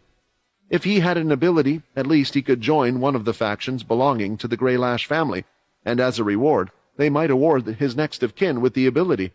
Sad to say, Shiro was unlikely to ever acquire such a talent. "I think I know the answer, but may I ask why?" Quinn said. "Because I need to become strong, and their ability is the strongest out there," Shiro replied. Speaking to the boy and seeing the determination in his eyes, it reminded Quinn a lot of himself at his age. "All right, you're free to go, but before you do, I just want to tell you something. Maybe there are other abilities out there that are stronger than the Greylash ability, so if you can't get that far, don't give up," Quinn said. From initial impressions, the boy was a good candidate to attempt to teach the shadow ability too. However, Quinn wasn't just going to teach him because he could. Quinn wanted someone who wished to join the cursed group. Right now, Shiro wasn't that person, but that didn't mean he would never be. Quinn didn't have any lessons right now, so he was unsure of what to do with his free time. So he decided to meditate and focus on increasing his ki. Soon, though, time started to pass by quickly, and the bell went off once again, signaling it was time for lunch. Quinn was unable to consume the food, even though the school had provided it. The only reason why he was actually heading to the canteen was to meet up with the others as they had agreed. The teachers' and students' canteens were separated, so Quinn wouldn't be able to see how Sil was doing. But based on his class, all he had seen Sil do during homeroom class was place his head on the desk and stay in the same position.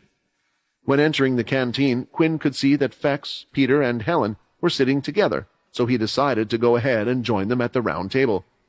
"Don't tell me you're not eating as well," Helen said, as she saw Quinn sitting down with no tray of food. "Are all the boys on a diet these days? It's going to make me feel shy if I'm the only one eating," she said. Each of the boys didn't really know how to answer that, and Quinn tried to change the topic straight away. "So, how has your first lesson been?" Quinn asked. "The kids have all been great with me, although they asked far too many questions about the faction," Helen replied, as she carefully ate her food, making sure none of it would spill as to embarrass herself. "I guess even she has her cute side," Quinn thought. "I haven't taught any lessons yet," Peter replied. "I think they said I was just going to be an assistant anyway, which means I will just stand at the back unless someone needs me." In a way, the others thought it was a good thing that Peter wasn't the lead teacher. When he taught the Blade kids, they hadn't been watching him closely. Instead, they assumed he was doing well because none of the students had expressed any complaints. However, after witnessing his performance earlier, they were a little frightened as to what he would do. "I had my class," Fex said, "and it was actually quite interesting. It seems like a lot of girls had signed up, and, well, they just kept asking me to personally teach them so many things," Fex said, as he pushed his hair back and had a cheeky smile on his face. "Oh, I see. So you're taking advantage of these young girls just because you're quite the looker," said Helen. At this moment, Fex's face had gone bright red. He thought he was being quite sly, but he wasn't. Everyone knew he was bragging in his own way, but just didn't call him out on it, while Helen did. "Hey, you have to remember, they're actually nearly the same age as me, and I'm not doing anything," Fex replied. "Well, if you didn't think you were doing anything wrong, you wouldn't have gotten so defensive just now, would you?" Helen replied again, and Fex had nothing to reply to that. After that, the group continued to talk, and there was a relatively nice atmosphere among them all. For once, Quinn imagined his life as it was currently. Maybe being a teacher wasn't so bad of a choice for him. If there was no war going on, if there were no abilities and he had a better school life, perhaps this would have been a career choice for him. Quinn had one more registration to do with his homeroom class, and soon after, he would teach his beast weapons class in the afternoon. Upon returning to his classroom, he could see his students were there waiting. But some of the students were gathered around a few others, and when Quinn entered, they quickly left. "What happened?" Quinn asked. As he could see, several of his students were beaten and bruised, including the likes of Shiro, Venus, and Swin. "Oh, this? Don't worry too much about it, Teach," Swin said, holding his eye and speaking through his busted-up lip. "Just kids being kids. We just got into an argument with one of the other classes, but don't worry about it." Seeing them like this had brought a wave of emotions and memories crashing down for Quinn. "Tell me who did this to you now," Quinn said, unable to control his anger, and without realizing it, his eyes were glowing red as he gave this command. Quinn was so consumed with rage as the bad memories started to surface in his mind again that he was completely unaware that when he had asked a question to one of his own students, he had used the influence skill on him. Being only a young student with hardly any mental strength, there was almost no resistance at all, as Swin's eyes appeared to hollow out, and he answered. "The students from Class 3B. It was a group of 6 of them," Swin answered, and soon his eyes regained color once again. "Quinn!" Vincent snapped at him in his mind. Coming to, Quinn realized what had happened. It wasn't the first time his influence skills had leaked out when his emotions were out of control. When that occurred, it appeared as though his body rather than his mind was in charge. "Oh, sorry about that," Quinn quickly apologized, but the students in the room were scared into silence. To a lot of them, their new teacher seemed calm, relaxed, and quite friendly. It was the first time they had seen him be so serious, and many of the students had seen the red hue in his eyes. There was no way of ignoring what had already happened, unless Quinn wanted to mind-wipe the students, but this was no longer an option for him because of what happened with Sia. He thought it would be best to apologize and have the others think it was just an ability of his. "I will speak to their teacher, but before I do, I need to know if there was anything you guys did to set them off. You don't have to tell me now, you can tell me after class," Quinn said, as he realized the whole class was focused on the current situation. Some of them believed that nothing would change even if they told the teacher. In the past, they had told the teachers of their old schools multiple times, but still nothing was ever done about it. The kids looked at each other and didn't say much. "They went to the same school as Swin and Venus," she said. "I saw what happened. They were asking him to do something. I think maybe they tried to get them to help with a prank on one of the teachers, but they refused, and when they did, they started to attack, and that's when the boys from our class got involved as well." Quinn looked at their battered and bruised bodies and decided to give a quick call to one of his sergeants. A few moments later, Haley was in the classroom dealing with each of their wounds. "If you guys ever have anything like this again, you can come to the doctor's office straight away," Haley said, as she started to heal Swin's eye, which looked the worst. When the healing was complete, Quinn approached Haley, and he had a bit of surprising news for her. "I need you to teach the class for a little while. There are just a few things I need to sort out," Quinn said, and was already heading out of the room, leaving the students with Haley. Seeing Quinn leave the room and not in the best of moods, all the students didn't know what he was planning to do. They had never had a teacher act like this before when one of them was hurt. "Sergeant Haley, what is General Hardy planning to do?" Venus asked, and the other students were interested in knowing the answer as well. Thinking about the question that had been asked, Haley thought back to the first meeting. She didn't know who exactly this person was, but based on his actions back then, he didn't leave to do something small. "I'm not sure, but you can let the adults worry about it, okay?" she said with a warm, reassuring smile. "I hope he doesn't get in trouble," Swin said. "I kind of like him." It didn't take long for Quinn to find the room he was looking for, and without any sort of announcement whatsoever, Quinn had entered classroom 3B. The doors were open, and as he entered, he could see the homeroom teacher was in the middle of her lesson. When she saw who it was, she quickly stood tall and straight and gave a salute. "Head General Hardy, is there anything I can do for you? If you need to contact any of the upper staff, I'm sure I can contact the other general for you," she said. Since the classroom started with the number 3, it meant the classroom was under the control of the general in charge of Group 3, which was one of the Earthborn generals who Quinn had already had a falling out with, but he wasn't thinking about this at the time. Walking forward, almost ignoring the teacher, Quinn stood by her desk and looked at all the students. "I am Head General Hardy of the 2nd Group, and also the homeroom teacher of Class 2A. In my class today, a few of my students returned to me beaten and bruised, and I have found out that it was due to some students from this classroom. Now, those responsible, will they please come forward?" Quinn asked in a deadly serious tone. However, his request seemed to fall upon deaf ears, as no one replied, and the students looked at Quinn like he was a madman. "General Hardy," the teacher called out to him softly, "I understand that this is quite the problem, but it's in the middle of class. Was there really a reason for it to be interrupted for this?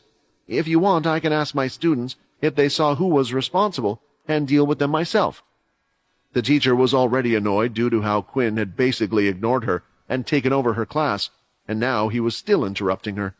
Certain procedures need to be followed, and she didn't think it was right for another general to come in and interrupt her class like that. Of course, they wouldn't just volunteer to come forward. Not getting the answer Quinn wanted, he made a fist and slammed it on the desk, which immediately crumbled beneath him. The teacher immediately took a step back and almost panicked. "Damn, that's right. I heard these people from the cursed faction are crazy. I need to get some help," she thought. Although Quinn could have used his influence skills to find out who was responsible, even if he did, what could he do? These were still students, and Quinn wasn't exactly going to beat them to a pulp. That wouldn't solve the problem. "This is a warning. I will not tolerate those who choose to abuse their power. Fights will break out every now and then, but just because someone doesn't want to do what you want, or try to force them to do something and they refuse, these acts are unforgivable." After Quinn had finished speaking, the door was opened once more, and Head General Inu entered the room. As he entered, he noticed Hardy standing in front of him. "What are you doing here? This is not part of your group," Inu asked. "Don't worry, I'm just leaving," Quinn said. Inu wanted to say something, but when the two got close, he quickly moved out of his way. Although he wasn't coerced this time, he believes that he would have been again if he hadn't.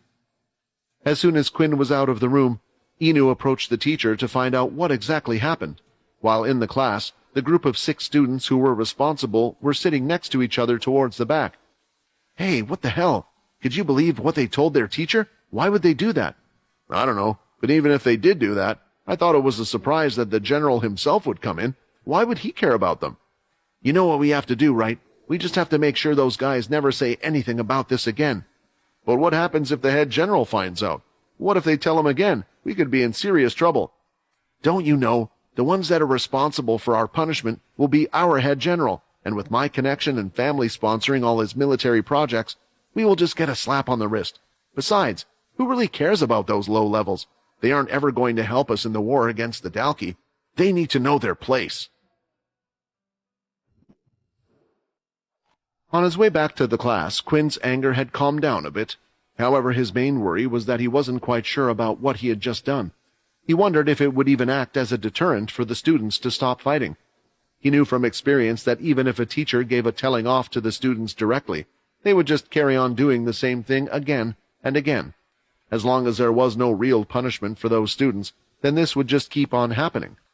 The school would never expel the students as long as they had an ability that was deemed needed. Should I talk to Oscar about it? But could even he do something? What would be the best course of action? Quinn wondered, and finally entered his classroom once again. Haley had done quite a good job of taking over as she stood in front of the class. Everyone seemed to be keenly listening in on her, and he wanted her to continue while he was trying to think of something, but as soon as he entered, all the students' eyes were on him, and they were far too distracted. So instead, Quinn walked to the front. "Thank you, Haley, for covering me," Quinn said, and turned to the students. "I just wanted to talk to you all. What happened today with your fellow classmates is not okay. Maybe you have seen it happen many times before, but why should people get hurt just because they have been put in an unfavorable position?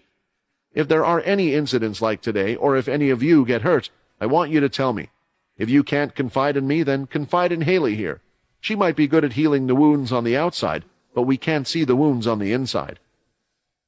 There was silence after Quinn's speech from the students, as they didn't really know what or how to reply. "Hey, you're getting a bit cheesy with your speeches, Quinn. What do you want them to say?" Vincent said, trying to tease him a little but knowing Quinn meant well with his words. Luckily, the students didn't have to react to what had just been said because the bell had gone off, and it was time for their final lesson of the day. For Quinn as well, it was time for him to go ahead and teach his beast weapon class. Some students from his class couldn't help but talk about how strange Quinn was acting, and how strange he was as well. It was weird because it seemed like he was even more concerned about certain things than his parents. The sad truth was, this wasn't unusual either. The kids' parents knew that even if their children were getting abused, they were unable to do anything about it. Usually, the ones that did the bullying weren't due to a lack of self-confidence. It was the opposite. They were overconfident and knew they could get away with it.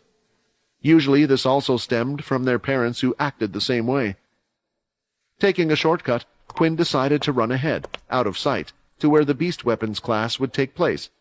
Seeing the large, temple-like building, Quinn could tell it was modeled after the one that Leo had taught in as well. Only this building was around 4 times the size. After all, it had to accommodate more students. The good news was that there was also several teachers. For example, Quinn wasn't the only one that would be teaching the beast weapons class. He was only to teach it to the students that were in the cursed house. He entered the large white room, which gave off the illusion it was bigger than it seemed, and the wall was filled with all kinds of beast weapons. Looking at them all, Quinn used his inspection skill, and he could see the stats of every single item in the room. This really does bring back memories.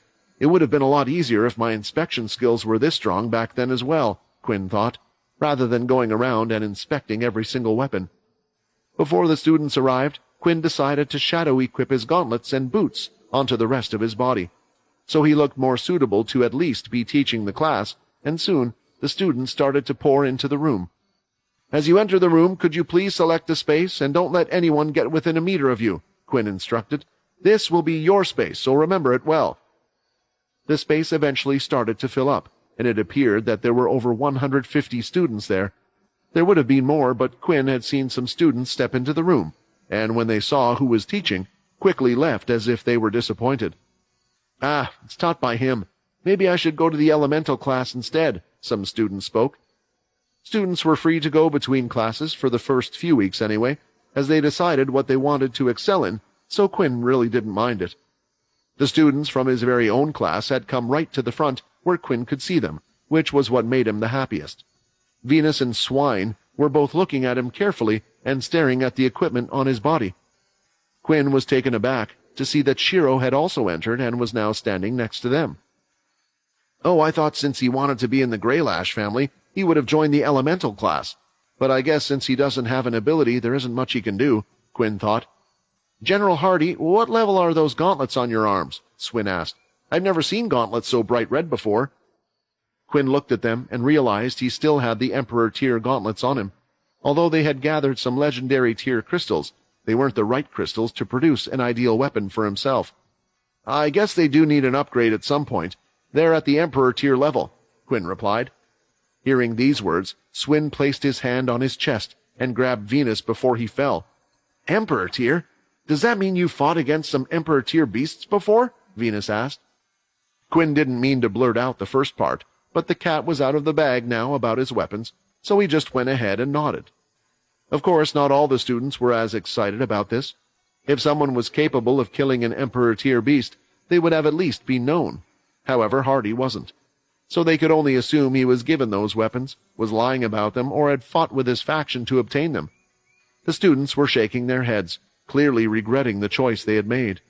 Now that all the students were ready, Quinn decided to start the lesson. He first went into explaining the different tiers there were and how some beast weapons had active abilities.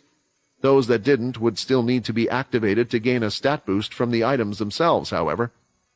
He briefly went over all of this information and soon gave a display. He touched the ground made of concrete with his fingertips and made a fist. With just his strength alone and no abilities, he grabbed the concrete, leaving markings on the floor and making a ball. In a similar fashion to Leo, he had done the same thing as him. saying to all the students that they were free to try all the weapons on the wall to find which ones suited them.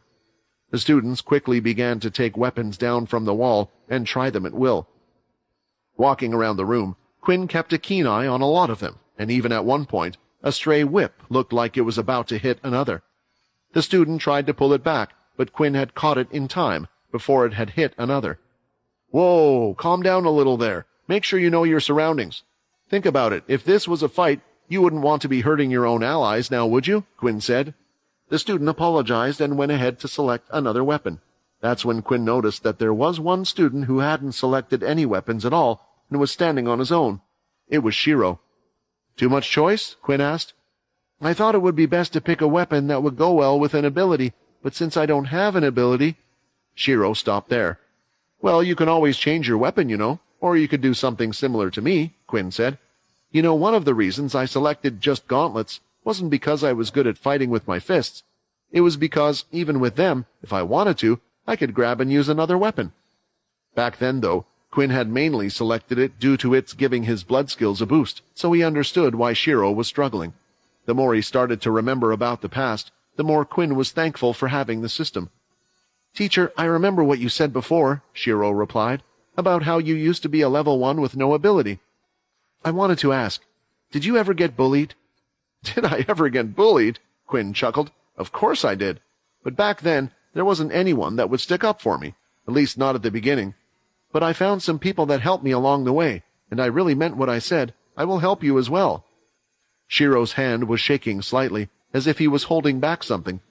He wanted to speak but couldn't, and he soon ran off and went to grab one of the weapons from the wall. "That kid, Quinn, reminds me a lot of you," Vincent said. "I know, and that's a problem."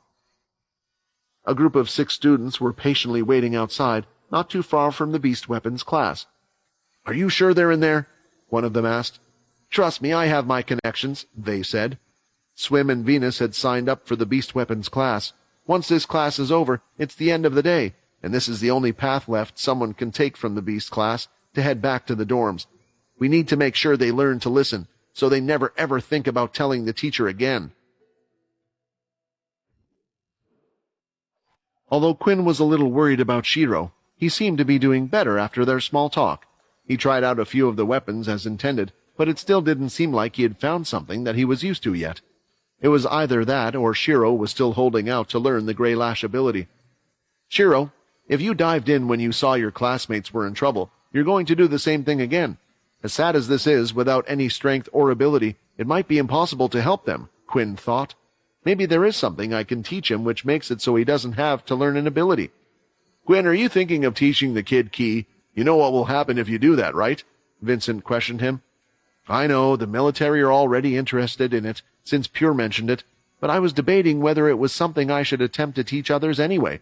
Leo seems to also have a more open mind about it, and he started to teach those on the curse ship while continuing his search," Quinn replied. If Quinn was going to open up Ki to the whole world, then he at least wanted those in his group to have a bit of a head start.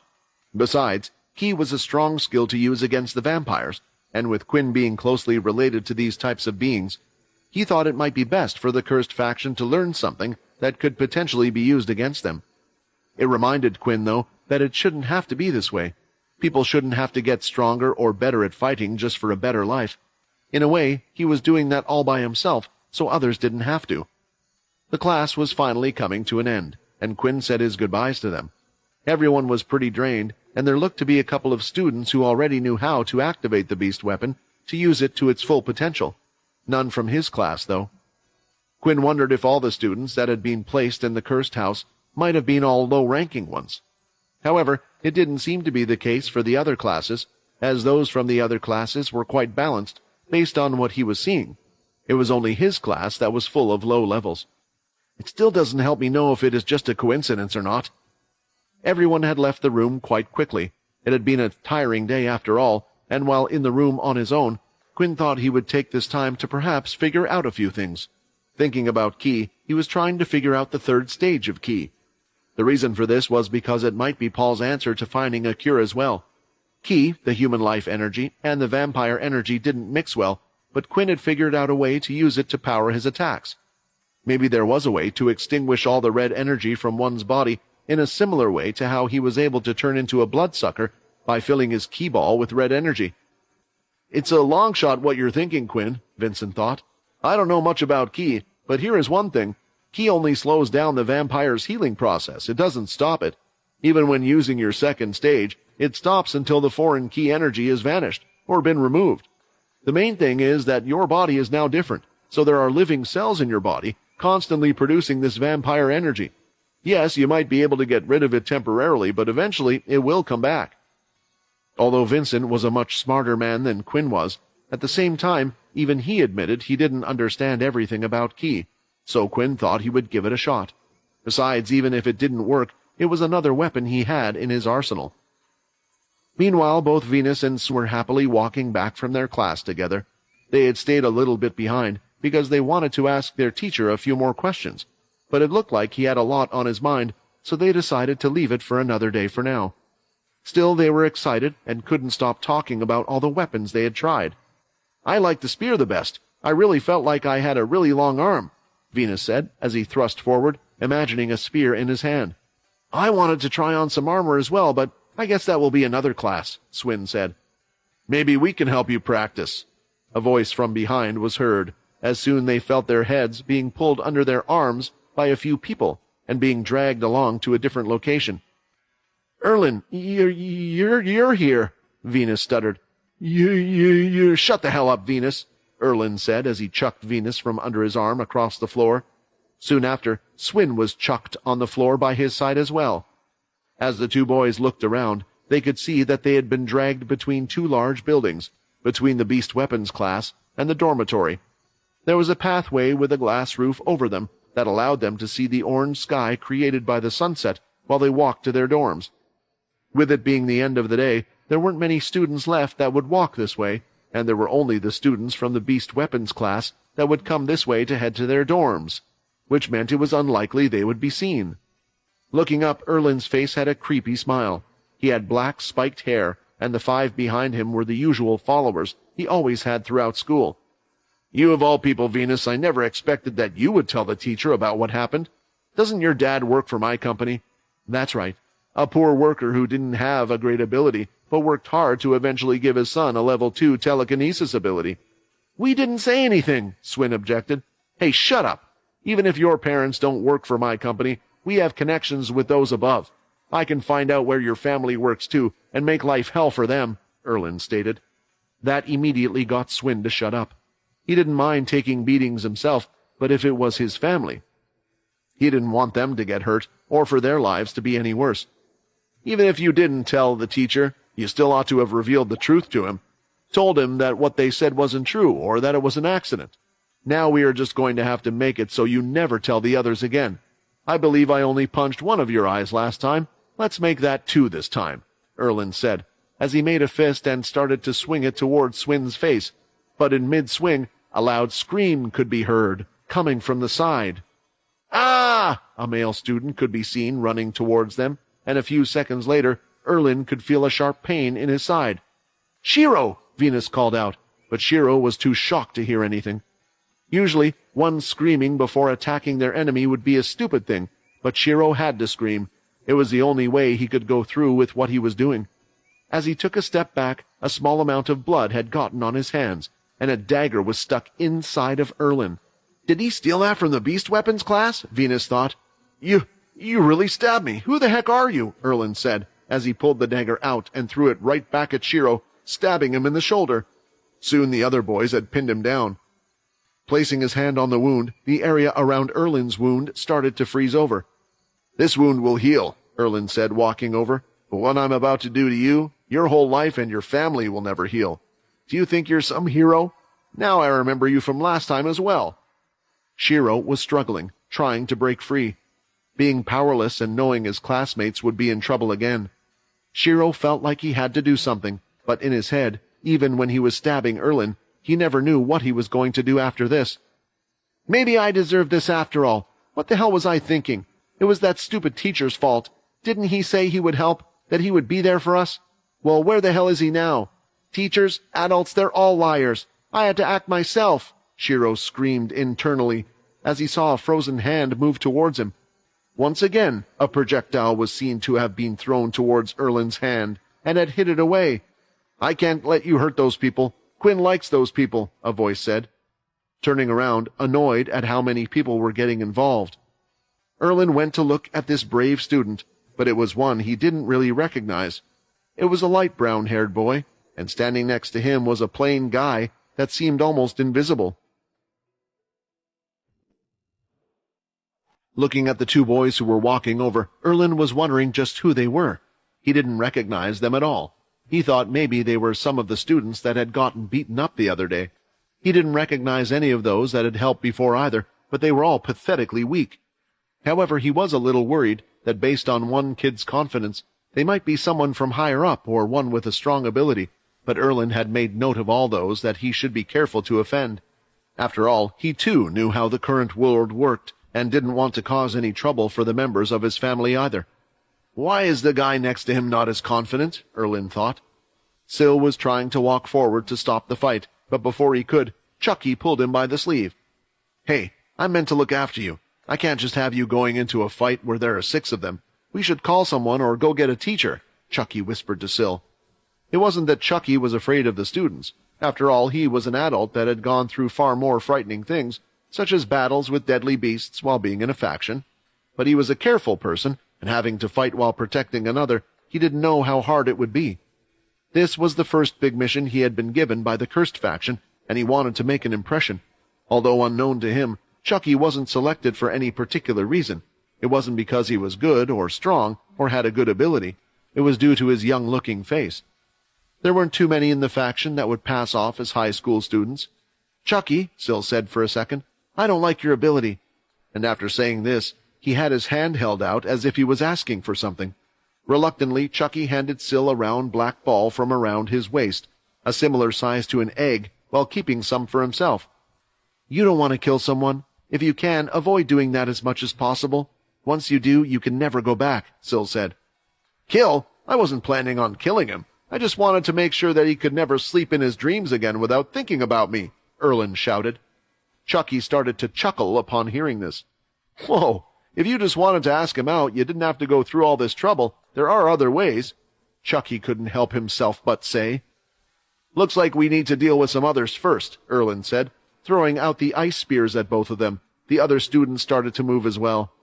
The first thing Syl did was throw the black egg towards the spear, and when it hit, the spear completely shattered and fell to the ground.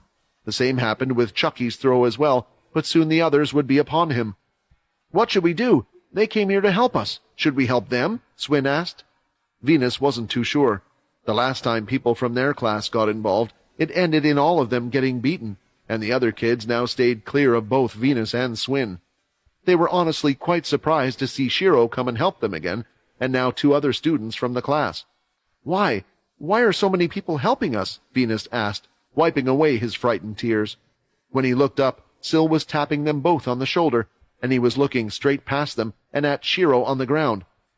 "Those words I spoke before, they weren't aimed at him, they were aimed at you. Remember what I said?" Syl spoke, and soon turned around to all those that were ganging up on him. All 6 of them, including Erlin, had them surrounded. "We have no choice. We have to fight," Swin said, standing up. However, Syl held out his hands, and a few seconds later, 2 of them were lifted off the ground. Putting his hands together, both of their bodies crashed into each other with such force and floated to the floor afterwards. Straight after that, he lifted another one and slammed him against the glass ceiling, causing it to crack above and soon let go, allowing him to drop to the floor. "Whoa! Wait! What is this telekinesis ability? It must be close to level 8 to be able to lift things so heavy," Swin said, knowing full well due to him having the same ability. "Now this is an ability I like," Syl said. They wondered what those black egg balls were that they had thrown earlier, and if they had been a beast weapon due to how they were able to smash the ice like that. What they didn't realize was that it had something to do with Chucky's ability. Looking around, Erlin noticed that all of his friends had passed out. He didn't even see the others get hit. The force from that student's power must have been strong to be able to do that, Erlin thought. Even if he didn't want to admit it, he was a little afraid. He had never heard or knew of someone with such a strong telekinetic power in the school.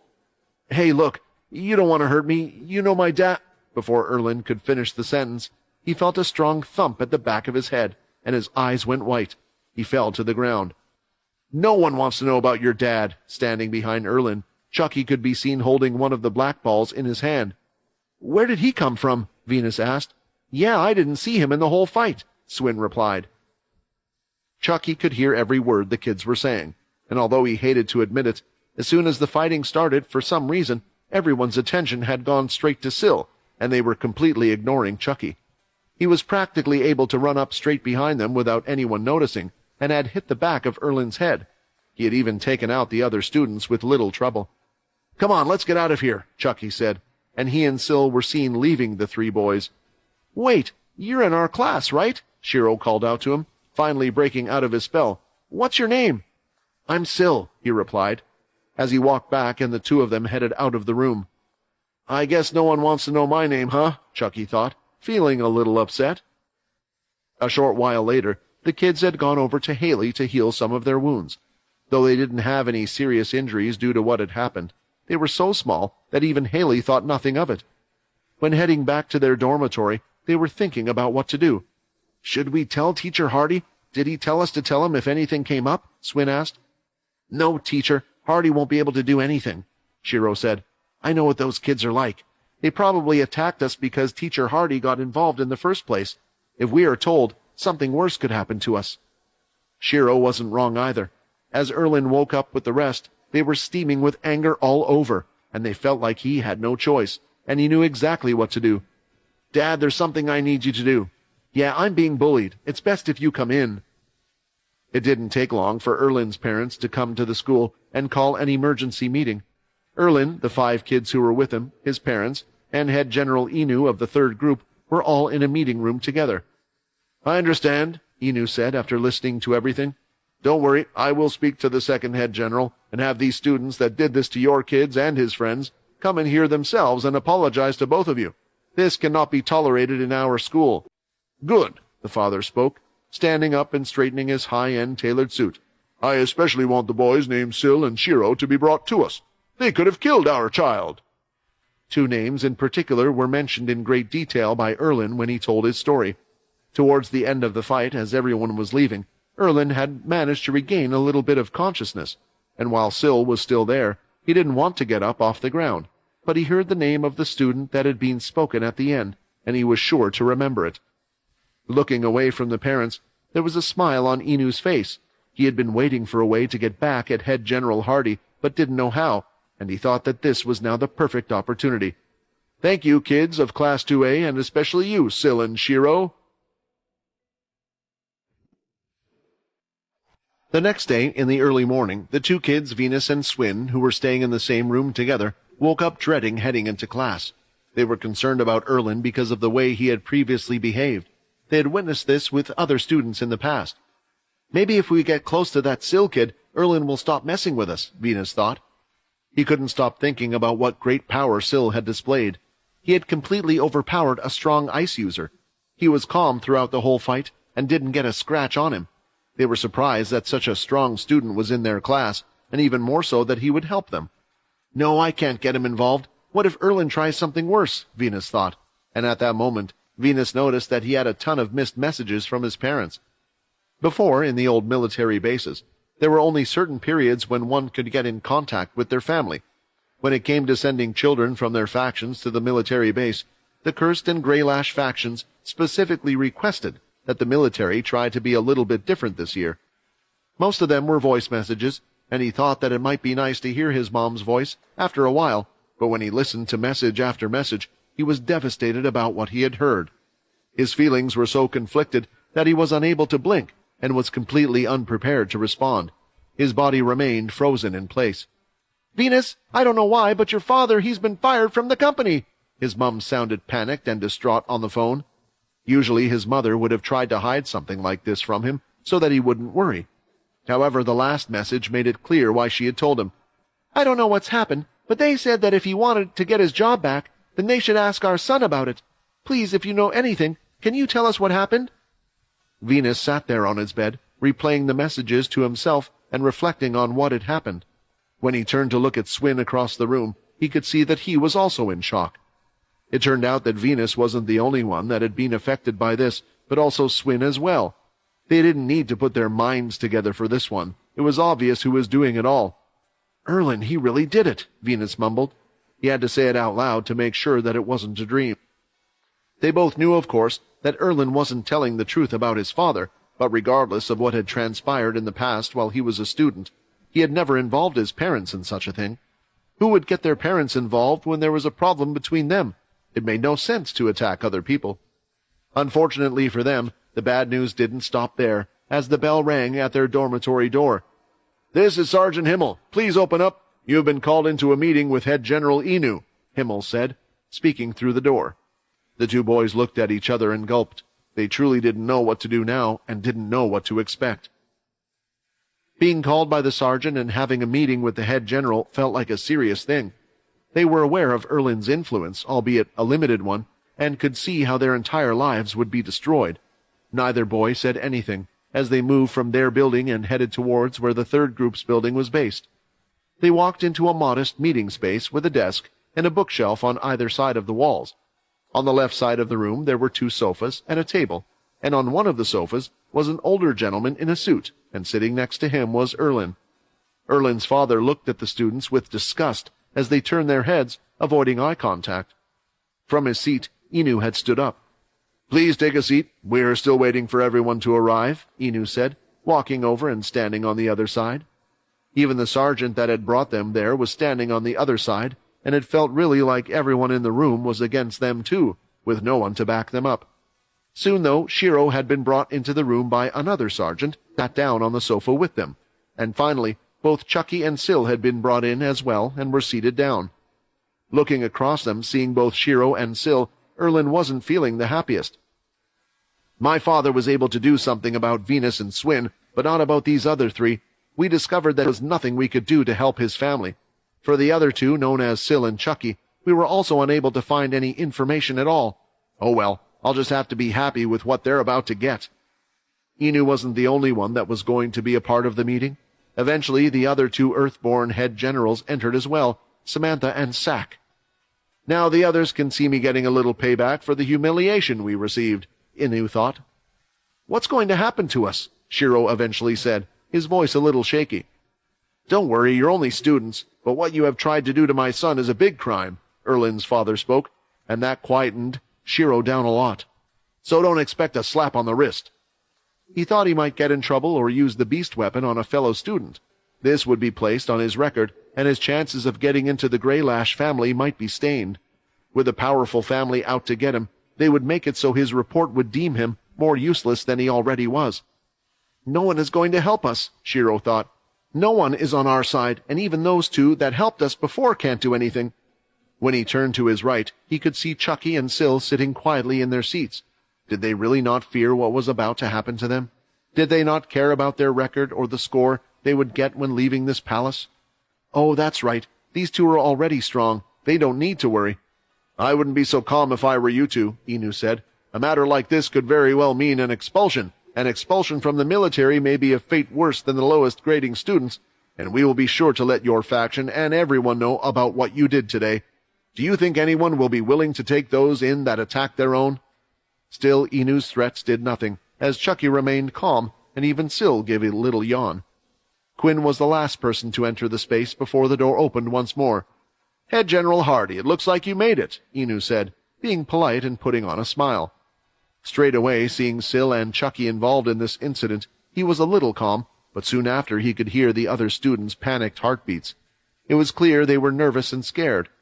Quinn walked over to their side and stood behind them. "What happened?" Quinn asked.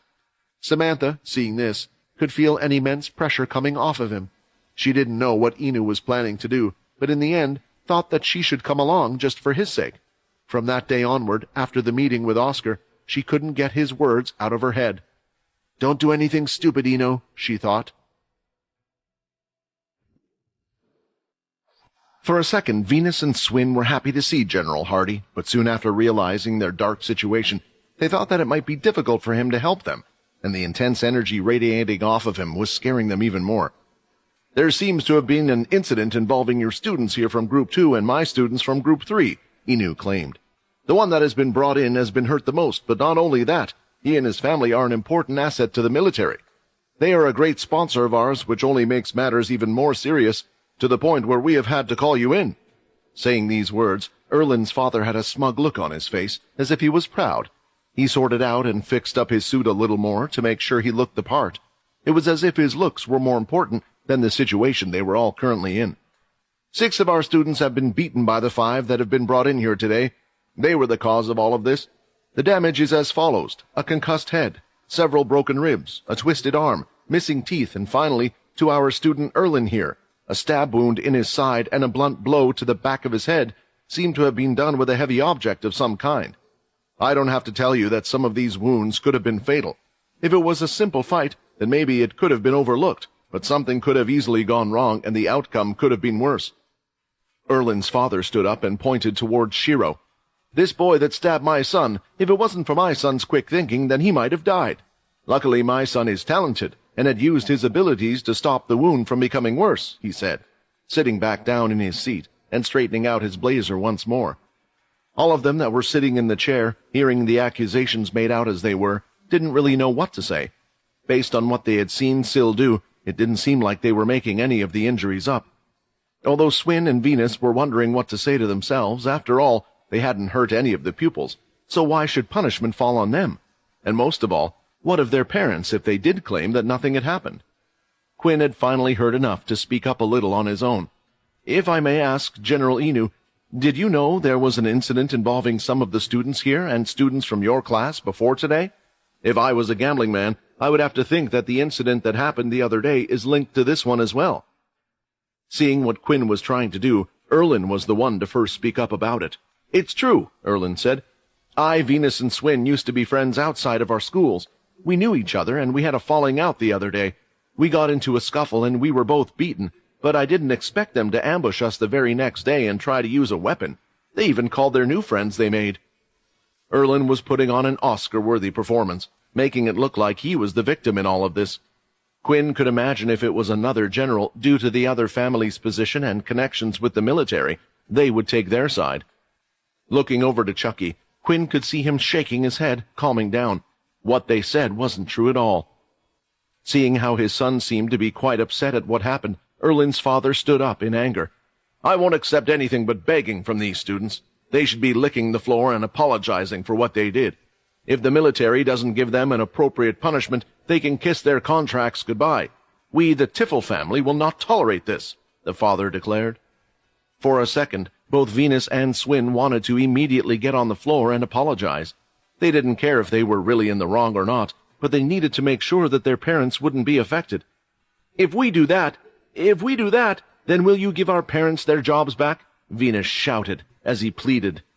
Everyone in the room was quite stunned by this, but the other generals expected something like this to happen. Although it did not happen often, there were occasions when parents ended up getting involved in their kids' disputes. However, what Samantha was concerned about was the strange atmosphere that had just gotten heavy in the room. "What did you say he did?" Quinn asked, as his fingertips had dug straight through the sofa. "Please, we're really sorry," Swin pleaded. "We will do whatever you ask, but our parents already work so hard for us," Swin said, already on his knees on the ground. "As you can see, General Hardy, this is a serious matter for the military. I think if the students at least apologize, we can lighten their punishment," Inu said, a bit worried himself, not realizing that the father would go this far for his son. "I hope we do not need to escalate this to the point where Oscar has to get involved." Quinn didn't look up and lifted Swin off the ground. He felt so light as he placed him back in his seat. "No one should have to get on their knees, especially if they did nothing wrong," Quinn said softly, while his back was turned to the others. "Do you really think it makes sense for a bunch of low-levels, who are even weaker than your son and his gang, to attack a group of high-levels? You want me to believe that they were the ones that started this mess? That they would really instigate a fight, knowing full well that they would lose?" Quinn questioned them. "Who even are you, General Hardy?" Erlin's father shouted back. "Don't you know how this world works? Who cares who attacked who first? The crimes committed by those children are unforgivable. They attack some important people that are vital to our society. We should be respected for all we are doing in this war and what we have done. They dare to even attempt to attack us or argue with us." Samantha urgently wanted to step in at this point. She didn't know what General Hardy might do. She knew the connections the Tiffel family had with the military. Surely, just a random member of the Cursed family can't be that important. We can just comply for now and apologize to those in the Cursed, she thought. But no matter what, she couldn't step in. So you people really don't understand or learn until you get a taste of your own medicine, Quinn said, turning around and looking at Erlin's father. Seeing General Hardy's eyes, she was just thankful that they weren't glowing red like last time. But why did he seem so confident? Oh, you're calling me while you're away. I assume that something has come up that you need my expertise with, Logan said. The others looked at this young boy and didn't have a clue who he was or why Hardy had decided to make a call in the middle of the situation they were in. I don't usually ask you for favors, Logan, but this time I had to. Don't say anything else. You'll upset me if you do. Tell me what you need, Logan replied. Before saying anything, Quinn looked at Erlin and his father. He could still see that they weren't worried or cared at all about how they had just treated several lower-ranking students and their families. Look into a family called the Tiffel family for me, please, Quinn requested. Some typing was heard, and it didn't take long for Logan to bring up their information. It looks like the family has a lot of connections with the military. They own a lot of manufacturing plants that mostly help produce the mechs for the military, amongst other things. What's the problem with them? Are they causing trouble? Logan asked calmly. How long would it take to bring them down? Quinn asked. Hearing these words, nearly everyone in the room was stunned. The kids, the generals, and even Erlin's father. However, they all assumed it was merely a bluff. I think I can gather what has happened. Let me sort it out, Logan said, and the call had ended there. You think your little fake call is going to scare me? I've had enough. Call the Supreme Commander immediately, Erlin's father demanded. However, a few moments later, his own watch started going off. Looking down, he could see it was an important call that he had to take. Sir, we have a problem. Our company's been bought out, the caller said. How is that possible? Our group would never have sold. They had no choice, sir. We no longer have access to any of our systems or databases. It was a complete takeover that happened in seconds, but somehow they managed to halt production immediately. An offer was then made from the Green family that they wouldn't allow us to continue production or complete our contracts unless we sold. Even if we wanted to do anything, we couldn't. And, sir, I'm afraid I have even more bad news. The first decision the new director had ordered to be made was to get rid of all the executive staff and other directors. Soon there was more bad news, as the Tiffel's personal accounts were taken over, and multiple pings from his accounts were being sent to him. What is happening? Erlin's father panicked as he went to the floor, grabbing his hair. Everything was hitting him at once, and he was slowly beginning to make sense of it all. His stomach was churning, and his head started to spin, and the only comfort he had was being on the floor. Looking up, he saw Quinn, who was looking down at him. Please, it was you, wasn't it? I'm sorry, he shouted. Quinn stared at the man on the floor, who was almost begging, and stepped away before he could grab onto his feet. Father, I don't understand. What's happening? Erlin started to panic. A ping was received on Quinn's watch, and it was a message from Logan. Your company and all of its products will continue to operate as normal. However, you or your family will no longer own it anymore, Quinn read. He turned away and left the man. Come on, let's go, Quinn said, as he walked out of the front door. Sil and Chucky stood up following him out, and the other students quickly followed close behind. Shiro couldn't believe what he had just seen happen. Why would a general get so involved in all of this, just for a couple of students? Taking down a corporation of that size couldn't have been easy. As Quinn left that door, everyone was thinking, who the hell was this person? On the cursed ship, Sam was doing his daily duties, reading the reports sent in from all the different planets they now owned. Sorting of the beast crystals, allocating trade, seeing what was made, and he even had to decide who in the cursed faction would get what equipment first. Since the attack on the forgery that happened on the cursed ship last time, he had told those in the forgery to make equipment for themselves first. They needed something just in case of an emergency.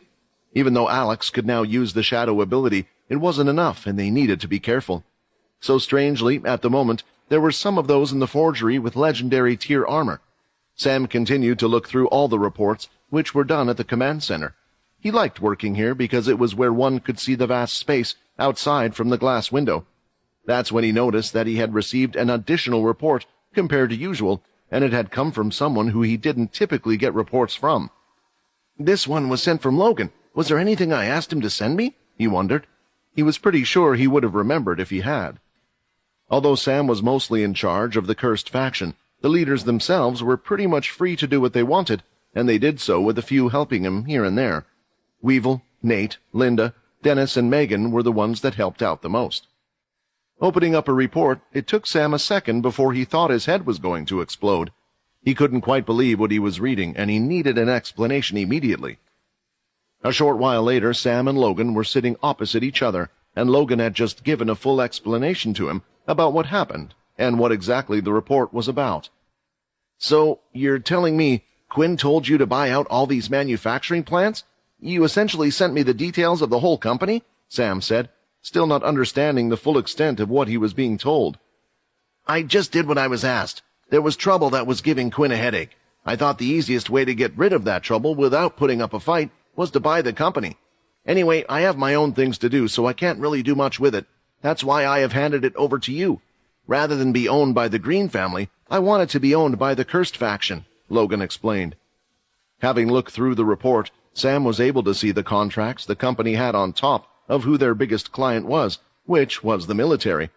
In the past, the Curse didn't actually do much trading with the military, and they were more focused on trading beast gear and crystals with other factions on different planets. I guess this could be our link to the military? All the employees are still there. It looks like just the directors and executives were the ones that were let go. It should be doable and will benefit us a lot. The mechs were handy when we fought against the Sunshield family as well, for those that were weak, and they are great for construction. Too many ideas were feeding into Sam's head at once, as he realized how good of a thing this was for their faction. It just meant that there was extra work to be done. How much did this cost? Sam couldn't help but ask. Don't worry about that, Logan replied. It's all my money. Remember, my parents have passed away, and I'm an only child. I don't plan to have any children in the future, so the money needs to be spent somehow. If it's to help Quinn and those in the Cursed, then I will have deemed it a good cause, Logan said. It wasn't like the Cursed faction was poor. Ever since taking over the Daisy faction, and with Sam creating a good system, they now had quite a bit of good stable income. Even then, if they had no credits, as long as they had beast crystals that could be used, they could do something. But thinking about the Green family's influence on everything made him think. Was it possible, if Logan wanted to take down the whole of the military systems? In a way, the Green family had always been a powerhouse, just not fighting-wise. I guess that's why they never did. They kept a neutral relationship with each of the families, helping everyone and for the sake of the humanity. It meant all groups were protecting the Green family, but now there was a clear bias for who they worked for. Perhaps this may cause a problem in the future. Seeing that Sam no longer had anything to say about the subject, Logan decided to change the subject. Did you manage to send my request to Paul? Logan asked. This was something that Sam wasn't too sure was a good idea. I did, Sam said. Whenever you want me to come over, he will be happy to escort you to where you want to go. And then you are free to be sent back. He just informed the king about what you are doing, but it seems like everything will be okay. Good. This robotic arm is good, but I realize that it isn't the best. But I will use this opportunity to make something better than what I had before, Logan replied, swinging his robotic arm about. And how are your other projects going? Sam asked. When you talked to Quinn, did you inform him of what you wanted to do? I know it's not really my place to stop you, but I will have to tell him. There were two things that Logan was mostly focused on while on the cursed ship. The first task was to look for any demon-tier beasts on the planet that they currently owned. They realized after finding out that some planets had an inner planet that the device sometimes had to be used in different places to get a fuller and more accurate reading if there was a demon-tier beast on that planet. If they found one, then they would inform Quinn immediately, and Quinn would temporarily stop his duties as a teacher to see what they should do about the demon-tier beast. After witnessing Hilston's power and knowing he was still out there, this was the quickest way to get stronger, but it was also the riskiest, possibly taking most of their lives. As for the second reason, I'm thinking about it. I'm not quite sure and still trying to see if there is another way, but it's the only clue I have, Logan said while walking away. What Logan was referring to was the Blade Island itself. No one knew if the Hilston family had returned to their island after what had happened, but in a way, they were related to Logan's goal. Wanting to fulfill his parents' request, He wanted to find Richard Eno, but there were no clues about him anywhere, apart from one. Trying to search for clues if Brock had left that place or anything else was almost impossible, even with his vast network, and borrowing others' networks using his powers, he was able to find nothing. The only clue he had left was to go to the Blade Island itself, and this was what Sam was referring to earlier. At the same time, there were also others planning to make their move soon as well. Leo, Aaron, and Layla often met up with each other for more things than one. Layla, using all of her knowledge of Pure, had pinpointed all the bases on other planets she knew of, since she was actually unaware of the location or nature of the main base. Their search for Pure members and the Pure organizations had to start somewhere, and soon they would be going out on their first expedition. Having just finished a meeting with the other two, Layla had gone to a quiet part of the training room. She was tired, panting and sweating. She had also been training with them as well. She rested against the wall, thinking constantly about a specific person. "Quinn, I wonder how you're dealing with being a teacher," Layla thought. "Honestly, I wanted to travel with you like we used to, but I also have some questions. Why did my mother decide to create Pure in the first place? Why did she hate ability users? Surely one of the founders knows? I thought she never cared about me, but in the end, that wasn't true at all." Footsteps were heard coming towards her, and blonde hair flickered in front of her face. "Come on, it's time to get moving. It looks like Leo is ready as well." From behind, Leo stood up, who had been in a sitting position the whole time, and he had a smile on his face.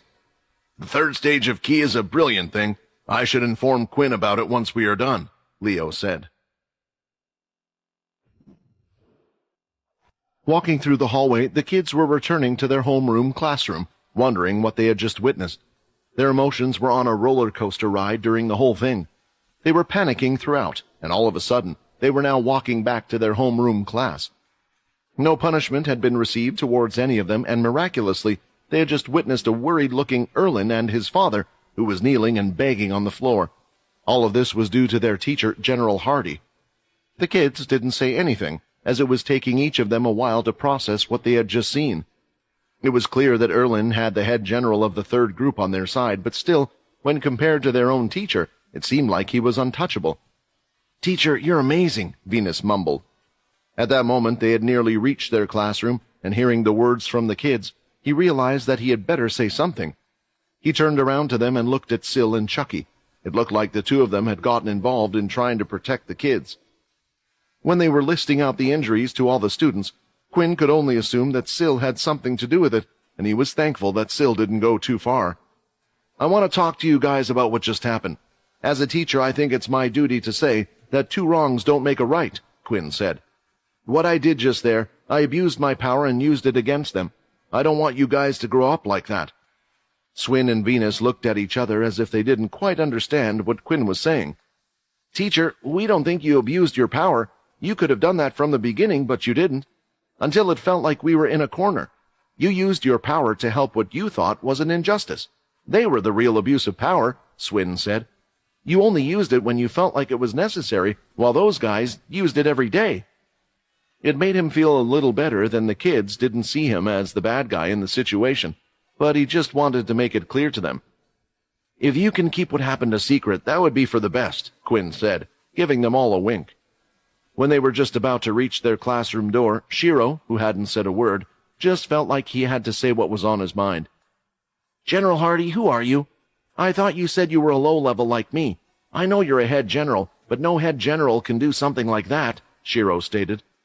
The boy reminded Quinn a lot of himself, and he decided it would be best to get him to join the cursed faction before the current society wiped him out. "The cursed faction is stronger than you think," Quinn left it at that, entering the class, and the lesson had begun. It was evident that the students had no trouble paying attention to Quinn during class. They kept thinking about how they were saved, and so spectacularly. "This guy, he is super strong, has high-level beast gear, and was able to do something like that to Erlin's family?" Venus thought. "He is not a normal person, but I've never heard of him." At the same time, though, due to how quickly those in the cursed faction had risen, there weren't many that knew a lot about them. When the bell rang and it was the end of the homeroom class, Venus and Swin noticed that their teacher had requested for Syl and Chucky to stay behind. They thought that their names might get called too, but it never happened. They thought it was a little strange, but nothing too out of the ordinary, since they were also involved in the incidents the other day.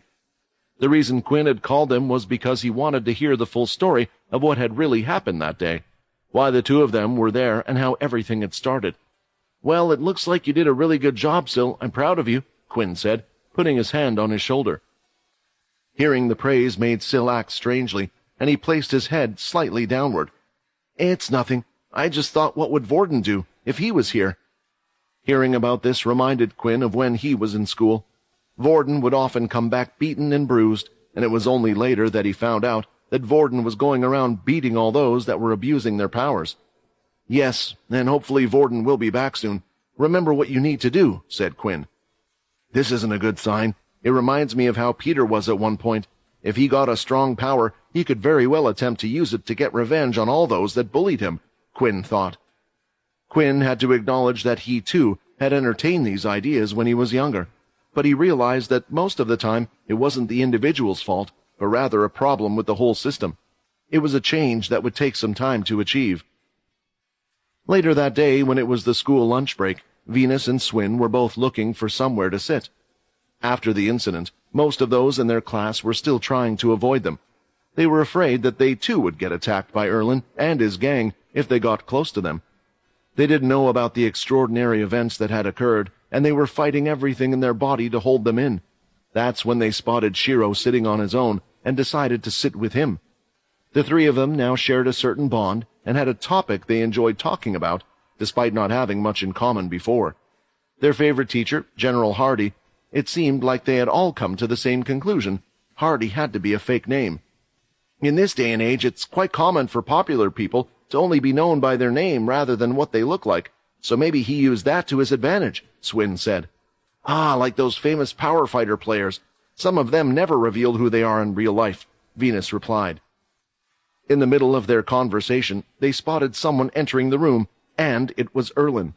It was still the same day that the incident had happened, so he didn't yet have time to take in everything that had occurred, and who knew how the conversation between him and his father had gone. But one thing was clear, he wasn't acting himself. Usually, people would allow him to pass to grab his food first, but he just waited in line like everyone else, getting his tray of food like a zombie. When he sat down, he didn't touch any of his food, and just looked at it. His eyes were puffy and red, as if he had been crying the whole time, and the side of his cheek was red. Quite possibly, after finding out what happened and everything his father had built up, he had blamed his son for losing it all, and was now dishing out punishment on him. It was hard for the others to feel sorry for him, though. They had years of abuse, and their injuries were far worse. They were just hoping that Erlin would learn from this. Another group was astounded by what they had just witnessed after what had occurred today. In Inu's room, Inu, Samantha, Sack, and Haley were all sitting down together. "I just got an update from the company. It looks like all the contracts are going to be continued as per usual," Samantha said. "Also, it seems to all be true. The Green family has taken over the company, and now it belongs to the Cursed faction." "Who would have thought?" Sack said. "The Green family and the Cursed are working together." "The person who Hardy called, I've seen him before," Haley mentioned. "When the fight was going on for electing the next big power, he was there along with the Bree family, working with Mona." "Does that mean that the Cursed faction took him in after the Bree family disbanded?" Inu asked. "I'm not sure, but the Cursed family seems to have a lot more allies than people think on the surface, as you can see," Haley said, wondering herself as she knew her father, Paul, an ex-head general, was also part of the Cursed faction. "I think I'm starting to understand why Oscar told us to try to get the Cursed faction on our side," Samantha blurted out. Hearing this set the other two aback a bit as well. They were hoping that Oscar might be a help to them, but if Oscar cared about the Cursed faction, then they might not see eye to eye. "Yes, but did you see how he is acting? He acts like he owns the military and that he can come and do whatever he likes," Inu shouted. "Calm down," Sack said. "You had your chance and you failed, but I think I have something up my sleeve that might do the trick. He might have a strange ability and connections, but he has never fought us directly. I think we can figure out something." Later in the school day, it was time for the students to head to their classes, and currently, Sil and Chucky had decided that they would hop over to the elemental class. The other day, they had joined a mental ability class, and today, they had switched to another one. The two of them decided that they would continue to switch between classes while Syl tried to copy as many different abilities as he could. The goal was to try and find someone that could possibly help Syl bring the other two back. Although it was unlikely they would find anyone in the elemental class that could help, they wouldn't leave any stone unturned, and this seemed to be quite an easy class for them to join. The elemental class was filled with students and was always the most popular class in school. Students would attend it regardless of whether they had an elemental ability or not. Some just wanted to see displays of the most powerful abilities, while others were there to make connections with other families.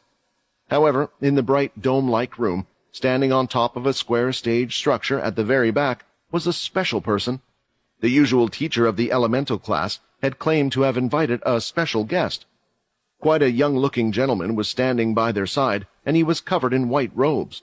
The special guest was one of the head generals who were part of the Greylash family, named Robin Greylash.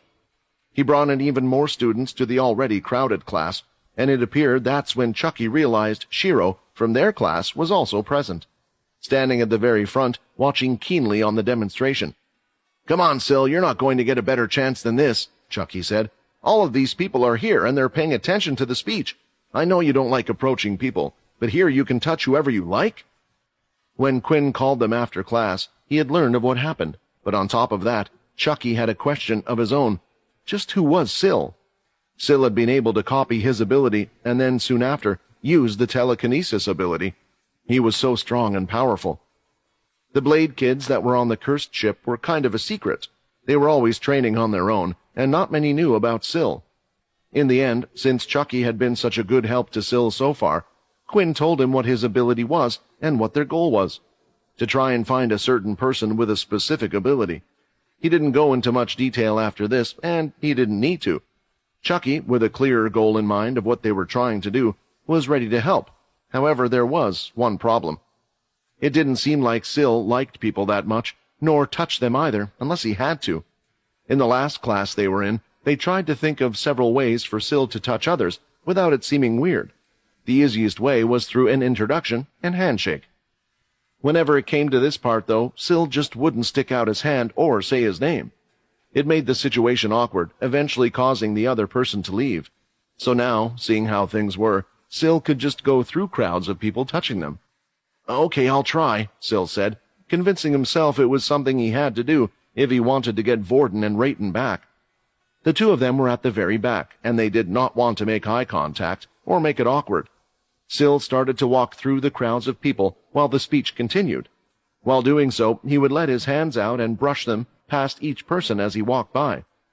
There were two clear ways for Syl to copy one's ability, through a brief touch of one's skin or holding on to one's body. So in some instances, if he grabbed onto another one's arm or on their shoulder, if he was holding on to their actual body, he could still copy their cells. Still, the easiest thing to do was just skim past their hands, as he did now, learning of other people's abilities. On the stage, Robin was demonstrating the after effect of the lightning ability. He was just moving his hands simply in a circle, but a trail of lightning would be left behind, and eventually he could make small circles out of this. "You should use the tools you have learned to be creative and come up with your own skills.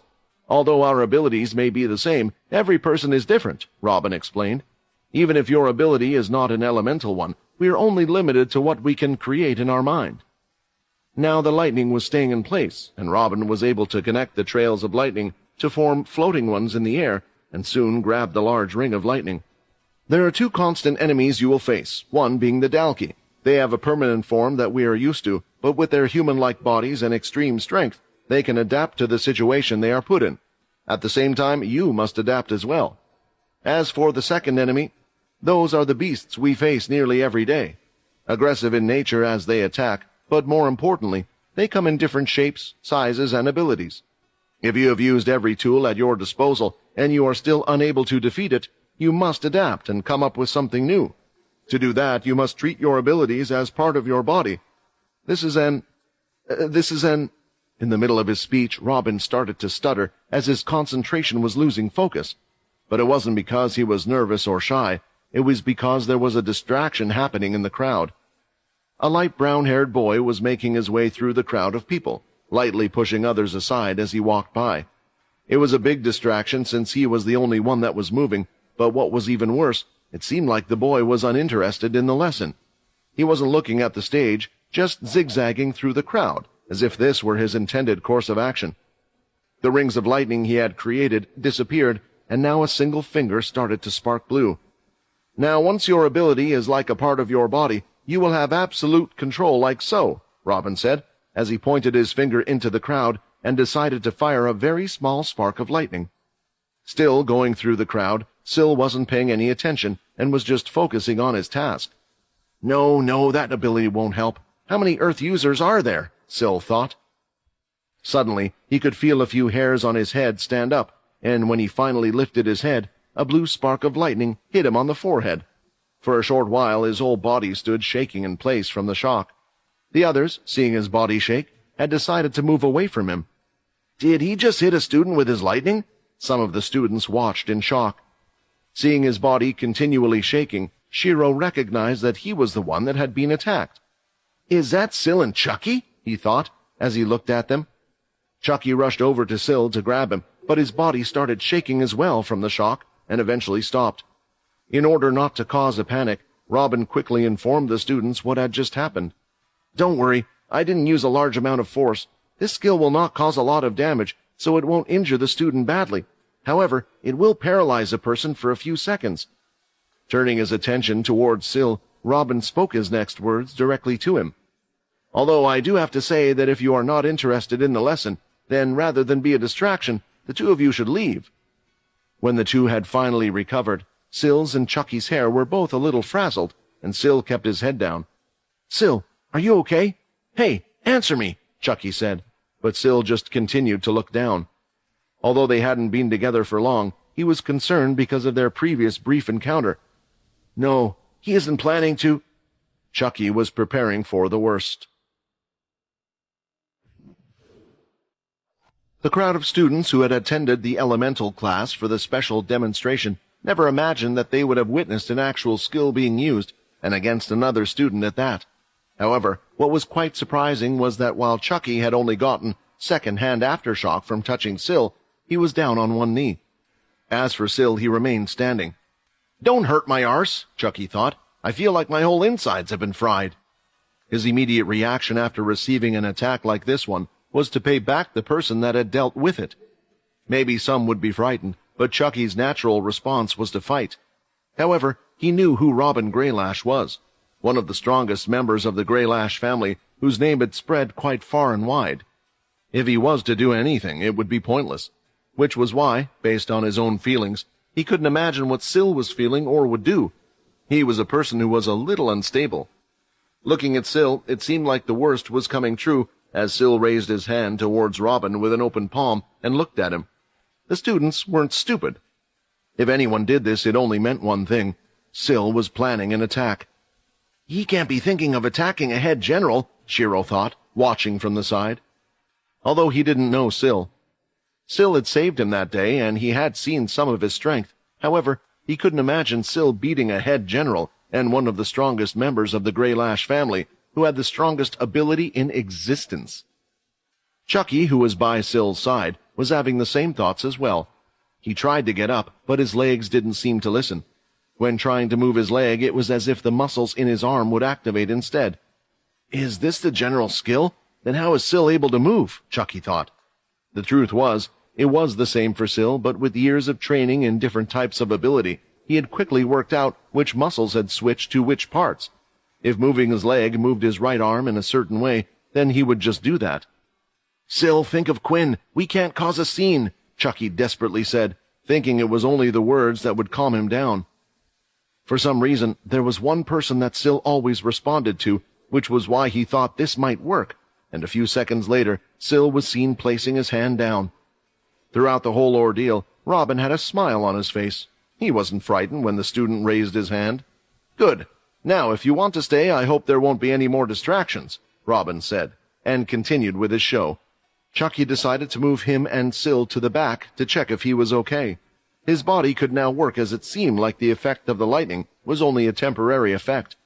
The students were now also staying clear of them, afraid Robin might just lash out at them again, which meant that Syl could no longer touch the other students.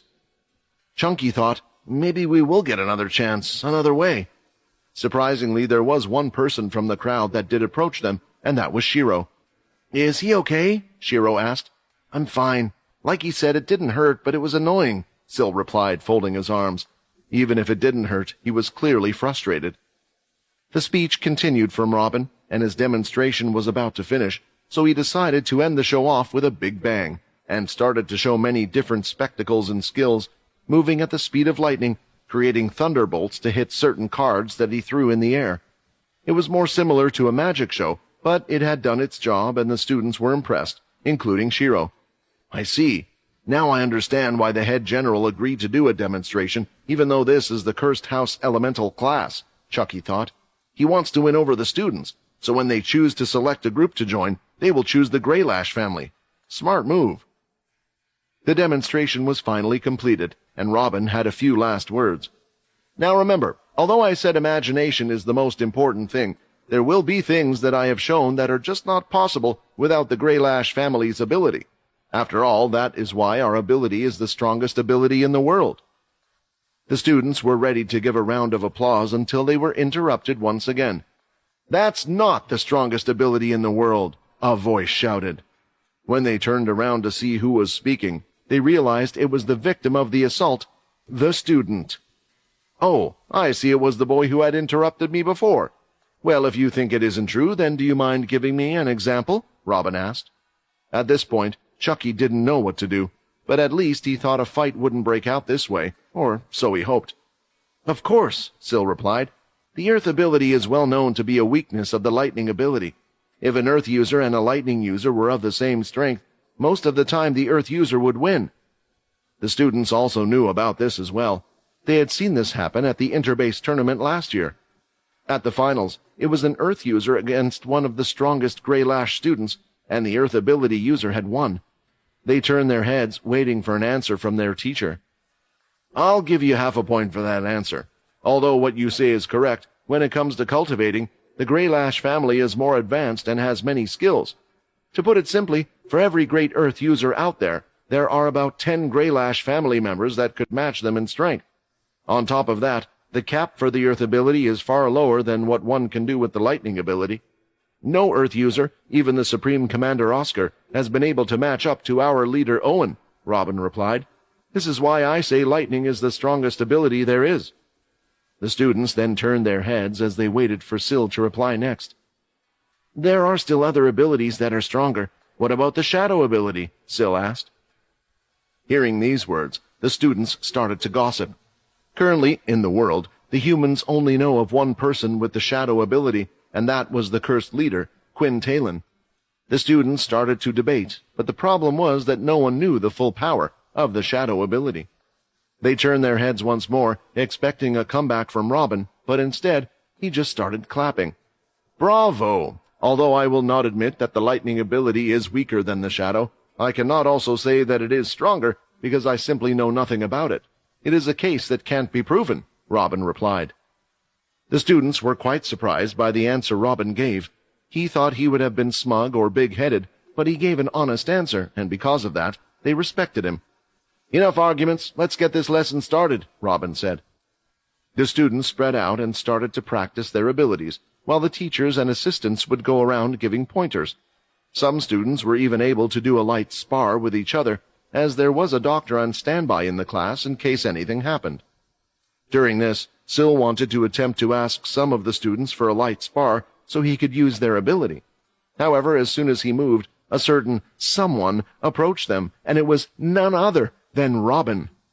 When he approached Sil, he held out his hand as if waiting for a handshake. "I would like to apologize to you.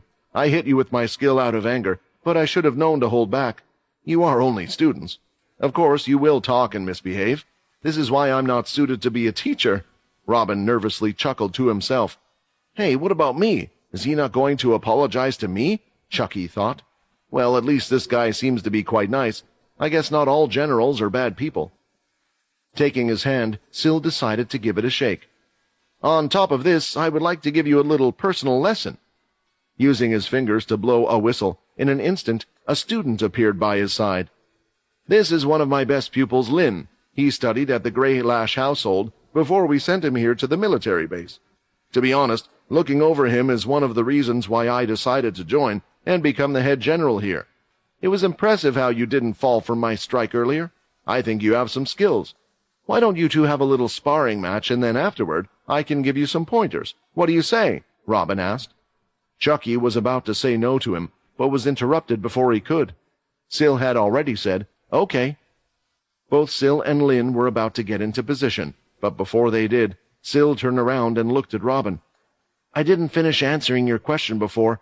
I said that there were abilities stronger than the Greylash family, and one of them is mine." Just when Chucky was beginning to think that perhaps the center of attention would no longer be on them, Sil went ahead and said those words. A few students around had heard what was said, as they were already looking in their direction. After all, it wasn't every day a famous head general would attend a class like they had done. After seeing who was brought over and the words of a sparring match, nearly everyone around had practically stopped focusing on their own skills. "Quinn, I thought you were giving me an easy job when I first met you, but this task is a lot harder than I initially thought. Now I know why you wanted me to keep an eye on him," Chucky thought. But looking at Sil walking away and getting ready for his fight, he couldn't be mad at him. "Well, that was a cool line you said at the end, so I'll forgive you. Now let's just beat this student and get on with the task." While Robin was making sure the area was clear and standing towards the center of where the two were fighting, another visitor entered the room. Walking in, wanting to have a look at how the class was going, was the head general of one of the Earthborn, Samantha.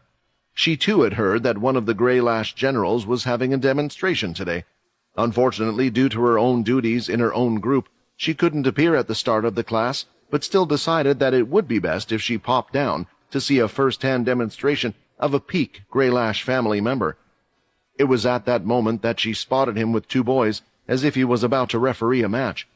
"Wait a minute, isn't that the boy that Inu brought into the meeting?"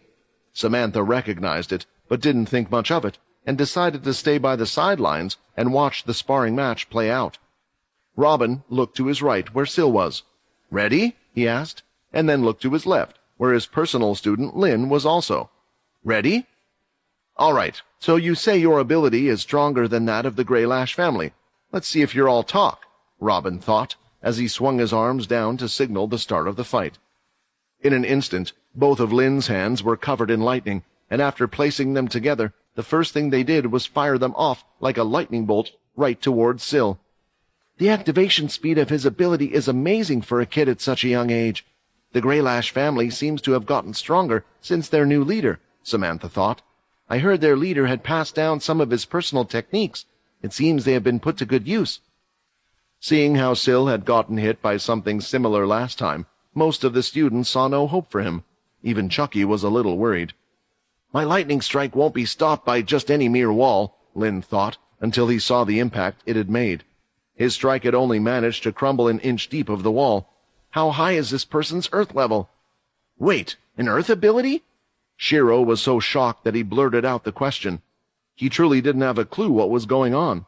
The last time he saw Sil fight, he had used telekinesis, so how was he able to use the earth ability? Soon, though, the wall started to move like a wave, and it wasn't the only one. The whole ground had formed into giant waves of earth. Lin tried his best to fire stronger lightning attacks, but when they hit the giant waves of the earth, it looked like they would do nothing. Seeing this, he tried to use his speed to outrun the wave. He turned right. There was another wave taller than himself coming his way, and it was the same on the left. How much earth can he control? Lin started to think. Seeing all this, there was only one thing he could do, and running straight towards it, he covered his whole body in lightning.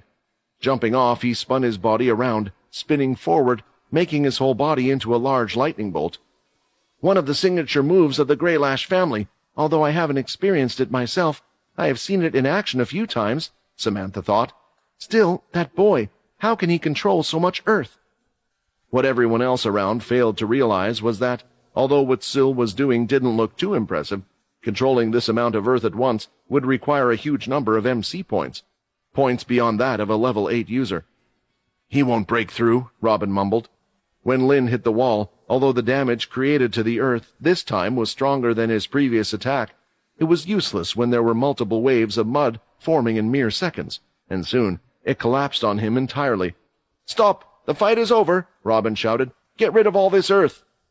I believe you already know I went easy on him, Syl mentioned. Robin first made sure his student was okay, and he was completely fine. He knew what Syl had said was true. All he did was move large amounts of earth. He didn't really attack with it, but it just overwhelmed him, showing the extent of his powers. Don't worry about losing, Lin. You just have to use this loss to get stronger. I wouldn't be upset. It looks like you lost against a monster, Robin said. After seeing Lin, Robin walked forward one more time, and he only had one thing on his mind. I said I would teach you a lesson, but it looks like you taught my student a lesson instead. So why don't we continue the lesson? Are you okay with giving me a go? Robin asked. The students, who were pretending to still be focused on the class, had now completely stopped, and the teacher and assistants that were giving them a telling off had stopped as well. They just couldn't believe what they had heard, and now this was something they wanted to see. After all, I need to prove to you that the Greylash ability is the strongest, said Robin. At this point, Chucky thought that Syl was just going to do what he wanted anyway, and after seeing what Syl had produced with the mud and the other members of the cursed family, he was wondering if the members of the cursed knew just how strong the members of their family were. I was lucky to join this team. Okay, Syl replied calmly, and he got back to the starting position he was in before. It was safe to say that no longer was anyone paying attention to the lesson, and instead they were just watching the fight that was about to appear before their very eyes. That boy, he is incredibly strong, Samantha thought, and she immediately decided to make a call to a certain high-ranking official. Soon on the other end, Oscar, the Supreme Commander, had answered. I'm sorry to bother you at such an important time, but I've just spotted a student that has an incredible talent. We must make sure he comes to the Earthborn group no matter what, Samantha claimed. Oh, do you know the boy's name and class? Oscar asked. She thought of the details she had gotten from Inu and remembered the name. The boy goes by the name Syl, she replied. There was a slight pause from Oscar until he eventually replied with a big sigh. That boy, I know he is talented. Unfortunately, he already belongs to the cursed.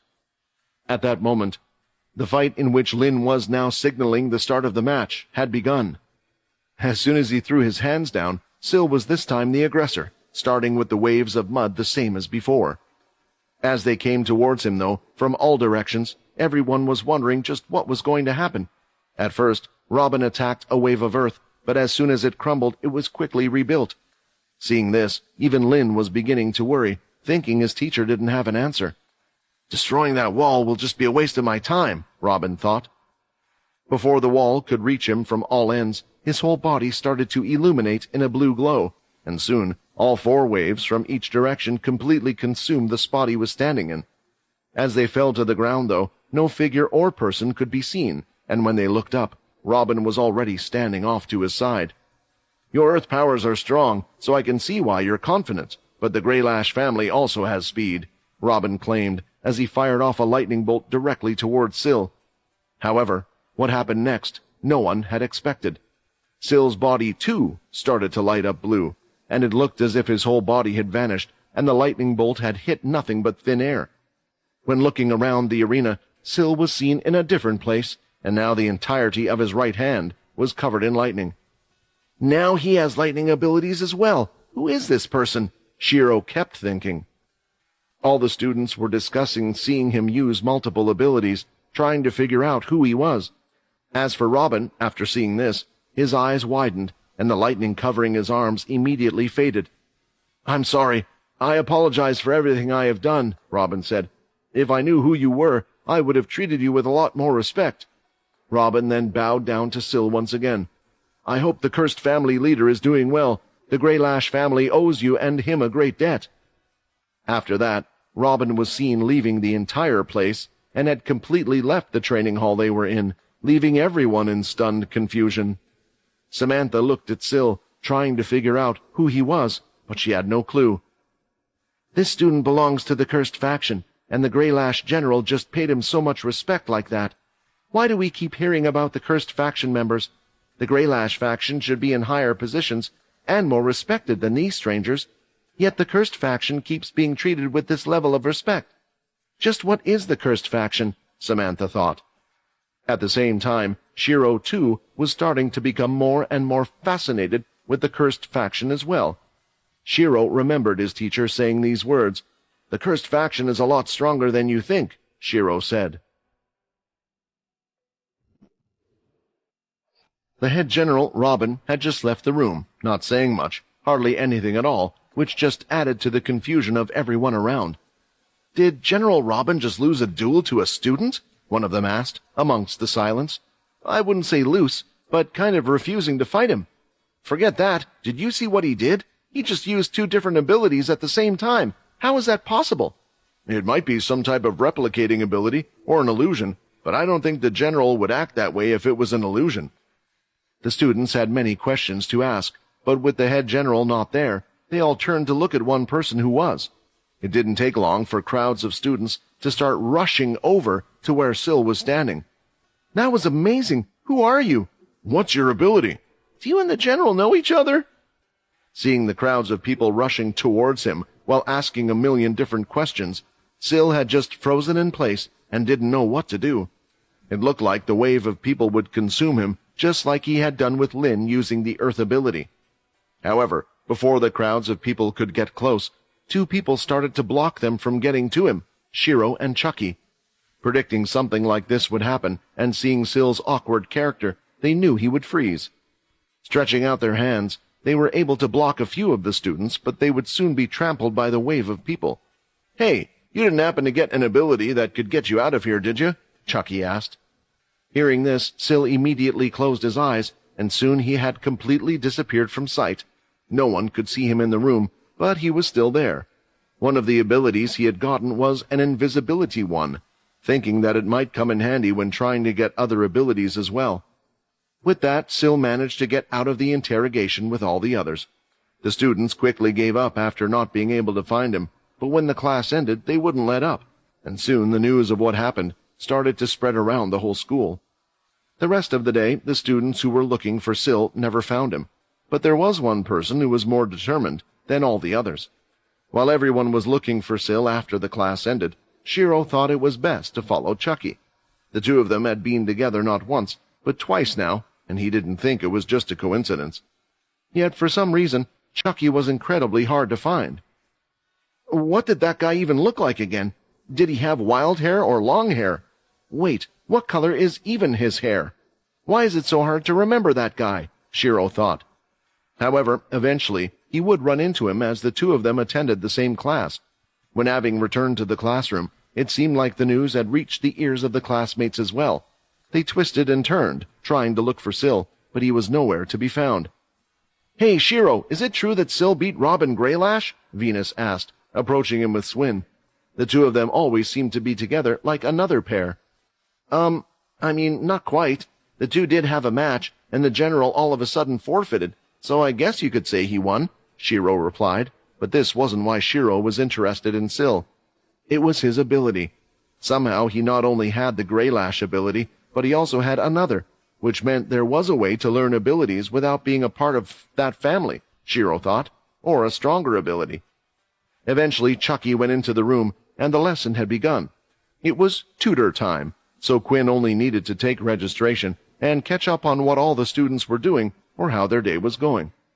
"Teacher, where is Syl?" one of the students asked. "Syl is sick for the time being," Quinn replied.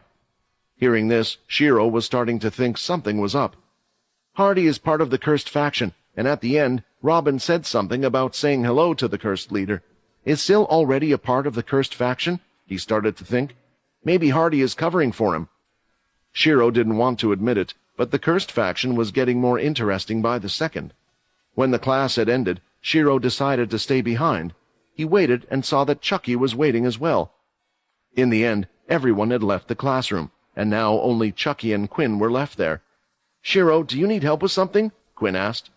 "I wanted to speak to Chucky if possible. It's about Syl.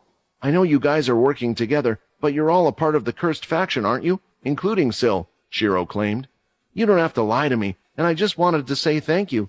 Syl saved me back then, and I wanted to know more about him." Both Chucky and Quinn looked at each other for a second. "All right, Syl, if you want to, you can come out now. I think we need to rethink this whole plan in the first place," Quinn said. A few seconds later, Syl seemingly appeared out of nowhere, standing by Quinn's side. "Quinn, I'm sorry. Things just got out of hand. I was trying to do everything I can," Syl said. Now Chucky was visibly shaking his head as well, and Shiro took a step back while trying to look his teacher Hardy in the face. Quinn? The name seemed to sound oddly familiar, and it took him a minute to realize that. Quinn? As in the leader of the cursed faction, Quinn Talon? Things were starting to fall into place about who he really was. Why did their teacher have so many connections and power? Now he was standing in front of the world leaders, equal to a president or prime minister in past times. But it wasn't until he interacted with people that he began to understand why the cursed faction was permitted to sit at the leader's table. The first thing Shiro did was get down on one knee and bow his head. Thank you, Grand Leader, for looking after me as a student. You protected me from punishment, and at the same time, your men have protected me again. What Shiro was doing now was all natural. He didn't know how to react, but thought he should at least be this respectful. You can get up. Don't worry. Here I am just a teacher, and I don't make those in the cursed faction do that type of thing, so why would I make my students? The only thing I ask of you is if you can be a little tight-lipped about this whole incident. As for Syl, well, it seems like the whole school already knows about him now, Quinn said, sounding a little disappointed. He wanted Syl to make some friends while being here, but he had only been to the school for 2 days. And if others thought he was still a student after his display, it would cause a lot of problems for Syl. There would be students challenging him to fights, others asking for details about his family, and more. It just wasn't worth the trouble. Actually, Quinn said, realizing there was another solution, why don't we start again? Head over to Peter and ask him to change your appearance. I'll have to transfer you to another class. I won't be your teacher anymore, but I'll get Chucky to transfer as well. I'm sure no one will realize he's no longer in this class. He seems to have that effect, Quinn said. They had talked about what to do when Syl had come to him. Surprisingly, Syl had said he wanted to stay in school, and the two of them were trying to figure out what he wanted to do. Syl was the first person to explain what actually occurred before Quinn had heard the rumors. If this is the best way, then so be it, Syl said, ready to go invisible once more and head over to where Peter was. Wait! Shiro shouted, as he could see Syl's legs disappearing. I wanted to ask you if your ability is strong, and I currently don't have an ability, so I was wondering if you could teach it to me? Shiro pleaded. Syl looked at Quinn, who did nothing but smile back. Let me give you some advice. My ability is not suited for just anyone, and I wish to never spread this further, but if you are chasing after my ability because of strength, then don't. Remember what I said about there being abilities stronger than those of the Grey Lash family? Well, you have one of them right in front of you now, Syl said, pointing towards Quinn. The shadow ability? Shiro said. Shiro continued to look at Quinn, not asking him the question he had deep down. It was as if he was intimated by who this person was after finding out who he was. For Quinn, though, seeing he was internally debating on what to do, it wasn't a good sign. Let me ask you a question, Quinn finally said. Do you want to join the cursed faction, or are you only interested in joining because you want the power that Syl mentioned? At this point and time, although Shiro was interested in the cursed faction, he still couldn't get out of his head that his life would be better to join either the Earthborn or the Grey Lash family. He just didn't know enough about the cursed, and ultimately, he knew he was doing it for the ability, and it was an ability he really didn't know about. He was just taking Syl's word that it was an ability that was stronger than the Grey Lash. The sudden opportunity that was now in front of him was tempting. He wasn't the only one that was internally debating. Honestly, even though Sam had suggested trying to teach humans the shadow ability to further help increase his soul weapon, Quinn wasn't sure it was a good idea for one reason.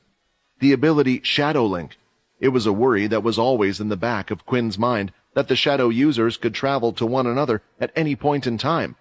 In this situation, Quinn did learn one thing that was more significant than anything else in determining who should teach the shadow. Loyalty. Someone like Arthur was even able to take others with him, so if Quinn ever made another enemy that knew the shadow ability, if they weren't loyal to the future, it could cause a problem. At least with the vampires that had been turned, there was a connection that would make them loyal on a surface level. Looking at Shiro, and based on the fact that he hadn't answered quite just yet, it seemed like he was yet to make a full decision. I'm sorry for wasting your time, Shiro bowed, with his face almost red, as if he was embarrassed, and then began to walk out of the room. Soon after, Syl went to see Peter along with Chucky, and Quinn requested the paperwork to allow the two of them to be transferred to another class. These guys are a worry, but they should be okay, Quinn thought, but still had Shiro on his mind. Quinn had some doubts of his own about whether Shiro did eventually ask to learn the ability. In his first year of military school, Vorden had explained the blade power, which could duplicate human MC cells. Due to the vampire's slightly different body structure from that of humans at the time, Quinn learned the shadow ability, and Vorden was unable to duplicate it. Even though humans and vampires could both learn skills similar to Peter's, this was the reason Vorden and Syl had been unable to match his talent. Just because Vorden was unable to copy the shadow ability from Quinn didn't mean that humans couldn't learn, but there were a few things that did make him think this. It was when Quinn discovered the ability book itself. Learning the ability, it stated that one had to be blooded, or rather the system stated that, but the system, although mostly right, wasn't always right. There were always ways to bypass things, especially with an ability like Vincent's. In the first palace, it wasn't clear why certain abilities were able to be learned by humans, some by vampires and others by both. Although it was obvious that more research was required, it never happened because neither humans nor vampires cared. "Maybe I could be the researcher on this subject, with your help, of course," Quinn said, talking to Vincent. "And I suppose Shiro will be your test subject? Be careful with what lines you are treading on," Vincent warned sternly. Another reason why Quinn doubted one could learn the shadow was because the ability book was discovered locked up on its own, and Quinn had assumed at the time that it was due to them not being able to find a person that was able to learn ability. Was that really the case, though? Maybe they were attacked at the time when they had just discovered the book, or maybe it was at a higher level than the person was capable of learning? Thinking about this, Quinn wondered if he was to teach Shiro, would it be best to teach it himself, like he did so with the others from the cursed faction? Although they were able to learn the ability, it was learned at an incredibly slow pace. "Vincent, if there was one book found there, then shouldn't there be others? And are there lower-level shadow books?" Quinn asked. "I'm afraid you're asking the wrong person, Quinn. The Punishers were always treated as a separate family. What they did was up to them.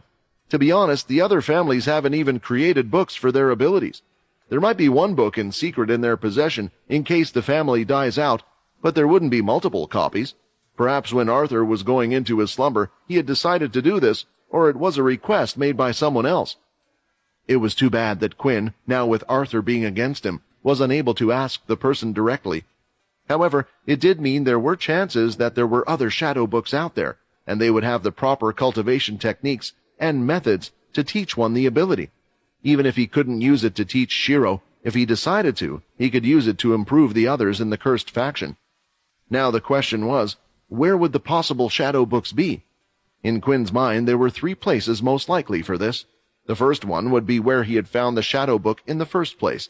When he arrived on the planet, the place was far too dangerous for him. Now, though, he was a completely different person. However, the military did already search that place quite thoroughly with Paul. The other option was where Arthur was first found. After all, the Punishers had been relocated to that planet. After Arthur decided to go into eternal slumber, it made sense for one to perhaps create books for the future. After spending so much time honing his shadow ability, Arthur would have liked to teach those below him what he had discovered. Maybe he even felt the same way as Quinn and wished to teach it to all the vampires that had left with him. Thinking about going back there is a little worrying, though, Quinn thought. There is a chance that Arthur could still be there, and I remember there was meant to be a human settlement there. The more Quinn thought of Arthur's past actions, the more he just couldn't think of him as a bad guy. Ever since waking up, all he had done was help Quinn and the humans. It hurt him inside to know something had changed in him. Well, I guess that leaves one more place, the 14th castle. The castle that originally belonged to the Punishers was still standing in the vampire world. It didn't take long for Quinn to take action. There weren't too many important matters in the school. While he was having fun, he knew that Helen and Peter could handle any situation that arose. Well, maybe not Peter, but he would at least inform me, Quinn thought. However, he thought that he might be able to do this without much trouble anyway. He didn't want to waltz in unannounced, especially since it was something to do with the shadow users. He was sure Bryce and the others might be on high alert after his little warning message. Surprisingly, it didn't take long for them to get an answer back either. The request had been accepted. Quinn could go back to the vampire world to search for the 14th castle. However, there was one restriction that was placed. While he was searching the castle, Bryce wanted someone to attend with him. "So, what's your answer, Quinn? If you want, I could ask that I go to your place. You don't have to come back here," Paul said over the call. "No, it's okay. I don't think it will be a problem, and I have nothing to hide anyway," Quinn replied. "I would like to search for it myself. I'm sure there might be some things that will need my ability, and I can handle Kaz, don't worry." As stated before, Quinn, being in the position he was in, was free to leave as he wished. Even if he had classes to teach, such as the homeroom class and the beast weapons class, he just needed to inform them beforehand, and that's exactly what he did. To his surprise, the person who would be taking his homeroom class was Haley. Honestly, Quinn was quite happy with the choice, considering how well the class had reacted to her the last time she taught. On top of this, he remembered the times when he was at school and would often have to come to the medical room. Haley never seemed like a bad person, and anyone who was a doctor for the students had to be a caring person, or at least he hoped so. Healers were highly sought after, and it would have been easy for her to get a position at any top faction. Perhaps she had other reasons as to why she had chosen to stay with the military, like her father being a head general at the time. Still, she had even been there when Peter and Layla were injured and tried to help the best she could. But he didn't know if that was just because she was actually Paul's daughter. As for the person who would be taking over the beast weapon class, Quinn didn't know who that was, as he didn't recognize the name, but thought it would be fine if it was only for a few days anyway. He didn't plan to stay on the vampire planet for long, not after he had just come back.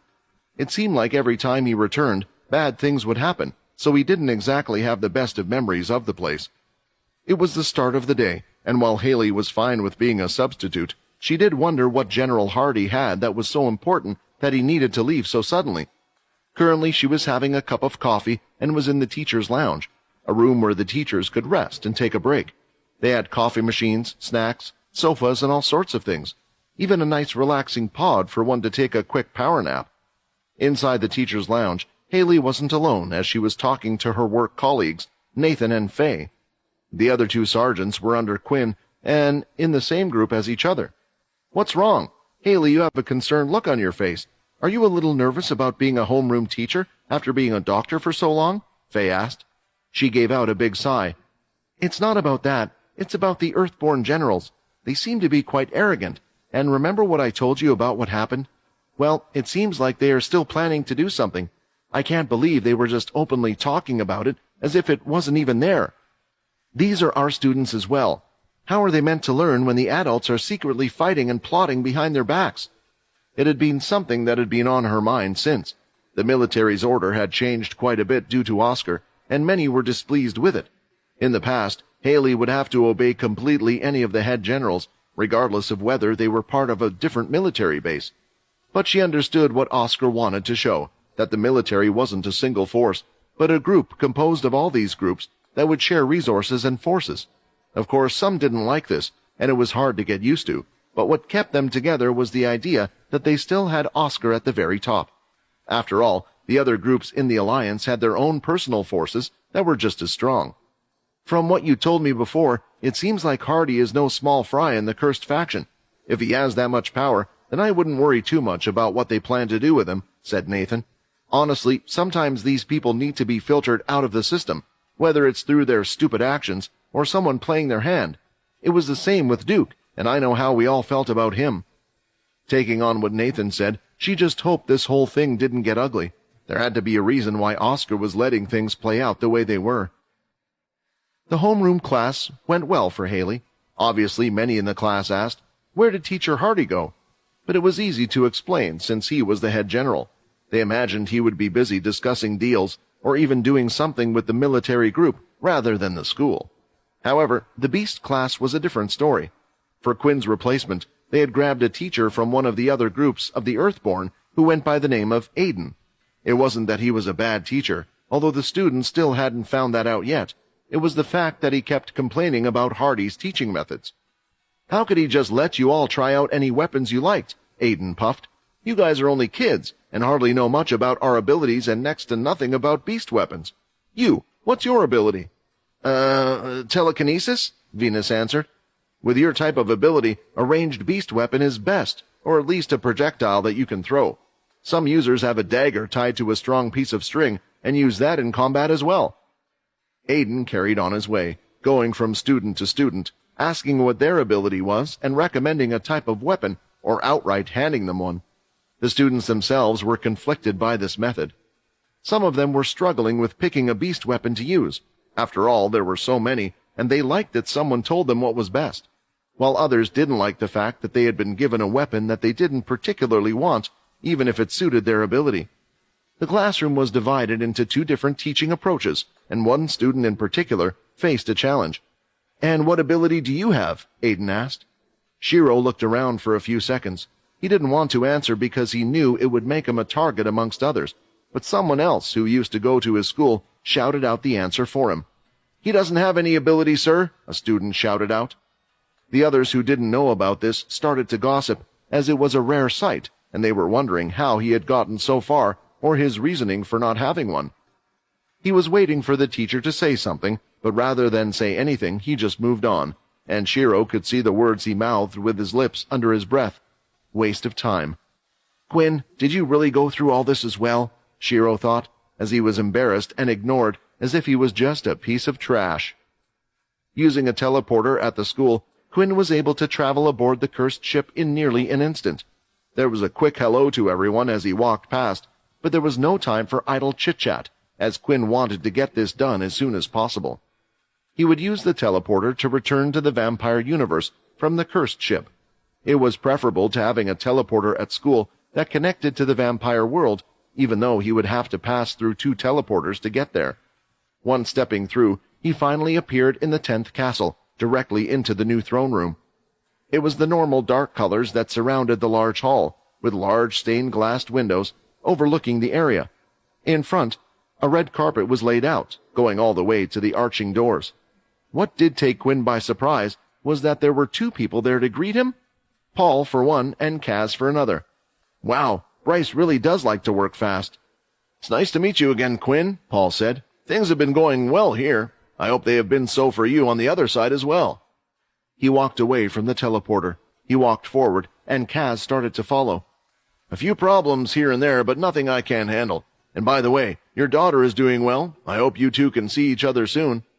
Quinn soon left the room, and his next destination was the 14th castle. "I wonder what I will find there." After Syl had visited Peter, once again using his soul weapon and putting on a new mud mask, Syl was able to change his appearance. This time, there needed to be quite a change to what Syl would look like, since others would know if he just changed something like one's hair color. With Peter not being the best on-the-spot thinker, he could only produce what he could see in front of him. A few seconds later, Syl looked like an almost identical copy of Chucky, a plain ordinary-looking face with a short haircut. This time there was nothing that would make one stand out. However, there was one slight difference, and that was now Syl's hair was jet black, while Chucky's hair was more of a darker brown. "Why would you do that when we almost look exactly the same?" Chucky asked. "Almost look the same," Peter thought, and only then realized that he had given the two of them a different hair color. "I must have forgotten a detail while making the mask. Trust me, you don't stand out, and just because there are two of you, it won't make a difference. They might even think you're the same person." Chucky knew who Peter was. He was meant to be a reliable person, named the Cursed Ship Protector. This was due to the incident that had happened right when the crows had joined, as Peter dealt with an annoyance quickly, but Chucky was beginning to realize that fighting might be the only thing he was good at. What was worse was the class that Chucky and Syl had now transferred to was Peter's class. Although Peter wasn't the main teacher, he was an assistant, someone who would often just sit in the back and stare at the students. If anything, Peter was kind of a frightening figure to the students. When Peter first joined, the teacher had asked him if he could help with several things, or what he was good at, but it seemed like Peter didn't know anything, and everything he touched or tried to assist with would just end up being worse. There were even a number of expensive items that when Peter couldn't figure out how to use, he would resort to hitting them and breaking them altogether. Therefore, the teacher asked him to just control the class and catch the misbehaving kids that weren't paying attention. Chucky watched Peter's method for this and found him quite frightening.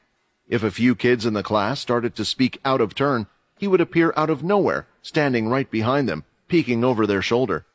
He could keep eye contact and wouldn't even blink until eventually the students looked away. There were then several students who had attempted to challenge Peter to a staring competition, but no one succeeded, and they all turned their heads. The kids could feel a tingle in their spines and a heavy weight in the air. After that, they never spoke again. Is this why they call him Zombie Peter? The students thought. Look at his eyes, and even when we don't think he is paying attention, somehow he's able to hear us. He's always watching. I'm having nightmares. One time I woke up and I thought I saw him standing in the corner of the room. Yeah, I heard him shouting, "Don't look at me! Stop! Stop!" It might have been him. I think he never sleeps. There's a bet going around that if anyone can get a photo of him sleeping, there will be a reward of at least 50,000 credits. For Chucky, though, this was just the tip of the iceberg. What was worse was that when the two of them transferred over, Peter was in charge of making the new name for Syl. After all, now everyone knew Syl and was looking for him. He needed a new alias, and he had decided to go with Liz. It's as if he didn't even try.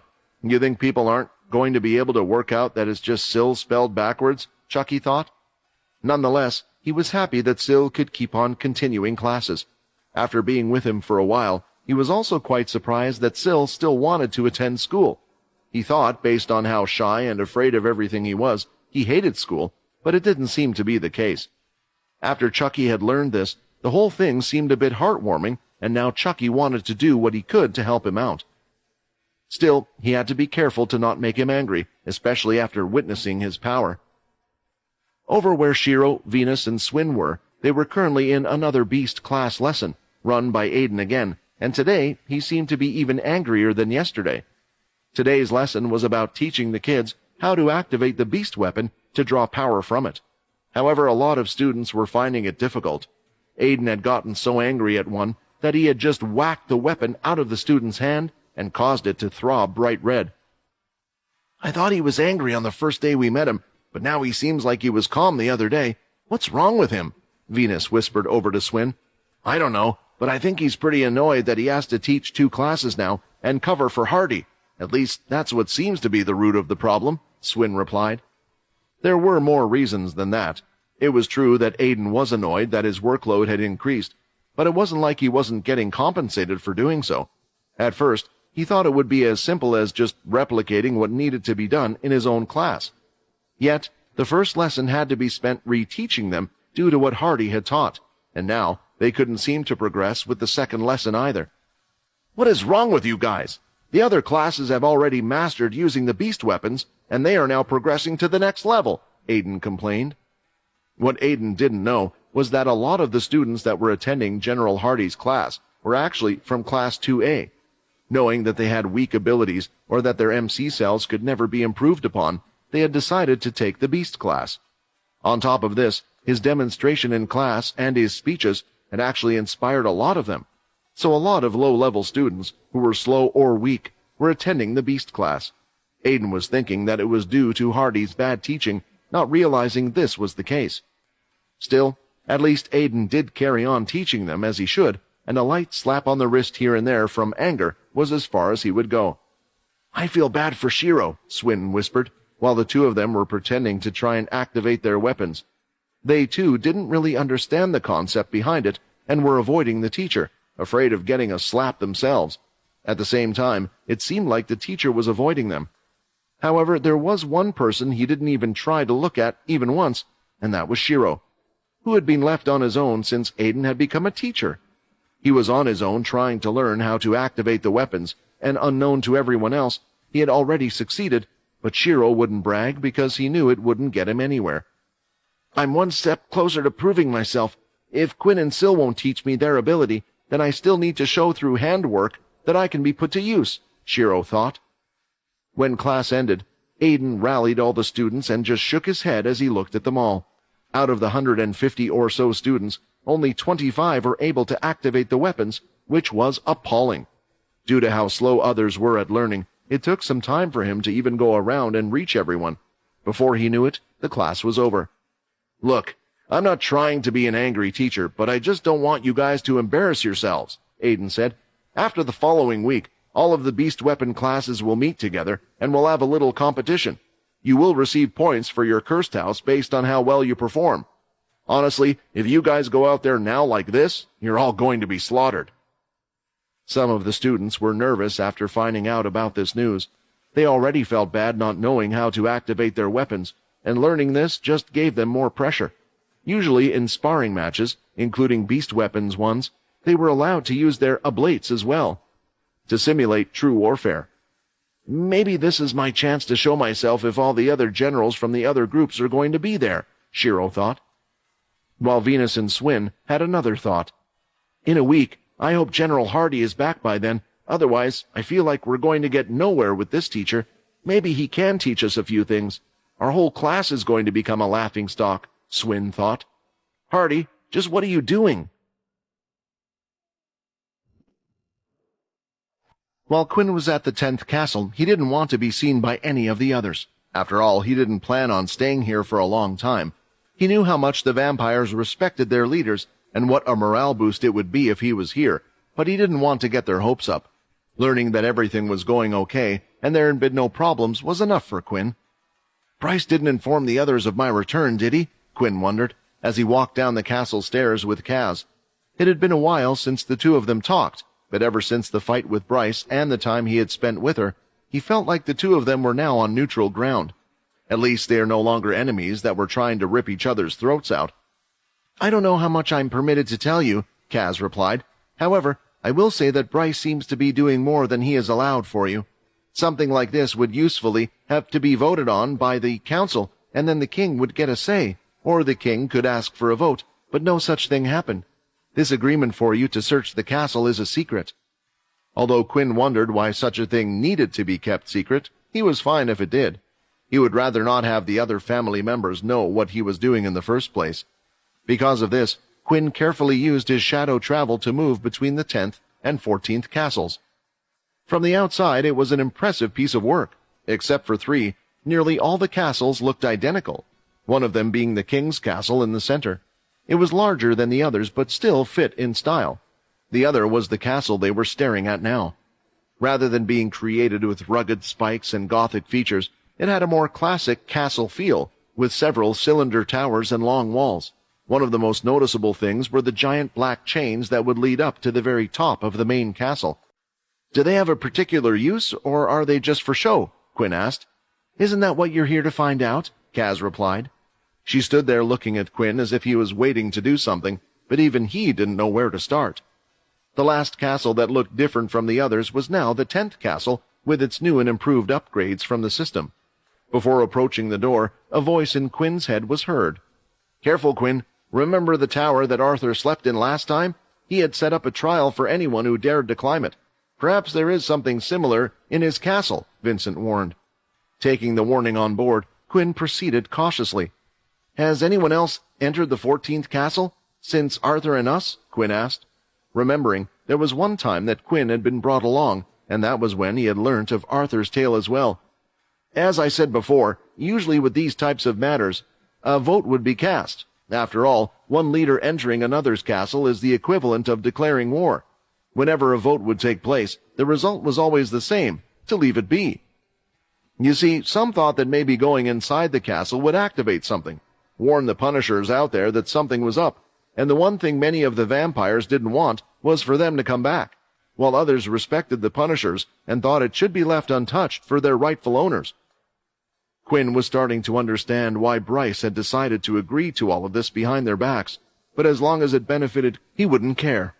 Going up to the door, Quinn could see the normal strange lock-like combination, one that was in all of the other castles. "You don't happen to know the code, do you? Or got it from Muka?" Quinn asked. Hearing this answer, Kaz didn't reply, but she was kind of disappointed. It didn't matter, though, because with the skill of shadow travel, one was able to travel on the ground, and they could get past any wall. Another frightening thing about the Punishers to the other vampires. After using shadow travel one more time, the two of them popped up in the castle, with the automatic light crystals started to light up as they entered each room and walked down each hallway. Although the outside might have looked different, the inside of the castle reminded Quinn a lot of himself, untouched, unused, and not lived in.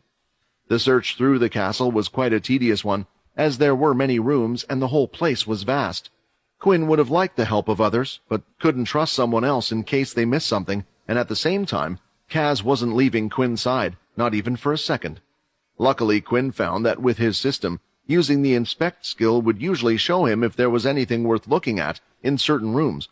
Going through each of the floors, searching them physically and using his inspection skills, Quinn was finding it hard to find anything. It would make sense. When the Punishers left this place, they probably took everything important with them. Eventually, though, near the top floor, Quinn stumbled across something. It was either a library room or an office. It was hard to tell because there was a desk, but the room was filled with books from side to side. It wasn't long either until he stumbled across something. His inspection skills revealed that behind the bookshelf there was something else, as if it was a hidden room. Using the great vampire's strength, it didn't take much for him to move the shelf. This certainly seems a bit lax in security to be hiding something like this, Vincent thought. However, when they got inside and found out what was in it, Quinn understood why. There were no treasures, ability books, or secret powerful weapons. Instead, it was more like another library inside the hidden room, a library where all the books were written by Arthur himself. Going to the dusty shelf, Quinn had grabbed about 5 of them, grouping them together, and then sat on the floor with crossed legs, placing the pile of his books to one side and taking one of them. "What are you doing? Are those useful?" Kaz asked. "Not really," Quinn said, as he started to skim through the first few pages. "It seems like all these books are Arthur's personal journals during his life." "Then why are you reading them?" Kaz asked. "Because I need to know what type of person Arthur is." One by one, Quinn would read through the journals, and as expected, it really was Arthur documenting his life. What was even more impressive was that the starting journals were written about the time before he had been turned into a vampire.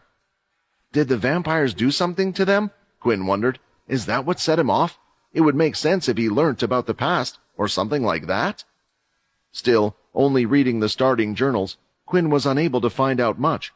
They only knew how Arthur felt, but soon they had gone into a time when Arthur had been turned into a Punisher. It seemed like it had become a habit for Arthur to document everything. They weren't trivial facts about daily life, but rather specifics about significant occasions or memorable moments in his life. He even wrote about the day that he was turned, and when he found all his knights being hurt.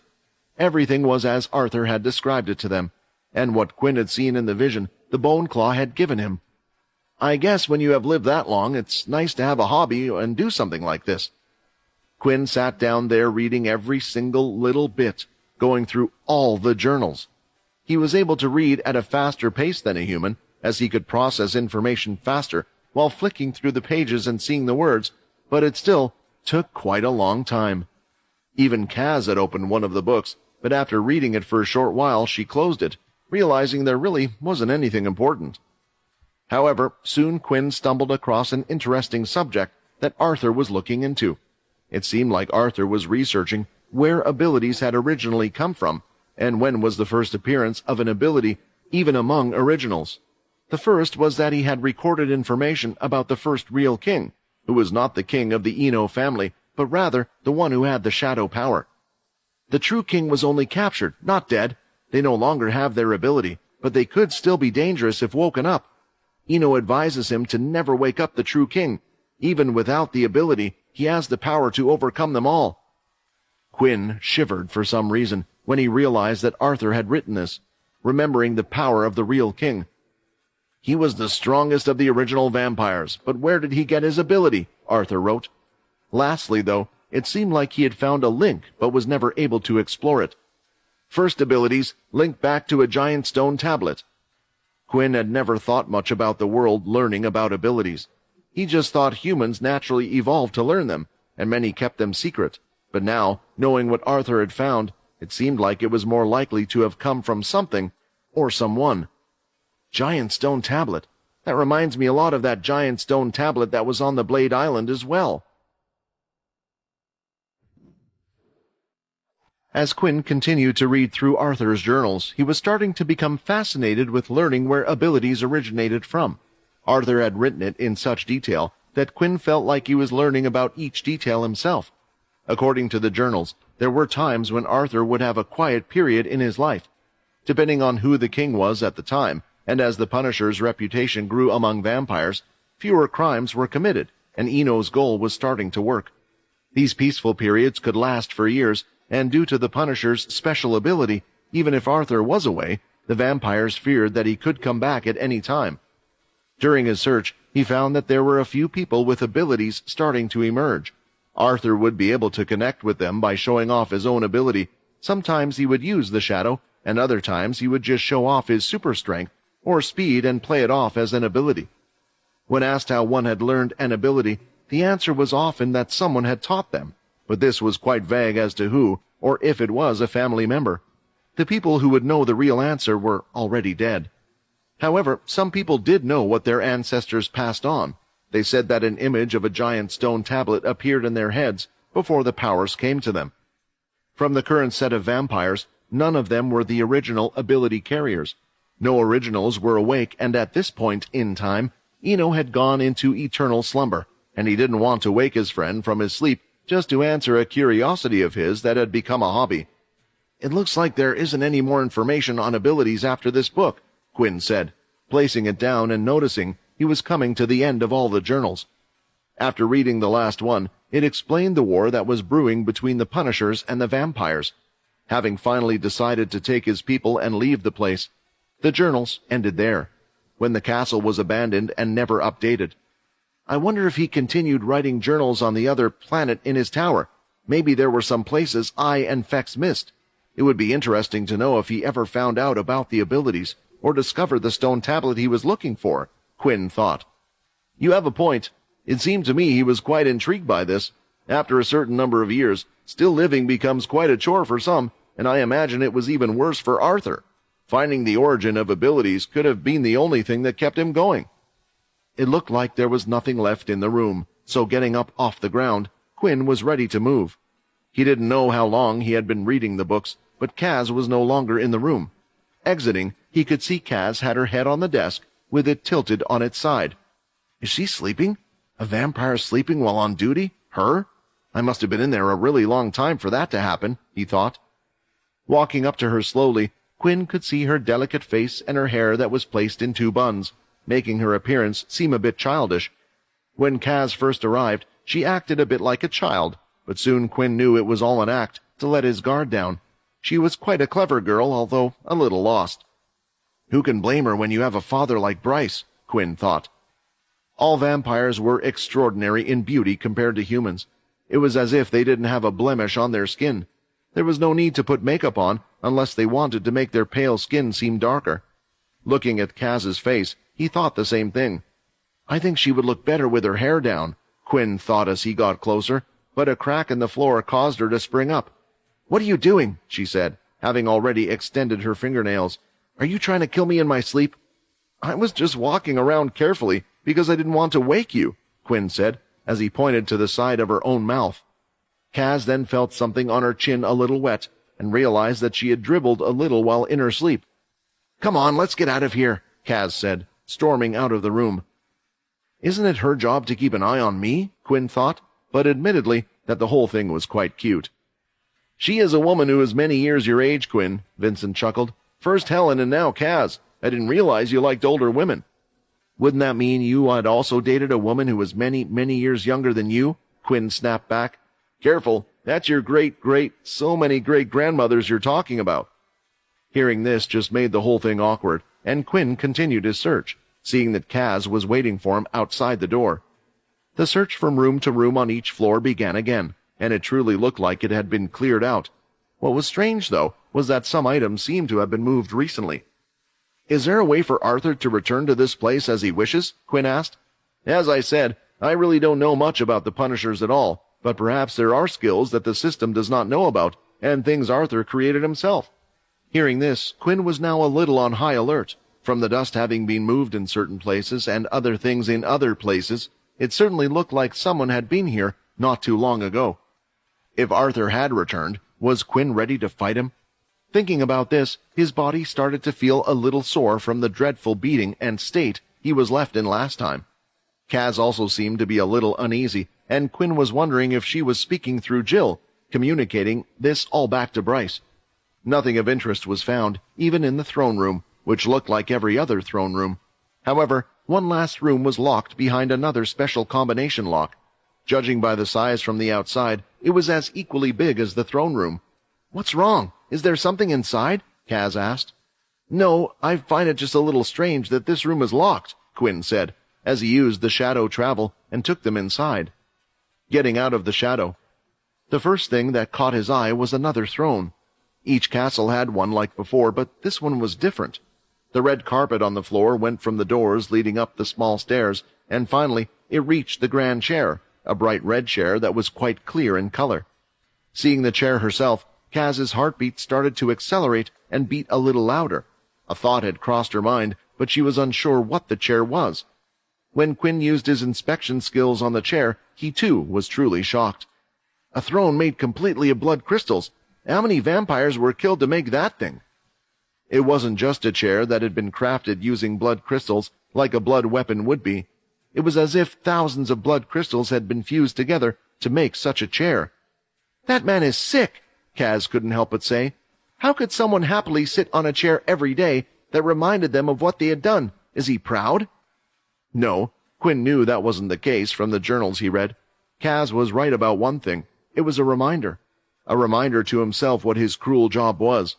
In his journals, he felt like a villain at times, and the vampires sometimes saw him that way, and he had to stick to that role, even convincing himself. Something was drawing Quinn to the chair. He started walking towards it, and was fascinated by the red glow. He didn't know what it was about the chair that was drawing him in. Then, when he had reached the top of the small platform, he looked at Kaz, who looked back at him strangely. First, Quinn slid his fingers across the armrest. He could feel the energy, but it was trapped inside the crystal. Then finally, he decided to sit in it. "The castle wishes for a new leader. Would you like to accept the title, Leader of the Punishers?" When Quinn decided to come to the 14th castle, he expected to find some secrets, either skill books or maybe learn more about the shadow. What he wasn't expecting was to find a throne made out of pure blood crystals and, one sitting on it, to receive a title. "Leader of the Punishers?" Quinn read it out in his mind. It was clear what the title meant, but unfortunately, Quinn was unable to see the details of the title or what effects it would have. It looked like the system wanted him to either accept or decline the offer at this very moment. Titles were very powerful things, giving certain buffs when fighting and also other things. This allowed him to gain reputation points and even build the towers at the 10th castle, but this was why he was struggling with the decision. If I choose to accept this title, does it get rid of the one from the 10th family? So far, no titles had been lost. There was even one that could be selected that was a stark reminder of his dear friend Edward. However, it could never be used to its full capacity now. Still, it seemed this one would conflict with his others, but perhaps he could just switch between them when needed, like the 10th title. "I believe the system will possibly warn you, like in a game," Vincent chimed in. "Think about it. When you select yes on this title, it should proceed by saying, accepting this title will get rid of XX title. I played quite a few games in my past." Vincent is a gamer and he's clearly proud of it, Quinn thought, honestly. If the 10th title did disappear, it would be only in the system anyway. Surely, Bryce and the other council members would still think of Quinn as the leader, regardless of what the system said. The thing he would lose most was the towers. At this point, Quinn was leaning towards accepting the title, and he had nearly selected yes, but there was one last thing that was troubling him. What will happen to Arthur? What will he think? Will he know I have taken over his castle, or will he think I have decided to become a part of the Punishers and part of the vampire settlement? In the end, it was this thought that caused Quinn to push yes and accept the title. Arthur was coming, and he needed every little bit of help and power that was needed. "The title Leader of the Punishers has been granted. Reputation points will be granted based on how fellow Punishers respect you. The store can now be used in the 14th zone." As soon as Quinn accepted the title, the seat started to light up slightly, and Kaz was getting ready to get out of the place, but soon the light dimmed and disappeared. In Kaz's eyes, not much had changed, but quite a few things in Quinn's system had been updated. The first set of rewards were similar to what Quinn got when he received the 10th title. He got reputation points that were based on how people from that family looked at you, although he wasn't sure what Punishers meant. Did it include Arthur or all those that he had taught the shadow skill? The good thing was that it looked like the reputation points earned from the 10th leader title could be used to build things in the 14th zone. On top of this, the titles were able to be switched out for each other. There was no loss of the 10th leader's title. Maybe it's best not to build anything for now. Although I have accepted this title, I don't want the other families to know about it. Besides, who would attack a castle with no people? Who or what do I have to protect? The next set of rewards were more based on skills that could be used while Quinn was in the 14th area and had the title active. While in the 14th zone, the user may borrow and give their shadow to other punishers as well. When Quinn borrowed the shadow from the others, it was forcefully taken, but after speaking to them, they willingly wanted to help Quinn out at the time. It's a shame that it's only limited to the 14th area, but it just means I have to increase my shadow as much as I can in the first place. Other than that, there didn't seem to be any grand rewards, so Quinn decided to check out the map that would take him to the area of the 14th castle.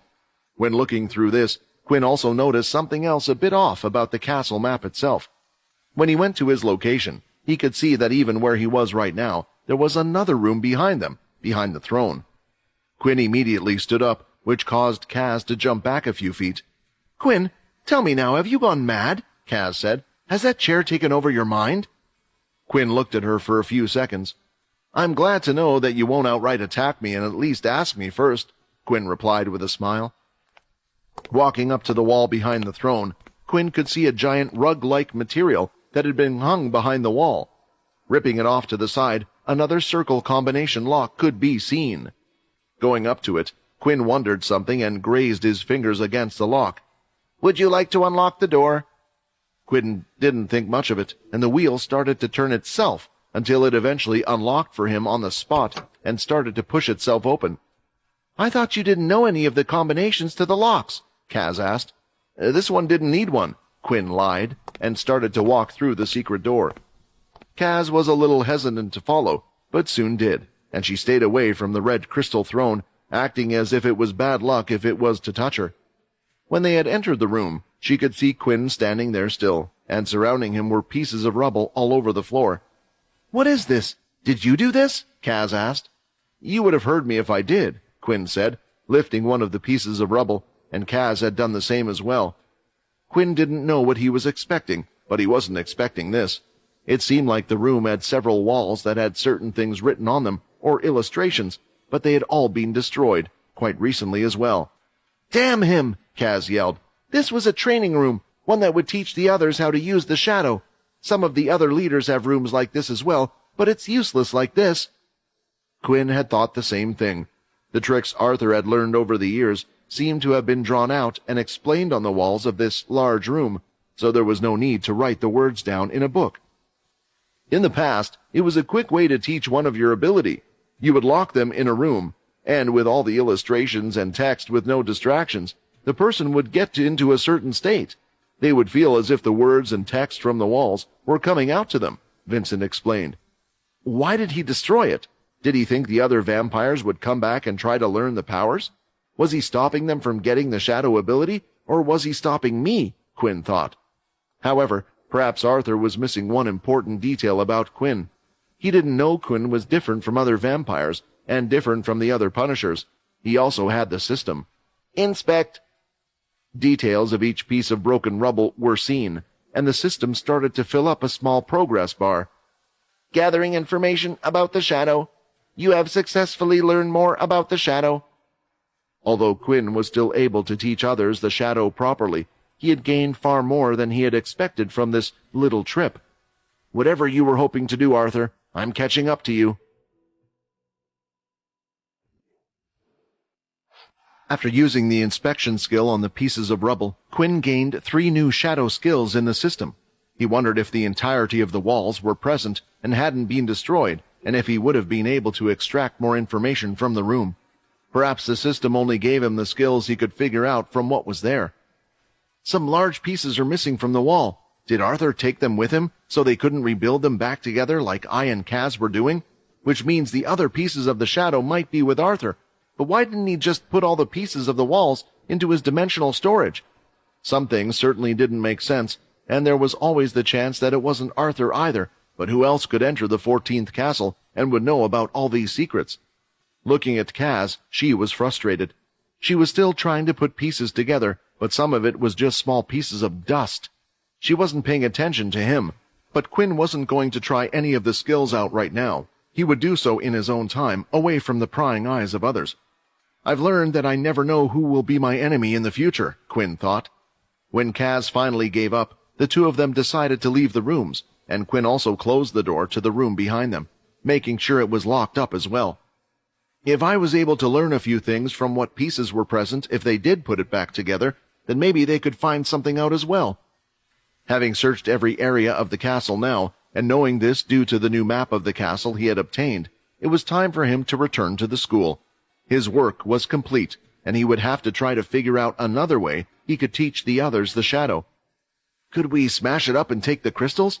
Maybe we can use them to create something. It's a bit of a waste just having it as a chair.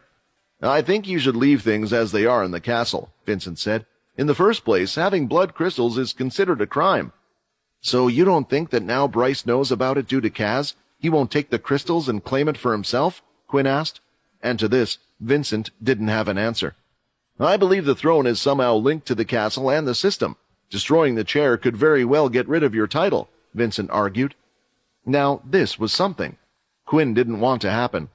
He looked at the door ahead and looked at the lock on it.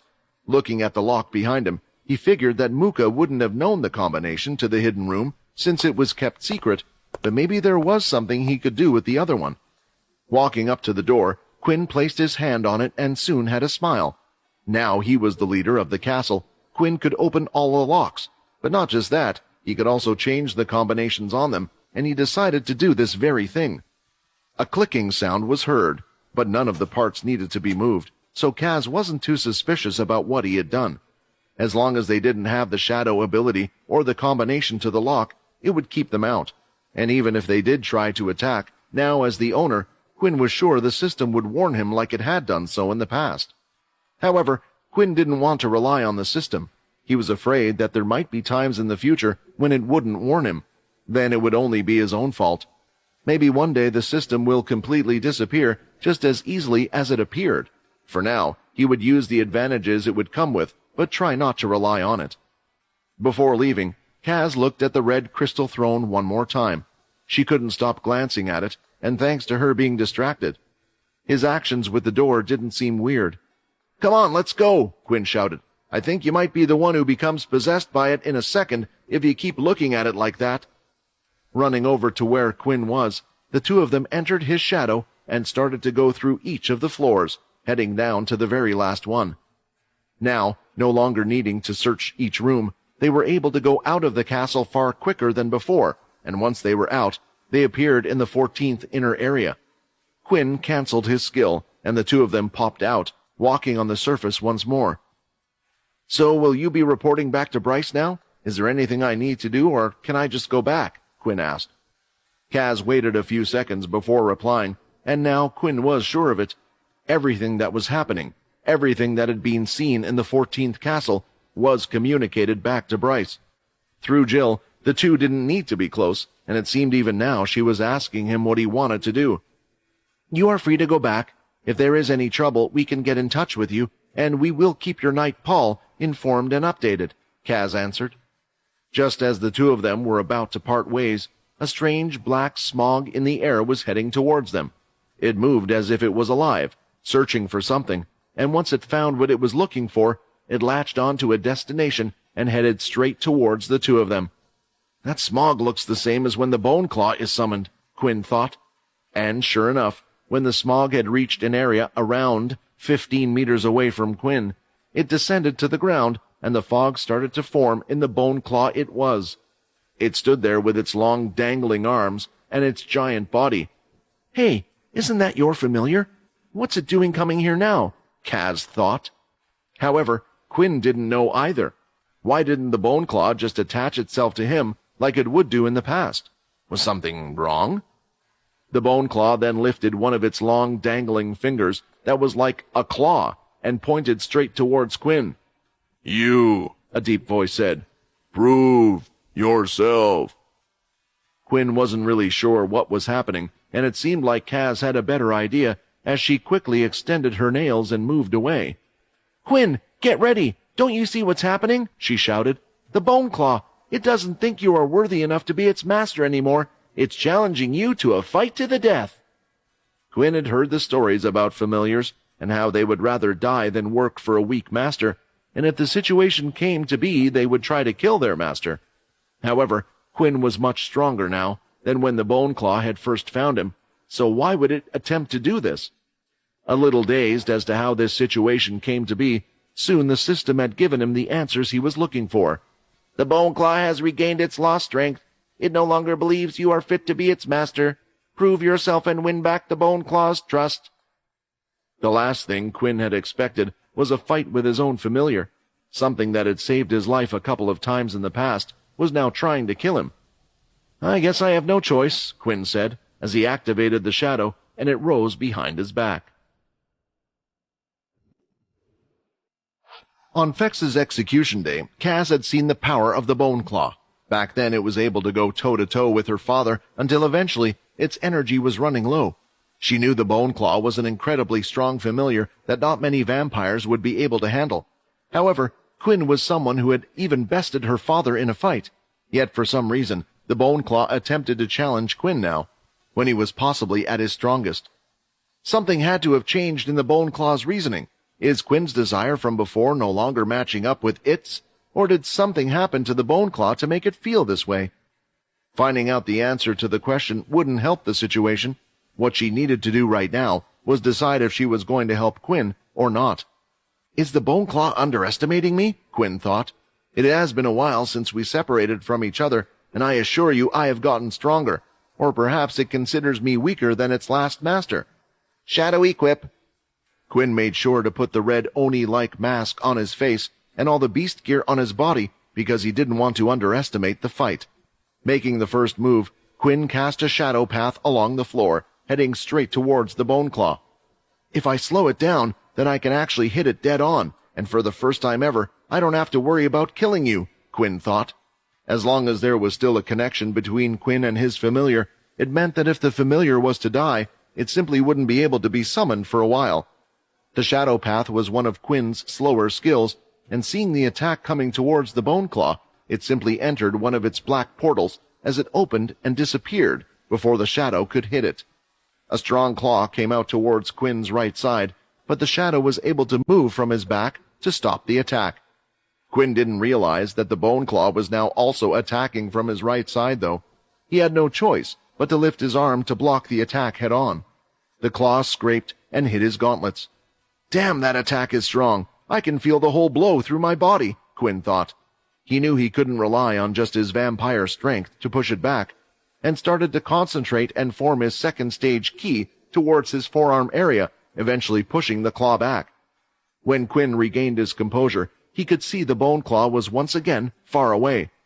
The system wasn't lying when they said he'd gotten stronger. I'm sure his teleportation speed and strength are packing more power and faster than before. If he keeps teleporting everywhere, how am I meant to get him? None of my blood skills will work. Kaz, who was standing at the side, was watching it all carefully. She wanted to step in as she had made the decision herself to help Quinn, but she saw what the Bone Claw had done. While teleporting its body to Quinn's right side and attacking it with one of its arms, it opened another portal on Quinn's left side and simply stuck its arm through another black portal it had created. So the Bone Claw was able to attack two locations on Quinn's body at once.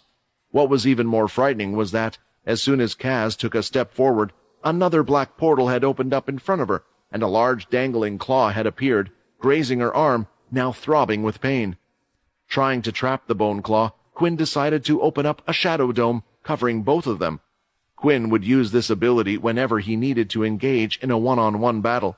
Like the Bone Claw, he could also use Shadow Hop to move through the shadows and appear out of thin air.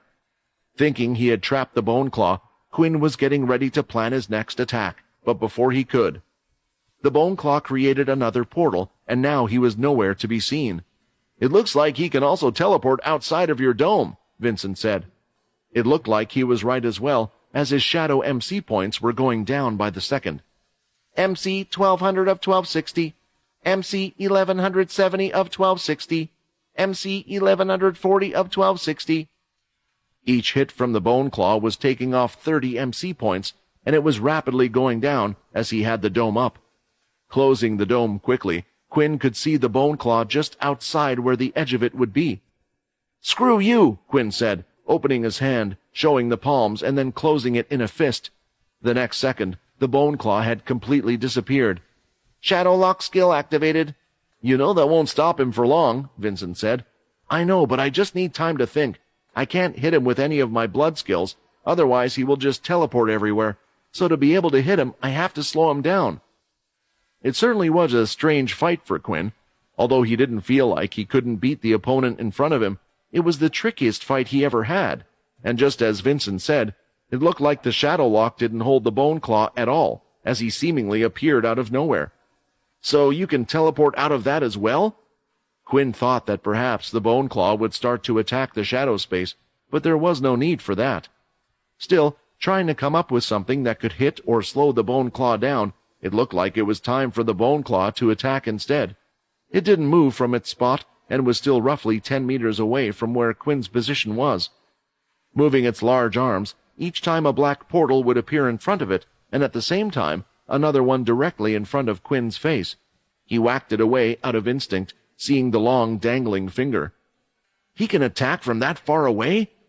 However, the attacks continued as the Bone Claw continued to strike the air close to Quinn. These attacks would come from a variety of angles, including from behind, above, and below. Damn it! Alex worked hard on these. Now, watching Quinn block the attacks desperately, Kaz began to realize something. Quinn's combat skills for a vampire leader were quite poor. He had strong blood skills, but they were powered by a strange power and were simple. Perhaps one of his biggest advantages in fights was due to people not fully knowing what the shadow could do. One would be better off trying to use their hand-to-hand combat here, where his shadow and blood skills didn't work well against an opponent. But the Bone Claw, who just did fast, simple attacks, was able to overwhelm him. Through the barrage of attacks, Quinn could see the Bone Claw was unmoving, apart from its arms, and he saw this as an opportunity. He moved his shadow to block the majority of the attacks, leaving only a small hole, and through that hole, a single finger could fit through. "Blood bullet!" He fired off a blood attack infused with ki through the small hole made in the shadow. He could see it becoming a success. The blood bullet was the fastest attacking skill Quinn had. If he couldn't slow it down, then this would just have to do. The bullet went right through its shoulder, and a cloud of black smoke started to appear where the wound was meant to be. Did that really do nothing? Quinn thought. He realized that Quinn wasn't dealing with a vampire or a beast this time, where the harm would be done by ki-infused attacks, or the adversary would suffer pain. This was a different enemy altogether. The next second, the Bone Claw disappeared, and a large scratch was made towards his back, going through Quinn's armor and reaching his skin, tearing it easily. He hadn't moved his shadow behind him in time because he was too focused on the attacks in front of him. Is Quinn really going to lose? Someone who defeated my father and Cindy with the absolute blood skill to a familiar? Kaz worriedly thought. Just what was this familiar that was able to cause so much trouble for Quinn? I really didn't want to do this, and I didn't think I would have to use it again so soon. After all the work I did to get the shadow, now I have to use it against you, Quinn said, as he placed his hand on the ground, and all of the shadow sank, spreading out. Soul weapon activated. Shadow overload. Standing by the side, Kaz knew straight away that Quinn had done something. The last time he had fought with Cindy, he had done the exact same thing. When Quinn's soul weapon was active, a faint purple glow would appear around all of the shadows Quinn used. One of the main benefits of using the soul weapon, Shadow Overload, was the fact that Quinn could now use the shadow as he wished without the need to worry if it would run out or not. However, this wasn't the reason Quinn had decided to use it now. The Bone Claw's teleportation speed was far faster than before, but there was more than just one benefit to using the soul weapon. Quinn's soul weapon would also improve his casting speed with the shadow when using skills and the general movement of his shadows. Not that I'm going to need it, Quinn thought as he held out both of his hands and started to create a dome of shadow over the Bone Claw. The Bone Claw would teleport out of it the same as he did last time, but seeing where it was now, Quinn would quickly summon another dome over it again in an instant before it could react. It looks like my guess was correct. Although the Bone Claw was able to teleport out of the Shadow Dome, it wasn't able to attack at the same time, and it didn't seem to know exactly where it was teleporting to. It seemed like it would take a few seconds before it repositioned itself and noticed where Quinn was. While in the dome, the Bone Claw was unable to see, so it couldn't focus on where to place its black teleporters. The only thing it could do to escape was to turn around in the dome and cast a portal to the opposite side. As it was busy emerging from one of the shadows, Quinn quickly appeared behind it through his own shadow and delivered a powerful hammer blow of his own. However, the Bone Claw was fast, as it managed to create a large portal the same size as Quinn in front of him, and by sinking through it, Quinn was redirected to another place, causing his hammer strike to strike the buildings in the inner castle area nearby. A loud bang was heard as his fist went through a building wall, and a couple of the ones behind it crumbled to the floor. Still, Quinn wasn't worried. Compared to last time, he had more MC points to play with. What he didn't realize was that although Shadow Overload allowed him to use the shadow as much as he wished, he could still only control slightly more than his MC points allowed at one time. With his MC points above 1,000, Quinn was able to control a greater amount of shadow. Having created several domes, he could still protect himself using the shadow. "So you seem to be quite a quick thinker, but I have a lot of tricks up my sleeve," Quinn shouted as he fired out a blood bullet into one of his shadows in front of him, and it appeared behind the Bone Claw, going through its forearm. This was a skill that was too quick for the Bone Claw to react to, and when it turned around, it could see several circle shadows floating in the entire area. Quinn had spread them around, hovering as if they were landmines all over the field. "I think I've got the hang of how far you can teleport at once. Try teleporting somewhere, and you'll run into any of these," Quinn said, as he activated a disc with a razor edge covering in shadow. "If I throw it into any of these shadows, I can redirect it to try to follow the Bone Claw, and I can also throw blood swipes and even escape through them as well." In a way, Quinn was using the shadows as a better version of the teleporting skill that the Bone Claw could use. Quinn was able to go through one shadow and appear out of any of the shadows hovering about at any time. Quinn was ready to throw the shadow disc into one of the shadow portals, but stopped himself just seconds before, as he saw the Bone Claw turning into a black mist, and it was soon heading towards Quinn. "Did I win the fight?" Quinn wondered. "I don't think you won," Vincent replied. "I just think the Bone Claw has accepted you again for now." Hearing this, Quinn didn't like it one bit. Was Vincent saying that he might choose to challenge him again in the future? He already had a headache with Arthur and now had to worry about the Bone Claw as well. It was also safe to say that Quinn was beyond annoyed. He had used the Shadow Overload skill, and now he also had to face the backlash of using it. He didn't even get to use it fully or for a long time. It was as if the Bone Claw said, "Show me everything you have," and then decided to just go away when Quinn did. "Your total MC points are now 1,150 points. The number of points lost wasn't a deal-breaker, but it wasn't like Quinn could easily obtain points through using the skill Shadow Eater either. Technically, at the moment, each time he used this skill, his MC points would lower, so it was best not to use it for now. The other problem was that right after using the soul weapon, all of his MC points would go down to 0, even though he didn't use much of the shadow in this fight compared to Cindy. He would now have to wait for a period of time for them to restore it. If he had used a skill like this against a demon-tier beast and then ran into Hilston, he would have been a sitting duck, not being able to use his shadow ability. "Just a word of advice to you as a past leader," Vincent said. "Although I wasn't the best when it came to hand-to-hand combat, and you are currently better than me when I was your age, for a vampire your skills are quite poor. You only know the basics, something taught to the regular vampires, but you are a leader. Since you use gauntlets as your weapons, it would be best for you to try and further develop your fighting skills. So far, you have done well, relying on powers such as Ki, mixing it with your vampire powers, and also using the shadow. But what if you are unable to use both of those things? Just like with the Bone Claw in the future, there may be an opponent that will need this set of skills." Quinn was completely in agreement, but it wasn't as though he knew any famous martial artists. Leo was the closest person to one, but he was also a master swordsman. "I wonder if there's something I can do." "The second point," Vincent continued, "although we have already discussed this, it's about your blood abilities. Your blood control is getting better, but you still need to develop more sophisticated blood skills. Just like with the shadow, they are currently quite simple." "Couldn't you teach me, since you used to be a great leader and all?" Quinn said.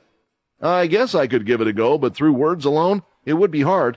It would be best for you to see the skills yourself. Maybe you should get friendly with one of the leaders at some point," Vincent half-jokingly said. Still, Quinn didn't think Vincent was giving him enough credit. Quinn didn't show the Bone Claw everything he had, and there were even the new shadow skills he had yet to test. Seeing the Bone Claw disappear like so, Kaz was relieved, but witnessing Quinn use his special power again, she truly did feel like she was looking at one of the strongest vampire leaders. Even if he was lacking in certain areas, no one could deny how strong he was. "Well, let's forget about that little thing, shall we?" Quinn said, looking back at Kaz. "Let's get back." The incident with Quinn's familiar wasn't something that needed to be urgently reported, since it was his own familiar and didn't involve others. No one had even seen the fight, but Kaz still reported the matter to Bryce. After all, she was loyal to him, as he was her father and, even more so, her king. However, Bryce didn't think much of this and was far more interested in the report she had made earlier. "You may leave now, Kaz. You did a good job. Thank you," Bryce said, sitting down on the king's throne. When Kaz left the room, out from the side as if he was almost invisible, Tempest stood. "You heard about the wall, right?" Bryce asked. "Do you think you will be able to restore it to its former self?" "Perhaps we might not get the whole thing, but we should learn something. But I'm wondering what you plan to do with such a wall," Tempest asked. "I despise the shadow, but we must acknowledge its power. In the past, the shadow was despised by many because it belonged to the Punishers, a power comparable to the king. This is something that should never have happened. It's time the king had his own shadow users," Bryce smiled. "I bet Arthur will be pleasantly surprised to see them when he returns." "And how do you expect to get past the doors without informing Muka?" Tempest asked. "Oh, don't worry about that. I have more power than you think. Actually, you might already know. Otherwise, I doubt you would be standing by my side."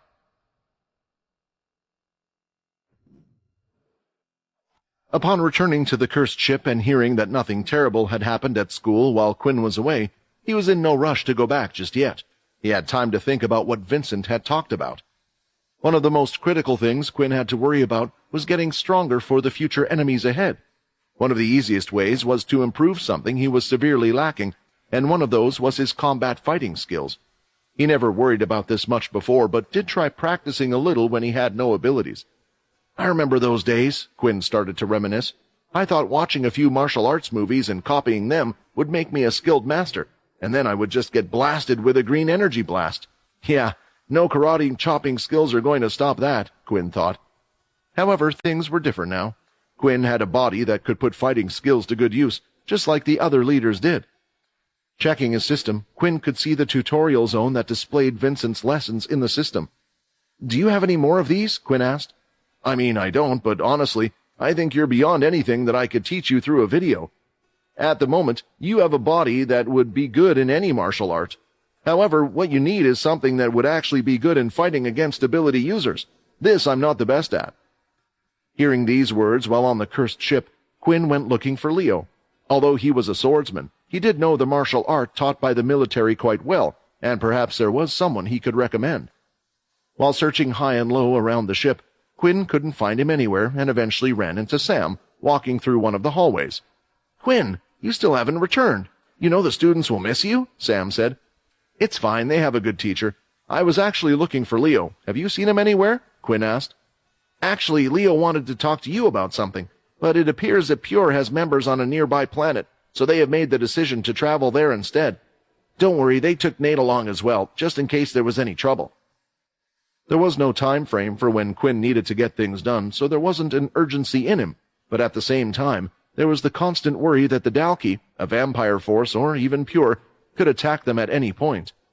Although Quinn was happy they had taken a shadow user along like he asked, he felt a bit unlucky that they had taken Nate.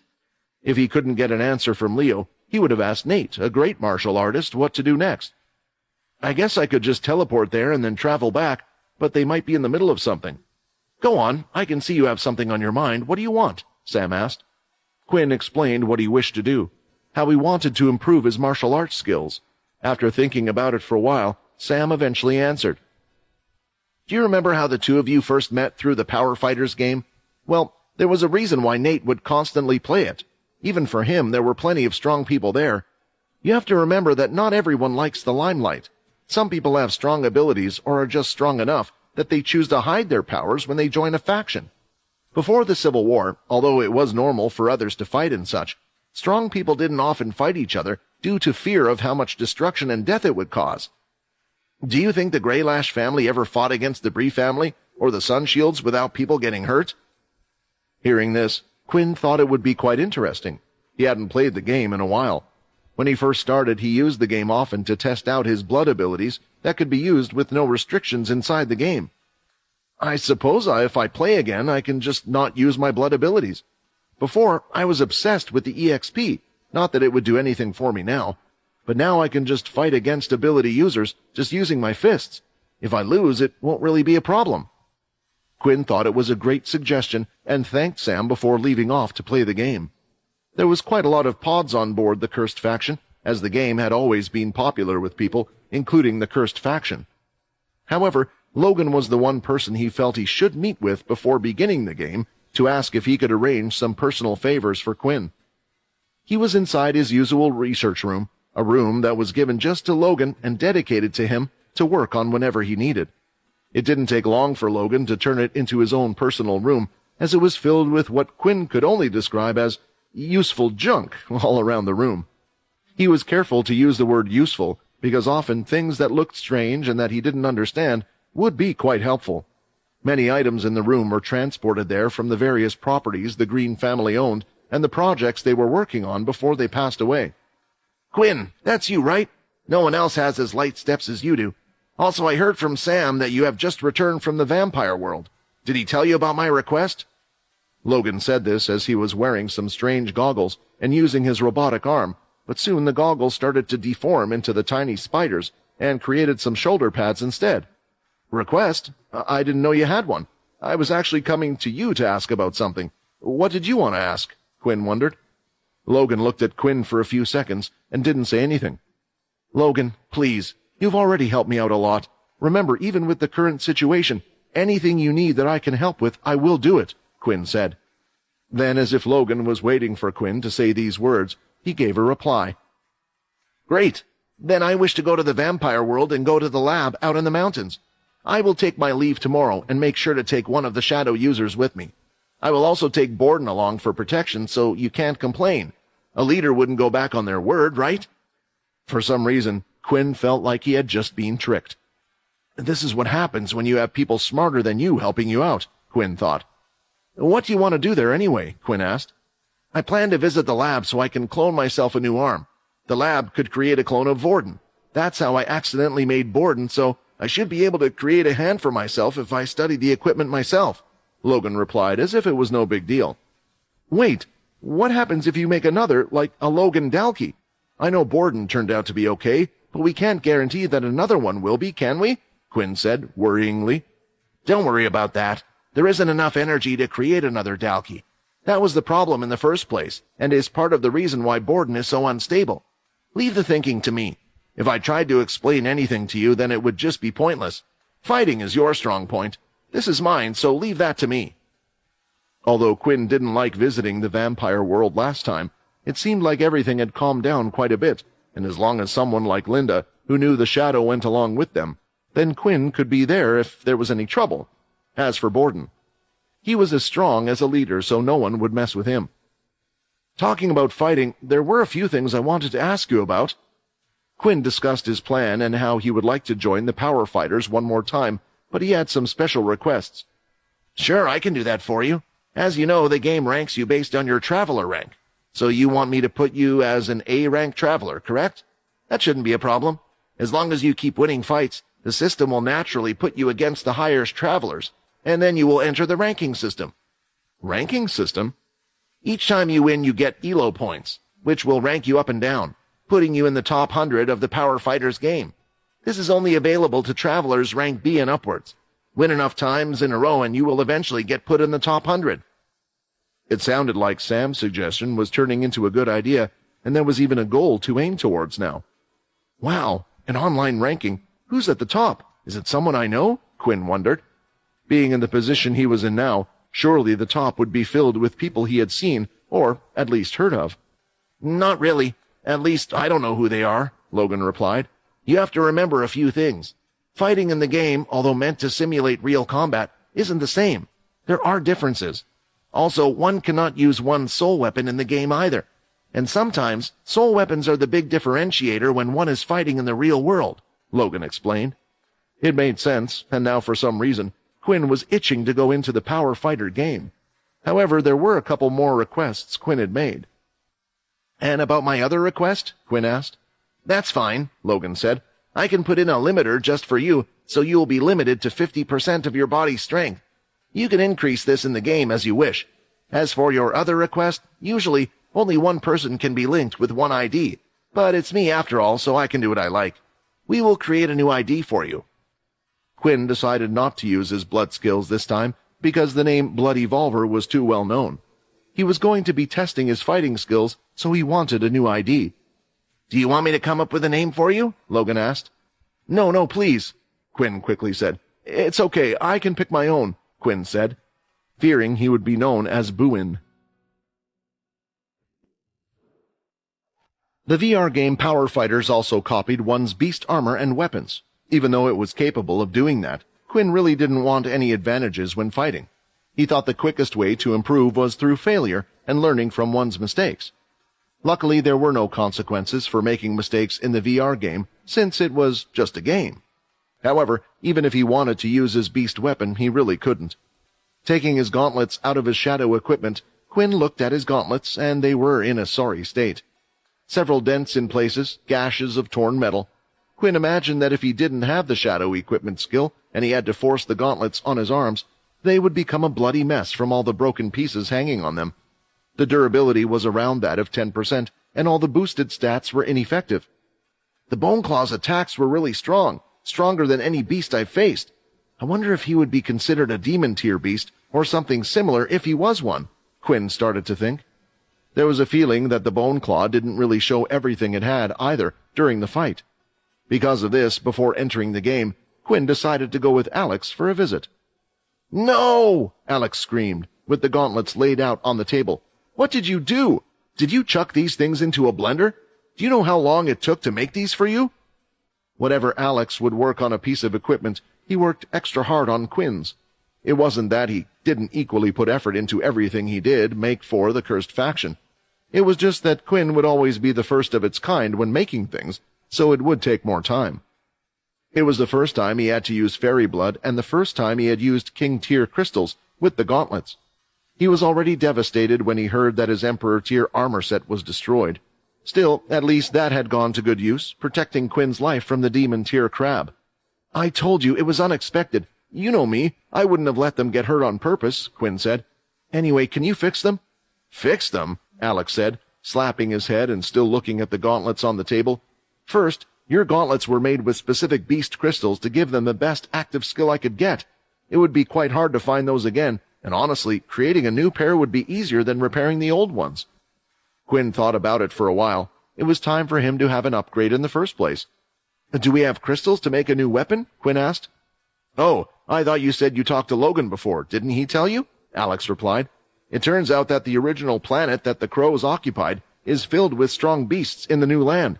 So strong that Logan was unable to place his device to check out if there were demon-tier beasts in the area. I know what you're thinking. If you want a new weapon, then you at least want it to be at the legendary tier this time. Well, if you're looking for plenty of high-level beasts with certain attributes, then that's going to be your best bet. Thinking about it, Quinn wanted another active elemental skill. The first advanced tier crystal gifted by Leo had the lightning elemental power, which gave him a great active skill, and the fire crystals after that. It seemed like the elemental crystals gave him the best option in the end. I'll think about what to get. I'll ask Sam to send a team to the Crow's planet, and when they find something, they can contact me, Quinn replied. This way, he could be optimal with his time. Quinn wanted to fight the beasts himself. For one, legendary beasts were quite high up on the tier ladder, and there weren't many in the cursed faction that could deal with them. The other reason was that Quinn wanted to see what skills the beast had, to see if they were suitable for making his weapon. With his shadow skill, they just needed a shadow user. Maybe Weevil would be good to search the area, Quinn thought. With the request sent off to Sam, it was finally time for Quinn to play the game. He entered his personal training room, where he could see a pod there waiting for him. He had made this request so the others on board also wouldn't know what Quinn was doing. Besides, his fame in the cursed faction itself was growing, and just by walking around, he would get stopped several times, and his journey would be twice as long. Quinn didn't want to be one of those people that didn't reply, and it was nice to get to know the people in the faction. Although this pod looked like any other VR pod, Quinn knew there was a difference. This one had been modded and added with the features that Quinn had requested from Logan. I remember entering the shop with Vorden and looking at the price tag of one of these things. I never thought I would own one. Now there are several on the ships, and I even have a personal one made for me by the game's creator. When I think about it, there have been some amazing things in my life, Quinn thought, as he started to climb into the VR pod. Just like when he had entered the other VR pods, the welcome screen appeared in front of him. Before, though, after figuring out who the person was, the system would then log in Quinn to his user ID automatically, and also use his traveler information, but not this time. Please enter your user ID. I really don't care about it this time too much. Last time I tried to write something cool, and that's never got me far, Quinn thought, as he just typed in some words that he didn't really give much thought to. User ID has been created. Welcome, noob fighter. It had been a while, but after selecting his name, his body was chucked into the white space. I guess I can't use the bloody Volver appearance, can I? Quinn thought, and started decorating and altering his avatar, giving himself spiky green hair and a plain golden back tracksuit.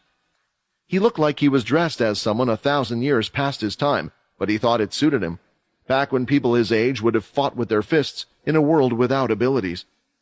Checking out the game system, he could see that now there was also a limiter that had been set to 50.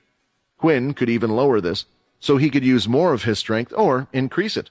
Before going into a match, he tested out the limiter for a while, practicing the martial arts move he knew, and it looked like it worked. You never fail to impress me, Logan. Finally, he was ready to start his first matchmaking session. As an A-rank traveler, Quinn would get him matched up with those at a similar level to him, but for now, he would be put against some rank Bs while the system was working out his correct ranking level, so the matchmaking would be fairer. When Quinn's body materialized, he could see himself facing a man who was completely clad in black armor and carried 2 small axes on his back. Noob fighter, Chad read. Is this my lucky day? I was on a losing streak. He checked his opponent's stats and saw that the noob fighter hadn't been in any fights, so he wasn't quite sure if he was lucky or not. I guess it's his first time playing, and I can take advantage of that. The match had begun, and Chad immediately threw out the small axe on his back towards Quinn. Seeing it, Quinn decided to dodge the first axe as he was still trying to figure out what ability the person in front of him had. The next second, another axe came towards him, and then several more were flying towards Quinn. Crap, Quinn thought, as he started to run around the place and head towards his opponent. Hey, this noob is quite fast, Chad said, continuing to throw multiple axes from his back. Although he only had 2 on him, his ability allowed him to copy and produce the same beast weapon he last touched. He continued to throw them towards his opponents, and when the 2 got close, Quinn managed to duck a wild swing from Chun and hit him in the stomach. The blow had done damage, but while falling, Chun picked up one of his axes that were stuck to the ground and dug it into Quinn's foot. If he wanted to get out of this, he would have to forcefully rip his foot from the axe.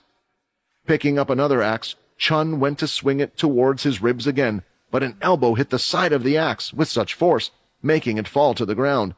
While Chun was slightly stunned, Quinn went to punch him in the head again, but Chun quickly rolled, avoiding the hit, and threw out an axe, hitting Quinn's other leg. I'm a rank B traveler for a reason. Don't underestimate me, Chun shouted. After a minute of intense fighting back and forth, a winner was eventually announced. Phew, that guy was tough for a noob. I'm surprised I won. His blows were so strong and he was fast. I guess it had something to do with his ability? Wait, did he even use an ability? Chun said, thinking about the fight. Meanwhile, Quinn was back in the lobby and looking at his game screen. So, my first fight was a loss, huh? Well, I guess setting it to 30% was too much to start with, Quinn said. After getting the go-ahead from Quinn that he was now allowed to travel to the vampire world, Logan wasted no time making preparations. In fact, he actually already had everything he needed with him packed away in a special robotic backpack. He would carry this on his back with the support of his little spiders, making it pretty much weightless. It was as if he always knew Quinn would say yes, but he was not to go on his travels alone. In a room placed away from the others, which needed a special pin to enter, was the new type of teleporter that would take one to the vampire world. If someone was to stumble and open it, it would be quite troublesome for them to find themselves in a strange place. Not that they could go through the teleporter anyway.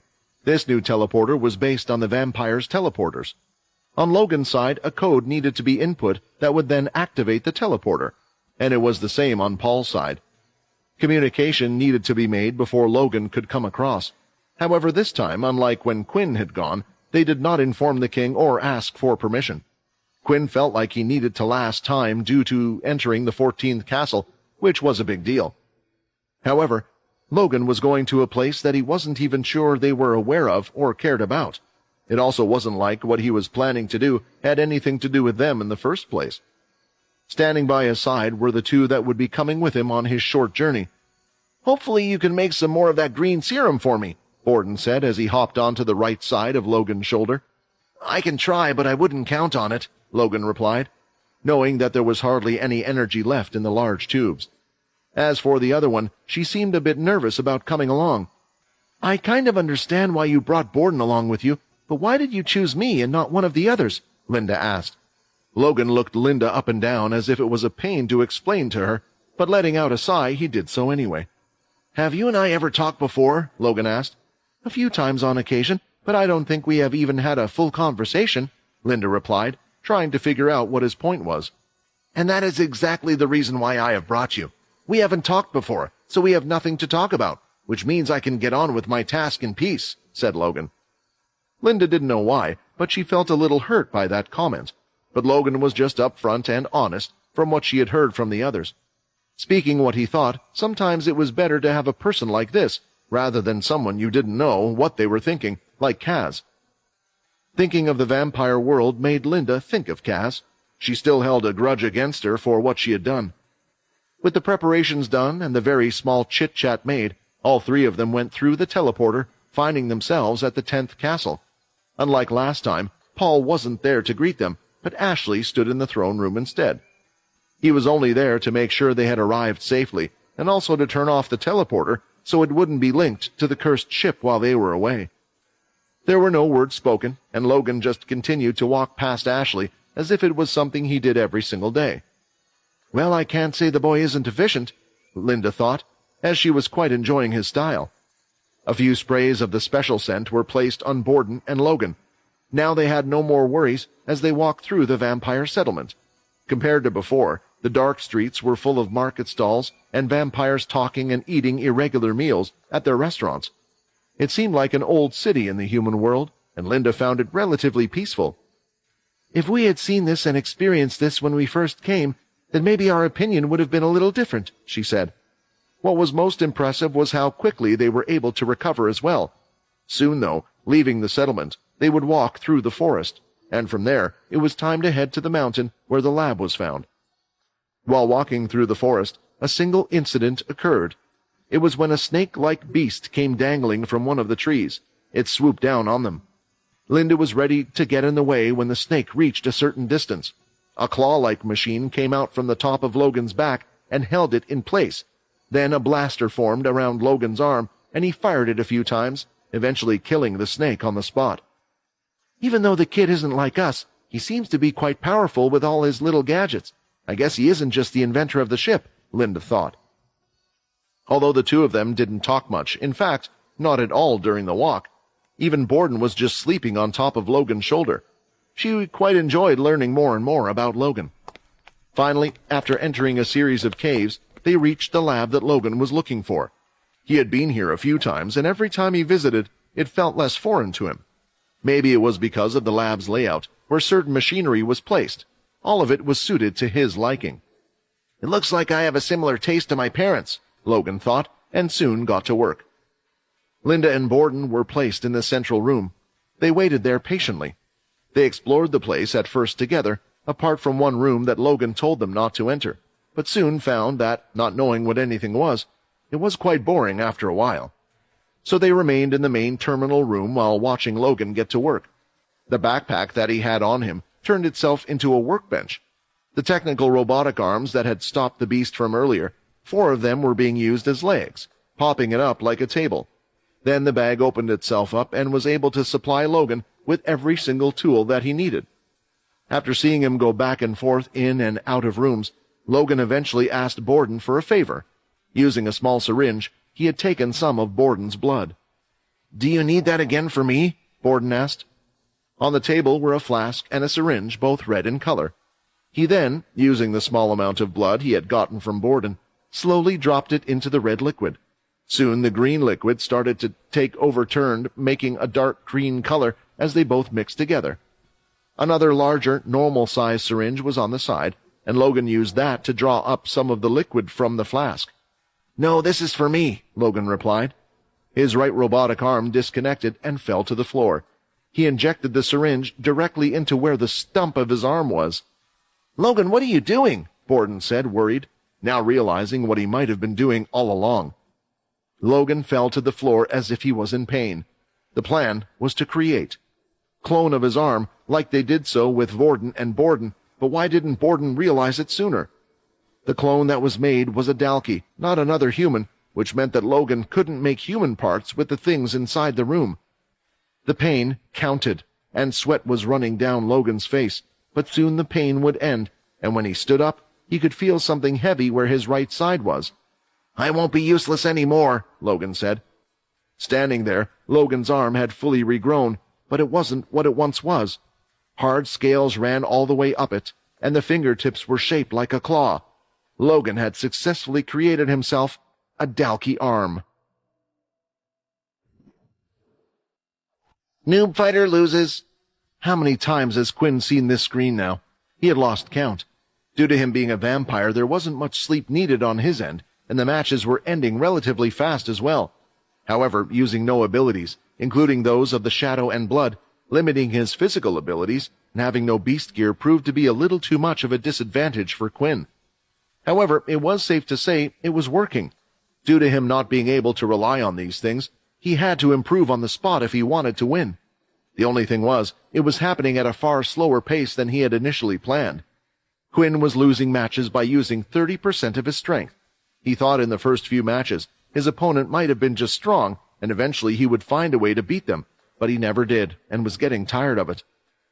In the next few games, Quinn decided that he would increase the limit by 5% each time until he eventually won.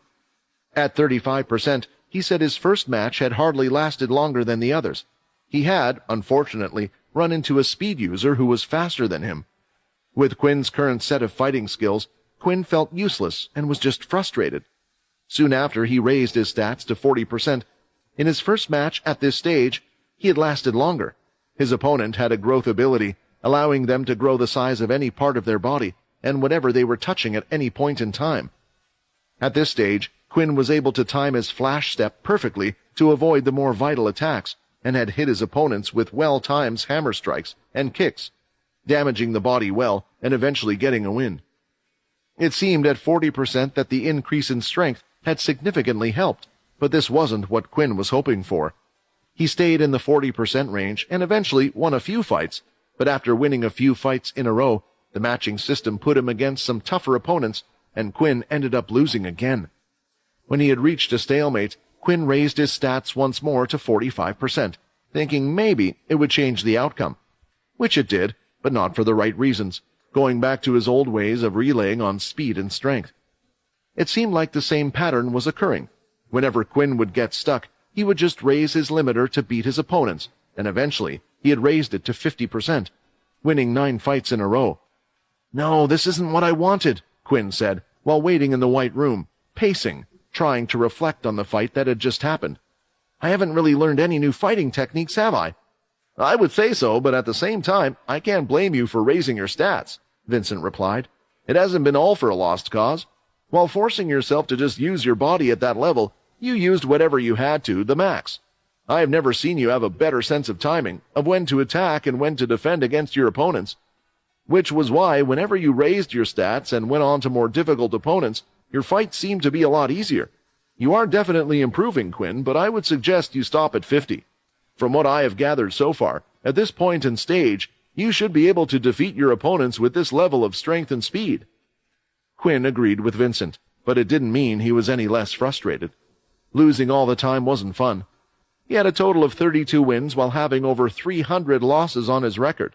He was hoping that as he got higher in the ranks, there would be those that fought better.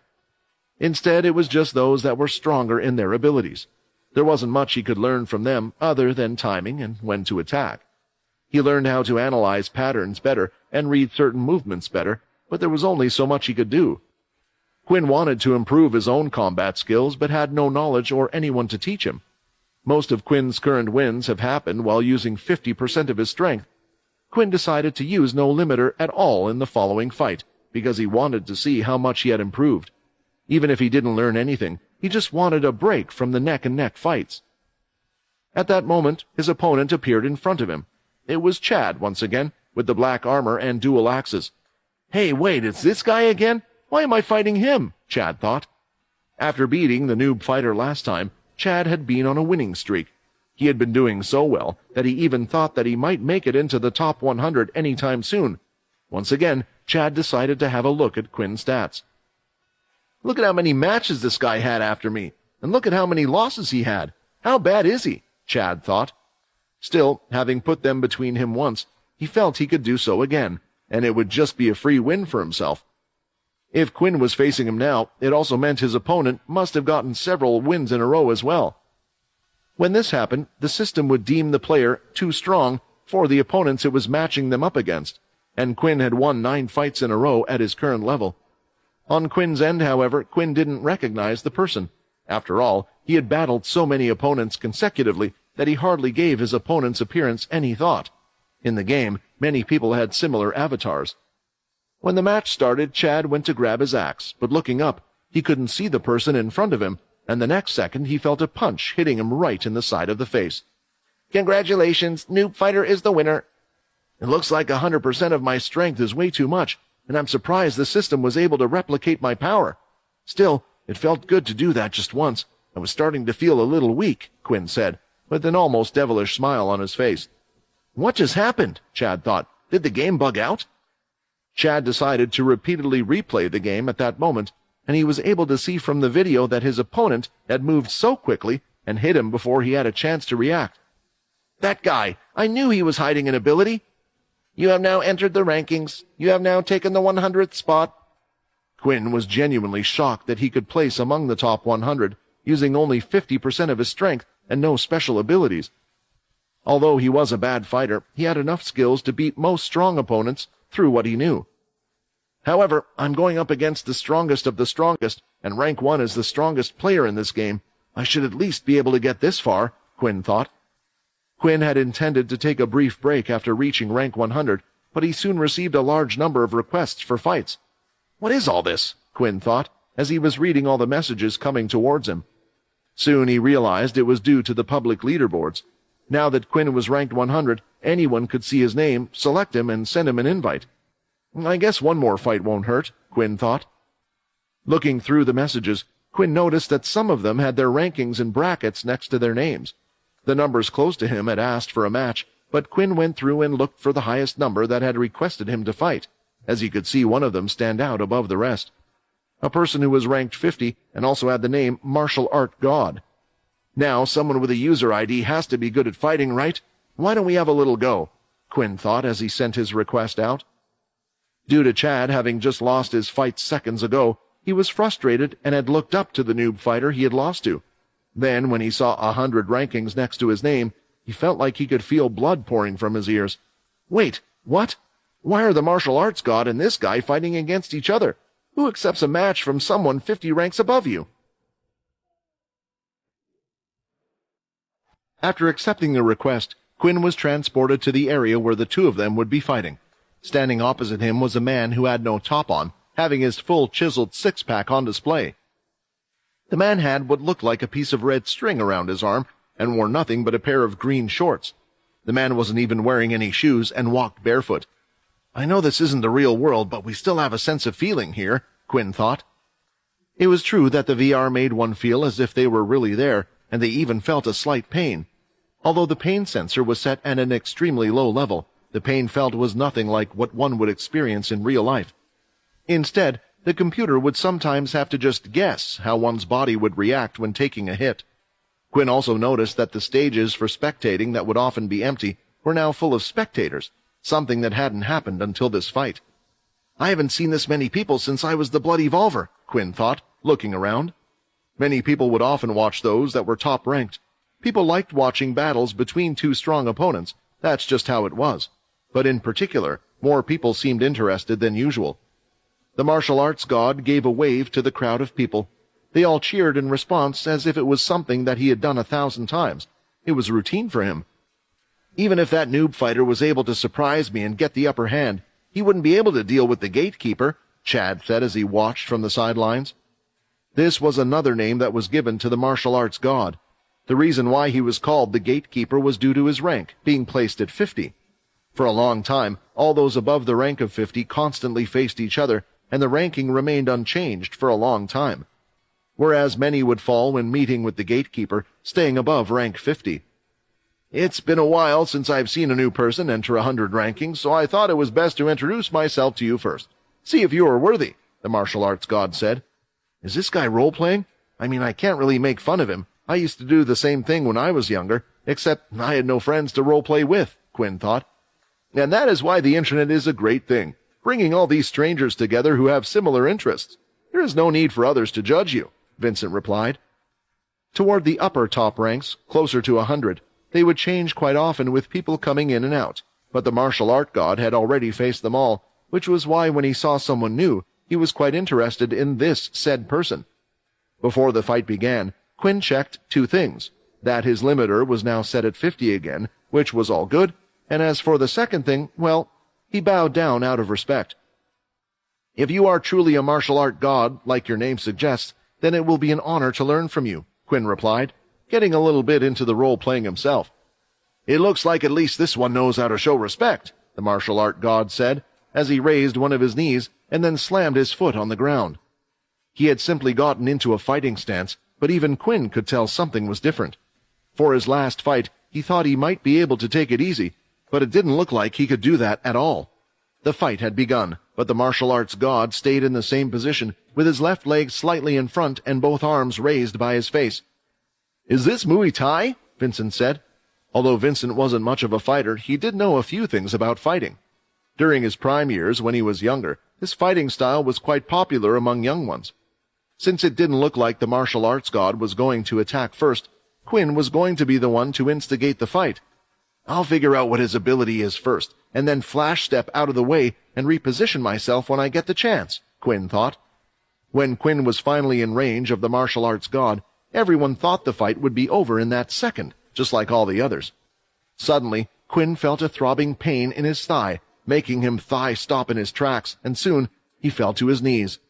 What happened to my leg? I didn't see him. But Quinn saw the next one coming towards him.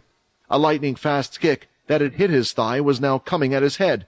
Seeing how the kick had affected his thigh like this, he thought lifting his arm to block the attack would do nothing. He would still lose the fight, and even if his body was great at recovering, his legs weren't good enough yet to use the flash step, so he did the only thing he could. A mistake! My legs have been conditioned to take out tree trunks, and you think your fist is going to stop my legs? Martial arts god shouted. However, Quinn's fist was no ordinary fist. How many times had he punched until his fist broke? How many times had he broken his arms from fighting to the death? His body wasn't human, and his bones had significantly strengthened. When the two collided, surprisingly to him and the others, the martial art god's thigh kick had been stopped. By now, Quinn had recovered and used his flash step to get behind his opponent and was ready. Learning his lesson from last time, Quinn attempted a kick instead of a punch, not wanting to get too close. Still, suddenly, a pivot from the martial arts god, and he was facing him once again. He had ducked under Quinn's fast-moving leg and then grabbed the back of his neck with both of his arms, locking him in. Putting his head down, Quinn's face was met with a knee, but it didn't stop there. The knees continued one after another.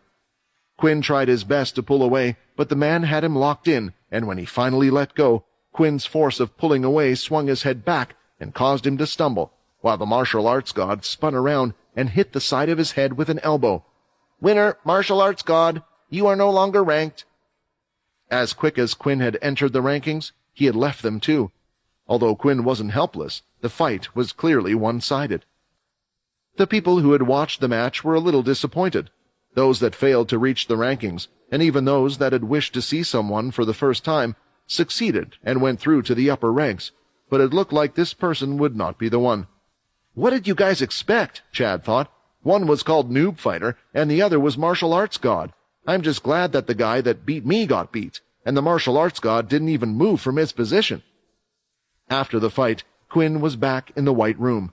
Rather than being upset by his loss, he was instead pleased. Finally, he had found what he was looking for. A person who excelled at fighting could teach him.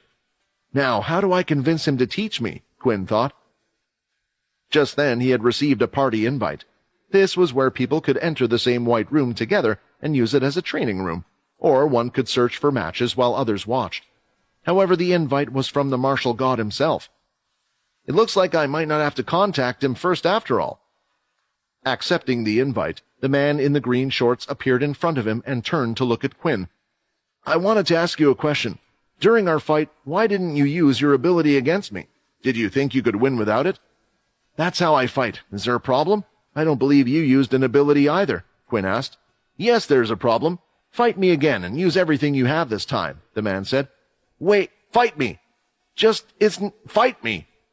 Quinn was a little frustrated with how this man was acting. He wouldn't let him get a word in. Should I just beat him and then ask him to teach me? Maybe he will respect me this way, Quinn thought, as he was getting ready to turn the limiter off. No, I have a better idea. The new fighter is now offline. There was a difference in the VR game compared to the real world. When Quinn just didn't want to deal with people, he could simply just log off. In the first place, Quinn had been playing the game non-stop for a while now. Although he was the type of person who could repeat the same task over and over again and not get sick of it, this session had gone on for a bit too long. Quinn, I'm a little confused. Why did you suddenly log off like that? Vincent asked as Quinn was getting out of the pod and giving his body a few stretches here and there. Wasn't your whole goal to find someone good at martial arts to teach you? He was right there. Don't worry, Quinn replied as he exited the room and decided to head off to his own living quarters. I've already figured out what type of person the martial arts god is. That person won't stop chasing me now until he gets what he wants. Even more so after what I just did, and I have an idea that just might rile him up even more. Once Quinn had entered his own room, he went to the desk that was placed in the corner. It looked plain, as if there was nothing on it, but once he sat down, a holographic keyboard lit up in front of him, and a wide screen appeared in front of his eyes. The first thing he did was look up videos about Muay Thai fighters. Quinn started to watch video after video on the subject. There were plenty of tutorials online, but it was safe to say that the martial arts god was leaps and bounds ahead of all of them. It was a shame, but traditional martial arts skills had diminished, especially since the introduction of abilities. Still, it had a bit of a resurgence based on other abilities, but new forms of martial arts were created to suit the beast weapons and take advantage of that power. Very few people use their fists to fight. After watching some videos for some time, Quinn took what he wanted from them. After downloading them onto his little wristwatch, he heads off to his own personal training room. The videos that he had saved, he played a few times while in the training room and slowly started to copy the moves bit by bit. Maybe there's a method to his madness, Vincent thought as he watched him. The fighting style was undoubtedly different from what Quinn was used to, and there were many points. The striking part wasn't so hard. He threw out punches, he did this enough, and he was also quite good with his kicks due to the military style of fighting. However, there was something different about the kicks in the video. The amount of weight and power was like that of a gigantic whip. The main movement he decided to focus on was the thigh kick. Having experienced it himself, he knew how effective it was. The other points of fighting style, such as using the elbows, knees, and grappling, were a little harder for him to grasp. Without fighting power, and just through a video, he couldn't get the right feeling, as Fex would say. Quinn went through each of the movements of the thighs kick slowly, and made sure he was standing in the same stance as the person before him. He also remembered well the viewpoint of the martial arts god. All right, let's do this, Quinn said, as he practiced the kick over and over again. While Sam was busy with his daily duties, he heard about a complaint while being on board the ship, that there was a loud, continuous bang. Worried that there might be some damage or something wrong with the ship, Sam had decided to go check out where the noise was coming from. Is there a reason you brought me along? Dennis asked as they walked towards the loud banging sound, which was getting louder and had a standard beat to it. "Have you seen those alien movies?" Sam chuckled nervously.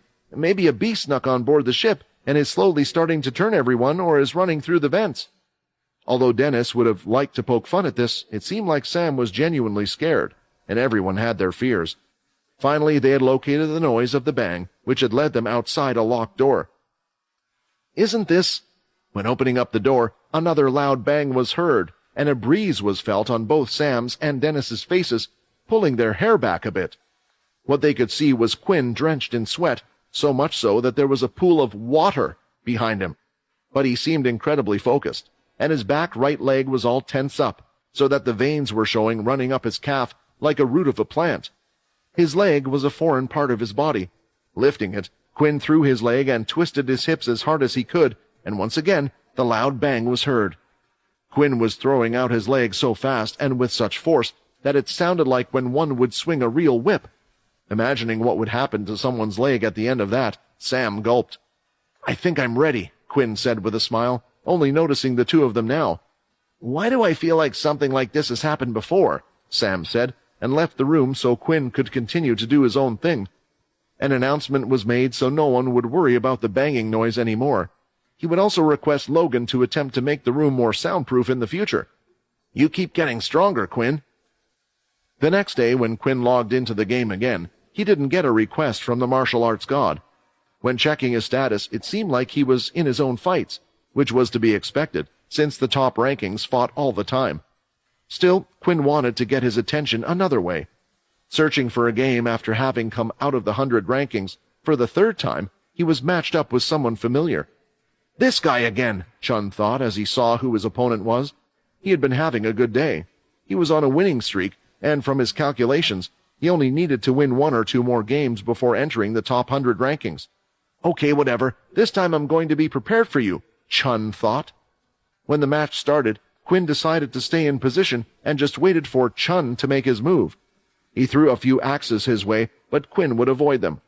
"I know you have the ability, so I'm not going to do what I did the first time," Chun thought as he took out both axes from his back and held them in his hands.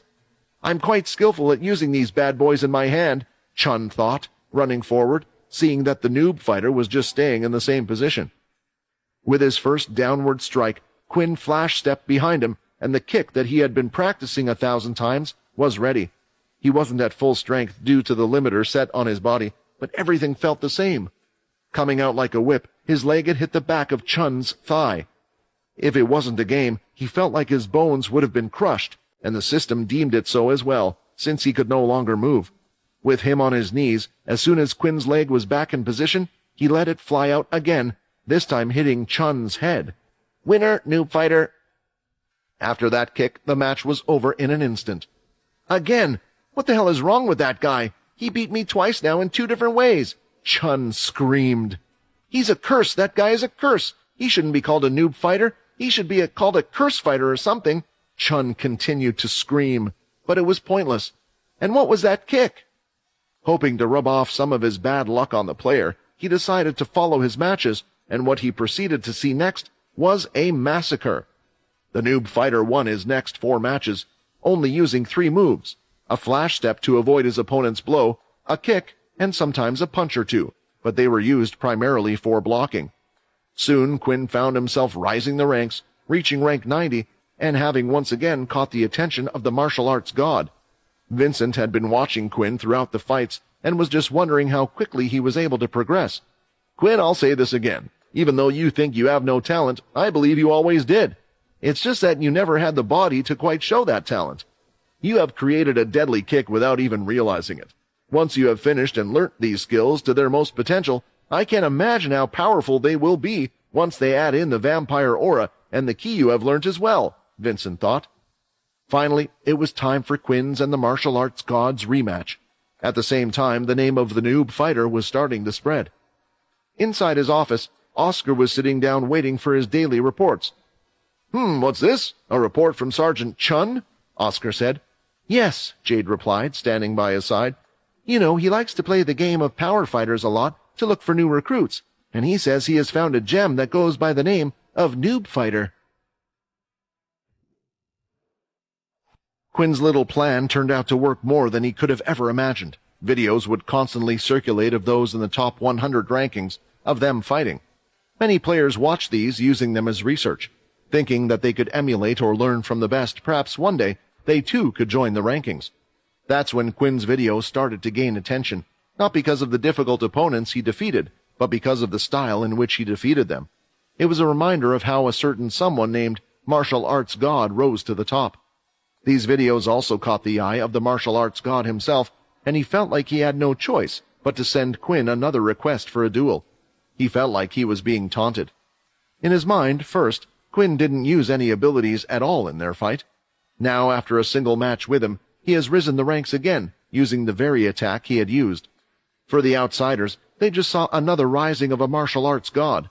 The spectators had increased significantly now that the two of them were facing each other again. In the crowd watching from the sidelines, a lot of the onlookers weren't currently looking at the two that were about to have a fight, but those that had come to watch the match. The most famous among them was ranked 10. He was quite a large male with red hair and had several scars on his body. To the audience, he was known as the Red Reaper, but in reality, in the outside world, his true name and position carried a lot more weight. Two fighters who don't use abilities and are in the top 100 rankings. Perhaps one of them is the key user that he is looking for. The man who was thinking of this was named Chris. Although he held a rank 10 position in the game, he held the number 1 position in the organization known as Pure. "I don't understand your actions," the martial arts god said. "You refused to fight me, and then you copied my technique like so. Even your stance right now is just a poor imitation of mine. Did you just want to get humiliated in front of all these people?" "No," Quinn replied. "I just want to see how far I can go." The response wasn't what the martial arts god expected. He shifted his feet and was ready. The fight had started, but neither one of them ran towards each other. Instead, they inched closer and closer. Each of them is waiting to be within range. The two of them were also of similar height and reach, so one didn't have an advantage over the other. When they finally reached each other's range in an instant, both of them went ahead with the same move, delivering the intense thigh kick. "They're both just as fast as each other, and they both look just as strong," Chris thought. The crowd winced in pain. Hitting one's shin on something alone hurts greatly. They couldn't imagine such strong hits banging into one another. A bang was heard, and at the same time, their feet went back to the position they were in previously. Still, the second they landed on the floor, they both went at it again, throwing their legs out and hitting each other's shins. Each time their legs would hit, the crowd wanted to look away, but at the same time couldn't keep their eyes off the scene in front of them. Neither person was backing down with each kick. "What is this guy's leg made of?" Quinn thought as he continued. Even though his stamina wasn't taking a toll, he could see that his game health was decreasing, and because of that, his strength was slightly suffering as well. Knowing that he would eventually lose this battle, Quinn decided to use the flash step to move behind. "Even if you pivot now, you will be off balance. With the kick I practiced thousands of times, it will reach him," Quinn thought. "Your kick is good. You must have practiced a lot, but I have practiced far more than you, and more than just one thing," the martial arts god said, moving back and causing Quinn's strike to hit nothing but the air. The only thing still standing, Quinn's back leg, was struck by another kick shortly after that. He was off balance, and his body had been swept off the floor. Soon he saw the white ceiling. Rolling off the floor, Quinn was ready for a close confrontation, as he knew the martial arts god was going to use this opportunity to clinch or do something else, and Quinn was right. He saw him waiting for him as he stood up and threw out a desperate punch, but the martial arts god grabbed it. He pulled Quinn towards him where he elbowed him in the face, then pulled his arm out, slamming down at the joint, popping it and breaking it. Right after, a kick to the knee caused his leg to come out, and standing on top of that leg, the martial arts god lifted both of his elbows and slammed them down on top of Quinn's head. "Winner, martial arts god!" For the second time, Quinn had lost, and the crowd cheered in response. In that fight, although the noob fighter wasn't using any type of ability, I could be wrong, but I think the martial arts god was. He would never have won this unfair fight unless he had ki, of course, Chris thought, smiling to himself, wanting to seek out this noob fighter. After the fight, Quinn once again received an invitation from the martial arts god. This time he was prepared for his stubbornness, and he was hoping their conversation would go the right way. After accepting, he had been transported to the same room as Quinn. "So, will you listen to me now?" Quinn asked. Ignoring everything he said, he asked his own questions. "Are you really dedicated to not using an ability?" he asked. "For this game, yes. I want to use only my fighting techniques. I saw your skills and was hoping to learn them myself," Quinn admitted, hoping it was enough. "I hope I impressed you today with my skills," Quinn smiled. Hearing this, the martial arts god smiled back. "Maybe you're the one. Let's see how you will progress." Quinn's plan had worked. Knowing his character and how he was into role-playing, Quinn just had to imagine him as some grand master.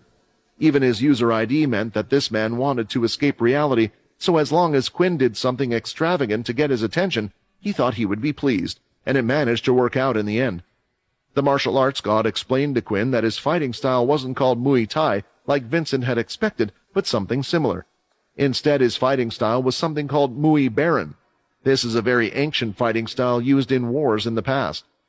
It was a title given to those that were to protect the king, and a fighting style used to kill its opponents as quickly as possible. Later on in life, the sport was banned, so not many people chose to learn it, but the skills continued to be passed on, and the martial arts god believed he was the only person who still knew all the skills of Muay Baron. As usual for Quinn, he was able to pick up on the teaching process right away. The martial arts god didn't say much, so Quinn didn't realize how much he had progressed until he had joined the rankings once more. He fought using the techniques he had learned, rising through the rankings, and people wanted to know who he was, if anyone had any idea about him. But no one knew. The more Quinn won his matches exclusively using the martial arts god's skills, the more the people took a liking to him, and eventually, after reaching rank 60, the inevitable had happened. For the third time, Quinn had been matched up with the martial arts god, who had been his teacher for the last couple of days. It was unknown to those in the game that the martial arts master had become Quinn's teacher.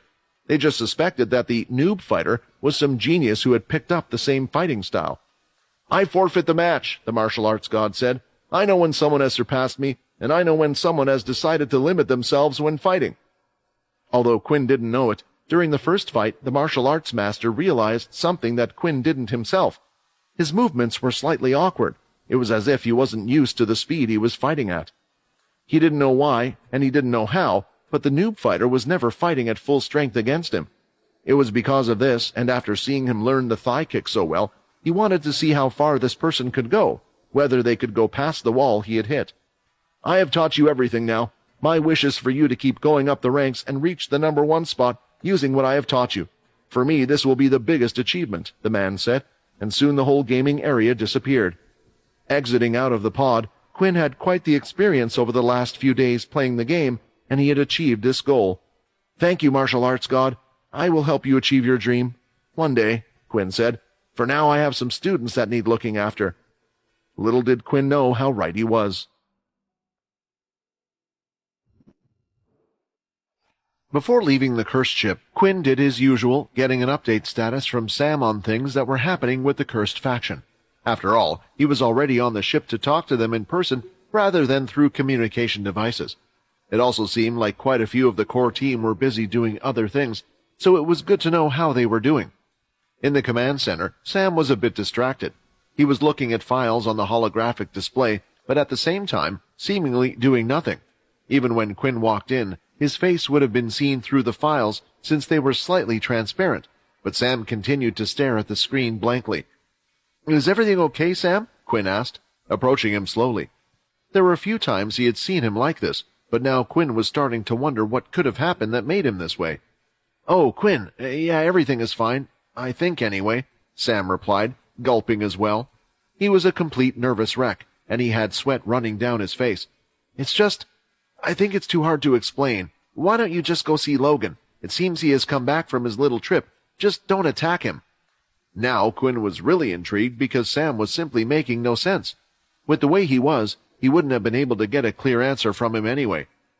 "Don't attack him? Why would I ever attack Logan?" Quinn thought, walking ahead to the research lab. When he entered, he could see Logan busy working away as usual, and at the same time, he had his robotic arm covering most of his right arm, although it did seem a little bulkier than usual. Did he want to get that fixed? Quinn thought. "It seems you keep getting faster every time I see you," Logan said. "This arm is a little difficult to control." "About that," Quinn said, "why did you make a bigger arm? Weren't you going to replace it?" A few seconds later, small bits of steam were seen escaping from the robotic arm. It split apart in half and fell to the ground, revealing what could be seen underneath. A dark black arm with several scales all over. His fingers were larger than those of a human, with fingernails that acted and looked more like dragon claws, although they seemed to have been shaven down for easier use. "Logan, what the hell did you do? You said you had it all under control and you would be fine. Are you now a Dalky? Why would you want to do that to yourself?" Quinn couldn't understand at all. Surely Logan would have been better with a robotic arm, and if he could recreate a Dalky arm, why couldn't he recreate a human arm? "Quinn, I do have everything under control. I did this to myself on purpose. As to your question of why, everyone has sacrificed so much. How many people have you turned away from due to their wanting power? Isn't this the same? This way I can finally be of help. I haven't lost my ability either. They have made their sacrifice and I have made mine." In a way, Quinn understood what Logan felt, but he just didn't realize that Logan felt this way. He never thought Logan wanted power, and he was always a big asset to the cursed group, but he had failed to realize how much Logan felt like he wasn't a part of it. "Besides, I am plenty human. I have put in measures that make it so the Dalky blood can spread to my body. It also seems to be less contagious than vampire blood, which rapidly changes one's body," Logan explained. Looking at his arm, Quinn could see that halfway up past his elbow there was what looked like a small little metal brace that was almost a part of Logan's arm. Below it, the arm was all Dalky, while above it was all the rest of Logan's body. "I thought about it for a while, but perhaps if my parents didn't just rely on their brains all the time, they would have been alive today. I need something to at least protect myself." Quinn couldn't argue with that. Although he wanted to protect everyone, there would definitely be times that he couldn't. "So how is the arm?" Quinn asked out of curiosity. "Why, don't you see for yourself?" Logan said with a smile, and in the next second, Quinn could see a fist coming towards him. His reaction was good, and he had blocked the hit, holding his fist in place, but Quinn's hand was shaking from the sheer power. "It's strong.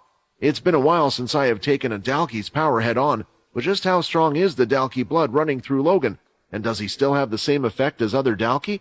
Quinn wondered. "I know what questions you want to ask, but I still haven't figured out everything myself yet. I need to get used to the arm first, and then I will be able to provide you with your answers." Letting go of the punch, Quinn looked at the arm one more time. "You're one crazy guy," said Quinn. Logan retorted, "I believe that I am not as crazy as a certain vampire boy," and then resumed his work. Meanwhile, back on Earth, inside the beast weapons class, Quinn's students had just entered and were a little depressed. The energy was low. Of course they would be, as their substitute teacher Aiden had constantly been telling them every day how horrible they were, how they had weak abilities and were even useless at fighting. The beast class was their one remaining chance to be respected by the outside world, but now they were also being told that they were terrible at it. Aiden was in charge of 2 beast classes and was in charge of the Earthborn classes, so for today he decided to bring in 5 students from his main class. "The reason I have brought these guys in today is to show you all just how far apart you are from them. You guys need to work harder. Remember, you will be fighting soon for points for your house. In return, these points will be used to upgrade your dorm facilities, and those who contribute the most points for their houses will be gifted with high-level beast crystals." It appeared that Aiden had received a call just as he had finished speaking. "What happened?" he shouted over the receiver. He quickly walked over to the 5 students that he had brought with him. "All right, I have to go for just a short while, but I'm going to leave you in the hands of Zhen here and the rest of them. Show them what you got," Aiden said, quickly leaving the room. The kids stayed in their positions, waiting to see what the kids up front would do. There were 3 boys and 2 girls. Zhen looked the most confident out of all of them. He had bushy but straight eyebrows, and his hair was neat, sticking outward slightly to the side. He had a pair of strong shoulders on him, and always had his beast sword by his left side. As for the others, one of the boys who were with them was Erlin, who was no longer his former self. His eyes looked dead and didn't even look like he cared that he was there. "All right, everyone, you heard what the teacher said, but let's be honest. What can we really teach you in such a short amount of time?" Zhen said, raising his shoulders. "Let's face it, if you choose to fight, then you will only get a beating, and the last thing we want to do is be called bullies. So I have an idea. At this event, there will be 3 groups, the Earthborn group, the Greylash group, and yours. So what I'm going to ask of you guys instead is just lose convincingly to us on the day. We won't hurt you guys when there is no need to, and you can let us be just a competition between the Earthborn and the Greylash group. "What do you say?" he asked. When speaking, Zhen didn't say these words in an arrogant tone. Instead, he was talking as if he was genuinely concerned about the students and was doing them a favor by coming top with this deal. Because of this, a lot of the students were starting to think it was a good idea. They didn't know the strength or skills of the other students taking the Beast Weapons class, but due to how much Aiden complained about their skills, they thought it was a lost cause. "Are you really that strong?" a voice from the student said. "You don't even know if we are weaker than you. You just looked at us and assumed. Besides, isn't this military training for fighting against the Dalki? Do you think we can really just say to them it's okay, we will let you win? No, we can't. We fight so we can get better," Shiro said. The smile on Zhen's face stayed present. "I just wanted to help you guys," he said. "You don't need to take us up on our offer. And about what you said earlier, let's see then. Why don't we have a duel if you really think we are on the same level? Maybe you're right, and I was just being too cautious." As Zhen said these words, Erlin walked forward and grabbed Zhen by the sleeve. "Don't do it. Leave that kid alone, Zhen. Trust me. It's not worth it. You don't know what will happen if you mess with these kids." Pulling his arm away and out of Erlin's grasp, he whispered in his ear, "You've changed, Erlin. I know you were some big shot in the elemental class, and I don't know why you decided to move into the beast weapon class, but I and you are not the same. I don't rely on my family's power," Zhen said, walking away and up to Shiro. Erlin started to shake again, not because of what he thought Zhen would do, but because of what he feared Hardy might do. "Hey, you two girls, you saw that I took no part in this. Make sure you remember this," Erlin said. In the beast class, Erlin and Zhen seemed to be disagreeing about something. Shiro had confidently walked up to the walls and went ahead, grabbing a pair of dual short blades, one held in each hand, and walked to the center of the room where everyone had already spread out. To Zhen, it was clear that he had accepted his challenge, and he too decided to ignore the warning given and walked out to the center of the room. There was no officiator, no ref for this fight, just a match between students who were using beast weapons. "Hey, don't you think we should try to find a teacher or something? This could go bad. If anything happens, there is no one here to stop the fight," Venus asked. Venus was with Swin as usual, and the two of them looked around the room to see if anyone else was going to get a teacher. At the same time, they were worried that if they left, things might just get out of hand, and backup from the two of them was needed. "If anything happens to Shiro, we have to back him up like he did for us at that time," Swin replied. He pulled out his own sword from his sheath. It was constructed with high-quality components. The hilt's beast parts showed that it was most likely an intermediate weapon. Compared to all the basic tier weapons that had been placed on the wall, this was quite an achievement, as it meant that this was Zhen's own proposed weapon that he had brought in. The swords were something between a short sword and a long sword. Not too heavy, but still carried decent range, ready to be held in both hands for extra power, or a single hadn't for more options and flexibility. Activating the beast weapon, new energy was felt moving into his body. He was now stronger than before. Activating a beast weapon to be used to its full potential and gain its stats didn't always show a sign. However, some weapons would light up when active. They even had beast training balls that would change color once they sensed the person had activated them already. Seeing the weapon in Zhen's hand, Shiro's confidence swayed a little, but he gripped both of his swords tightly and knew he had to have confidence in himself. Shiro's opinion did change a little after meeting with Quinn and Syl. He no longer worried about which weapon would suit the ability he would get, and just tried using the best weapons or weapons he could at the time, and that's when he found the dual swords. Compared to other weapons, activating two of them gave a slightly better boost, and while the strength they provided when used wasn't much, the speed made up for it. The fight had begun, and Zhen was seen walking confidently up to Shiro as if he didn't have to worry about a single thing. "Let me show you the difference between our class and yours. There is a big difference between us. We know how to use the active skills in our weapons. This alone gives us a huge advantage," Zhen said, using his top speed to dash toward Shiro. To the students watching, this was impressive, and it was the first time those from Quinn's class had seen a beast weapon fully active. "This is how much speed one can gain from beast weapons?" a student asked, but was more amazed at the same thing. However, when Zhen got close and swung his sword sharply and confidently, what he didn't expect was it to be blocked by one of the shirt's swords, and before Zhen knew it, the other hand that was free and had a sword was swung at his side, hitting him against his armor. Even though he was wearing armor, the strength of the strike hurt him, and Zhen couldn't help placing his hand over where he had been hit. You lied! You already know how to activate your best weapon, Zhen complained, still holding on to his side. I never said that we didn't know how to activate the power of the beast weapon. Hearing Shiro's reply, they had an idea of what had happened. Although Zhen had activated his, and he should have had more power and strength, so did Shiro, allowing him to block the attack and hold it. You, Zhen said, placing his other hand free forward. Do you know why I only hold my weapon in one hand? It's so I can still use my ability. Before Shiro could move, he felt something wrapping around his arms and legs.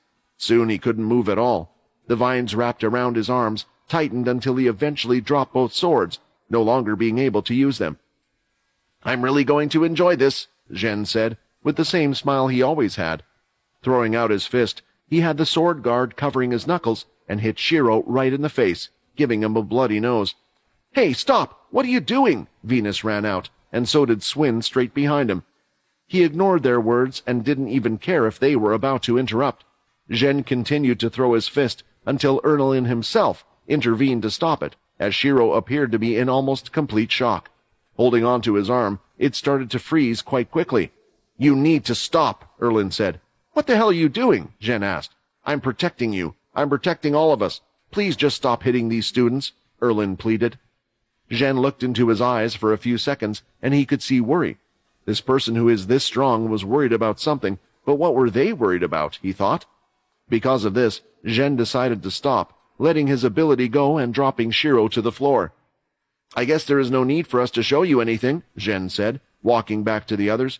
You already have someone that knows how to activate beast weapons, so why don't you ask him?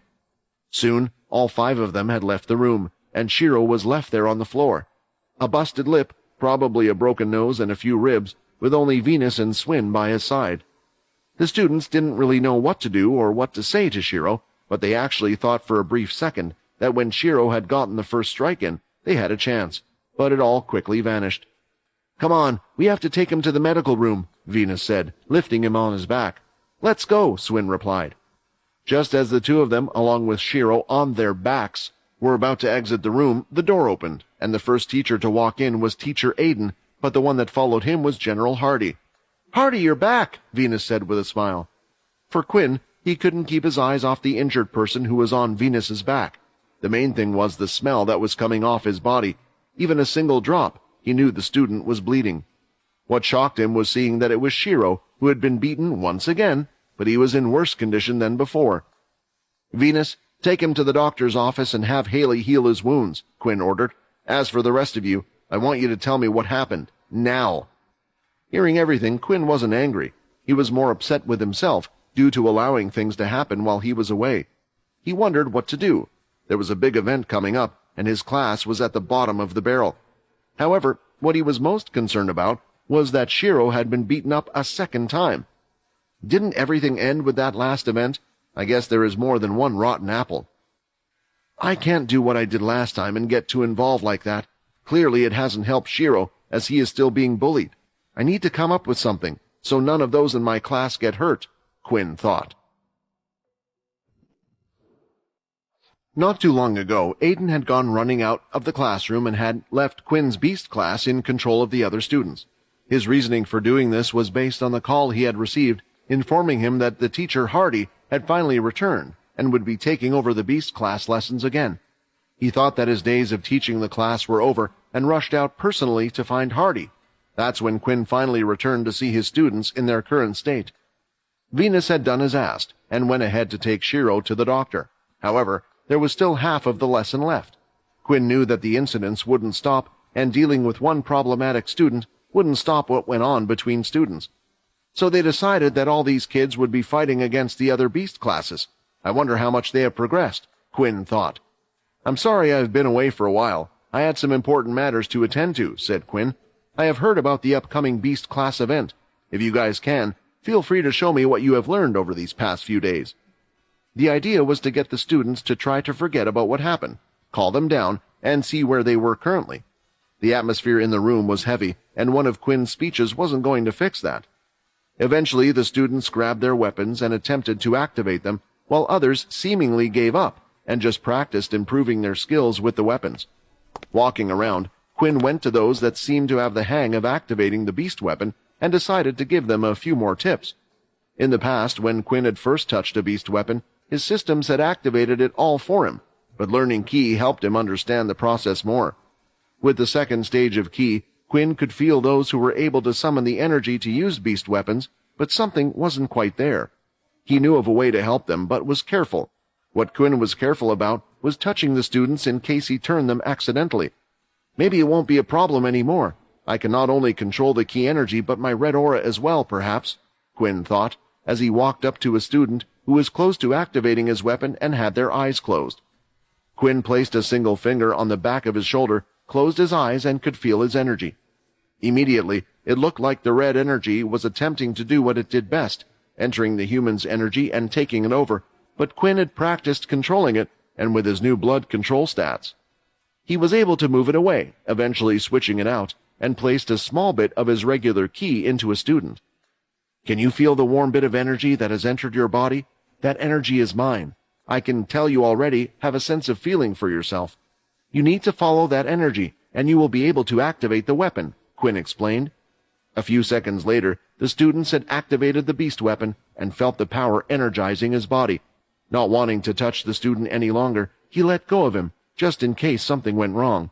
I did it, the student yelled. I finally activated the beast weapon. Everyone could see the student shouting with joy and the teacher Hardy behind him. So many of them had struggled for so long, and after one lesson of Hardy's returning, a student was successful in activating their beast weapon. Is he a miracle worker? Maybe he can help me as well. Ah, man, I liked Aiden at first, but he turned out to be an arse, another student commented. Soon all the students were calling Quinn, asking him to help them out next. But there were over 100 students, and some of them weren't quite at the stage this student was. Even if they all learn to activate their soul weapons, they won't be ready for the fight in time. I need to do something else. Quinn started to think. Don't you think that what you have done is a little dangerous? Vincent asked. Touching that boy, you could have turned him here in front of everyone.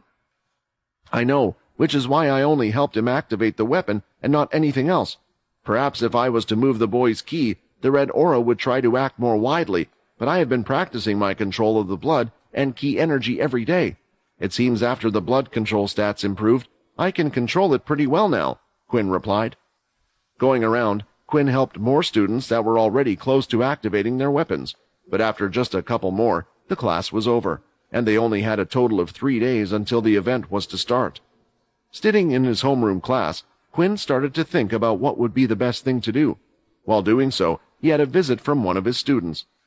I brought him here because I thought you should know he is all healed up, Haley said, as she pushed Shiro forward. She looked at Hardy for a few seconds and wondered if she should warn him about how the other teachers were planning something. No, it's not my place to get involved. Those generals aren't idiots. They wouldn't do something that would hurt the students, Haley thought, and was off. Shiro, you are free to go as well, you know. You don't have to give me a report. Swin and Venus already explained what happened, Quinn said. However, Shiro stood there by the door, not moving forward. Although Shiro and Quinn were similar in many ways, Shiro lacked the confidence that Quinn had. Maybe Quinn would have been the same if he had never gotten the system, just getting frustrated more and more as he felt helpless each time he was beaten. Standing up out of his seat, he started to walk over to Shiro. You know, when I went to military school, I also joined the beast class, and although you were in a bad state, I believe I was in an even worse state than you. I had been stabbed right through my stomach. The other students had staged it to look like an accident, but luckily the teacher I had at the time knew otherwise. Stabbed, really? Shiro thought, imagining the pain. How did you survive that? You know who I am now, so you should also know that I'm not that much older than yourself. I just look kind of old. The doctor I had when I attended school is the same one that you have now. The more Shiro learned about Quinn, the more he couldn't believe it. Of course, after he had found out that Hardy was actually the leader of the cursed faction, Shiro went to do his research. A student who had no ability rose to the top in such a short amount of time.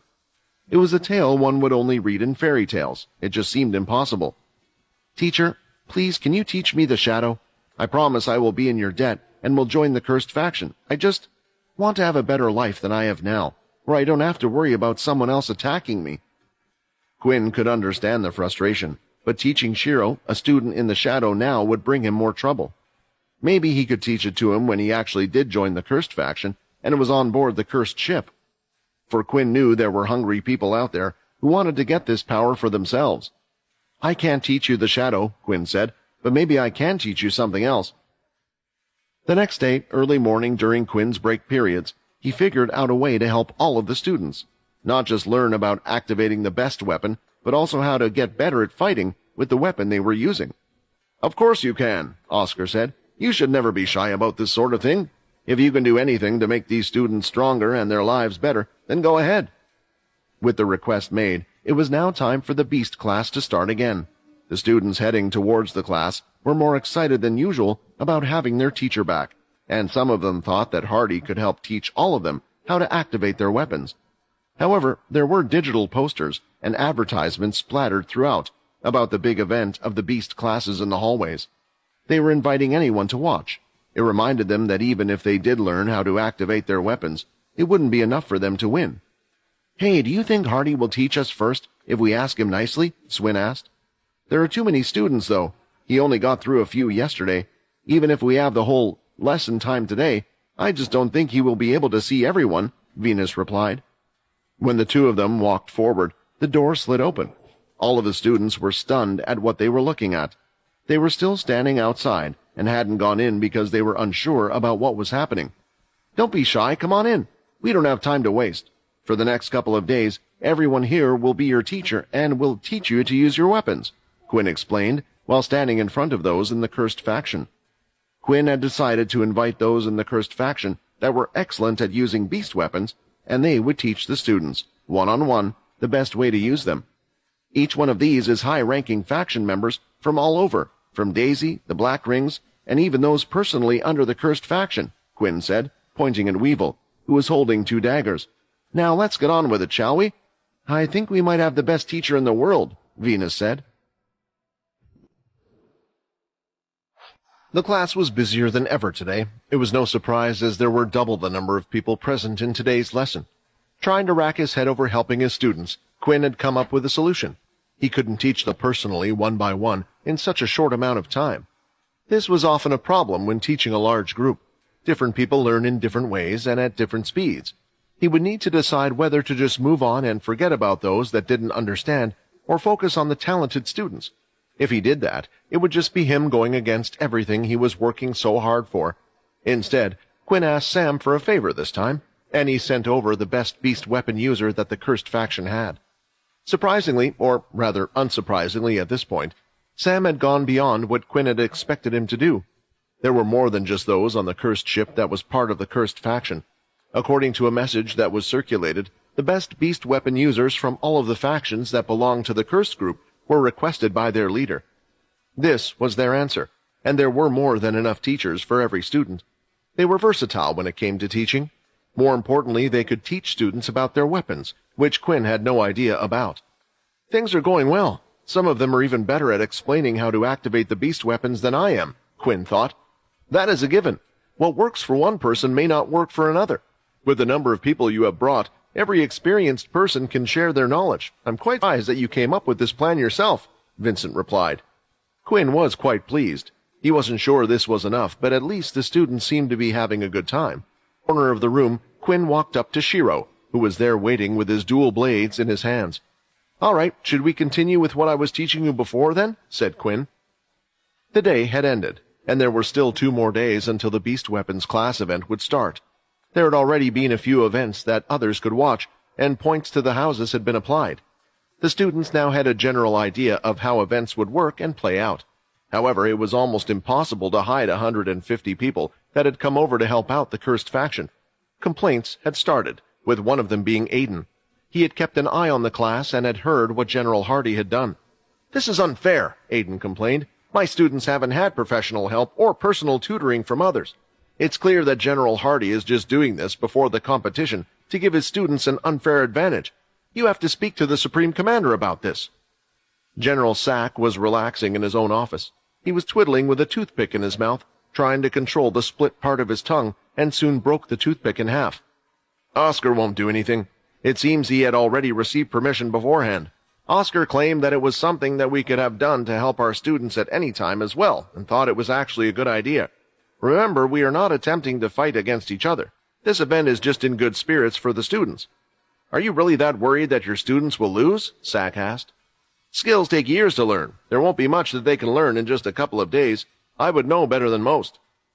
They weren't the only people displeased with what was happening either, as the students from the other classes felt it was unfair. All of their complaints had fallen on Aiden's ears. Teacher, can't you do something like that for us? Invite some of the strong ones from the military? Yeah, aren't you some respected sergeant like you keep telling us? You should know some people, right? However, it was harder than expected to just invite people. Even people in factions, those in the military, all had important jobs to do. The only thing Aiden could think of was to try and hire some people from a faction linked to the Earthborn group. However, hiring a personal tutor for each student would cost a fortune and would just be a waste of time. He couldn't even imagine how much Head General Hardy was paying those people who missed out on 2 days of hunting. There are probably just some F&D rank travelers from the factions, he thought. Don't worry about anything, Aiden said. The reason why they need to do this in the first place is because of how bad they are. You guys will win this with ease. You can even ask Jen and the others. They saw what they were like. Jen nodded confidently. Teacher Aiden never told anyone about what he had done. Quinn didn't bother to report it, for he and Shiro were planning their own personal revenge. It was the last day before the event, and Quinn could see that everyone had improved by leaps and bounds. Having a personal tutor was like a shortcut, making sure the students didn't make the same mistakes they did when they were younger. The most important thing was that they were all experienced fighters, teaching them fundamental ways of fighting. Are you sure what you've taught me is enough for me to beat an ability user and one of the top ones as well? Shiro asked, losing a bit of self-confidence as the days leading up to the event were upon them. Of course, I can't guarantee you will win, Quinn replied, but that is the same if you add any other ability. Just because you have a strong ability doesn't guarantee one to be better than others, but what I have taught you is something that can match up against any top ability user. You want to make an impression and prove everyone wrong, right? Then what better way than to beat one of those high-ranking ability users without an ability at all? Let's show the whole school that they are wrong to look down on those with no ability, Quinn said with a smile. With the final day of training done, Quinn had all the students thank everyone for their hard work. After all, they couldn't stay and teach the students forever, but it was a great start. The tips they learned today would help them grow in the future, and now not a single student didn't know how to activate a beast weapon. Once all the students had left, Quinn also didn't forget to thank everyone in his faction as well. All of you have helped me when asked, and I don't want you guys to think that I have done this without paying any of you a favor back, Quinn said. If any of you ever need help in the future, please don't be shy to ask. I can't help if I don't know what the problem is. Not just because of what he had just said, but also because of the actions he had taken. Those who didn't know Quinn that well and were from the other factions were beginning to respect him more. Some of them believed they were being asked to defeat a powerful beast of demon tier. Sam had even agreed to compensate them, as if they were doing so with credits and beast crystals.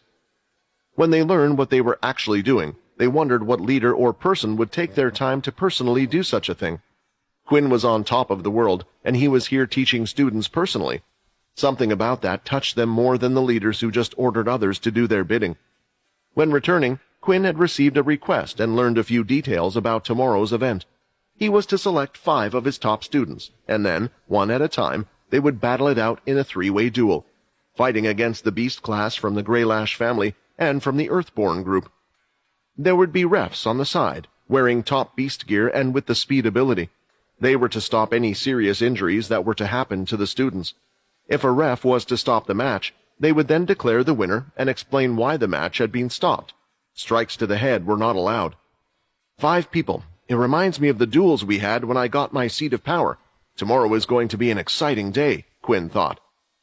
Finally, the day was upon them. The Beast Weapons class event would be starting soon. All of the school buildings surrounded the large green field that was placed in the center. It was where the students had their opening ceremony and also where they met their head generals for the first time. Last time, a makeshift stage was built.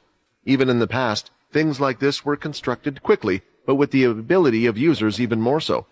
Today, when the students woke up and looked out of their windows, they could see a large, almost Colosseum-looking stadium. It certainly wasn't there just the day before, but the students knew why it was there today. Because the Beast Weapons class would be having an event to display to all the others. All students were told to attend. It was compulsory even though some weren't particularly interested in the event. such as those in the elemental class who rarely used beast weapons. Still, it would be quite the spectacle to watch, and events were always entertaining. Early in the morning, the seats in the stadium were starting to be quickly filled. Each section was filled with certain classes, and their homeroom teachers would be there to lead them. Not everyone who was in Hardy's homeroom class was part of the beast weapons class, and they were being led by Haley today instead. As for the teachers who didn't have a homeroom class or were in a higher position, they were told to enter at a later time and wouldn't be sitting in the stadium seats, but instead would be in a special area right on the ground floor of the arena. Here they could see all the battles up close and personal behind strong reinforced glass. This glass screen and area went around the entire stadium, letting one view it from any angle they wished. "Hey, there are a lot of people here today. I kept my eye on some of the teachers that work at this school, but some of them I've never seen before," Fex said, who was currently in the special glass area hoping to mingle with others, but he ended up walking with Peter and Helen as usual. "That's because not all the teachers are there. They invited some senior military officers who are not enrolled at the school, and it appears that a few minor faction leaders were also invited," Helen explained. "Who cares about them? We are just here to watch Quinn's class perform," Peter said. "Hey, aren't you meant to be in the stadium with your homeroom class since you're a teacher's assistant?" Fex asked. Peter shrugged his shoulders. "The teacher never asked for my help, so I guess I'm not needed." For a brief moment, Fex felt sorry for Peter's students. Not too far from where they were, there were also the head generals of the Earthborn group, Samantha, Inu, and Sak. "Any ideas as to when you plan to do something about that, General Hardy?" Inu asked, still feeling anger in his body every time he was reminded of the humiliation he had received in front of all the others. "Patience," Sak said. "We can't just go after him. Remember, all of us are meant to be working together, and that wouldn't exactly promote unity. If I see the opportunity, I will make sure to take it." Hearing all of this, Samantha wasn't exactly pleased that the other two were still planning something. Of course, what happened to them was humiliating and embarrassing. Maybe she was only okay with Hardy because she hadn't been humiliated. And she was starting to think that with everything Hardy had been able to do so far, she was afraid he would be strong as well. Oscar was presently speaking inside the arena about what would happen today, now that all the students and visitors had arrived, while also generally surveying his audience to see how the students were doing. "Some of you may not realize the importance of beast weapons, but today I hope this will change your mind. After all, remember," Oscar said as he pulled out the demon tier ice sword from his back, "it was because of these beast weapons that we were able to match the Dalkian strength." The students were amazed as they saw Oscar bring out his demon tier weapon. It was as if they were looking at a grand treasure. Although some students didn't care much for beast weapons, a demon tier beast weapon was something that everyone could respect, because it even increased Oscar's strength greatly, even though he was an elemental user. "Now let me introduce you to the 3 teachers of the beast weapons classes," Oscar shouted. The first one to walk out onto the arena floor was Aiden, and behind him was his class of beast weapon users. They had literally come out of the arena floor, as a hole in the ground was seen, and slowly rising to the top were he and his students. When they arrived, they decided to put on a little show. Several sword users spin their bodies in synchronization. Ability users cast their powers above, displaying a vast number of different colors, and even more with students using their weapons together. It was quite a show, and when they were done, the students watching all clapped in appreciation of the display.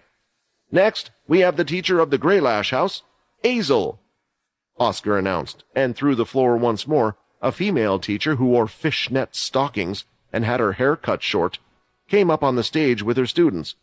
"How come the Greylash family are even teaching beast class lessons?" Fex questioned.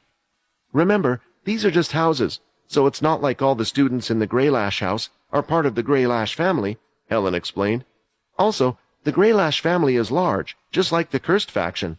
Over time, they have absorbed strong factions to work under them, just like the Cursed have the Daisy faction. So, of course, they would have weapon users under them." In contrast to the other houses, the Greylash House was perfectly aligned and did not budge from its position. Although the students practiced this as part of the military from time to time, the others could tell something was up. It was almost as if the students were afraid to act, thinking something might happen to them. "Lastly, coming onto the stage is the class led by the head general of the Cursed House, Hardy." Lastly, Quinn and his students were raised, but unlike in the other 2 houses, his students seemed more normal. They didn't have a fancy show, and just looked nervous looking at everyone watching them from the stage. The 3 refs from each house walked forward. Sergeant Fay, who could move quickly, and 2 other people from houses Quinn had never seen before, were on his side. Soon after, Quinn was to leave the area, and he would take all the other students to the class viewing area with the other teachers, while those that were participating were to remain on stage. "Good luck, guys. Remember everything everyone taught you. They will be watching," Quinn said, walking away.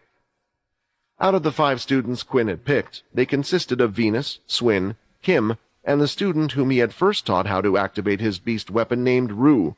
The last person who had also been selected was Shiro.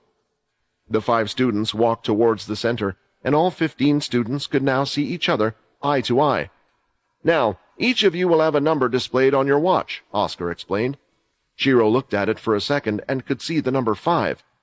"When you are not fighting, you are to wait with your teacher in the viewing area. A countdown will begin when your number is called. All those students with the same number will enter the arena, and the duel will begin immediately. So remember your number well," Oscar said.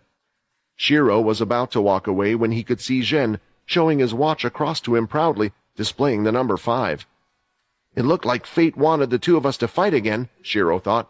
"This time I won't lose." The students who were participating in the fight went back to their teacher, watching the match behind the glass screen. Quinn would have been with the others, but he had an obligation to look after the students and watch it with them. Still, it didn't stop Fex from breaking away from Helen and Peter, who was a bore in his eyes, and coming over to where Quinn was. "Hey, Hardy, I guess you must be a little nervous seeing your little runts out there fighting," Fex said. The students around Fex could hear every word Fex said, and looked up at the loud teacher. "Who's that? Is he someone important?" "Not really. I think he just teaches that sewing class or something." "We can ignore him then. Well, I'm just glad I'm not a teacher like him," the students spoke, not caring if Fex heard them or not. Hey, my sewing class is great," Fex said. But seeing all the students looking through the glass screen and ignoring him, he knew it was pointless to say any more. "I'm nervous, but not for me, for them," Quinn said. "I can imagine that for them, they think that this moment means everything for their future lives. But honestly, it doesn't. I want them to just have fun if possible." The first number called out was number 1. All students, starting with number 1, would soon be entering the fighting field. Looking at his wristwatch, Venus noticed that he would be the one going first. "I think you almost forgot this," Quinn said, handing over a gray spear with a sharp blue tip at the end. It was Venus's beast weapon, which was an interesting choice considering his ability. He was so nervous that he had almost forgotten his weapon. Finally, the count had reached 0, and the doors opened. Venus immediately started to rush out into the open, and the 2 from the other areas, who were marked as number 1, had also entered the arena. "Stay calm," Quinn shouted, but he was afraid that even if Venus could hear him, he had already blocked out everything and was focused on the fight. Venus was just imitating what the other students were doing. He saw the 2 of them rush forward, and so did he. The audience's cheers were carrying the students to do crazy things and not act straight. It wasn't until he reached the center that he realized who exactly was going up against. Although he didn't recognize the male student from the Greylash house, who wielded a spear as well, Venus did know the student from the Earthborn house. The 2 of them used to go to the same school as each other. It was Erlin. When Venus looked him in the eye and saw the sword being held in his hands, his body started to shake. The 3 of them were running towards the center at this point, but suddenly, Erlin took a turn and went towards the student in the Greylash house instead. "Why is he going for me? Shouldn't we take out the weak one first, so the 2 of us can have a proper match? Isn't that what Jen told us?" the Greylash member thought. He launched his spear half-heartedly because he was caught off guard, but Erlin's sword blocked the blow. With his other hand free, he grabbed onto the spear, and it started to freeze in place, making it heavier. Charging in more, Erlin started to hit the student with full force, using the side of his sword. It had hit his ribs. Then, when he was up close, a punch to the cut. Before he could recover, Erlin had grabbed the student and started to freeze his body all over, attaching him to the ground. While the Greylash student's body was frozen, Erlin went to hit the large block of ice with his sword again, but before he could, the ref on standby for the Greylash family stopped Erlin by the arm. "The Greylash student has lost this match," the ref said. They broke the ice safely and brought the student back to where they were. It was a completely one-sided fight that was over in just a few seconds. People knew Erlin was strong with his ability, but it seemed like he wasn't too bad with the sword either. It was no wonder they had decided to use him for the event. With the Greylash student out of the match, only one person was left: Venus. Crap! Is he going to try to pay me back in this arena for what happened to his family? The ref will stop the fight if that happens, right? They'll stop it before I get seriously hurt, just like what happened now, Venus thought. However, the question in his head was, what if they didn't stop the fight in time? This is bad, Swin said, concerned for his friend. Venus's ability is water, while Erlin's is ice. It's going to be a hard battle for him to win, unless he uses his weapon. The others hearing this agreed with Swin as well, and from the look of it, Venus was still suffering from past trauma dealt by Erlin. However, his next move surprised everyone as he placed the sword away. I beat the Greylash family member for you. I hope this is enough for you to forgive me, and I will forfeit this match, Erlin said, raising his hand. In return, all I ask of you is that you at least let my parents work at the company again. Erlin was bowing down to Venus, something he's never seen before, and the students watching in the seats had no clue what was going on. Still, Quinn could hear everything, even through the glass, with his super hearing. They don't have to be in the same position they were in before. It's just that they built that company up from scratch, and I can see it's killing them every day to not be a part of it, and it was all my fault. Please, I'm sorry. I don't know why General Hardy looked out for you or what your relationship is with him, but please ask him this favor. Erlin went on his knees, and he placed his head on the floor, begging him. Honestly, Venus didn't know what to do. He wasn't practically close with Teacher Hardy, and didn't have a clue why he had gone so far for them.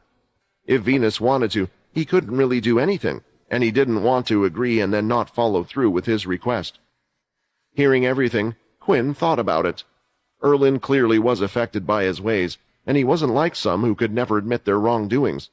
People could change, and in this instance, what Quinn was most impressed by was the fact that Erlin didn't seem to be doing this for his own benefit. He could tell. Erlin was asking for his parents more than anything. Lifting his head off the floor, Erlin knew that maybe Venus couldn't do anything, but he couldn't ask Hardy. Sometimes asking about those you did wrong or the cause of this would make it worse. Just as he was about to walk away back to his group, he could see a thumbs up from Hardy himself in the distance through the window. Wait, is that thumbs up for me? Erlin thought. Venus was still looking away from him, so it couldn't be towards Erlin. He then pointed at himself to make sure, and he could see Teacher Hardy giving him a nod. How? How could he hear me through the glass, and from so far away, he thought. But it didn't matter. The emotion started to build up in Erlin, about how stupid he had been. In his whole life, he had gotten away with everything he had done. He had never suffered from the consequences until that day. He had learned a lot. Thank you, Erlin shouted, bowing down and heading back to his classmates. Ladies and gentlemen, it looks like we have a winner, Oscar announced to everyone's surprise. The boy who looked nervous and did nothing had won, giving the first win to the cursed house. I don't know who you are, Hardy, but thank you, Erlin thought.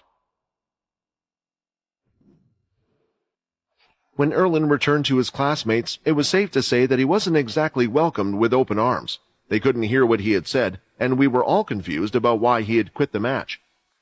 When Erlin went through the glass door, he had returned to the others, and everyone was staring at him. Tell me now, Erlin, Aiden shouted. Why didn't you attack the student from the cursed house and just forfeit the match like that? Did Hardy pay you off? With everything going on and what he had seen and learnt about Hardy so far, Aiden was starting to think he was just some person who had money, one who had reached such a position in the faction due to connections or something else, and now he suspected that Erlin had been paid off as well. I just thought I was going to lose a lot more if I attacked him, Erlin said, walking past Jen, who glanced at him from the corner of his eye. Erlin had wholly ignored him going forward. This just rubbed something inside Jen, and soon he turned and grabbed Erlin by his collar, lifting him in the air. Jen was quite a tall student and had a macular frame. Picking up Erlin wasn't hard, and Erlin's feet were just tiptoeing off the ground. Jen, calm down. We aren't the only ones here, Aiden said, as he started to panic and looked at everyone looking around them. Technically, the glass tube was connected all the way around the arena. Although all three houses were placed in separate parts, one could walk through the whole glass area and see all the other teams. This meant there were plenty of people walking around at this moment that weren't students or teachers. Seeing the teacher panicking like so, Zhen let go of Erlin's collar. Just remember that we are all part of the same house. Your actions affect the whole team. No one will want someone like you to join if you're not a team player. You're selfish, Zhen said, looking away. I know I am, which is what I'm trying to fix, and my family is more important than a bunch of fake friends at school, Erlin mumbled, but no one had heard him. The next fight had progressed, and the student known as Rue from the cursed house was called, along with the other number twos. The fight was underway, and something strange seemed to be happening. Those in the Greylash house as well as the Earthborn appeared to be ignoring each other and focused entirely on Rue. That's not fair, Venus shouted. If they hadn't tag-teamed Rue like that, then he would have had a chance at winning. That's what many people thought as well. Upon his return, Quinn would make sure to give him the praise he deserved for doing well. With Rue out of the picture, the other two fought, and it was a slim win, but the Earthborn student managed to claim victory. The results were 1 win for the Cursed House and 1 win for Earthborn, with 3 matches remaining. Even if there was a clear winner, all matches would progress for experience and the event, so Shiro knew he had to fight either way. He was just hoping that his team would win before then, so the added pressure wouldn't be on his shoulders. Despite having lost twice in a row, the teacher for the Greylash house looked unfazed, and when number 3 was announced, a smile appeared on her face as a female student entered the stage. The first match, the Cursed were only able to win due to us forfeiting, and the Greylash had some skilled people, but not enough to pull off this win. We have this in the bag, Aiden thought. But as soon as the fight began, the Greylash family's female student threw her sword to the ground and spread her palms wide. She fired a lightning bolt, hitting the students from both families. Then, picking up the sword, she ran forward, placing it against the student's neck, causing him to fall forward, and did the same with the other. Should that even be allowed? Vex wondered. I mean, she didn't really win using her beast weapon skills. She just used her strong ability. It was true, but using an ability wasn't against the rules, because they wanted to emphasize both an ability and some use of weapons. In the end, the win was awarded to the Greylash family, making each team even with 1 point each. Finally, number 4 was called out, and for this one, on the Cursed House team, Swin had 2 daggers held in his hand. He didn't say much as he was waiting for the door to open. Everyone cheered him on, and unlike Venus, who was nervous, Swin seemed more steady and ready. That's the person I taught, so he's definitely going to win this, Weevil said, watching from the large screen with hundreds of people from the Cursed faction who had gathered in one of the rooms to watch the event. The main thing that Weevil had taught Swin was his state of mind while fighting. Just like last time, the student from the Greylash family and that from the Earthborn family had gone after the Cursed House. It was obvious what was happening at this point, to the point where the others were starting to discuss if something was up. The stadium started to boo. After all, a lot of the students were part of the Cursed House and wanted them to win points for their team. One of the fighters from the Greylash family was using a staff that they were able to extend and shorten at will. It was a weapon that worked well with the person's ability. This person extended it, hoping to hit Swin in the stomach, and at the same time, the student from the Earthborn group leapt up in the air. The two of you may be working together, but you don't know how to work together, Swim said, throwing a dagger off to the side, completely missing the Greylash student. Then, with his other dagger, Swin hit the staff slightly upward so he could protect himself from the large axe the other student was using. The axe fell down, hitting the pole. The other student was getting ready to retract the pole when he felt a tap on his shoulder. You have been eliminated. Stop fighting at once. The student turned around, confused, only to see that the referee had a dagger held in their hand. Swin didn't miss, but using his telekinesis, he was able to control the dagger and aim towards the student's back, attempting to pierce the heart. Swin, being confident that he would have the Greylash student eliminated from the match, straightaway went forward to the Earthborn student. Rolling on the ground, going past the student's legs, slicing him on his way. He quickly stood up and stabbed him in between his shoulder guards again. There was a wild swing of the axe, but leaving the dagger stuck in the student's shoulder, Swin let go and ducked down. During the fight, Swin retrieved the other dagger using his ability to get back from the referee and charged in straight away again. Idiot, run straight at me, the Earthborn student shouted, swinging his axe down. But while it was in midair, with his hand held out, Swin started to use his ability to dig the dagger deeper into the student's shoulder. It caused immense pain, and for them to stumble, missing with the axe swing. At that point, Faye held Swin's hand in the air so the last dagger wouldn't hit, intervening in the fight again. "I think it's safe to say that the student from the cursed house is the winner," Faye said in quite an angry tone, wondering why the referee from the Earthborn house didn't intervene. Oscar agreed with the decision, and in the end, the cursed faction had been awarded their second win. "The cursed house are the winners," Oscar shouted. Cheers from the crowd, and those watching in the glass room were going crazy. It was the same on the cursed ship as well. Swin had done far more than anyone had expected. He was just like Ventus, a nobody with a weak ability, but he had defied the odds by defeating 2 students at once. "I guess you're a good teacher after all," Linda said, hitting Weevil on the shoulder. Linda still couldn't control her strength well, so Weevil was rubbing his arm from the pain. But he didn't care much. He had this overwhelming feeling of seeing a student of his win. He felt a warm and fuzzy feeling he had never felt before. "Are you sure he will be okay?" Vincent asked. "From what I saw, you didn't really teach him much from what I saw, at least not enough to beat a strong ability user." "Oh, really? Is that what you think?" Quinn replied. "I guess I really didn't teach him much, but that's because of him, not me. Go surprise everyone, Shiro." Shiro held both of the dueling blades firmly in his hand. His hands were slightly showing his nerves. He would have still been nervous if he had just had to fight against Jen again, but there was the one from the Greylash family as well, and everyone was watching him and counting on him to win. "If what I think is happening is true, then both of them will charge in at me as soon as this door opens," Shiro thought. "Can I do it?" "You are stronger than you think," Quinn said. His final words were as if the countdown had ended and the glass door had opened. Rather than rushing in, Shiro decided he would observe the situation from the outside, as he decided what to do next. It would be his thinking time, but then what he saw next came as a complete surprise. At first, the student from the Greylash group came running forward, and Jen too seemed to be walking, trailing behind. There was a concerned look on the grayish student's face as he noticed Jen not doing anything. Still, as they continued to run forward, they were suddenly stopped in place, feeling something tug against their leg. Looking down, they could see a root had wrapped around their ankle, making it hard for them to move, and when they lifted their heads, a blade was already pointed at their throat. "Forfeit this match now," Jen said. Gulping, the student did as asked and gave up. It was a victory that was even quicker than Erlin's. "You didn't think I would let anything ruin our little reunion, did you?" Jen asked. "You must have known that this would happen if you decided to participate again. I wonder what your teacher was thinking by sending in someone like you. Maybe he has a screw loose in his head as well," Jen continued to taunt. Shiro didn't let it get to him. Maybe in the past it would have, but he was too focused on his breathing right now. Taking in a deep breath at the right time, he charged forward, cutting the distance between the two of them far quicker than Jen had expected.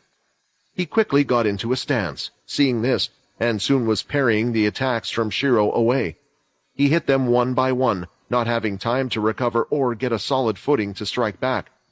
"What's going on? His attacks weren't this strong before, and he wasn't this fast. Is he wearing beast armor, or is it something else?" Jen thought. Eventually, Jen found the root that he had grown from earlier that had been used on the Greylash student. He was able to quickly cause this to rise and grow in front of them, blocking the path between the two of them. Shiro cut down a few branches, but the tree was growing at a fast rate, creating more different components that would wrap around. Still, he continued to attack them one by one, hitting all of the branches and not losing his breath until the entire root was destroyed. Once again, Shiro charged in, and this time he delivered a powerful blow, hitting the sword, making Jen's arm feel numb. A blow was delivered to the side of his chest, but there was a clanging sound as metal collided. It was uncommon for a student to have beast armor at this stage of their academic career, unless they were well supported by their family, which is what appeared to be the case here. Still, even with the armor on, the damage could be felt. It even chucked Zhen's body off to the side. Quickly, wasting no time, he built up giant tree trunks, wishing to get more distance between the two of them. "What is going on? Is Zhen running away?" the student wondered. "But isn't the other person just using a beast weapon? I haven't even seen him use an ability. Wait, that's the kid called Shiro, right? I don't think he even has an ability." As word of Shiro spread, people began to question whether the beast weapon itself was to blame for his dramatic improvement. "I don't understand. You didn't teach the boy ki, did you? How did he get so strong?" Vincent thought. He had watched him, so he was sure he had never taught the kid ki. "You're right. I didn't teach him ki, but I helped his body figure it out for himself," Quinn replied. "This is all because of Shiro's own talent." When talking to the others, it seemed like Shiro had managed to activate the power of the beast weapon before anyone else. I started to realize that those that could had a stronger sense of ki within their bodies, and it was true for Shiro as well. I remember Syl explaining his family's strange bodies. They too seemed to be infused with ki, but when I asked him about it, he never knew what it was. According to Leo, ki is the life force, so everyone has it, but maybe through the struggles that Shiro had been through, just like the life and death situations the blades go through, he was able to summon some of it. What I just did was show him what he had, show him the energy around his body. The rest was down to Shiro himself. Right now, Shiro's body is infused with ki without him even knowing about it. He would simply think it was the breathing technique Quinn taught, or due to the beast weapons he was using. The reason why Quinn wasn't afraid others would find out was due to the small amount of ki, and he also knew that others would think it was due to the weapons as well. The match continued, and Zhen's panic caused him to use far more MC than he realized. Shiro was like a beast, having locked onto his prey, chasing after Zhen, and whatever was used to try to slow him down, he would cut them down. Eventually, the inevitable had happened, and Zhen had run out of MC points, no longer being able to use his ability. He gripped his sword. "I am Zhen, who are you?" he shouted, attempting to strike back with all his force, holding his short sword with 2 hands. Shiro blocked the blow with a single hand, and then another kick was made to Zhen's chest. Shiro continually attacked the armor on Zhen's body. It would bounce off each time, and it was hard for Shiro to know if it was doing any damage or not. However, he thought they would eventually stop the fight, and Faye, who was by his side, was wondering why that still hadn't happened yet. "Although students are allowed to wear armor, we are still meant to judge the fight as if they haven't got any on. So why hasn't the referee from the Earthborn group stepped in and stopped the fight yet? Clearly the boy is lost." Faye took a slight step forward and then saw a faint smile coming from the teacher, Aiden. "Is this their plan? Do they want me to come in and stop the fight? Maybe then they will say, I have stopped the fight too early, and it will give the other student time to rest." If this was the plan, it was a crafty one, because anyone could tell by the way Shiro was striking, he couldn't keep it up forever, and even he could tell. However, the others didn't know he had one more trick up his sleeve. He knew he couldn't fight on like this. Placing both of his dual blades together, Shiro struck at the sword in Zhen's hand once again. By now the damage had been building up over time, and as it hit, he let go of the blade, causing it to fall to the floor, but Shiro had done the same, dropping his blades. The next step he took, he slammed his foot on the ground and pulled his left fist back. "Wait, isn't this one of your moves?" Vex asked. The others knew this strike well, as Shiro threw his other fist out, hitting the center of Zhen's chest piece like a hammer. It was the hammer strike. Blood sped out of Zhen's mouth as the attack went entirely through the armor. "Are they still not going to stop this fight? I need to go in now," Faye thought. Putting on a brave face, Zhen made it look like he wasn't hurt at all. The rest of the blood in his mouth he attempted to swallow. He stood up fine, as if the attack didn't hurt him. "The attack had to hurt him, I can tell. One more hit and he'll fall over," Shiro thought, as he went to perform a second hammer strike again, but in the middle of its moments. The blood from Zhen's mouth had finally given in, pouring over Shiro's face. He stopped the attack midway and lost concentration, and in that second, Zhen had picked up his blade again and struck it towards Shiro's heart. In the last few seconds, it was stopped by the Earthborn referee, and Faye wasn't too far behind, having already pulled Shiro out of the way as well. "I guess this is a win for the Earthborn group then," the referee smiled at Faye. "The winner is the Earthborn group," Oscar announced. As the students were led back to their groups, the cheers persisted, but there was disagreement over who the true victor was. Shiro was walking back fine on his 2 feet, not having been damaged, while Zhen had to be carried back. "I lost," Shiro said, as he walked through the glass doors. "Hey, are you crazy? Of course you won that. They should have stopped that fight long ago," Venus said, trying to encourage him. For the first time, Venus and Swim weren't the only ones talking to him, as everyone started to rally behind Shiro. They stated that he had clearly won the fight, bringing a smile to his face. The real question was, now that there was a draw between the two groups, what would happen next? Everyone, as you know, there are 2 points awarded to the Cursed House and 2 points to the Earthborn House. I have just suggested to the Earthborn leaders that maybe we should make a tiebreaker a little more interesting. But I want everyone's opinion here about it. How about for the final point, we have the 2 teachers of each class face off in a duel? Oscar asked. Hearing this, the students got excited, thinking about seeing 2 experienced pretend fighters go toe-to-toe. The crowd roared in response. Wait, does this mean they want me to fight? Quinn thought. The teachers that were teaching the beast classes were meant to be quite skilled at using beast weapons themselves. Otherwise, they would have never been selected to teach those classes in the first place. The students were excited after just witnessing a spectacular match to see real beasts' weapons being used by the 2 teachers. This was why the response was so great to this change of events. Wait, isn't the beast weapons teacher for the Cursed House Teacher Hardy? Isn't he the one that just made that speech at the opening ceremony? If he fights, will we even have a chance of winning?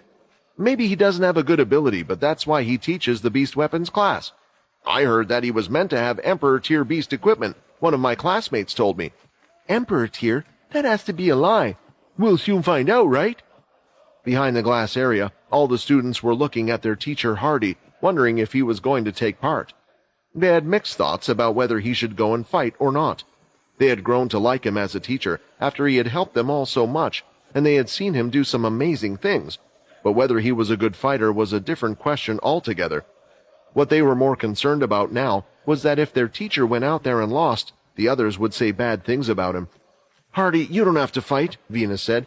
Yeah, can't you call and ask for Weevil to come and replace you? You have the connections and have called him before, right? Swin asked. The students continued to comment on their worries, and Quinn soon realized why they didn't want him to go out and fight. They were worried about him, all of them. Don't worry, guys. I will go and get a win for the Cursed House, Quinn said.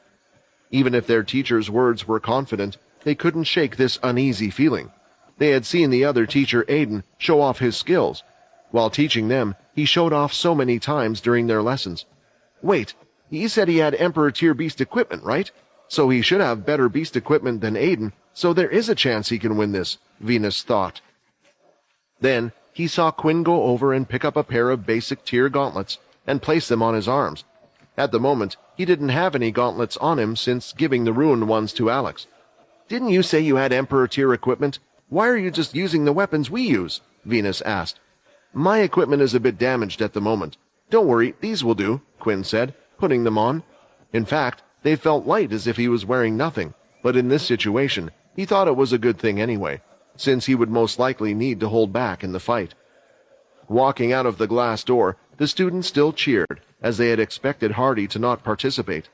Even if he didn't win, they at least honored the fact that he chose to not run away, although many in the Cursed House thought it was a loss already, especially after seeing the equipment on his body.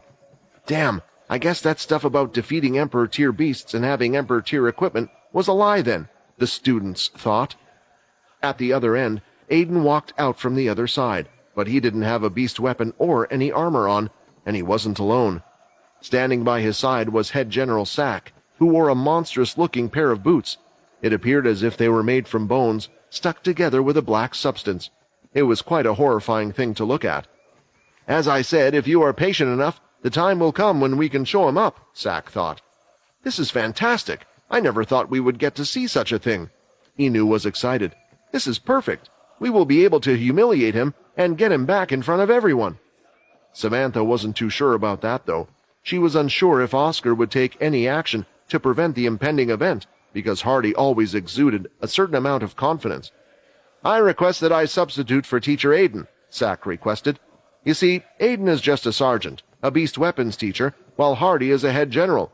We all know a head general's strength, so the match should be at least be against someone of his own strength, right? Don't you all agree? He lifted his hands, and those that were in the Earthborn group cheered as loud as they could. A head general fighting for them would increase their chances of victory, not that any of them thought they were going to lose. Oscar looked at Hardy for a second, who seemed unchanged about who his opponent was going to be. A head general is no easy opponent. This might force you to use your ability and reveal your true identity to everyone here, but if you haven't gotten a problem with that—" "Agreed. I think this is a fair request," Oscar shouted, and everyone cheered as the decision was made. Aiden was a little annoyed that Sack had decided to come and replace him. He thought this was going to be his chance to show off, especially against a useless teacher like Hardy, but he had to comply, as Sack was his boss after all. On the cursed ship, everyone was surprised to see their leader walking out and was about to participate in a match. "Quinn's really going to fight. Is he going to use the shadow?" Weevil asked. "I hope he doesn't. It would ruin the whole purpose of why we sent him there in the first place. But Quinn is Quinn," Sam replied, almost sulking. "Don't worry," Logan spoke calmly. "Do you really think he will have to use the shadow against someone like that? Quinn's enemies are at a much higher level than anyone here. If he had to resort to using the shadow here, then he would consider himself a failure. Besides, what do you think he has been doing on the cursed ship the past few days?" Although Logan didn't tell anyone, he had watched a few of Quinn's matches in the VR pods. Of course, when one became popular in the game, Logan would hear about it, being a moderator as well as the creator. But there was one thing that he had found out during his search, something he thought about telling Quinn. "It shouldn't matter too much. If those two are meant to meet, then they are meant to meet," Logan thought. Sack noticed as he made his way toward the center that Quinn's hands were wearing subpar gear, while his legs were wearing items of the Emperor tier. "I don't want to face someone when they are at their weakest. I hope you aren't taking it easy on me," Sack asked. "Don't worry, I will not be taking this match lightly, but I can't use my full strength. After all, there is no one here who would be fast enough to stop me if I were to kill you by accident," Quinn stated. Sack was unsure if he was joking or not, but assumed that the words spoken were just there to unsettle him. "Then I hope there won't be any excuses when the match is your loss," Sack spoke. "Can I ask you just one question?" Quinn asked. "You have a strong chest piece underneath, right?" "Yes, all of my equipment is at the Emperor tier level," Sack replied. Quinn said nothing else and even used his inspection skills to confirm it with his own eyes. "Let the fight begin," Oscar announced. The first thing Sack did was charge in with his strong Emperor tier boots. With each step, the arena floor was crumbling and being lifted off the ground, while Quinn remained unmoving and still. "You might think your ability will save you. As long as I don't make eye contact with you, then I should be safe from your mind control," Sack thought. He believed this was the main reason Quinn was acting so confident. When Sack finally got in range, Quinn took his stance that he had been taught in the VR game by martial arts god. When the timing was perfect, he swung his right leg out, pushing his hips up and trying to hold back some of his power. He hit Sack right in the ribs with his bare foot, slamming the chest piece and cracking it slightly. Sack was flying through the air and was heading right for the reinforced glass, but standing in front of it was Peter, who held his arms out ready to catch him. 1 second later, the students could see Sack charging forward. The next second, a devastatingly loud bang was heard, and Sack's body was found limp, being held in Peter's arms. "Oh no!" That was the first thought that came to Quinn's head after delivering his kick.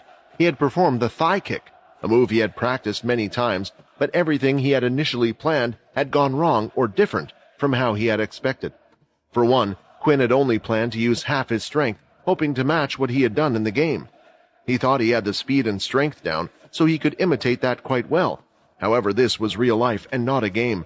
For one, Sack was far faster than Quinn had anticipated, so while he was getting prepared, Sack was already upon him.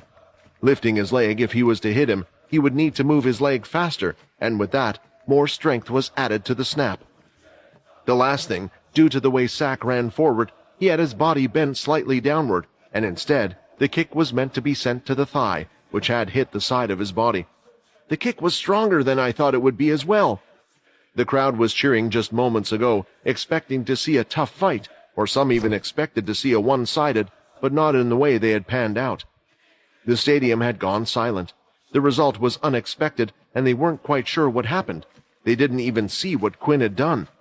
Very few people had seen Quinn move his leg, but what they could see was Sack being held up by Peter, holding him by his armpits like a child who refused to go to bed. His legs weren't standing firm, but were being dragged on the floor. "This can't be real! Did General Sack just get beat with one hit?" Inu shouted, not being able to hold his shock. "It looks to be that way, and it seems we have underestimated him," Samantha added. From now on, I think it might be best that we leave him alone. If this wasn't an official match and we got on the wrong side of him, we could very well end up—" She didn't continue, but she was shaking inside. From everything she had seen General Hardy do, she just couldn't make sense of who he was from the cursed faction. How could someone so strong, with so many connections, be kept secret from the world? At one point, she had made a guess as to who exactly this person was. One of her main guesses was Quinn Talon, the leader of the cursed faction. A person could change their appearance, or find a way to if they wanted, but there were many reasons why she thought it couldn't be him.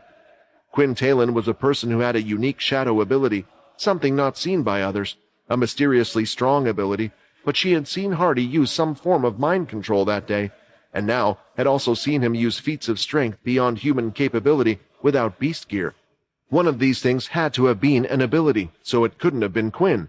The fact that the cursed faction had someone this strong on their side was a frightening thing, and Samantha was starting to understand why Oscar wanted them so badly on their side. A few seconds later, Sack was seen moving about.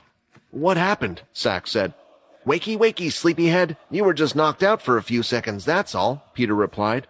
Quickly getting away from Peter, Sack noticed a piece of his chest piece had fallen on the floor, and when he looked to his side, he could see that it had cracked all the way up. He looked at Quinn's legs, which seemed fine, and could only see the gauntlets on his hands. What surprised Quinn and Peter was how Sack was walking. He didn't seem hurt or in pain, and was walking towards Quinn like he was fine. "Stop. I know you are okay, Sack, but it was clear that you were knocked out, and Hardy chose not to attack you further," Oscar announced from a special area that was in a glass box designed for him in the stadium. "I'm afraid even if you can continue to fight on, I have to give the win to the Cursed House." Hearing those words, the crowd from the Cursed House section broke their silence as they cheered with joy. They didn't quite understand what was happening, but were just pleased that their house, which they never expected to win, was able to pull off the victory. The left side of the stadium was rumbling and shaking with excitement, while the others sulked, still confused at just what was going on. Usually, an attack using half of Quinn's strength would break some bones. If something was strong enough to destroy Emperor Tier Beast armor, Sack should at least be hurting with each breath he took, but he walked over completely fine. He stopped about 2 meters away from Quinn and smiled. "It seems the two of us got off on the wrong foot. I just want to apologize for what I did," Sack said, still having the biggest grin in the world. Based on his scary-looking appearance, Quinn found it a little creepy, and with the sudden change in attitude, it felt like he was talking to a different person.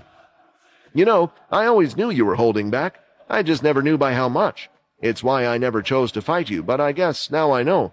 I'm glad I picked the right person." Sack walked up to Quinn and placed his hand on his shoulder. Quinn could tell there were no longer any intentions for him to hurt him, so he let it be.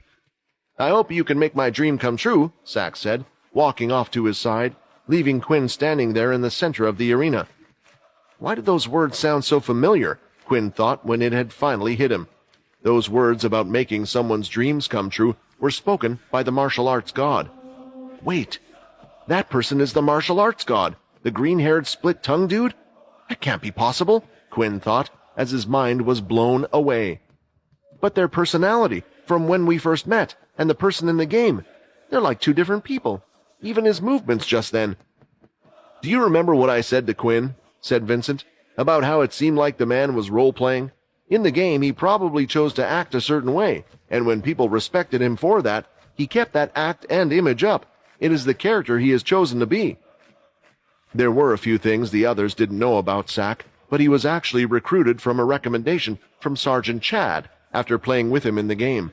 Only Oscar knew his skills with the Mui Baron, but he was also able to fight in several different styles, and he had done so in the past against others. He never chose to display his Mui Baron skills against others. When asked why, his answer to Oscar was that he didn't want to kill anyone by accident. It was a martial art meant for killing. Of course, there were some moves that could be used, such as the thigh kick that Quinn had performed, but moves like that could be part of any martial art. Another fact was he had also been discovered by Logan, who had checked the game logs. When he found out Quinn was training with the martial arts god, he found that it was linked to someone in the military base, but didn't know who. Now that Quinn had found this out, and how he managed to beat his gaming teacher in the arena with one hit, He wondered what rank he would be in the game if he allowed himself to use his full strength. "Inu, I won't be taking part in your schemes anymore. Everything that happened to us that day was deserved by us," Sack said as he went ahead and joined Samantha. Inu couldn't understand what was happening. It was as if Sack had been hit by some enlightenment when he had been kicked. So what if he's strong? So what if he has money? There have to be ways to get at him, Inu thought. "I must now call to the end of the event and thank Mr. Hardy for a spectacular ending. The winner of today's event is the Cursed House," Oscar shouted, and looked at Quinn as he headed back to all the others. "Quinn, you managed to do that without any beast gear on? How many secrets are you hiding? If we want to win this war against the Dalki, we are going to need your help." There was a brief moment when Quinn returned to his students where he could celebrate the victory with them. Walking through the glass door, unlike the others who were stunned and didn't know what to say, his beast class immediately gave him a cheer, seeing their teacher. "Hardy, you were always so coy about your strength. Why didn't you tell us how strong you were?" "Yeah, you just went on with that lame speech at the opening ceremony. You could have just kicked a rock and smashed it to pieces or something." "So what's your ability? Or is that all to do with the beast gear?" For the military, these students had an odd relationship with their teachers. They felt like they could freely speak to him, cheer him on, and ask personal questions without getting into trouble. If this was another head general or a person of high power, none of them would have openly spoken to him like so, but Quinn made their relationship like this. "Everyone, remember what I said. If there are any problems, you can always talk to me or any of the Cursed House generals about it," said Quinn. "I hope you all realize that the Cursed faction is a great place to be, and if you want to join it after your training, I will happily accept you all with open arms." Saying these words, Quinn thought that Sam would be proud of him. It was the perfect opportunity, while everyone was caught up in the moment, to advertise the Cursed faction to them. And it seemed to work, as the response was great. The kid shouted, "Of course," and "I want to see Weevil again." It wasn't just his efforts that made these kids want to join the Cursed faction, but those of the Cursed family as well. "The event is over, and it has been a long and tiring day, so all of you get some rest," Quinn said. Returning to the dorms, the students couldn't stop talking about 3 fights in particular. Swin, who skillfully took on 2 people at once. Shiro's fight, a person who could not beat Jin, but at the same time people thought he had lost. And finally, Head General Hardy, whose identity was still a mystery to all. However, with good rumors came bad ones about him as well. If he was strong and had that much power, where was he during the Dalki War? Perhaps I think it might have something to do with his ability. He learned of it only after the war. Then what about the Civil War? He could have stopped or saved a lot of people's lives then. Remember, he is a part of the Cursed faction, and their leader doesn't exactly do the best of things. Do you remember the beasts he would unleash upon shelters and force the people to join his group? Despite all of the negative rumors going around, there were those students whose minds couldn't be changed because they knew the Cursed faction firsthand. Quinn's homeroom class, and also those who took Quinn's beast class. Later that day, as the sun was starting to set and the black sky would soon be upon them, Quinn had received a call to head to a certain place. I was expecting this to happen, but so quickly, Quinn thought, as he headed over to the main centerpiece building and headed to the top floor. Entering the room, Quinn was in a large office and could see a female with a green outfit and glasses on her head. Wherever she might be in school, Oscar would be next to her. "Quinn, you put on quite a show.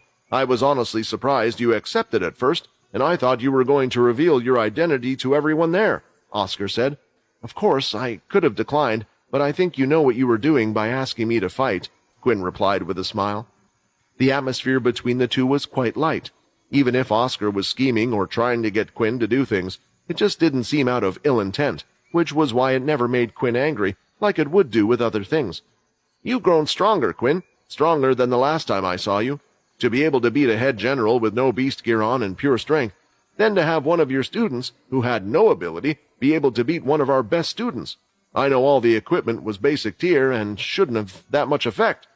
Quinn, I'm not forcing you to tell me what you did, what it is, or how you did it.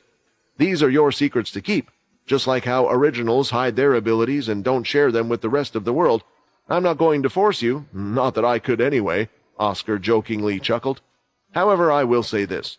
Our scouting teams have monitored that the Dalki are starting to make unusual movements.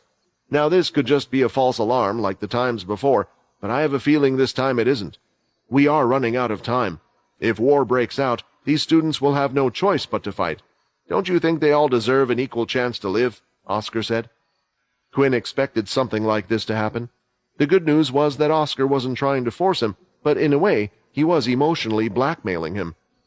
Did the military care about everyone when there were people who weren't strong and weren't useful in our battle against the Dalki? Why is caring about everyone now such a big concern? I'm not saying I won't do what you say, Quinn said as he turned around and walked out the door, but Oscar, even you are being a hypocrite. When Quinn left the room, Oscar let out a big sigh. Well, that meeting went better than I thought. What do you think, Jane? Pushing up her glasses, Jane answered. Of course, there is some truth to his words, but people's views change based on the situation and circumstances. When the war broke out, there was no time to focus on the weaker ones, and soon after the war, the system naturally fell into place. I don't believe this is what you're doing. To control the whole human race as a single person is an impossible task. I think even as he rises, he is learning from the struggle. Not everyone thinks the same way, and one person's definition of right is not the same as another, Jane answered. Quinn was happy with his life as a teacher, but not everyone in the cursed faction was. On planet Trineve, Leo, Aaron, Layla, and Nate were walking through a busy street filled with people. It was one of the more modern planets that they visited, well-developed with skyscraper buildings and spaceships flying in and out of the planet. They could be seen in the air above them. Even the ground they were walking on was made of metal, while the sides were covered with greenery that was clearly put there just to give the place some color. Planet Trineve was a trading planet, the most popular trading planet due to its location. It was a planet that wasn't controlled by the armed forces or one of the former Big Four superpowers. This was due to the many rich corporations that would choose to make their base of operations there. Each of them had hired their own mercenary group to protect their companies, making it well guarded. Due to its central location between all of the beast planets, it was also utilized concurrently by all factions, so it was in their interest to not cause any trouble.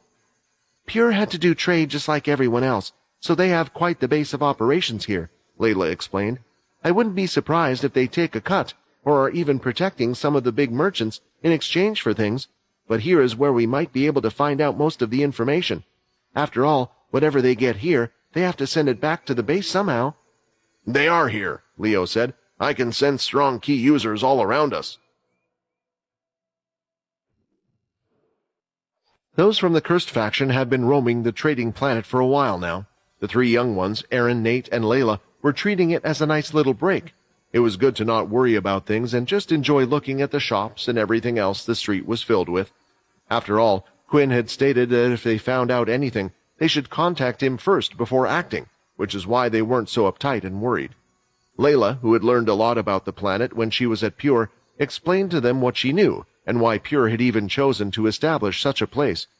The atmosphere was still relatively light, until Leo mentioned that he could sense key users in the area. Ever since learning the second stage of Key, and now after figuring out the third stage while using his ability, he could sense others around him to a finer degree and from a greater distance. Key users? Doesn't that mean they are in the higher rankings of Pure? Aaron asked. How many of them are there? At the moment, I can sense 2 people, and they are about to head into that grand hall over there, Leo explained. The 4 of them were standing on a busy shopping street, and at the very end of the street was a large building, a hall where many people were entering and leaving, but those that were entering seemed to be dressed somewhat differently compared to the rest of the public. The auction house? Layla said, wondering what the members of Pure would be doing. Doesn't it make sense? It might not be their base, but maybe they want to buy some expensive beast crystals or something else, Nate commented. And we don't really know if they are high-ranking users in Pure. Don't you remember when they said that they would eventually be teaching all their members Key? What you say is correct, but I assure you, these aren't weak members of Pure. Not unless they have managed to learn this level of Key quickly, Leo said, noting that it wasn't impossible as one student of his had learned it at an extremely fast rate. Wait, Nate called out. What are you guys doing? Don't you remember what Quinn said about how we should notify him if something happens? Layla and Aaron both looked at Leo for answers, as they had decided to just follow his decisions while they were with him. I promise I will notify him if the matter turns into a big one, but these 2 won't be any trouble, Leo said as they continued to walk forward and try to enter the auction house. At first, the 4 of them were stopped just outside the entrance by 2 guards. All of their weapons and armor were being kept in Nate's shadow space so as to not make them suspicious and seem like they were still a threat. Still, the reason they were stopped at the gate wasn't for a reason like that. Instead, it was because they didn't exactly recognize them as their kind of clientele based on what they were wearing. "Not just anybody can come into the auction house. The public can get an advance booking if needed," the guard said, who was wearing decent beast gear on his body but no weapon, making them appear to be elemental users. "Don't worry," Leo replied. "We are here from the Cursed faction, hoping to buy a few things." The two guards looked at each other and were unsure about what to do. The Cursed faction was one of the great powers. However, people tried to claim they were from all sorts of groups just to get in. The problem was that the Cursed faction was relatively new, and no one knew their identities well, especially of the higher-ranking members. Knowing this, the guards would ask them to come back at another time when they had proof or at least could confirm their identity. However, just as they were about to speak, they received a message. "Let them in," a voice spoke into their ears. A second after, they had no trouble and were let in. "Maybe we should have put ours on as well," Nate commented, and when he turned to look at the others, he could see they had already had their masks on, and he was the only one who hadn't put his on yet. "What the hell? You guys don't tell me anything," Nate complained. The group was on a higher level, looking down at the stage. They were in the standing area since all of the seats had already been filled, but the good news was that the key users, who they assumed were from Pure, were also standing. The auction had begun with an announcer coming onto the stage, and items were called out one by one. The most frequently bid-on items were beast crystals and beast weapons, both of which were of a very high level. The next set of popular items were ability books and skill books. The young children thought it was a sad sight to see all of this and how much money was being thrown around. Books that should be available to everyone and anyone were being hoarded and not shared by these rich people. Once obtaining one of these books, they could make as many copies as they wished or none, causing the price to rise or keeping the power. "So much money is being spent here. There are too many zeros that I don't even know what that number is," Nate said, looking at the screen above that would show the number as the bidding increased. "Whoever owns this place must be getting quite a profit then," Aaron said.